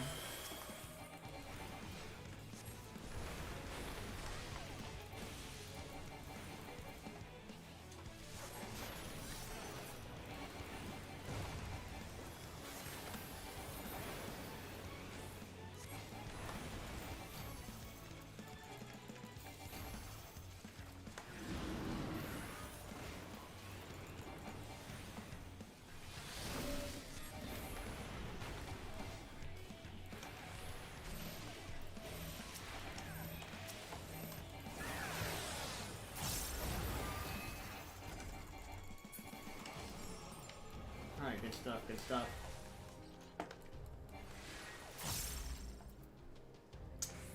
Still have no idea exactly where that pops up, but it's all good.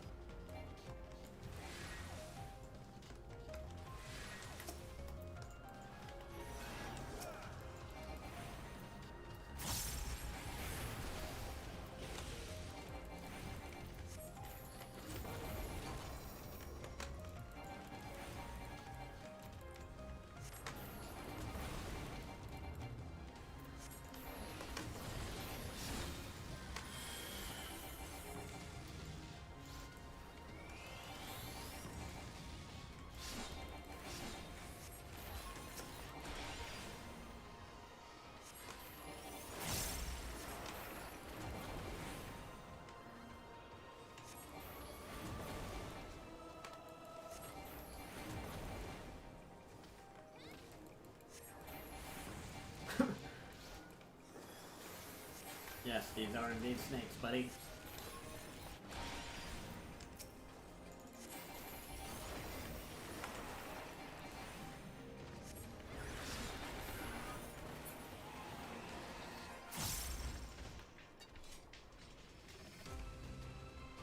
I'm warning you. Stay away.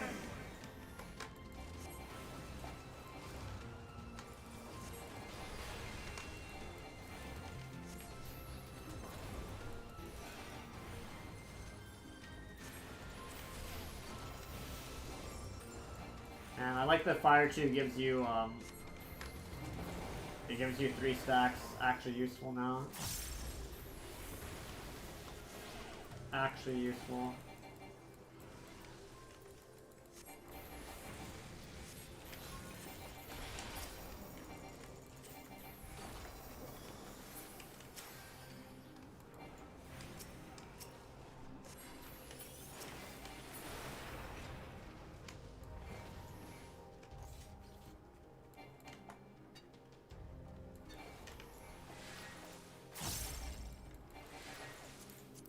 Time to get Black Mage here. Feels bad.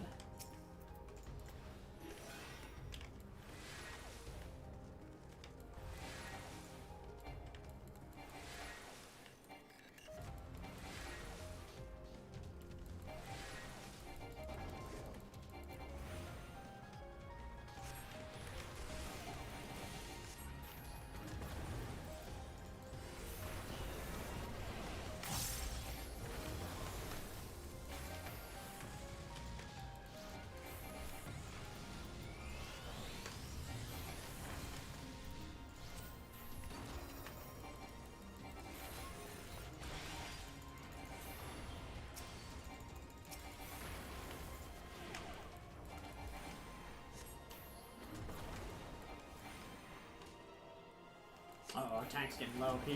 Kite, buddy. Kite, little Jimmy. I'm taking him out as fast as I can.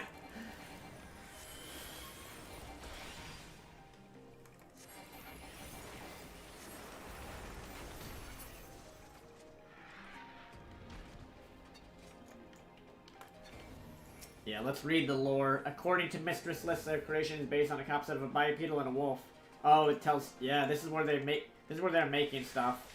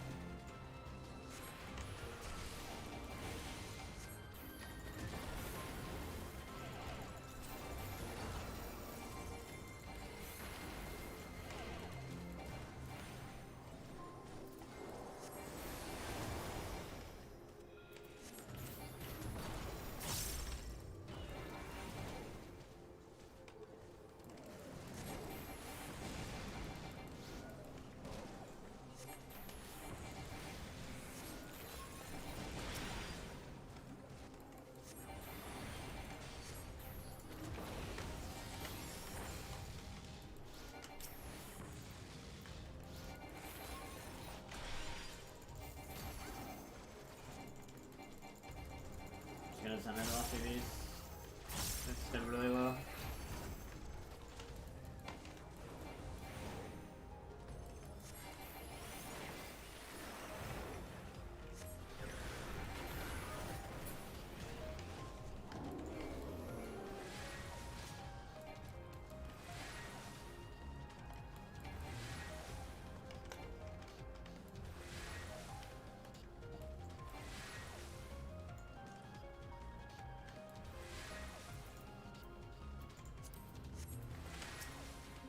Laden Lord.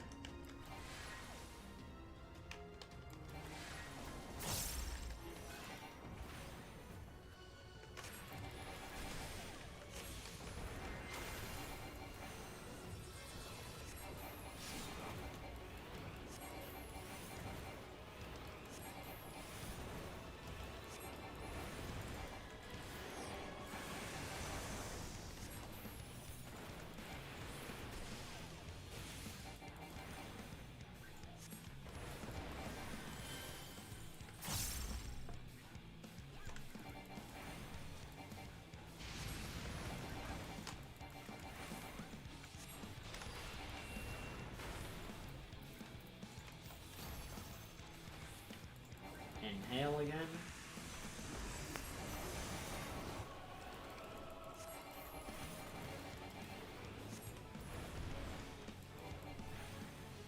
Facing that way. We're good, we're good. Oh, that almost... Wait, what? Oh my... We need to be on him when he does that. Apparently.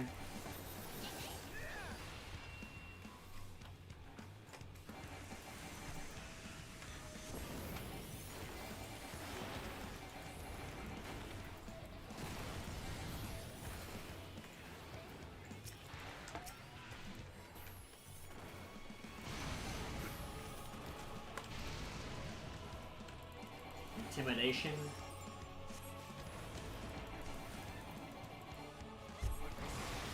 Oh my god. We are very low.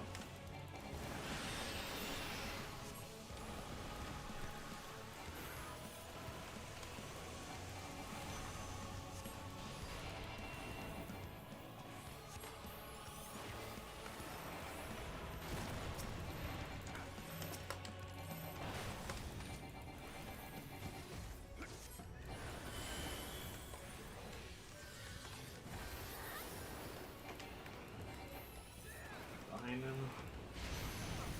Oh my.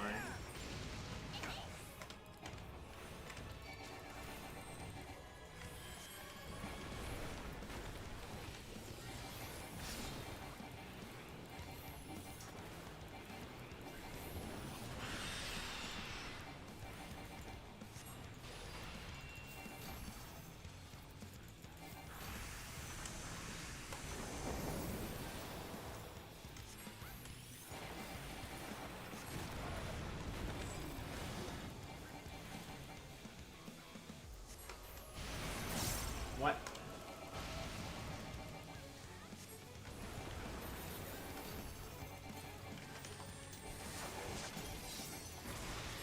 Oh my god, I'm so low.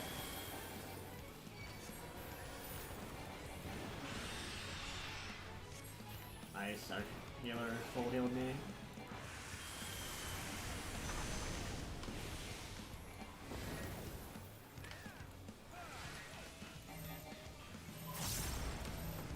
We got a slight problem here, buddy.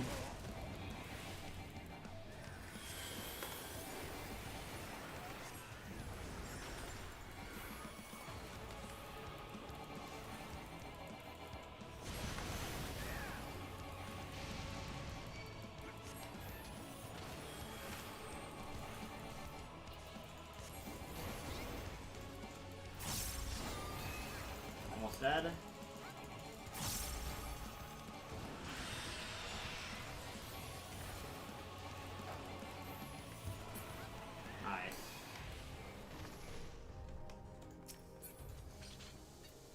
Hey, a black mage item. Finally.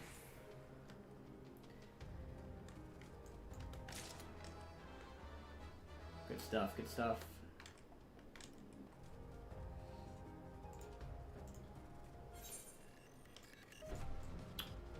I cannot let you take Mission.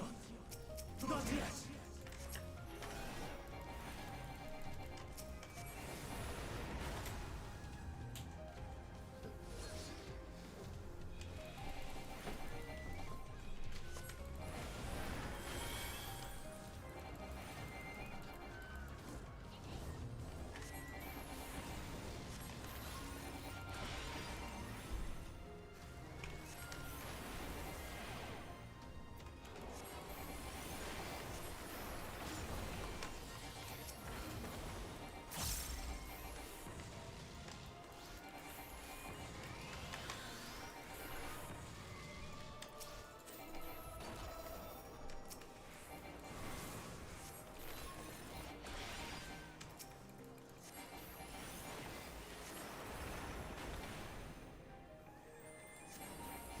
This thing whistling is birds.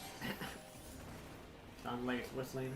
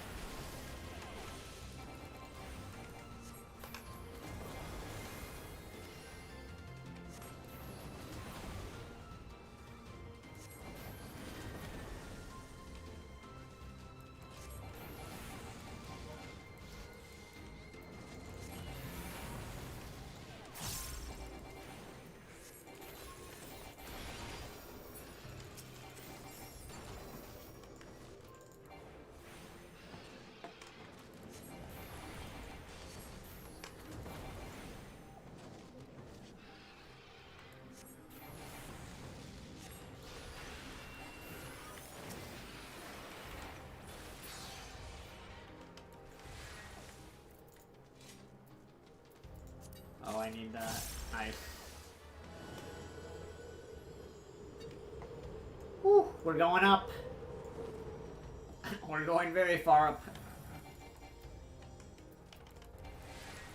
I'm actually gonna limit break once he grabs all these. Hear their answers before they're expunged from existence.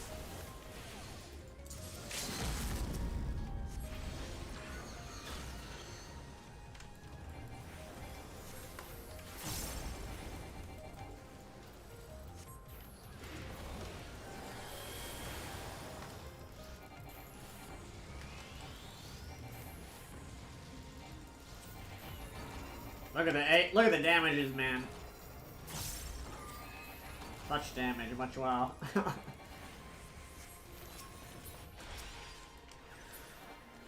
Oh, I was gonna hit that.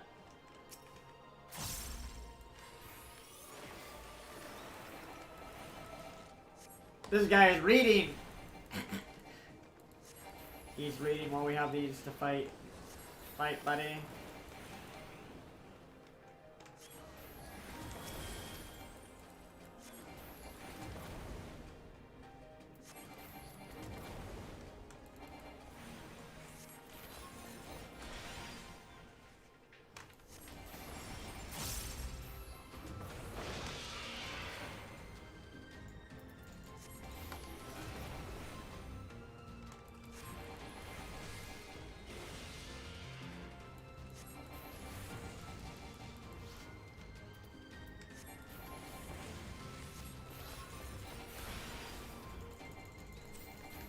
So many, dude. Black Mage and Endwalker pretty good. we have so many instacast things.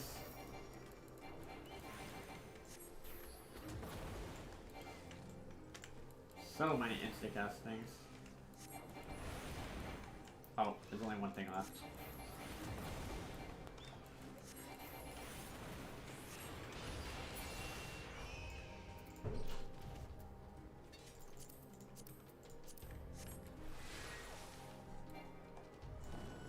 Up we go, dude. We're in the sky here.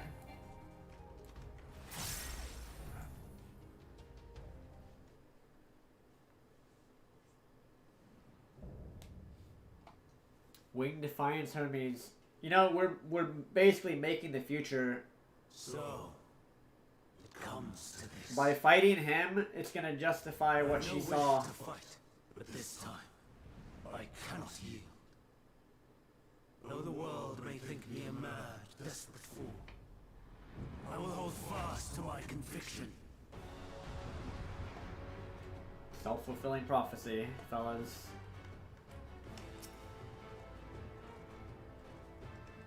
It's all of this is because these Asians were going to kill her, or decommission her rather.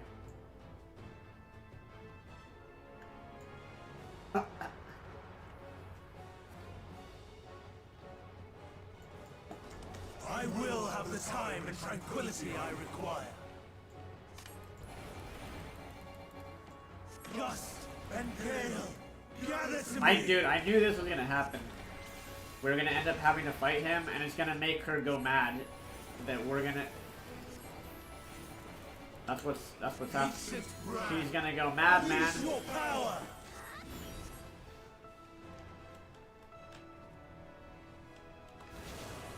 I dodged that. Nice. Dancing winds, pierce my foes.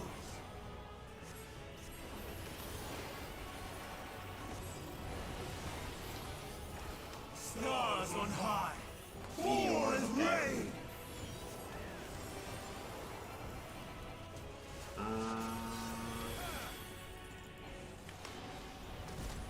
Ow.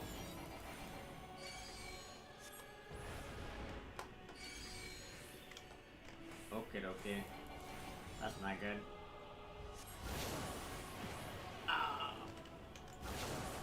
Oh my god. Help me. I'm dead. That was definitely the wrong place to stand there.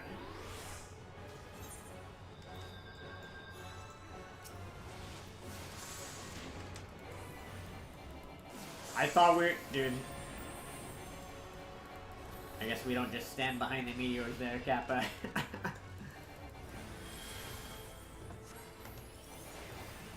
Trismegistus. What does that do?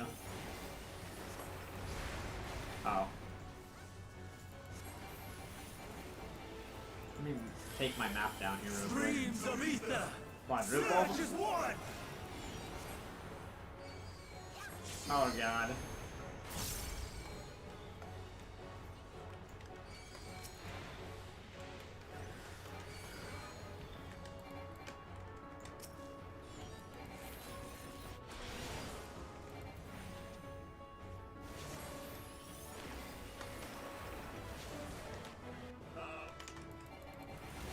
Minor mistakes. I'm actually dead here. Oh my god, dude.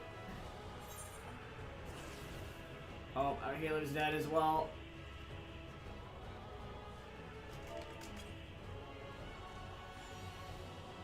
Dancing winds, pierce my foes.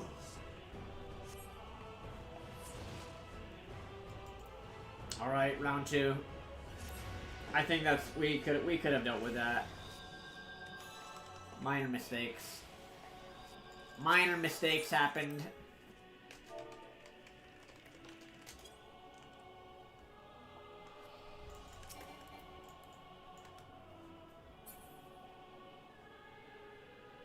That felt like the ultimate weapon, like dodging the Ifrit dashes.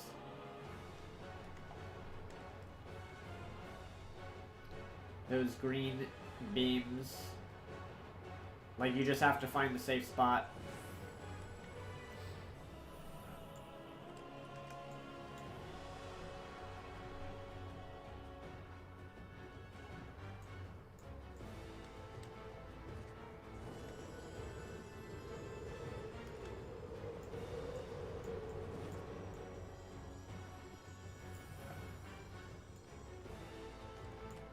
The pain of having to walk all the way back. I don't know if there's another shortcut. We're just forced to walk. We're just forced to go all the way back.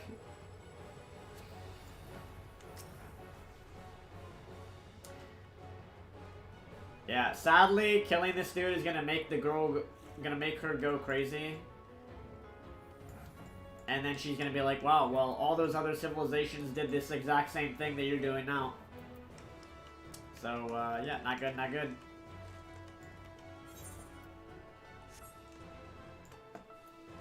I will have the time and tranquility I require. Gust and gale, gather to me.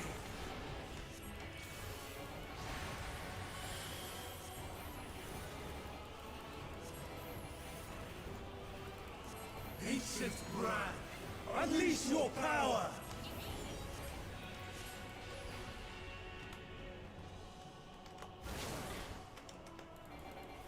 Wait, I actually used that. Dancing winds, pierce my foes! We can use our knockback thing on that. It doesn't even do that much damage. I think it just knocks us back into the wall. Stars on high, fall as rain! This we go to the center, I'm pretty sure.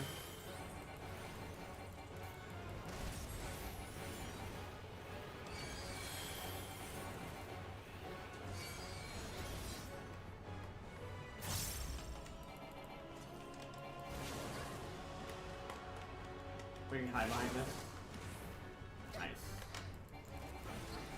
Uh-oh. We lost Oopsie Ditchy.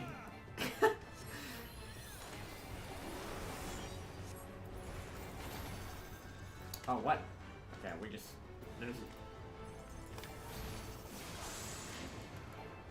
That's gonna do damage, like, no matter what. Healer, heal!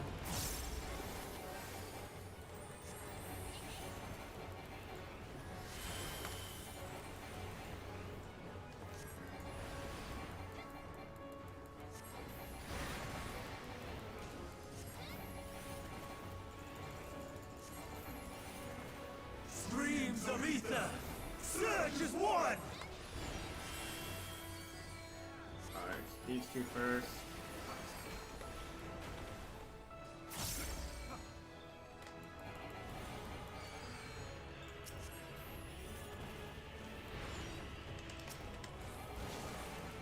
first two, I think. Oh god. What? Dude, I hate when that happens. You have to, like, in this game, you have to knockback resist, like, before it, almost like a second or two before it's even possible for it to knockback resist. Otherwise, you'll still get knocked back. Here's my foe!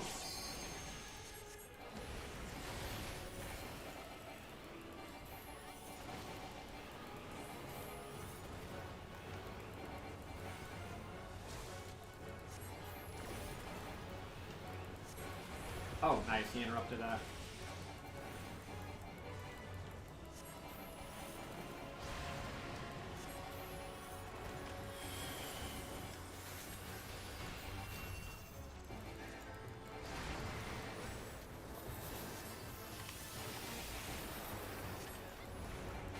Stars on high! All is rain!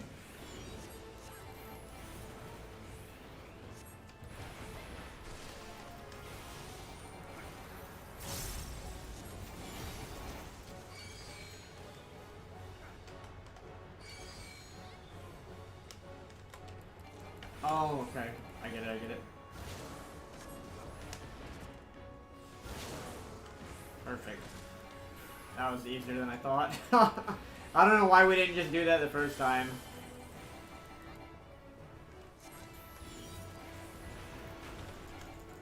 Now this. Apparently there is no mitigation for that.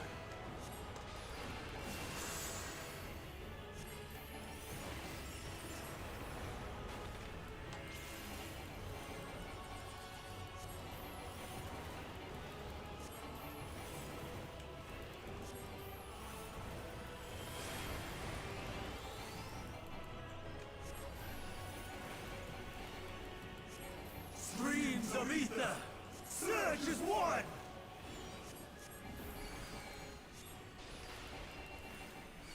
That one first.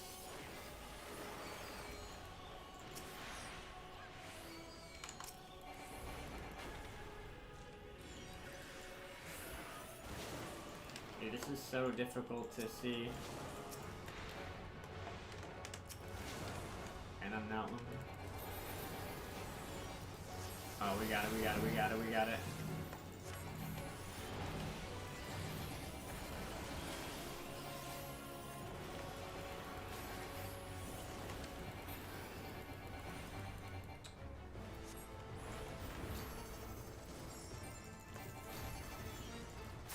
Dancing winds! Here's my foes!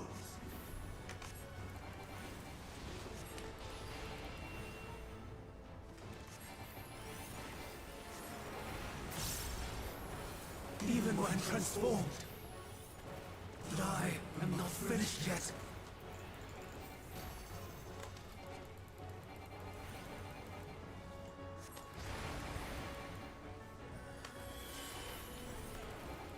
We're not even gonna limit break him. He's gonna be dead before that. Alright, got him. No! My power! We didn't kill him, right? Okay, good. Luckily we didn't kill him.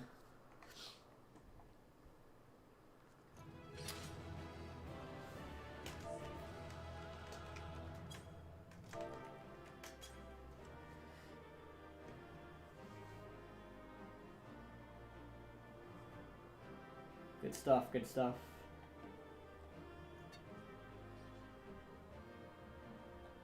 Wait, what? A bonus?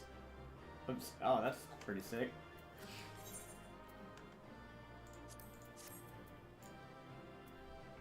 Oh, I need that. Don't need that. Do we have red mage here? Whatever, maybe one of them want it. I'll just read on it. Okay. Oh, I got it. Nice. Heh. Got the black mage gear.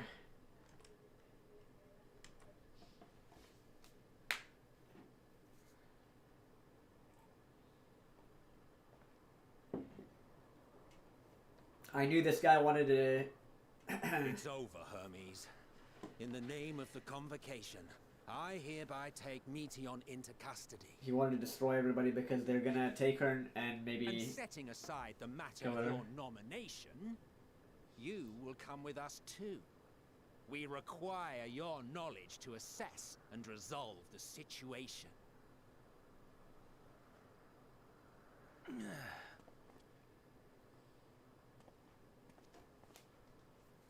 Meteon, I am so sorry. With that, I could have listened to your report in full. Reflected upon its meaning and conveyed it to others. That they might reconsider their chosen course.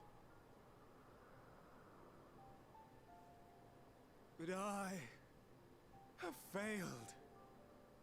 And that wish will never be realized. However,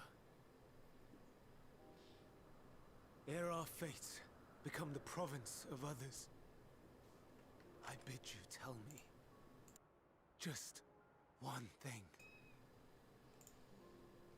Was there happiness in those distant stars? Was there a reason for living?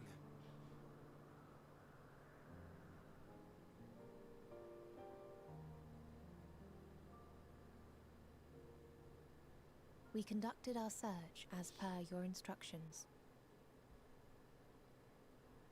We scoured historical records, communed with the spirits of the deceased, heard the final testaments of the dying, welcomed their shadowed hearts into our own. One race had striven to create a world bereft of animosity. They renounced relationships to avoid interpersonal strife, and in so doing brought about societal collapse. One race had renounced war and devoted itself to the enrichment of its people. They were conquered. Though they destroyed the enemy in reprisal, they could not regain their former glory. One race had concluded that finite time was the root of all woes. Aspiring to shatter its shackles, they went in search of infinity. They discovered nothing is infinite, and that neither time or death can be cheated. Disillusioned, they gave up on the future and themselves. One race had discarded all things that gave rise to sorrow, hoping to have only joy. They found joy lost its savor in the absence of sorrow, and lost their will to live. God, that's depressing. Though worlds apart, these peoples shared a belief. The belief that they had tried their best.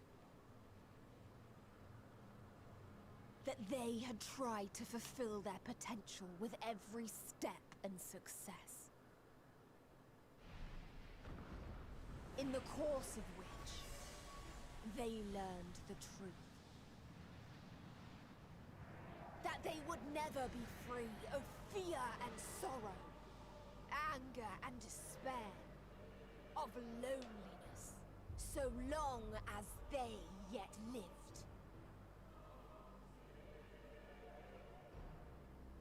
Even now their souls cry out for oblivion.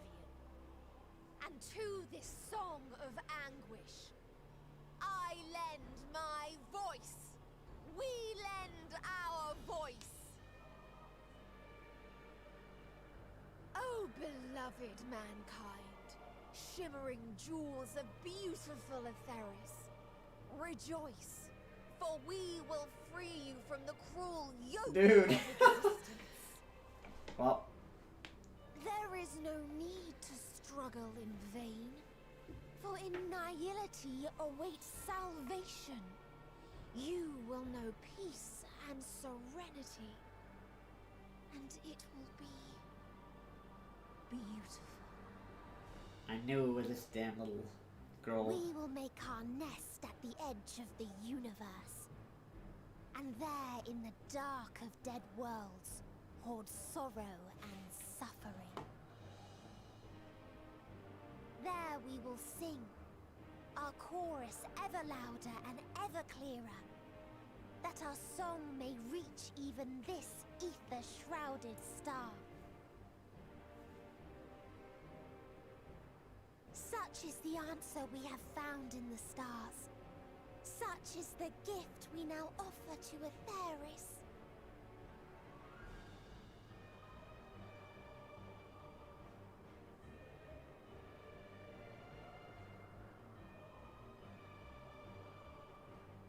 Who are you to decide our fate?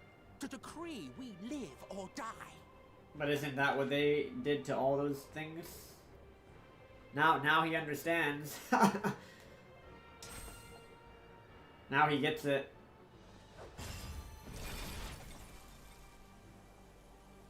Have you lost your mind? You heard what she said. She means to destroy us all, yet you'd still take her side? In the name of the star, we have discarded those creations that we deemed flawed.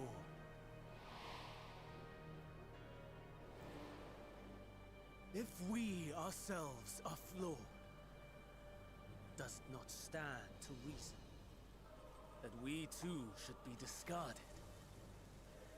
That is sophistry, and you know it! Perhaps it is.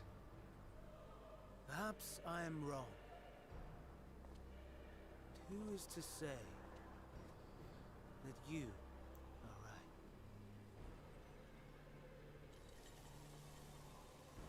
Let us settle this with a determination. In my authority as Chief Overseer of Elpis, I will make a judgment on man's fitness to exist. If he can learn to value all life and retain his will to live, even should his end be justified, he will surely find a way to avert his demise. If not, he will perish from the start. As with all determinations, provisions must be made to ensure fairness. Kairos, awaken!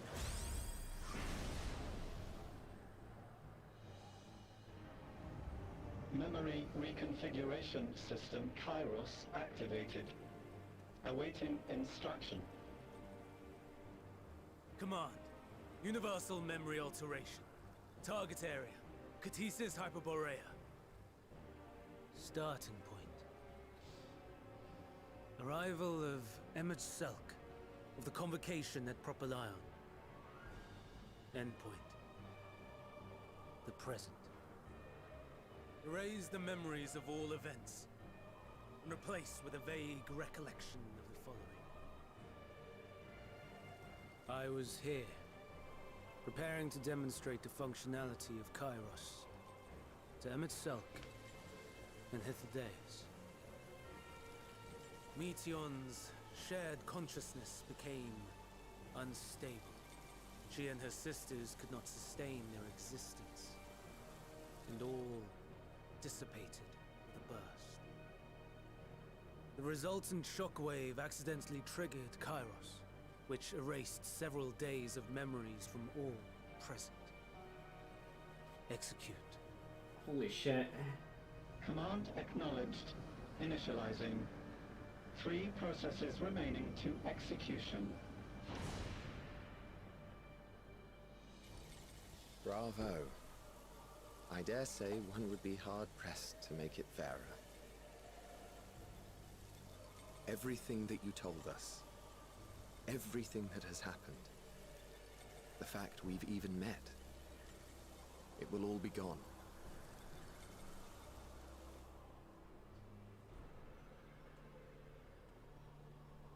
Go, Meteon. to the edge of the universe, where none can reach you. Hermes, won't you come with me? If you were to shed your flesh, I should be able to carry you.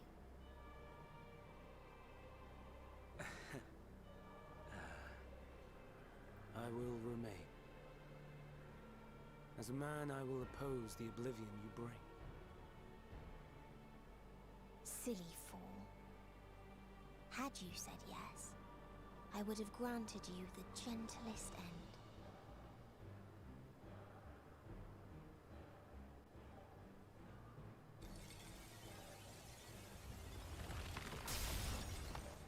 This ends here!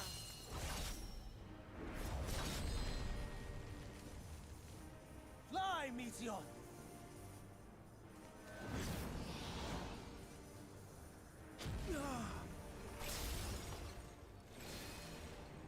That is far enough, Hermes!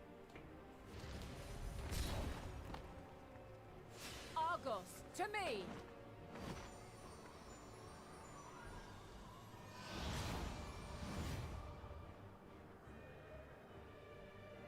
First process complete. 2 remaining to execution of memory reconfiguration. As if we needed more pressure. Well, I guess Hyland's not evil. No matter what, you cannot forget what happened today. For it is the key to saving your future.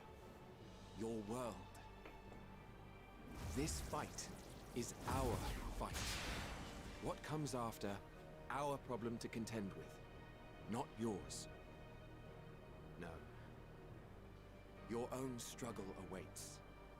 And no one else can take your place.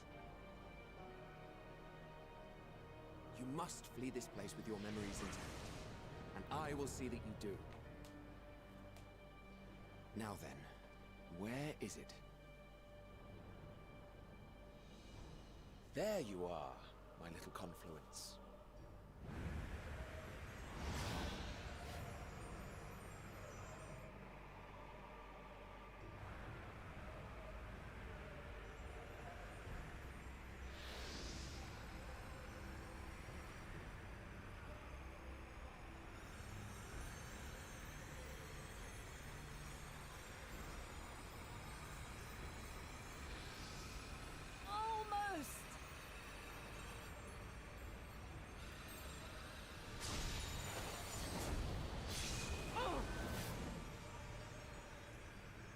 Very well, then. You may elude us this day, but not forever. Damn, Hyland's pretty badass. Pretty badass. Meteon's gotten away. Second process complete. 1 remaining to execution. Ugh. No time for brooding. Listen well. Beyond lies a spatial confluence that connects the interior sections of this building. I will destroy the confluence and force open a way outside. When I do, you must jump through.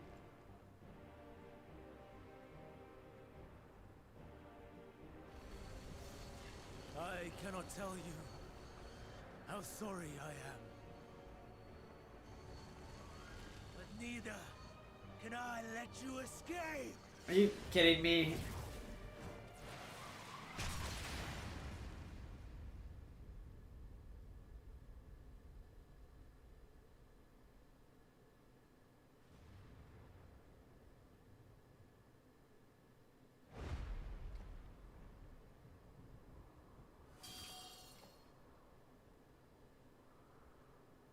Too brave by half.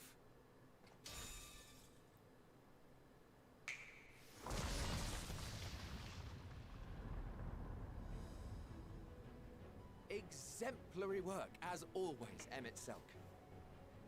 What? But how? I thought the confluence was... over... Over there? Yes. We were rather hoping you would. It was never anywhere but where it is now. The instant those two began making their way towards nothing, 'twas clear the plan was a diversion. I'm quite incapable of destroying a confluence, I must confess. A gambit brazen beyond words. Though we've grown accustomed to reckless improvision due to the antics of an incorrigible associate. Though, in the case of certain present company, incorrigible is an understatement. Honestly, I'm beginning to suspect it's a requirement for every Azen.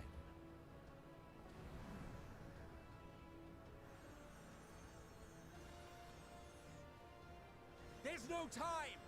Quickly! Even now, I do not believe your tale. I would not suffer us to walk such a wretched path. Still, if it must be said, do not squander it. The legacy I leave you.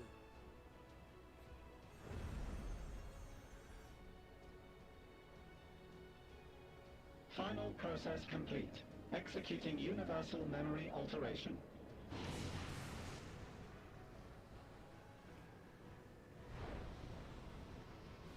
Go, Argos!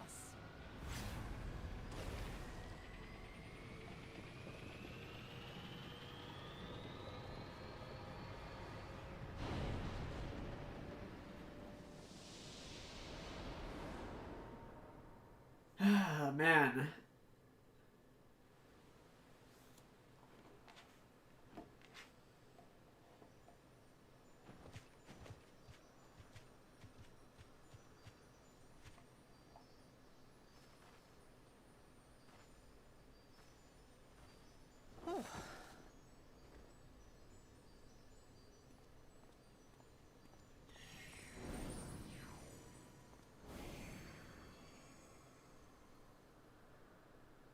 I'm fine. Just a little tired.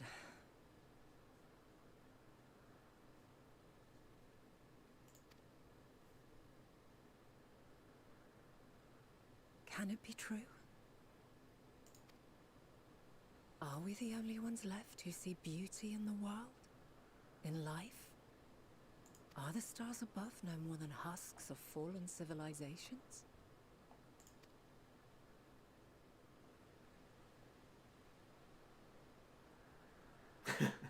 OP Golden Retriever, yeah. And yet, I feel her. Though she is unimaginably distant, I feel Meteon's presence. And the place where to we must go. Ere she made good her escape, I placed an enchantment upon her. One which allows us to follow her trail. She has already left the outermost bounds of Aetheris, and continues on her way. Given the vastness of the universe, it will still be no easy feat to track her down. But thanks to Emet-Selch and his Ladeus, all is not lost. We remember. So long as we remember, our fates remain ours to shape.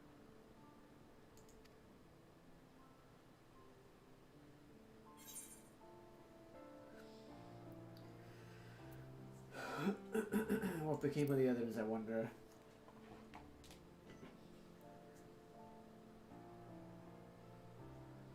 I'd like to know too.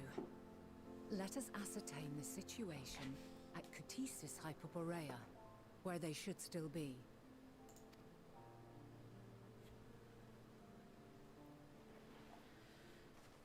Man, they created this thing that ends up Given the likely becoming state of their that. memories, however, it would be imprudent for us to approach them directly. In which case... Like, they created their own distraction by accident.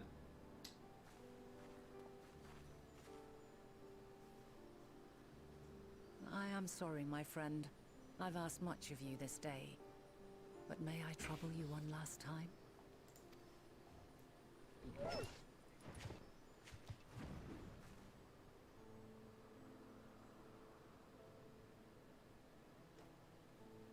Argos will investigate in our stead. We will share in his consciousness and see and hear as if we were with him. Now, close your eyes and open your mind.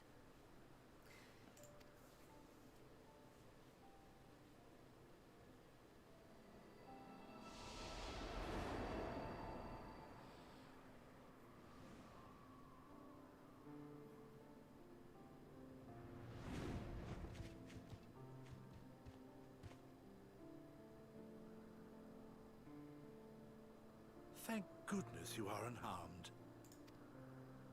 Unharmed? There is a gaping hole in my memories. I can scarcely remember arriving here in Elpis. Forgive me. I was preparing to demonstrate the functionality of Kairos to our guests. But Meteon, her shared consciousness became unstable. And she... So, that's what prompted the state of alert. And when you went to investigate, you were caught in Kairos's accidental operation. So it would seem. It's all a blur to me. Such an unfortunate accident. Oh, and what of Vinar and your other companion? You went inside together, as I recall. We did?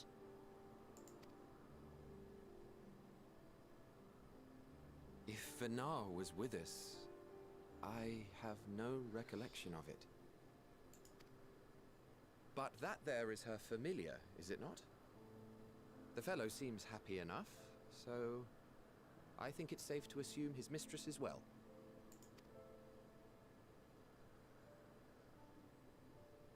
I haven't the slightest notion who this other companion might be, however.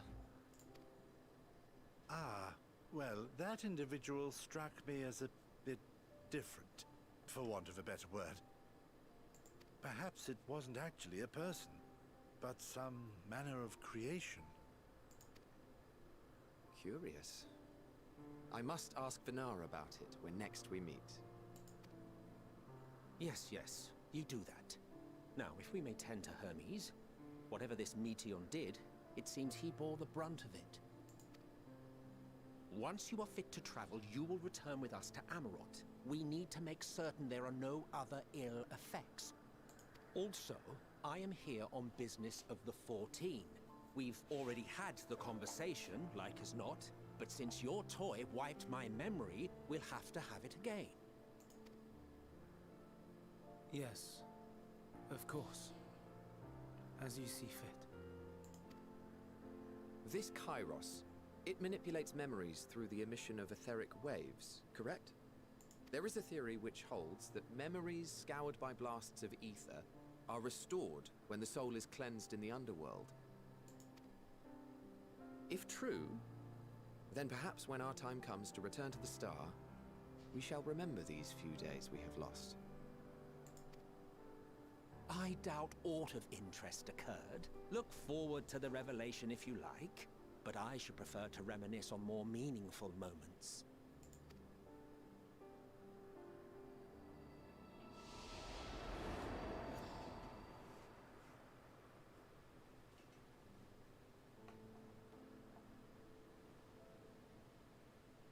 Let us rest, if only for a while. After all, you and I... Oh, we still have a long, long way to go.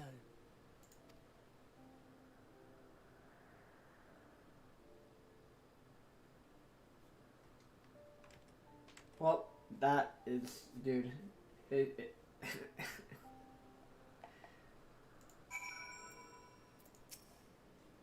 So... Hermes got his memory was erased too, and he said he wanted to... Like, what is the point of that? Like, why the hell... He made that thing, and then he let her go. Are you feeling at all recovered? I understand that your exertions were more than purely physical, but resting one's body, if only for a moment, is never without merit. As for Hermes, I think it unlikely he'll create more entelekes. He poured much of himself into Medion, and now that she and her sisters are gone, dissipated in his mind, the grief must be unbearable. He will blame himself. He'll believe that he had never acknowledged his dissatisfaction with the world. Then the media would never have been born to suffer and die. The offer to join the 14 will be a welcome distraction, and one day hence he will face the advent of the final days in the role of Fandango.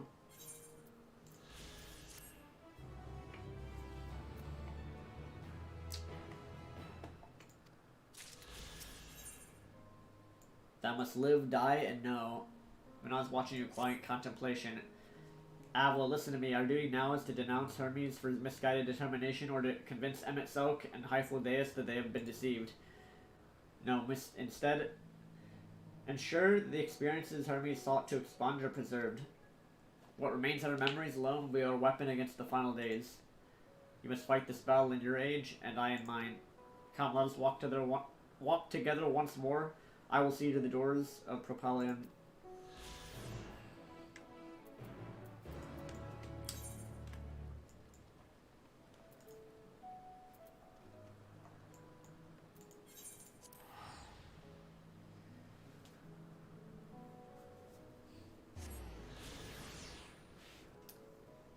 Yeah, I that was so similar, very similar to a mega weapon, the way that I think Omega Weapon is different though, is made by some other civilization or something.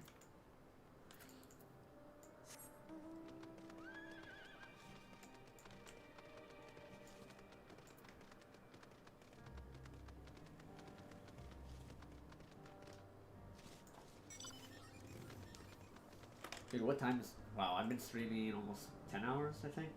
9 hours. I'm streaming long today. Appreciate everybody that's been here watching.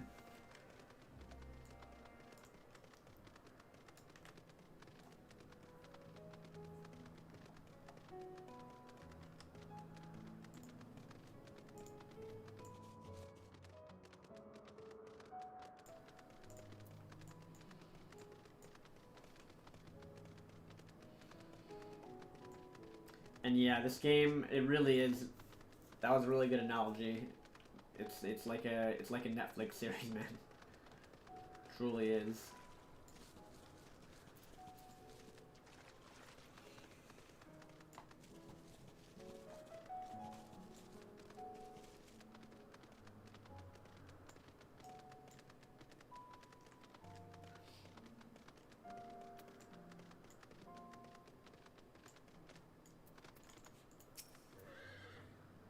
Your time in this age is drawing to an end.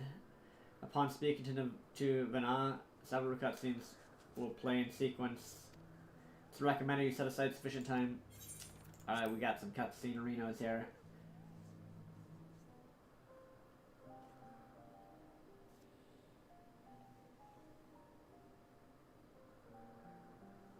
Oh yeah, the queue in the morning. It is within. The portal that brought you hither.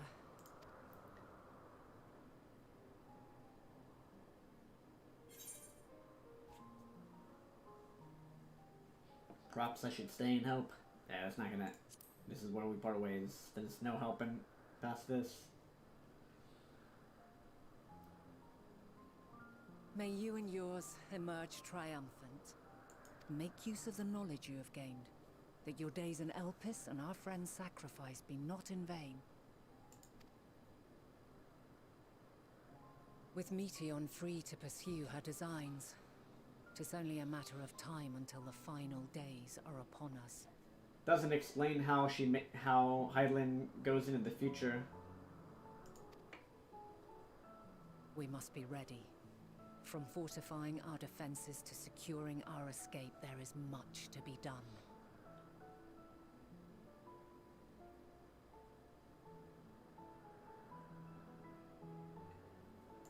In spite of this, we cannot allow the report that set this calamity in motion to become common knowledge. Were the masses to learn the fates of the other stars, I fear the situation would spiral out of our control. I must carefully consider who can be trusted and bring them into the fold.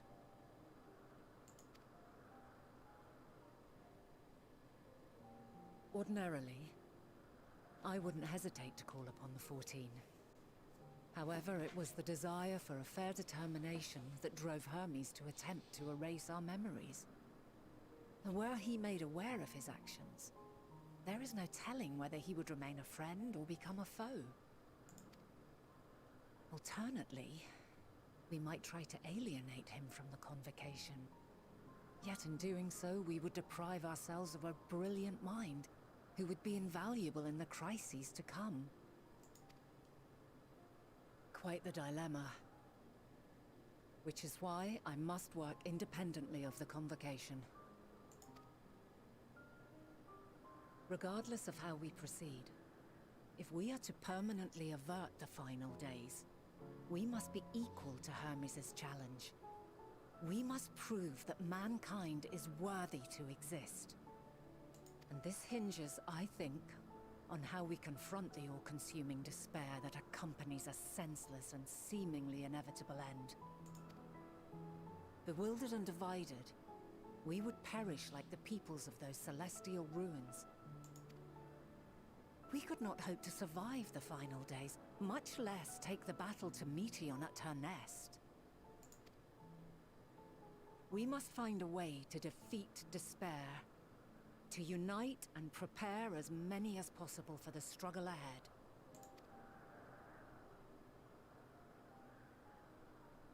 Heavy will weigh the burden of guiding this legion of souls. Yet I have faith in mankind's potential. As long as he believes in himself, there is naught he cannot achieve. So I will not give up on him. On us. You may find your world to be very different. Or perhaps the erasure of our friends' memories has sown the seeds of a conjunction between us. We cannot know until the moment is at hand. So shall I strive to do my best, taking naught for granted as I walk my path.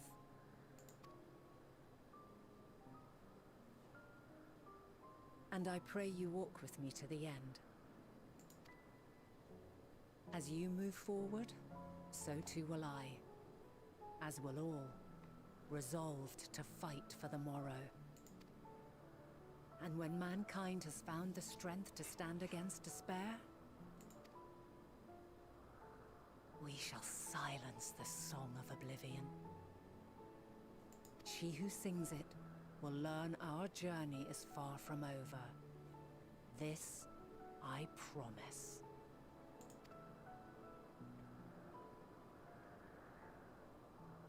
Fare you well, my light of the future, till we meet again.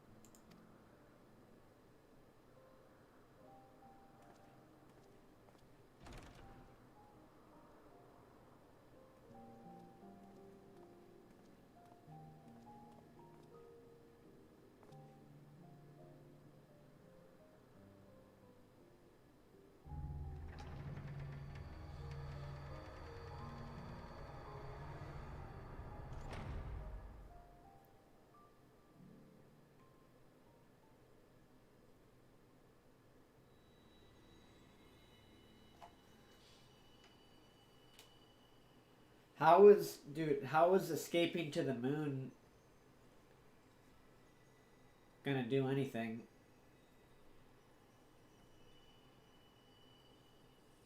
From this day forth, I shall strive to bring honor to the seat of Fandani.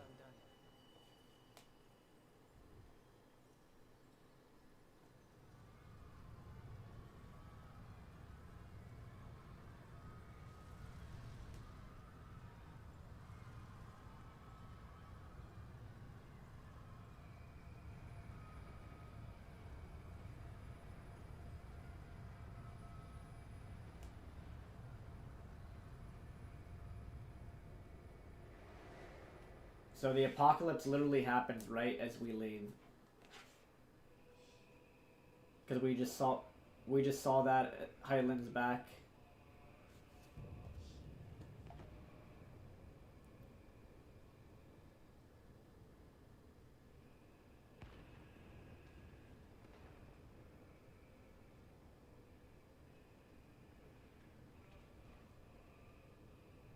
Even now, I remember standing there, locked in a moment where the sky is aflame.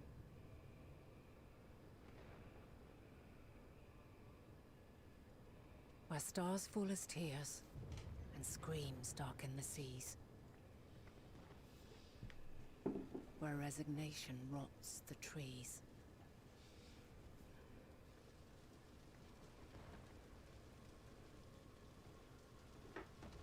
Where terror twists magics into abominations. So the exact same thing happened. Such is the lament of they who have gone before. The song of they who tried and failed to create a better world. The song of the end.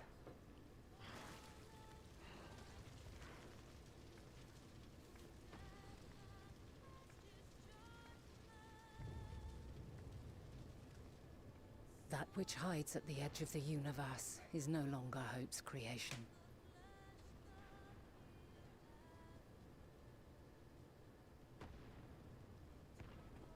It is hopelessness incarnate.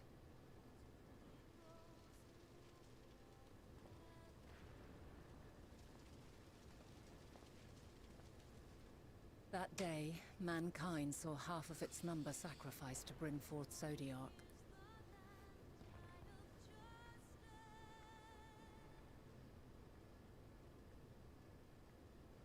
And covering the star in a shroud of ether, we forestalled the final days.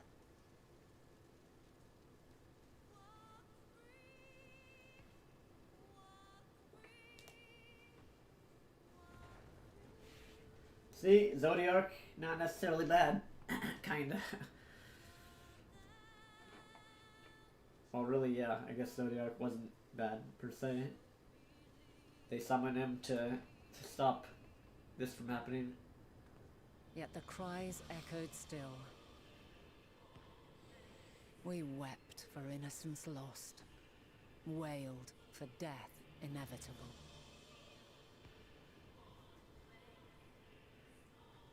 A reality too terrible to bear. And for too many who sought comfort in gilded memories of joyful days and tranquil nights.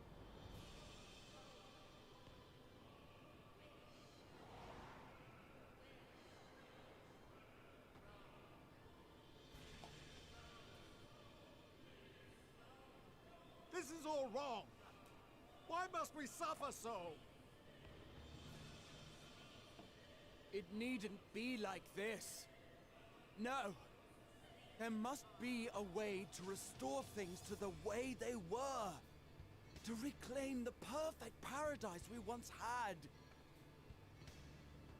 No, my friends. Suffering exists, and we cannot pretend otherwise.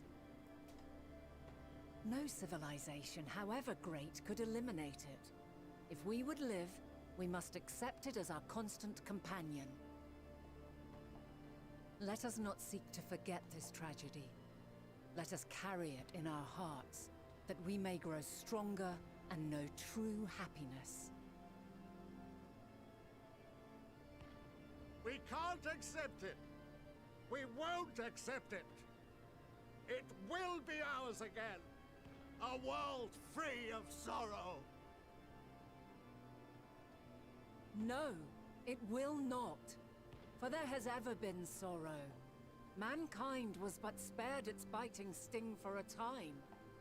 So please, open your eyes. To try and reclaim those lives we lost by sacrificing yet more isn't wisdom. It is weakness. No paradise is without its shadows. If we cannot accept this truth and learn from our pain, then our plight shall be repeated.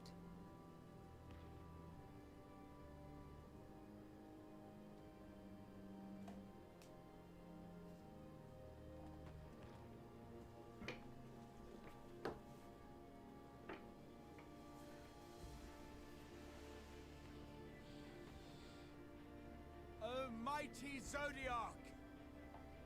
God, born of our boundless faith, we bid you, hear our prayer. Accept this offering of lives, and deliver unto us the lives we once had. Deliver unto us the days of old, the days when the star was a font of love, and we knew naught but bliss.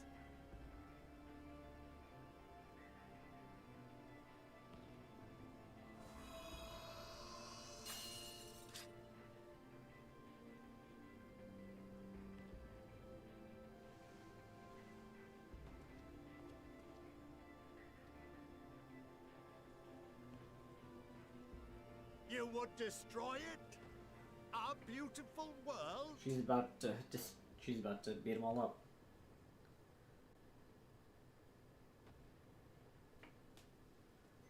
Lands that stretched on forever. Skies one could drown in. The heartbeat of nature, silent yet strong.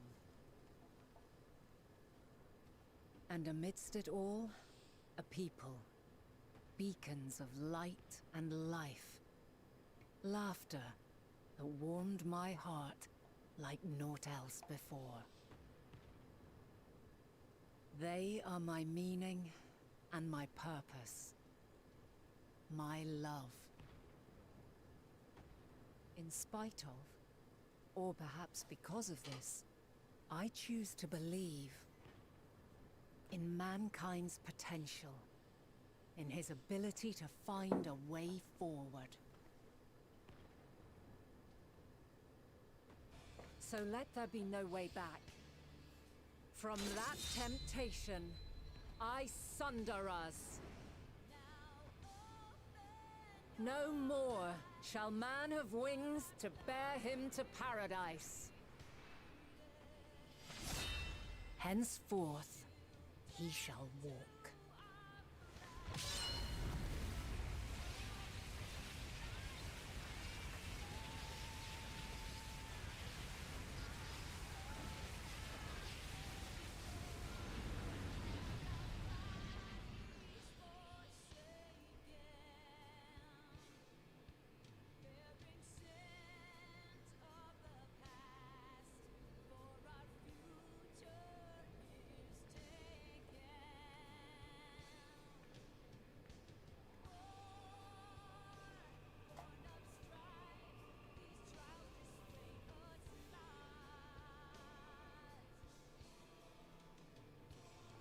Just kill them all? All is excruciating pain. I breathe fire and torment.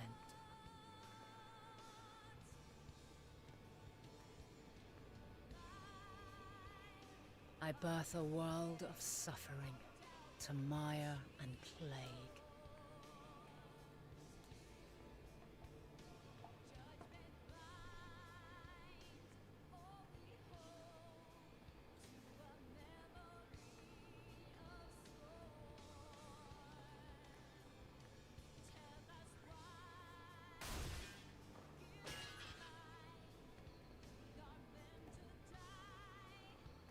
Oh my god, dude. In one fleeting moment, lives come and go, ever moving towards the unknown. And in that fleeting moment, they cry for the answer to the question. Why, given life, are they meant to suffer, to die?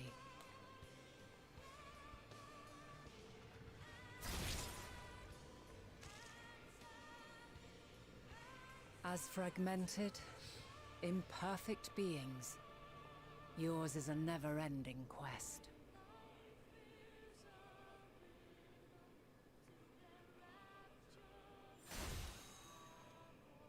A quest to find your purpose, knowing your end is assured.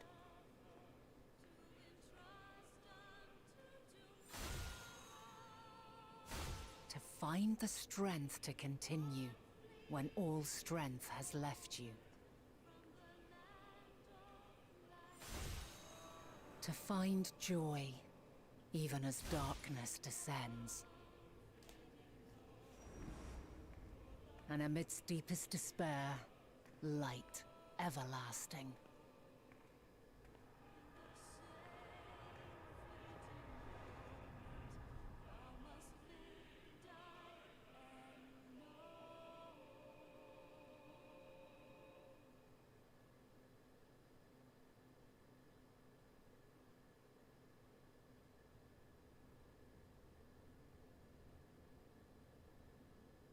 A conjunction has begun to form, an intertwining of your time and mine.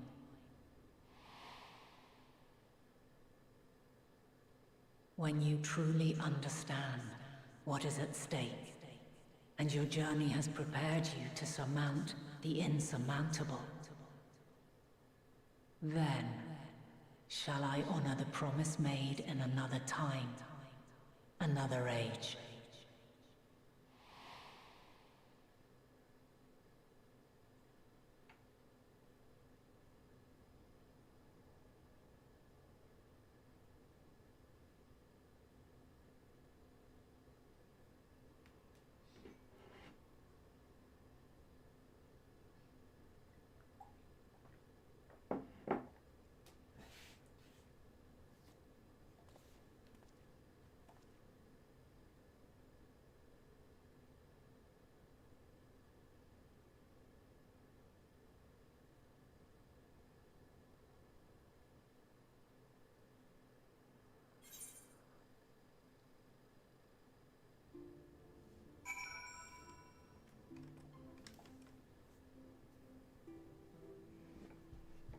Wow.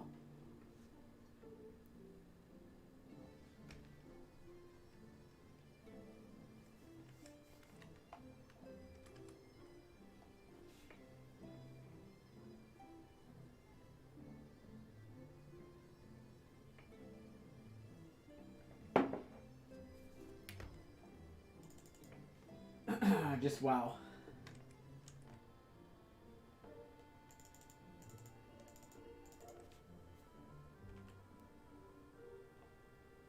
Like a good wow, like just wow. Just amazing. I don't actually amazing. Like holy fuck, amazing.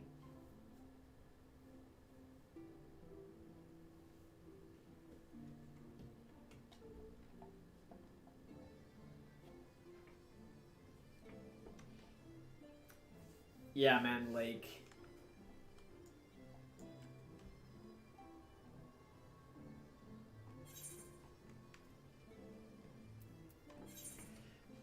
that's just crazy amazing.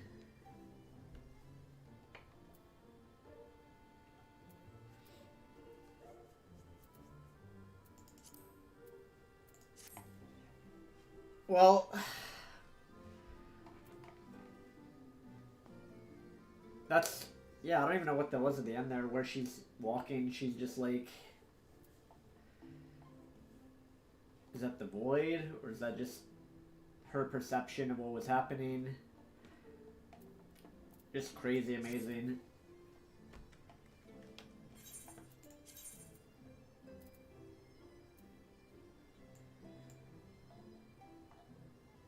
Is it, dude, it's already top Shadowbringers, like, actually amazing. yeah, XD indeed, dude, like,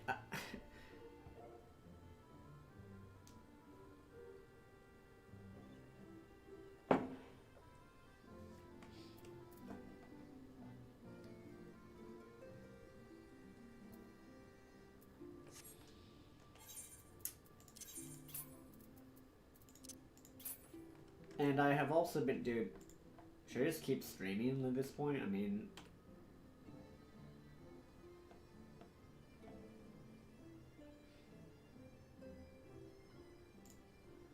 been streaming for 10 hours. I'm gonna keep going a bit longer, I feel like. Yeah, dude, it's, I mean, what can you really say?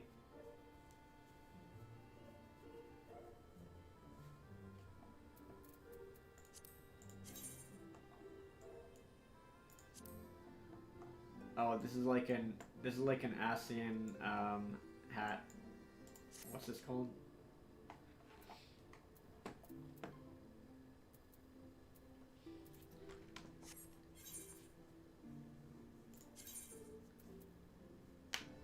All right, dude. Thanks for watching today.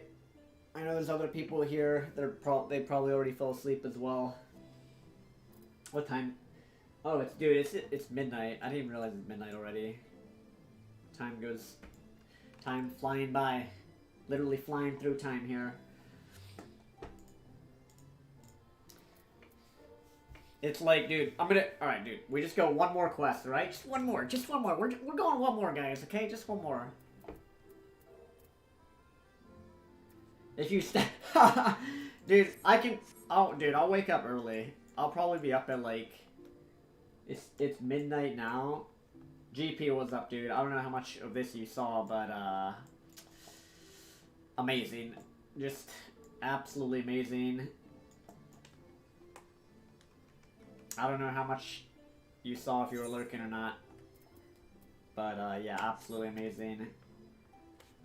So, I love how the next quest is report to Cryo. So we're gonna report all of that just happened. We're gonna report that to Cryo. You know, we just time traveled and I saw some crazy stuff and something that's about to destroy the universe was unleashed and yep, nothing much to. How much? After all of that, report to Cryo? I don't know about that one. We're gonna report all that to Cryo?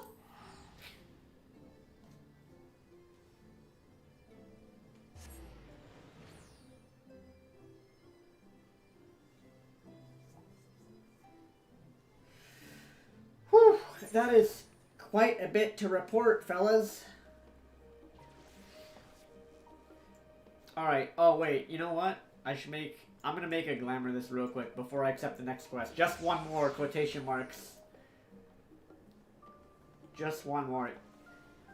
Wait, alright. Before I go any further here.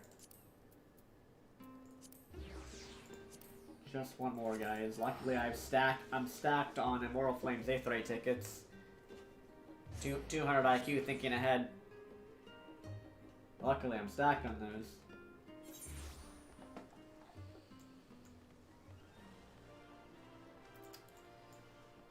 Dude, after all that, you come back here and you see some sprouts and you're like, you see the sprouts and you're like, I've seen things. Like, the sprouts have no idea. You come back here after all that, you're like, oh my god, I have seen some stuff. I have absolutely seen things. Oh my god, dude.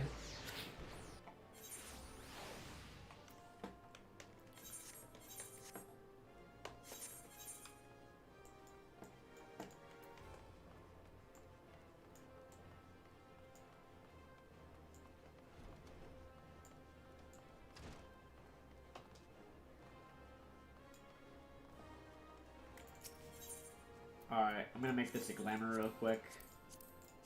Just gonna repair everything.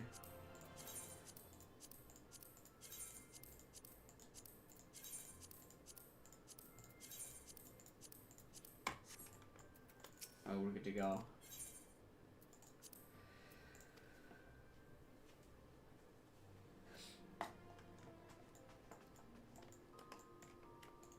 Alright, let's, what do we put in here? We put in the...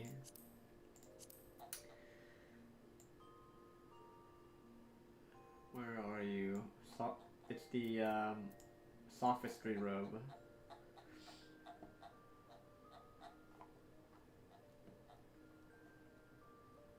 Sophist robe, there we go. Okay, and then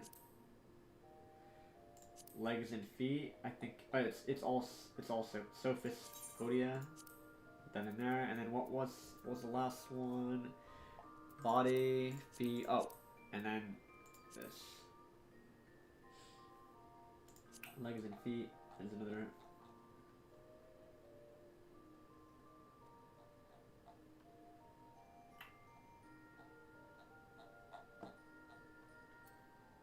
Oh, I think I already put it in here. I think that's what I just put in. Oh, yeah. I think that is it. It's just the pants, the feet, and the robe. Pretty sure that is it.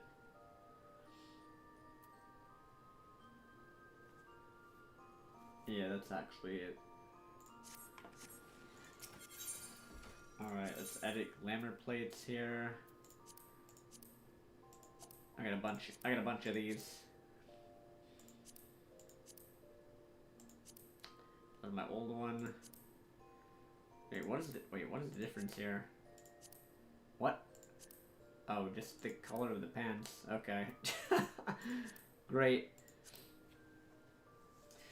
Let's see. Let's change this. Keep the hat. Body, what was... Oh, yeah, it's all... Alright, Sophist robe. Gloves, I think, are the same exact ones that I just had. Oh, no. I put these. Emperor's new gloves. I don't even know what that looks like. And then the feet are... I don't even know what these look like because they're underneath the robe.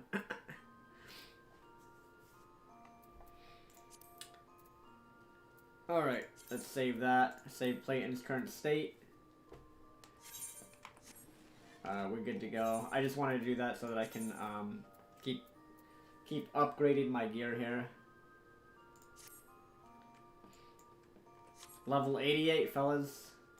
Two more levels and then we're at the cap.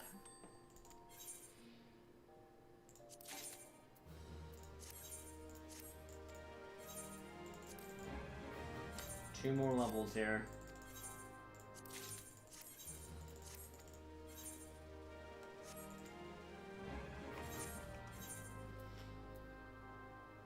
Oh wait, what? Did I put on this? Oh, this is actually higher level. Put that in my armory chest. What's that even look like? Let's check. Oh, what the? You know, for a robe, that's not too shabby, actually. It's blue, though. Kitseos robe of casting. That actually... You know what? For a robe, that one actually looks like you're a goddamn king. You know what? That's actually pretty sick. Unfortunately, not dyeable. Although I'm sure there's a version that's dyeable, but like, damn, look at that. Look at that. I'm a goddamn king, fellas. Some would even say, Mech God. Pretty cool, pretty cool.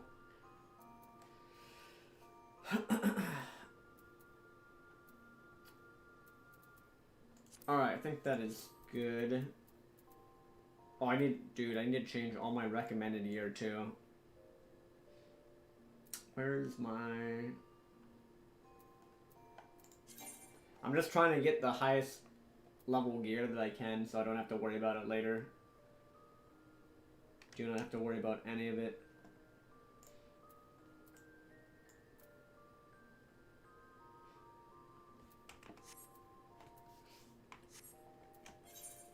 Alright. Glamour plate. Where's my normal glamour? That's that one. Apply. Alright, we're good to go. We be good to go, fellas. Let me save this as well.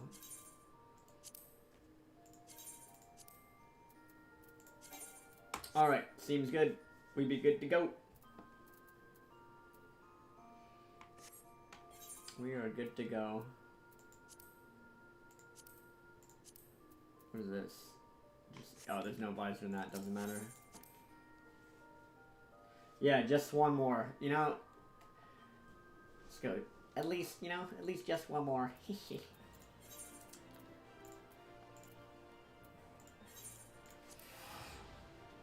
Man, that is, yeah. Again, that's just crazy. All of that.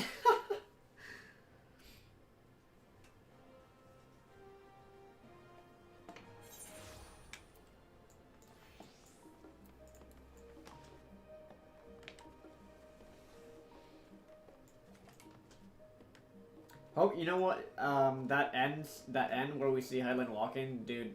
Let's hope I'm not right. Let's hope that she doesn't become evil or something. Hey, I can walk through this somehow. I mean, I guess she doesn't because in the future, she's the one that talks to you first. Baldestin Annex.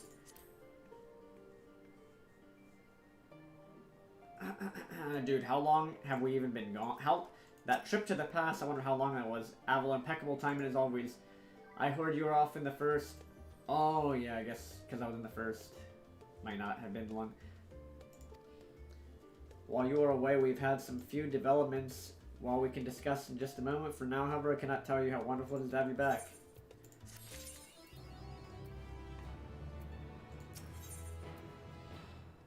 Though you and Carl both have news to share, hers is perhaps more urgent.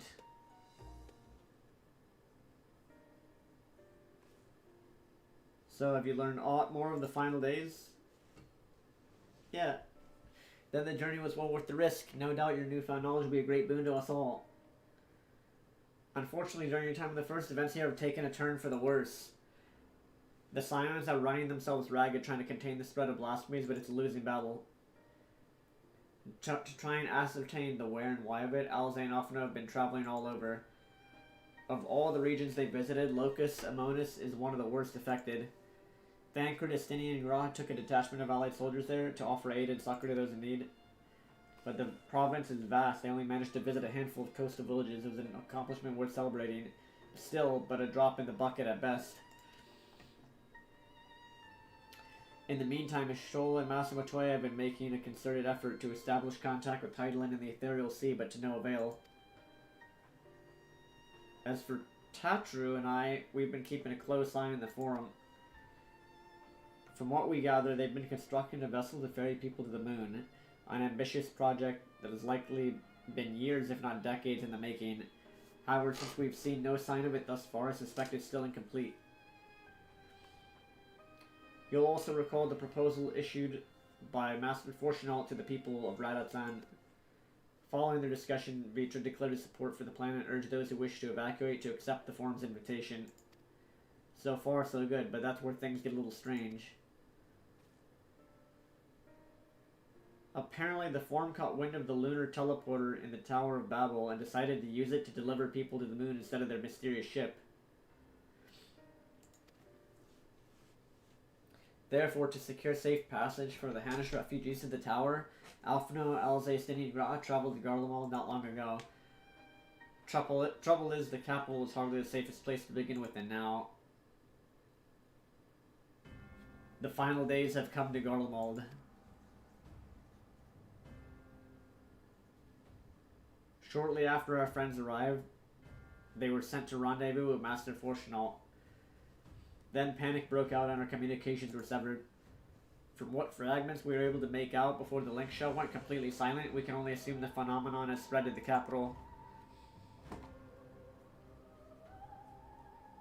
The others need you, Avlo. Please, you must help them.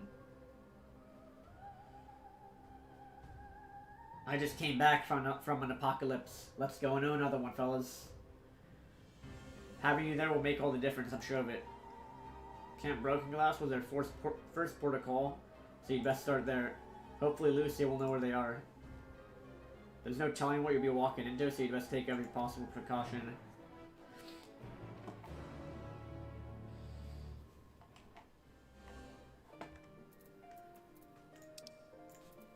Oh boy. This quest is called As the Heavens Burn.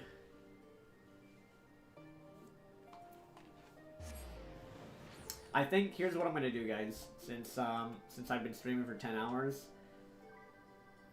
I think I'm gonna stream like another hour and a half, and then I'm gonna sleep some, and then after that I will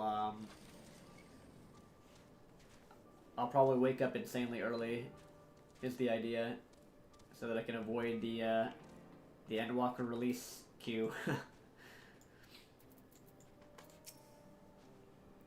Avilo, not a moment too soon. The skies over Garlemald are ablaze, but it's events on the ground that concern me. As you've heard, your fellow Scions arrived ahead of you. We cut the customary greeting short after we received word from our troops on the Magna Glacies that the Forum's airship had landed, and then the heavens began to burn. I dispatched your friends at once to ensure the refugees come to no harm. I would have you join them immediately. Additional support is en route, but we'll discuss them later. I trust you're ready to depart. Oh boy. You'll be required to participate in battle. Your progress will be saved at certain points. Okay. Okay. Oh boy, we got some cutscene arenas on the way.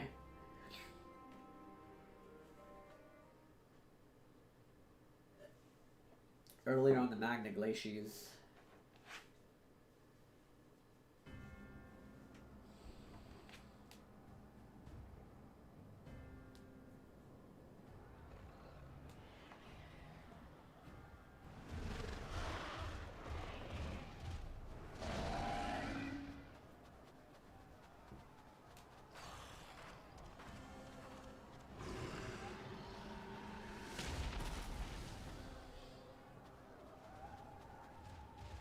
No.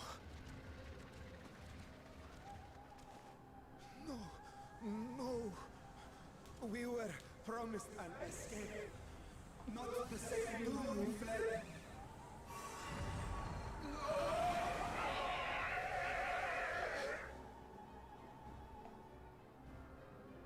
I shall not meet my final days here in this blasted waste. Calm yourselves. Your panic is our greatest enemy. Come, we must build a line of defense.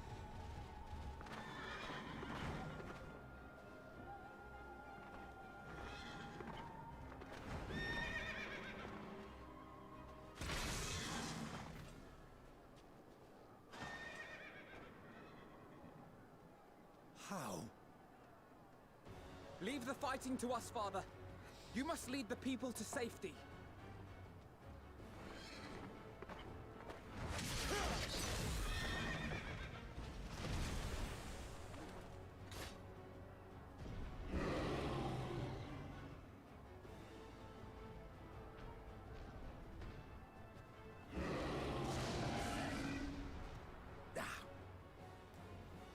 I can handle this pair. You shall tend to the refugees. Let us be about it.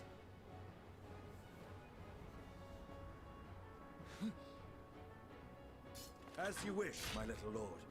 Ha! Get roasted, bitch.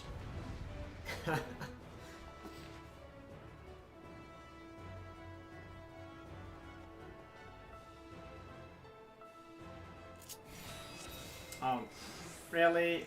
Oh my god. I don't know how to play Sage. Command the beast's attention. See to the wounded. I got no... Help is at hand.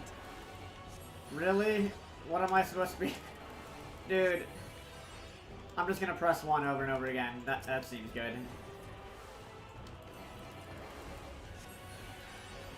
Really? Dude, I'm not a healer, I do damage. I got no idea what I'm doing. I'm pressing 1 over and over again.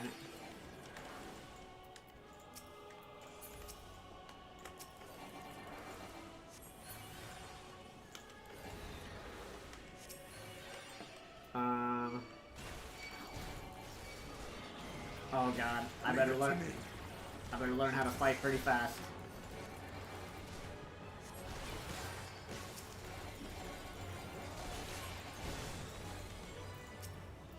What is this? Oh, this is our damage over time. Alright, so 5 is my attack button.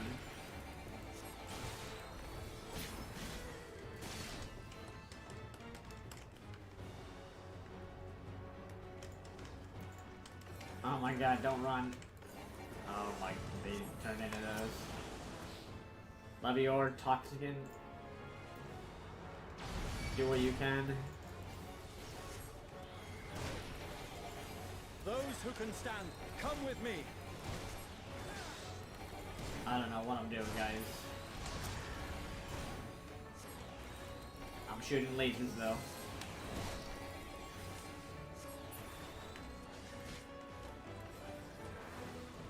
Everyone's turning all is lost. Oh. Oh.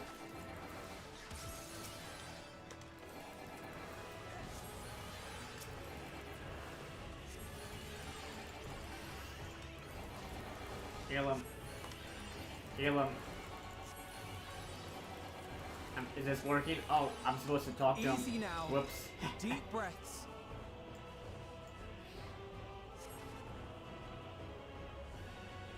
You're safe now.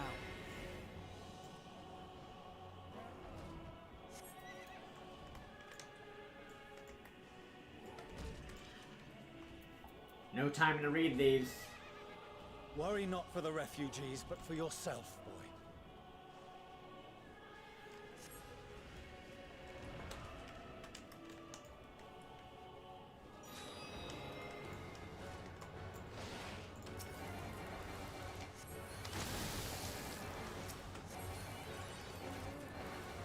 What is Leviar diagnosed? Oh, whoops.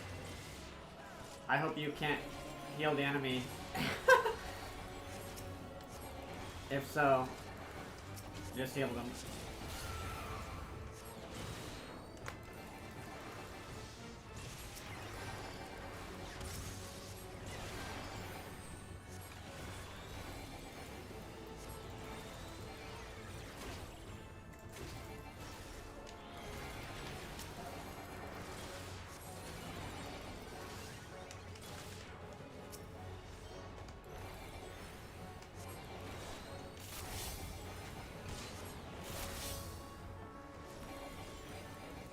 I'm pretty sure 5 is my skill button here. Oh my god.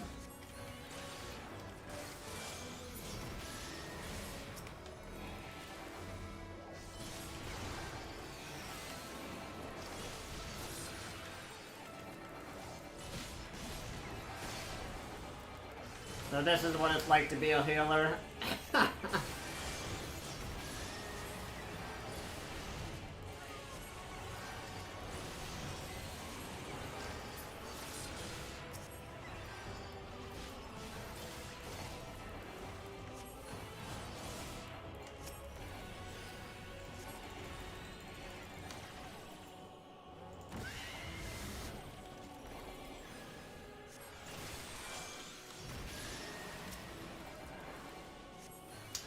See, if I was actually gonna level up a healer, I would need a hotkey to switch between. Does this hit? I don't know if I can hit. You can't accidentally heal the enemy, right? I would assume not. I don't know because I don't main healer. Hard, but not hard enough.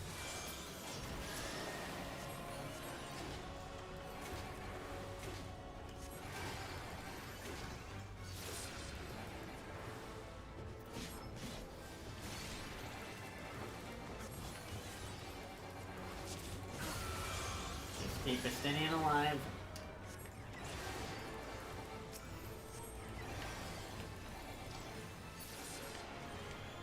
Oh no, we got it.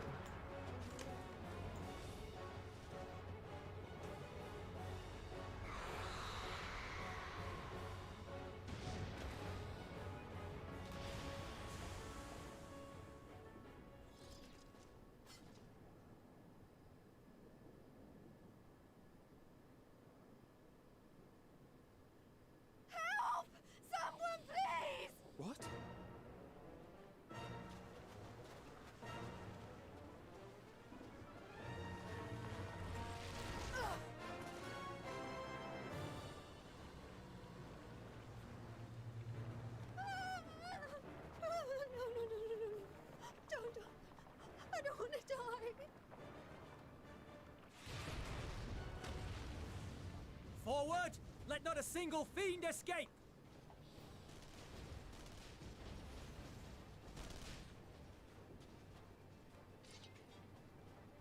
Wait, that's... Euless and the army. So, you've recovered then? In time enough to be of aid, for once.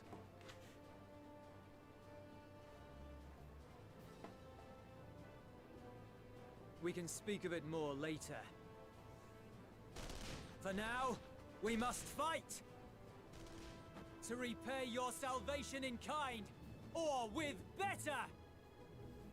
For Garlemald has her pride!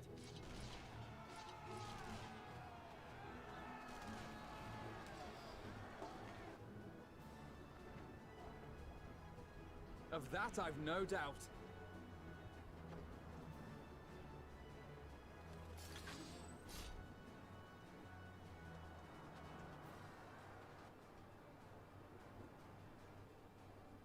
Good gods. Of all possible saviors, the Imperial Army. His dad's like, how is this even possible? Oh.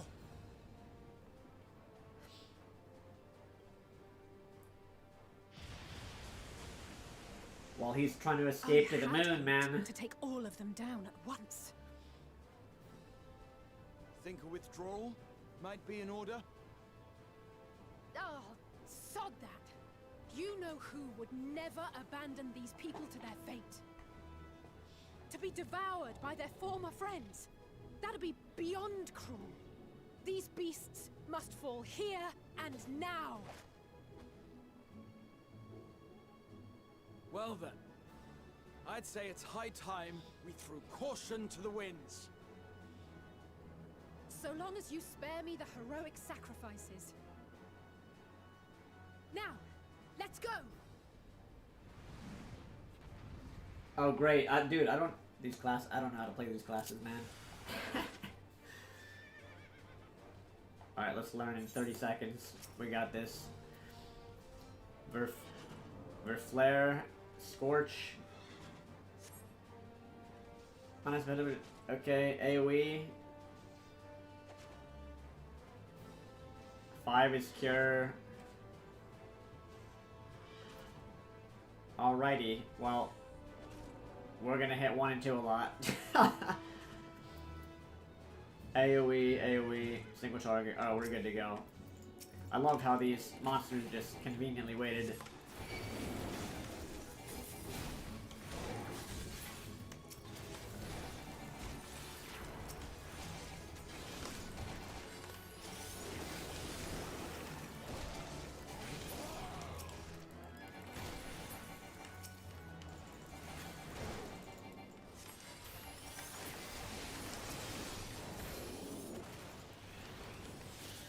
Didn't know how to break the chain of transformations.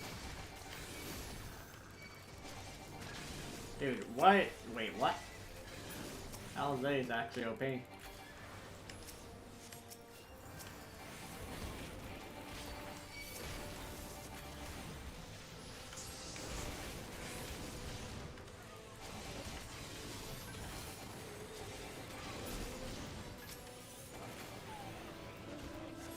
don't know why this is on such a long cooldown.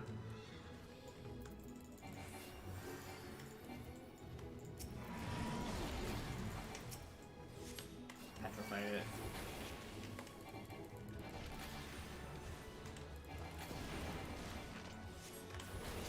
I'm fine.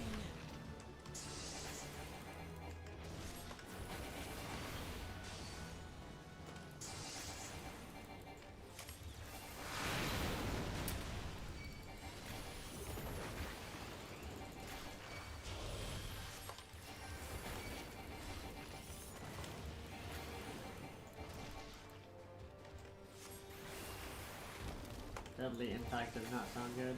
Oops. Over here.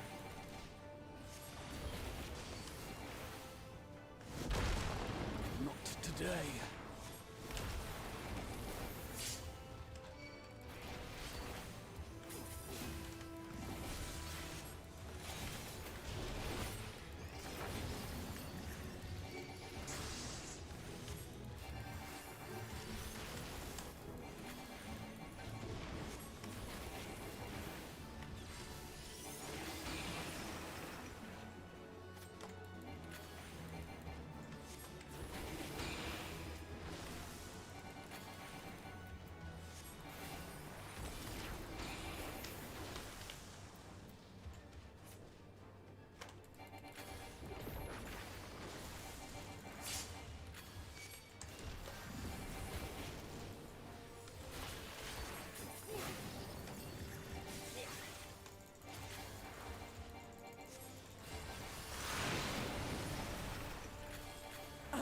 done yet. Alright, give me limit break, go.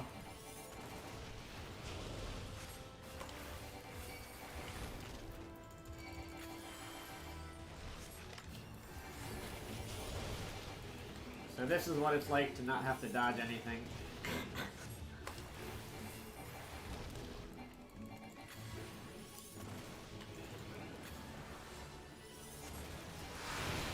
Red mage pretty good. Nothing to worry about.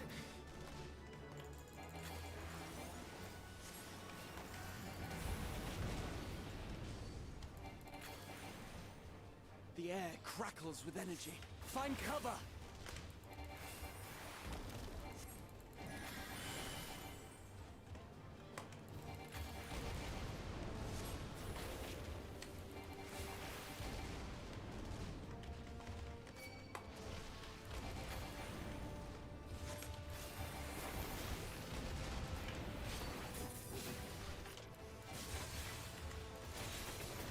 As they say, turnabout's fair play. Limit break for milling pledge.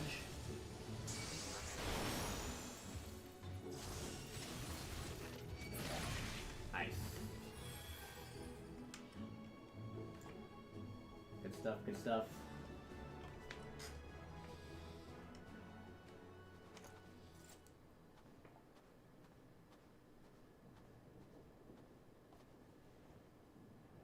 There's not the barest trace of ether. Maybe there really is no way to bring them back.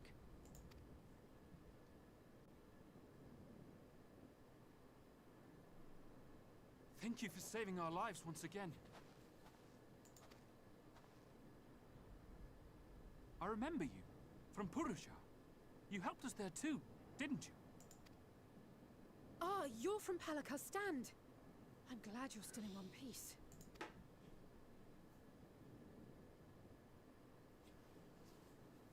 Or you will be, once I see to that injury of yours.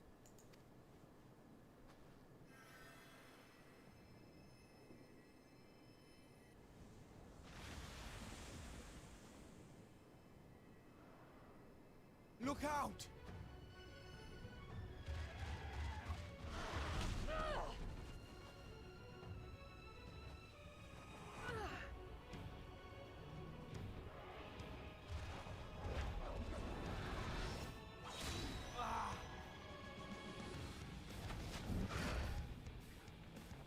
Get out of here!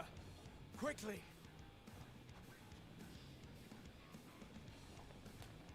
I won't lose them! Not a one! This will be a brighter future! I won't let a madman's apocalypse ruin everything we've fought to achieve!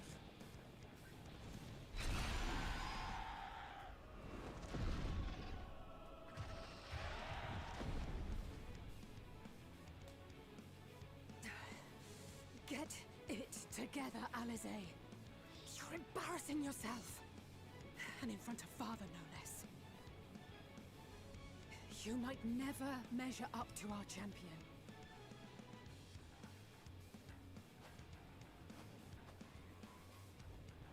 But we ask too much of him as it is. You mustn't let Eorzea's hero fight alone.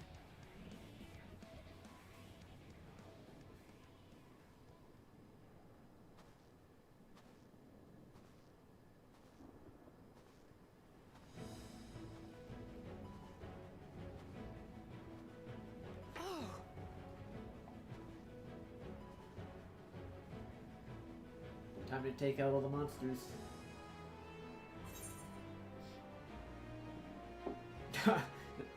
look at these options. You've done well in my absence. Third option's funny. I can look after myself, you know.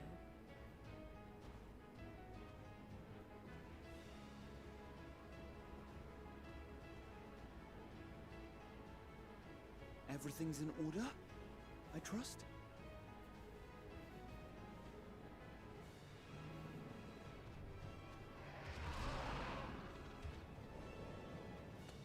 I've had enough of this rabble! Come on! These things are literally calling down meteors, like... That's kind of OP. Oh, a trio for the ages.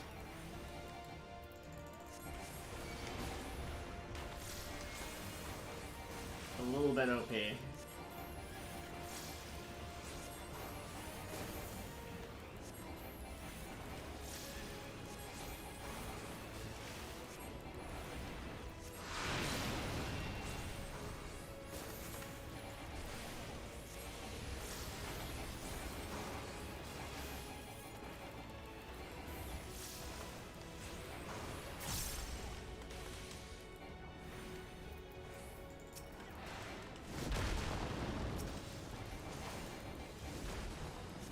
Just the beginning.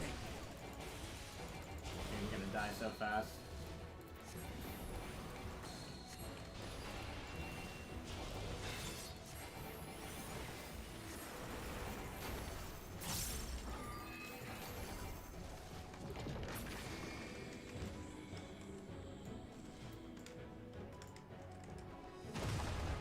What? Oh. I had a feeling I'd find you here. This should be the last of the worst troublemakers. With me!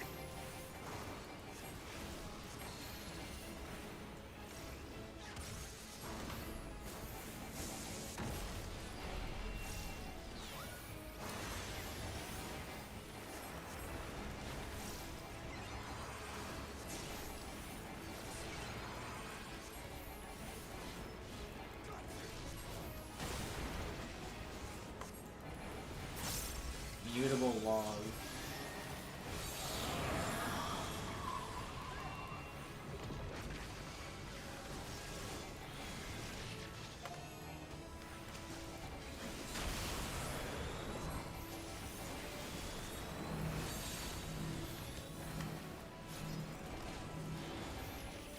On your feet.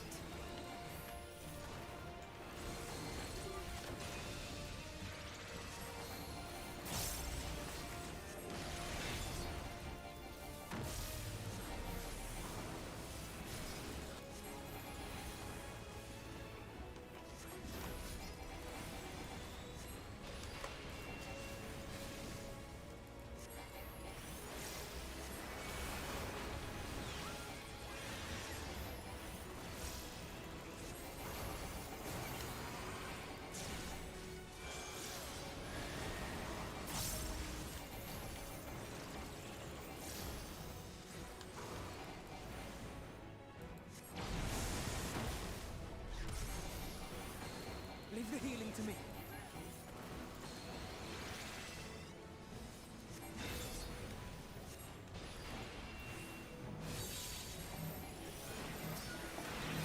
Almost dead. I'm in your debt.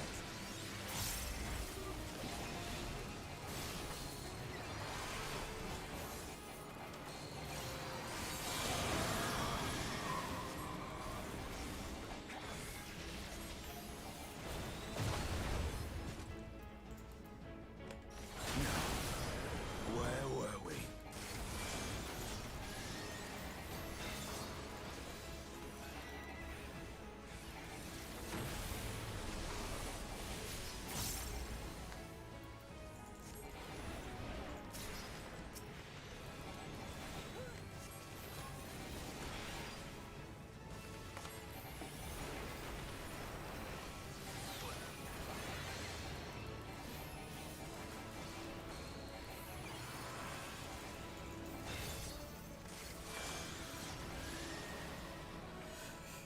Nice! GG easy.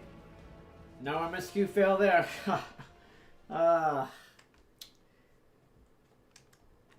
GG easy.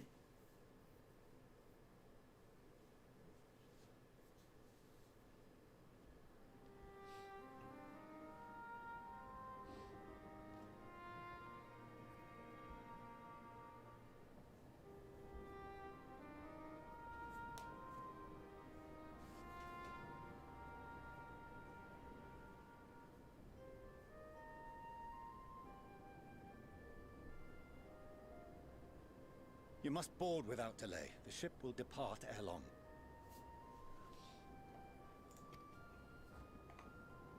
Your offer to host us in Sharlayan is most appreciated.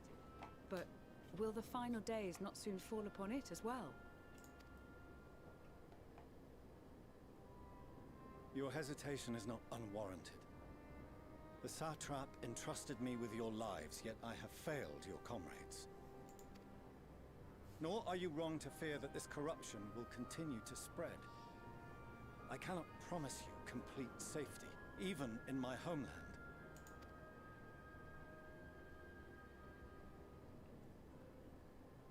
What I can promise is that I will do all in my power to protect you.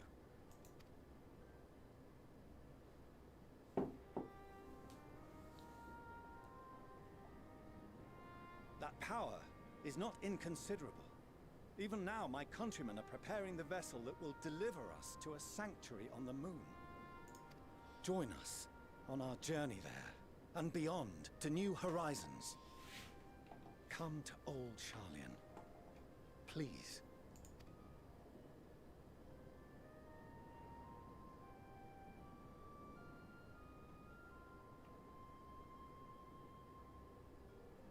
We would be fools to refuse such a generous offer made in earnest.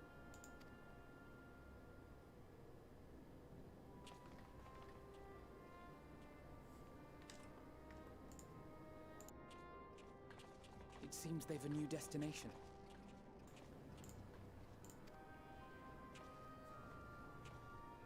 The people of Radzat Han have known too much suffering. The march to Garlemald will only bring them more, short though it may be.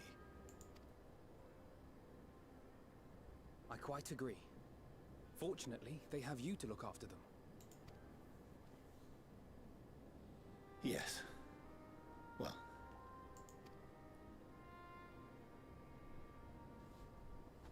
Behind you! Just there!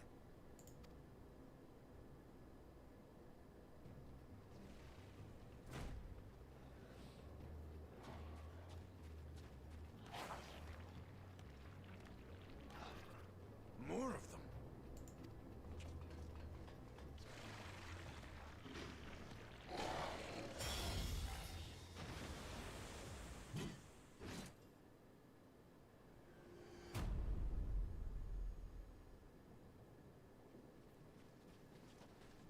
Xenos! Here! Took him out in one hit.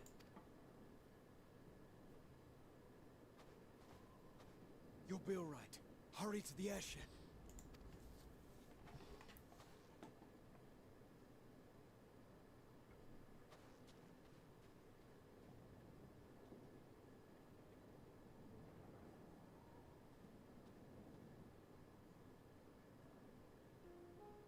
Why have you come?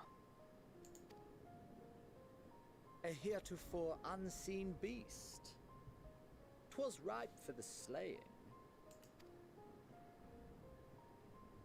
Poor sport, alas. Unfit to temper my blade. Oh, for the love of... You cannot still be on about a rematch.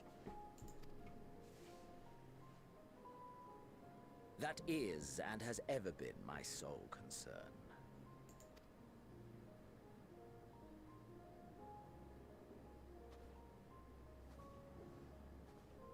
You, on the other hand, are fixated on a different quarry. Your passion pales before mine. Yet neither hate nor despair seems sufficient to recapture your misdirected bloodlust.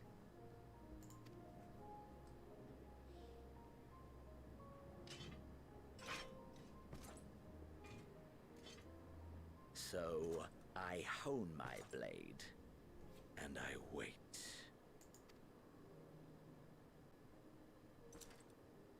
That's it. That's all you care about.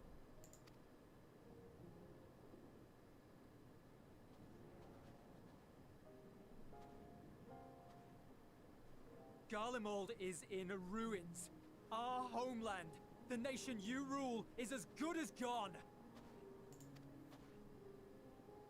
Along with so many of its people. Not just soldiers like us, Not only those who fought and killed for power and duty.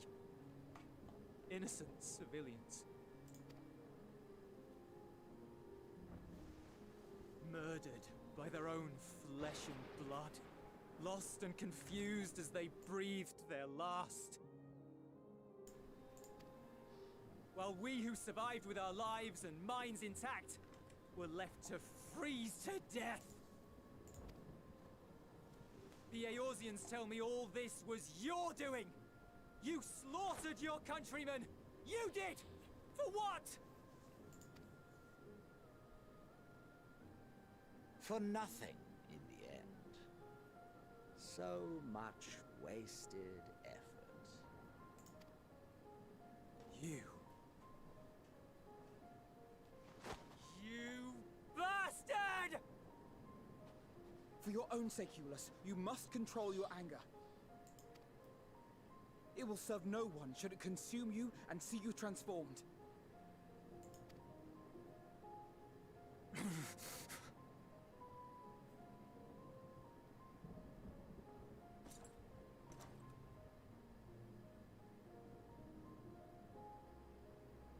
Would you be happier had I a good reason?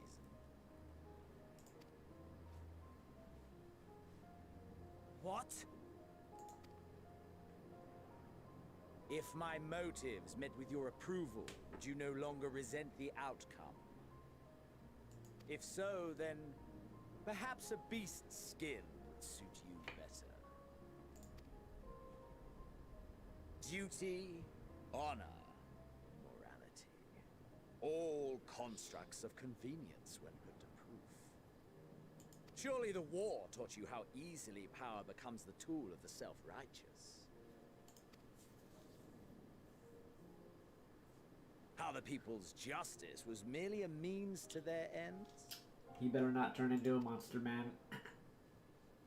He'll become more powerful. Yet you would ask me why. Ask any creature of this star and those above for answers, and they will tell you what suits their fancy. And they would be right to do so. What meaning there is to be found in the petty vicissitudes of your existence must be gleaned by you, and you alone.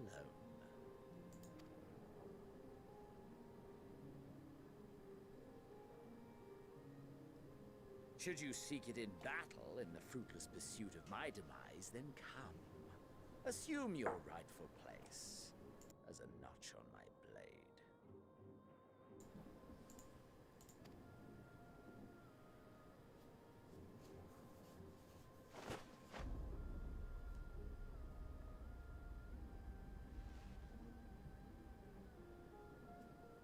You are a blight on the Garlean race, and there would be no more satisfying way to expunge it than by beating you to death.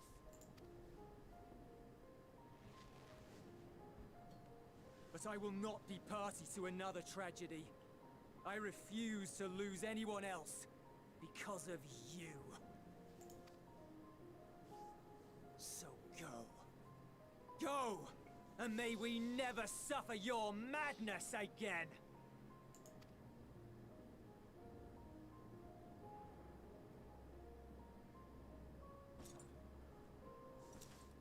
Xenos!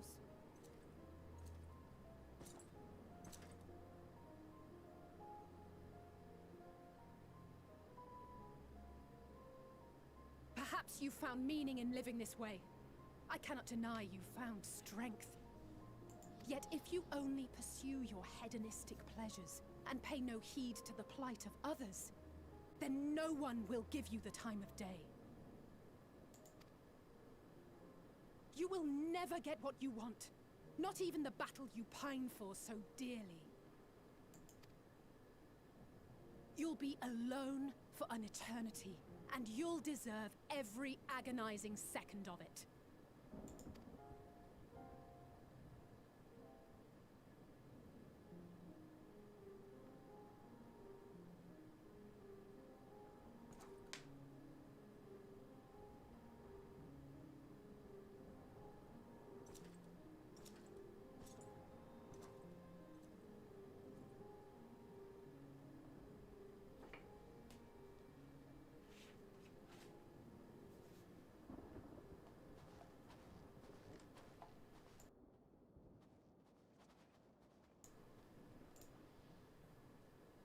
we're ready to depart.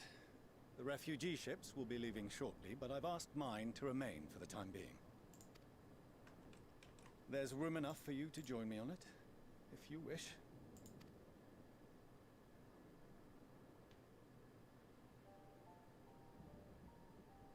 Do contain your surprise. I needn't agree with the Scion's methods or intentions to acknowledge that their deeds are deserving of gratitude. We appreciate the offer. But might I ask why you are delaying your departure? I presume it is not solely for our benefit. I must visit Garlemald ere we return to Sharlayan. Having caused such an uproar, it is only meet that I explain myself to the Ilzabard contingent.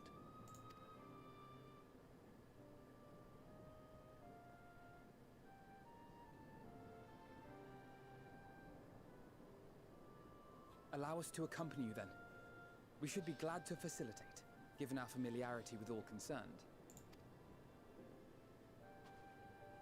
If you would like to join as well, Eulus, we can speak of recent events on the way.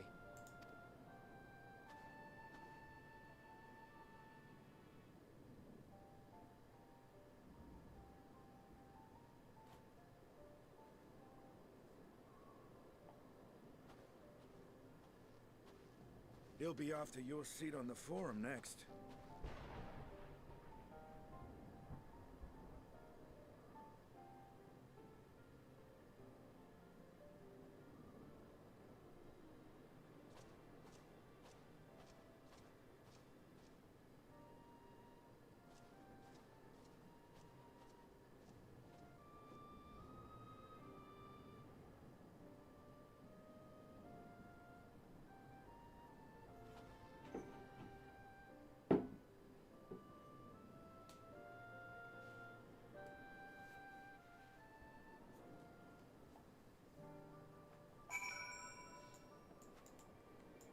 Where do we be? Where do we be? Oh. To see Xenos standing there, uncaring and unrepentant gods, I don't know what came over me. I just blurted out the first thing that came to mind, but looking back on it, I stand by those words. I would say I hope they won't incite him to further villainy, but to be honest, I doubt he even remembers what I said. Anyway, enough about all that. It's good to see you again.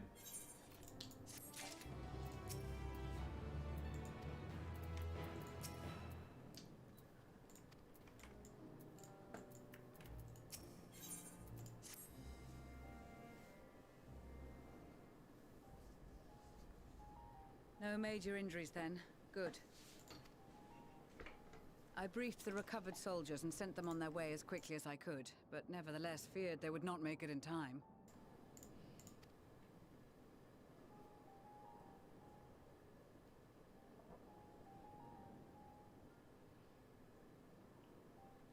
The additional support was invaluable.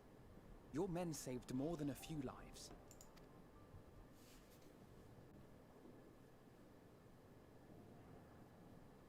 Though not all, I regret to say.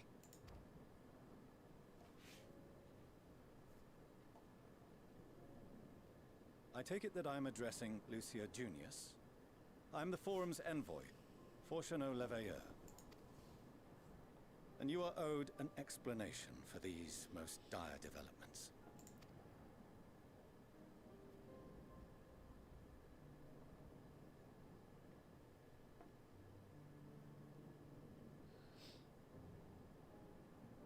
Another trial wrought by the final days. I was beginning to suspect as much. You doubtless feel some consternation having been forced to abandon your original plan. But trust me when I say you were right to send the refugees elsewhere. Beasts have been sighted within the capital. Perhaps it was a stroke of grim fortune that the population was decimated beforehand, as they've yet to appear in any great number, but in time. In any case, Maxima leads the remainder of the contingent in an effort to cull the creatures and evacuate the populace as we speak. Once the airships have taken to the skies, I pray your men can be persuaded to join him. You'll permit us to retain our weapons? I wouldn't have sent you after the Scions were I expecting you to stab them in the back. And I, for one, would not consider past transgressions more relevant than future contributions. Regardless of the circumstances that saw us at odds before, we need men of courage now, more than ever.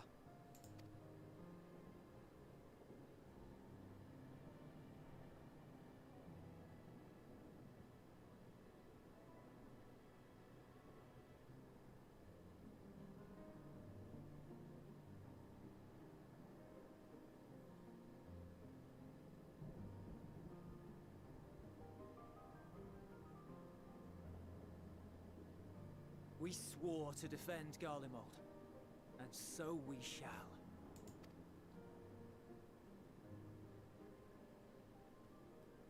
It seems you have everything under control. You will excuse me then, for mine own duties await. A moment, Master Fortuno. You did desire to express your appreciation for services rendered, did you not? I did. Though if you intend to again ask that Charlian alter its course, you will find my gratitude insufficient. 'Tis nothing so onerous. I wish to hear the details of this grand endeavor of yours.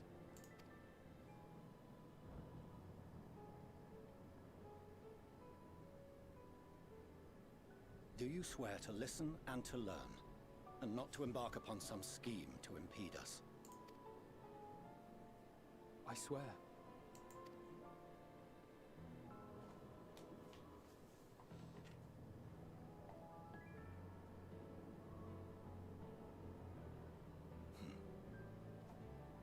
Any other, I would doubt. But you, I trust to keep your word. For not once have you broken it. Very well.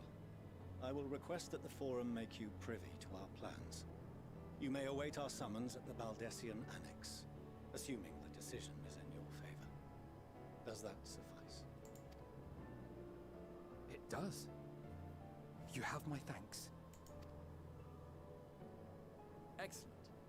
You can regale us with tales of your most recent sojourn to the First while we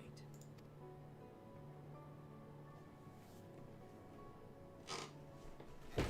Whoops. Almost fell over. Did you hear something just now?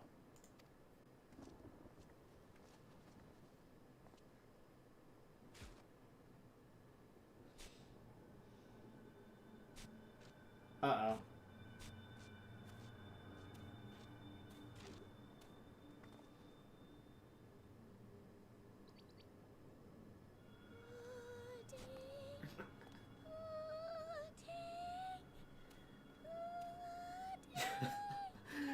Why this little guy down on the planet?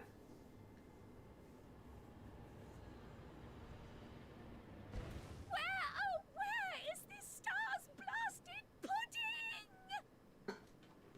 pudding? Like what?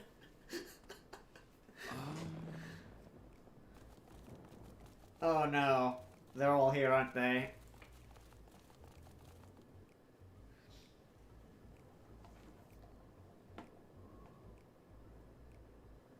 Dawn may banish even the darkest night, and to this bitter clime bring warmth and comfort.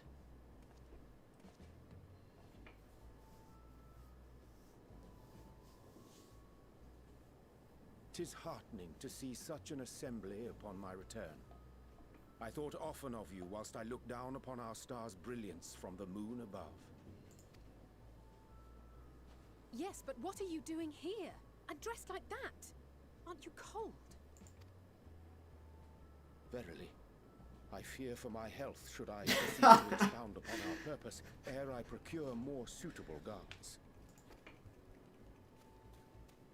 Then allow me to summarize. We're here because none of you lot are up there. Nor has anyone deigned to send word about any changes in the plans. It's rude, is what it is. At least that's what I thought at first, but then folks got to wondering if you weren't in a spot of bother, so we decided to take matters into our own hands. Come down here and help, if our help be needed. So she says, but it's also something of a convenient excuse to visit Etheris. Urianger made it sound absolutely marvelous. More so before the impending doom, but still.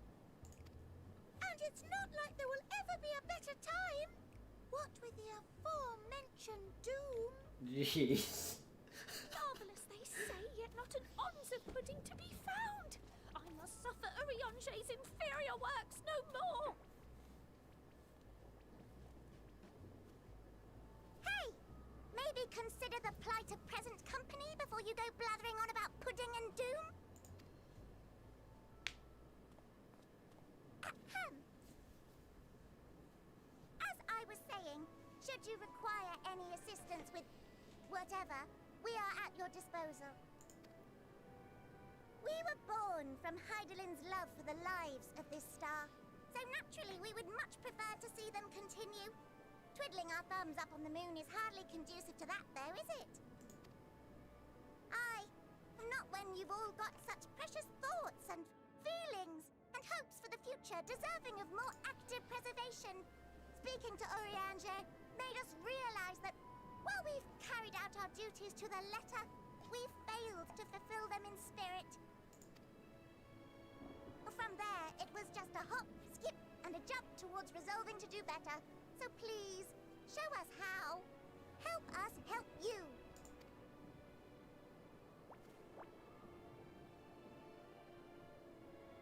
Forgive me, but are they...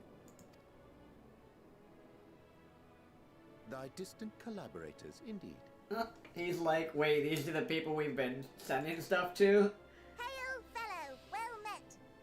You'd be a member of the Forum, would you? It's an honor and a pleasure to meet you at last.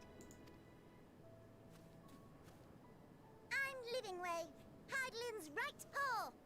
That last bit is very important. As am I, if I may humbly say so myself. I, bid you welcome to our star, Livingway. On behalf of the Forum, I thank you for traveling such a distance to meet us. As you have surmised, preparations for the Exodus have not proceeded as smoothly as we had hoped. I should be happy to personally escort you to our headquarters in Sharlayan, where you may advise us as you deem fit.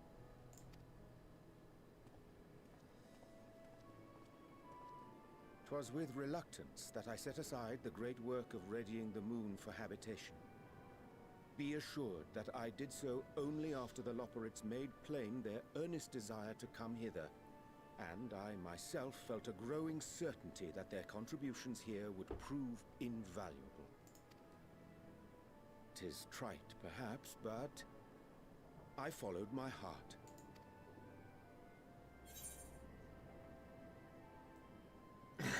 May thy disciples banish. Wait, what?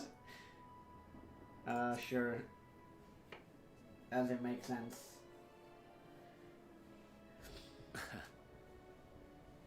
I am no esteemed philosopher of Eld. Nevertheless, 'tis my hope that what little knowledge I shared shall serve them well, and perchance help save us all. Will thou attend us at the Forum and lend thine own wisdom?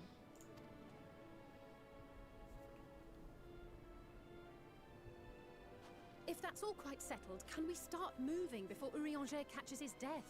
Even I'm freezing out here. Oh, I dare say you'll warm up quickly once you're aboard the airship. Sat shoulder to shoulder with our fur-covered friends.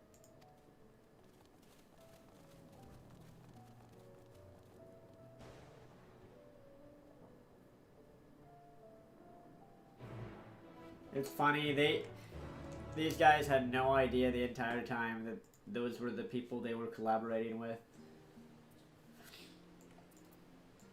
Wait, where the hell am I now? Oh, it just TP'd us to... Oh, Old Shoreline, okay. I dare say Master Fortunal was as nonplussed as we to learn the identity of Highland's lunar custodians. As he will soon discover they have much and more to offer the Forum. Might I suggest we return to the Annex forthwith? We may yet have time to discuss the recent adventures before summit of the Rostra. Dude, now we gotta tell these guys about the entire apocalypse. What is this? Babeth Ironheart.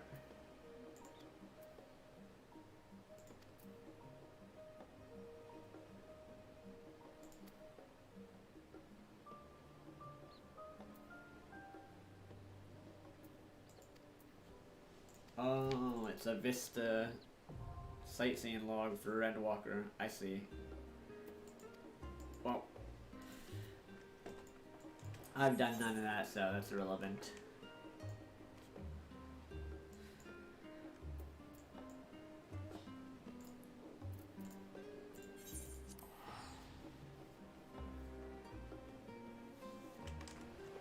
Apps, that was that. Yeah, I don't really do the sightseeing logs, although I'm sure some people do that if they're like mega completionist.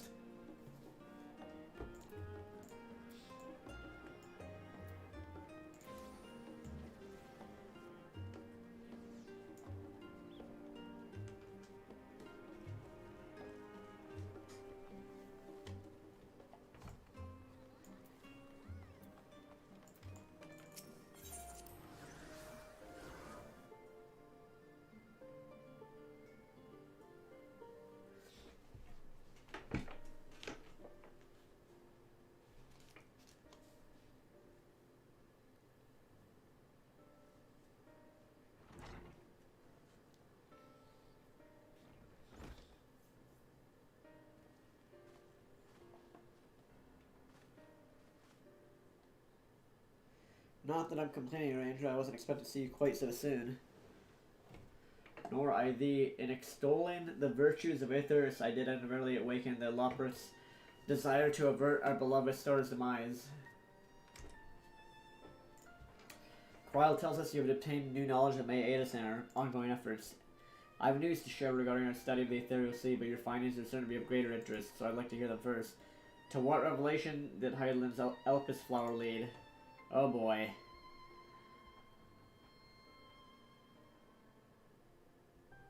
So we have to tell them of the entire thing that's going on that's causing the apocalypse.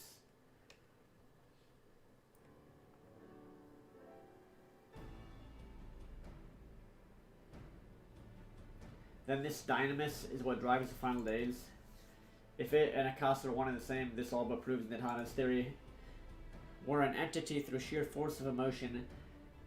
To channel this vast dormant reservoir into a raging river, its power might surpass that of even of Aether. But if our star is so replete with Aether, said entity would need to be outside its influence to effectively manipulate the dynamics of the great expanse. Medion, or rather the sorrow and suffering of fallen civilizations that she has been hoarding for millennia. Untold anguish and fear and hatred drawn from every corner of the universe, all for a single purpose, the destruction of Aetherius. Then our foe is no longer some unknowable calamity. We have but one aim, to defeat Medion. You make it sound so simple, but you're not wrong. Vanquish Medion and we deliver the world from the final days, but to even attempt it there are two conditions. First, we must determine our location. Before Medion escaped, an enchantment was placed on her by Venat, the one who would become Heidelin. The implications of temporal magics are not entirely understood, and so we cannot assume that our Heidelin and the Venat you met in Elpis are one and the same. Nevertheless, due to her intrinsic quality as an all-powerful being, I'd wager that Heidelin possesses the knowledge we seek. Whether she would share that knowledge with us, however, remains to be seen. After all, she intends for us to flee Aetherius, not to stay. Do you suppose she has abandoned her pursuit of Medion?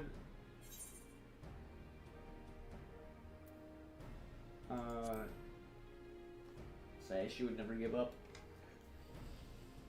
That's my impression too, otherwise she wouldn't have used me as a conduit for her will, or provided clues such as the Opus flower. I believe she's been waiting for mankind's answer to Hermes' question.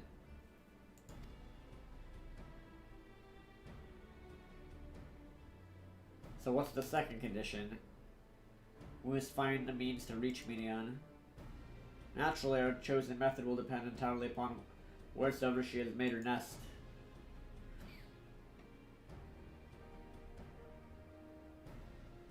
Then communing with Heidelin must by necessity come first. Did you and Master Matoya have any luck with your investigation of the Ethereal Sea? Sadly not, though we enlisted the help of Arenvald and other Echo-blessed allies, we couldn't detect so much as a whisper from Heidelin, even from within the anti-tower. Master Matoya is of the opinion that in the years since abandoning it, the Forum has found some other method of receiving instructions from Heidelin. If so, it would most likely be some form of apparatus for observing the ethereal sea built closer to home.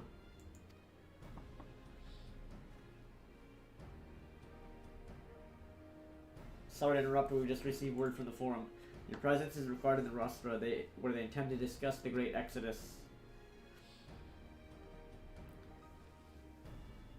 Then Father was able to persuade them.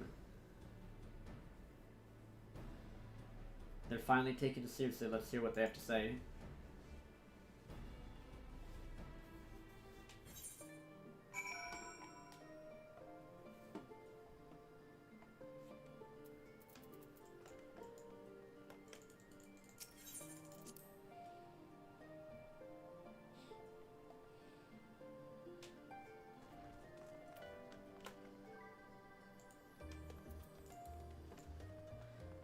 Right, to the Rostra.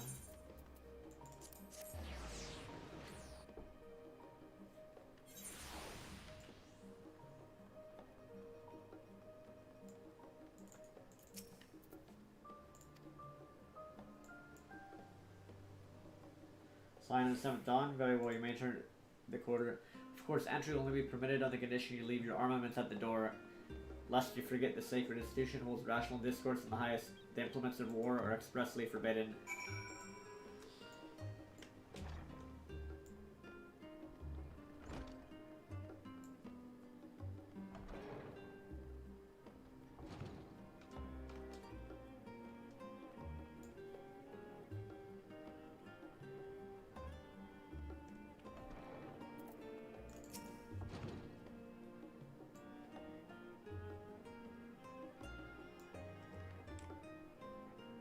Alright. So many questions still.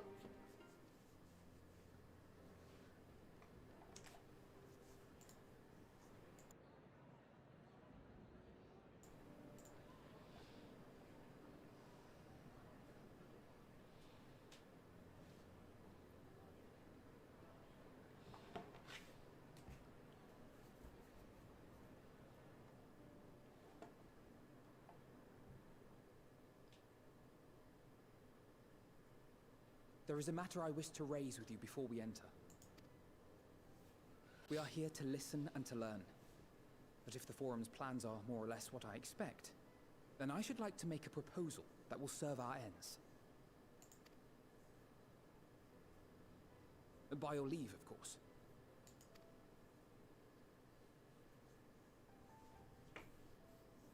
I don't see why not. Your words and wits have gotten us this far.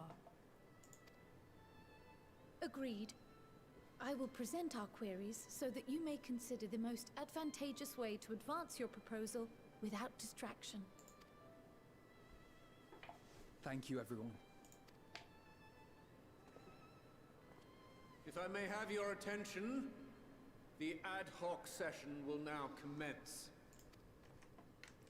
The purpose of today's assembly is to brief the Scions of the 7th Dawn at their request on the Great Exodus. Yeah, tell us what's going on, fellas. They better tell us, man.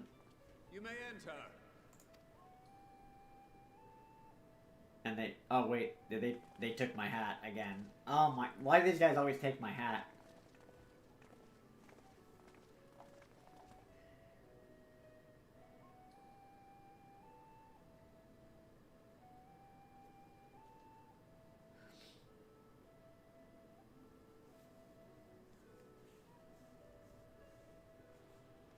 Give my hat back. On behalf of the Forum, I commend your heroic actions on the Magna Glaciers.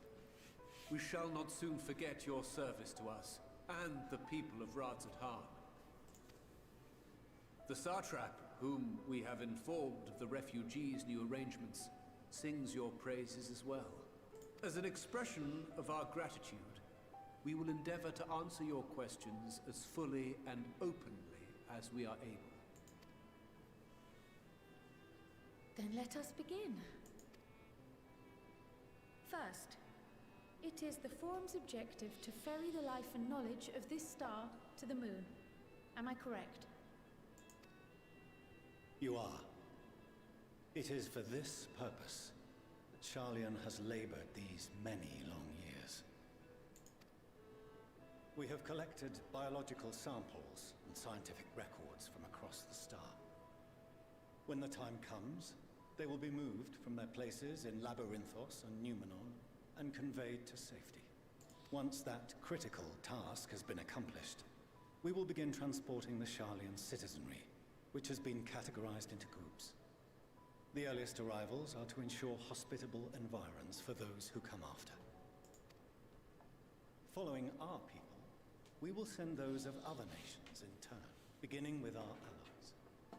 Radzat Han was foremost among these, but since the final days have already come to Thavnair, we saw fit to include the refugees with earlier groupings. An ambitious plan. You have accounted for the safety of all nations and tribes, then? As many as we can. And how, pray tell, do you decide who to leave behind? To journey beyond the sky is an unprecedented and immeasurably difficult endeavor. Introducing sources of inevitable conflict would condemn all to certain death.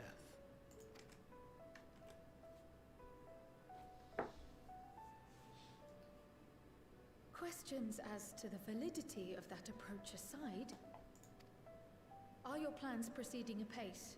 We're under the impression that your primary means of celestial transportation is incomplete.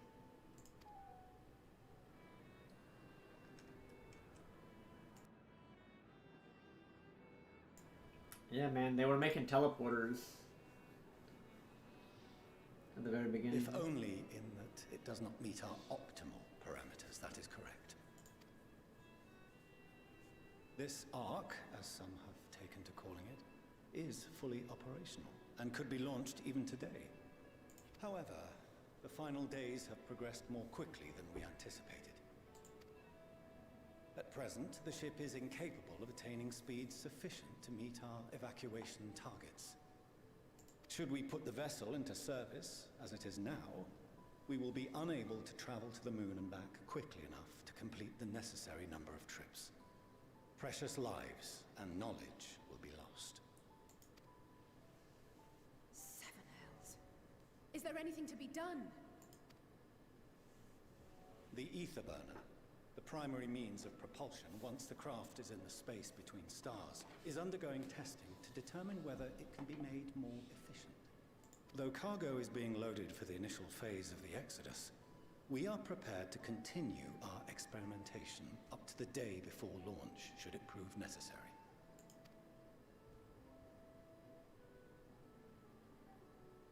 What if the Scions were to solve your problem?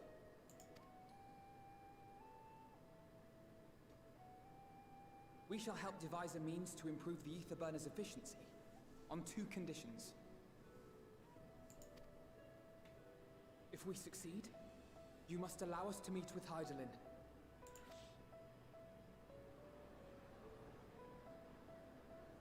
"'Twas simple enough to deduce. You have a Concord, and so you would never have abandoned the Anti-Tower had you no other means of communication. One far more convenient, I suspect.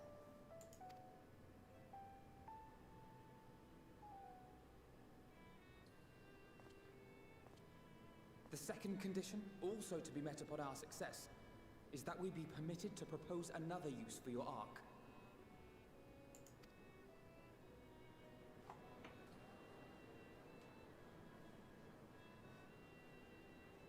We would be at liberty to refuse this proposal.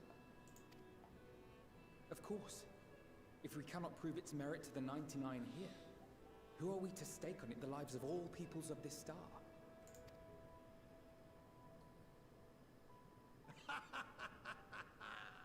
Delightful as always, Master Alfino.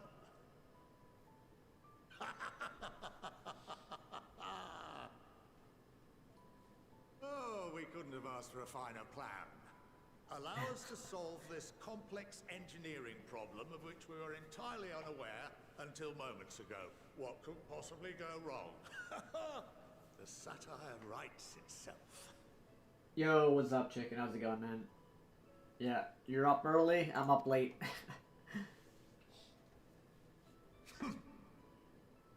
Yet, what field has not benefited from a change in perspective? When we are at wit's end, what we need is not the same dry theories recited ad nauseam, but fresh inspiration.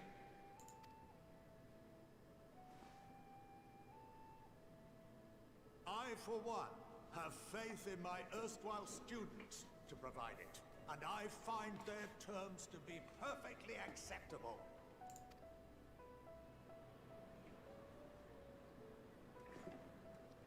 Order! Order! We have no time to waste on debate. I call a vote. All in favor of agreeing to the Scion's terms?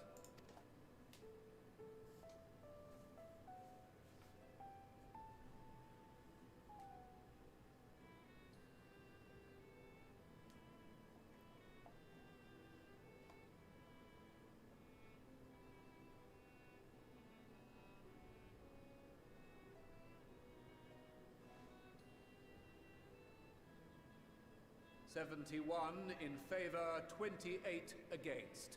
The ayes have it." Outplayed, little Jimmies. Outplayed. Fortuneau, as the architect of this project, you are the best candidate to show them its current state. And bear in mind that regardless of your personal misgivings, this is the will of the Forum.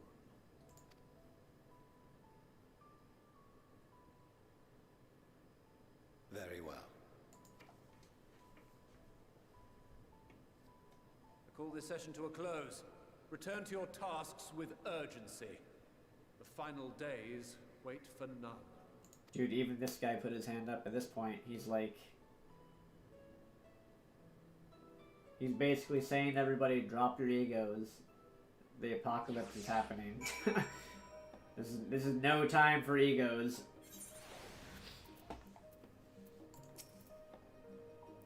Sorry about not letting the rest of you in on my plan. I was admittedly thinking on my feet for the most part. But since we require both a means of communing with Eidolon and reaching Medion,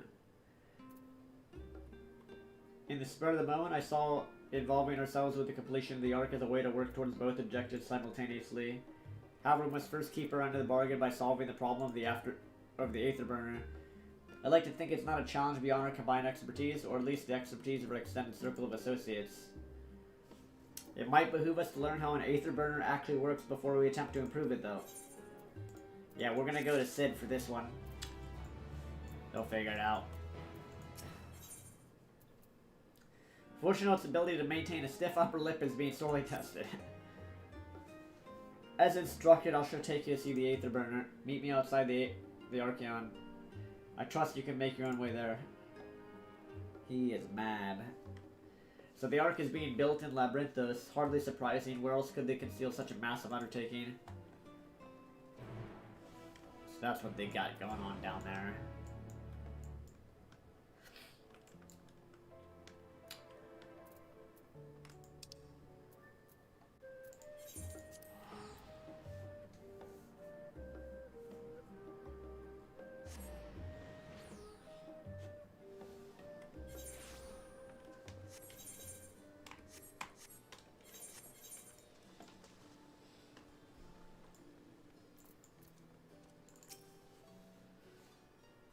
Our destination lies in the lower levels. The Forum, in its wisdom, has granted you access to the Archeon's lift. Step inside and have Ophaline take you to the medial circuit.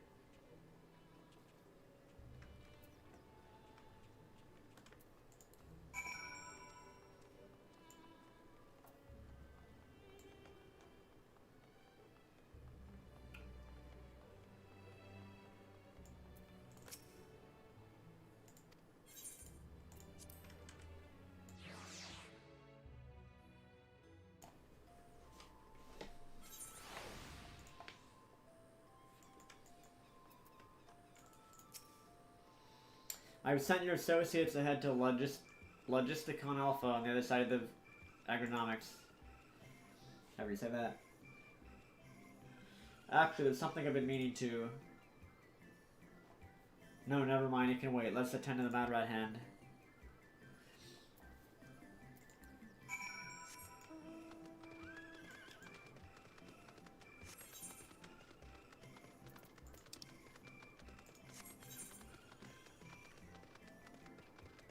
Oh, it's all the way over here.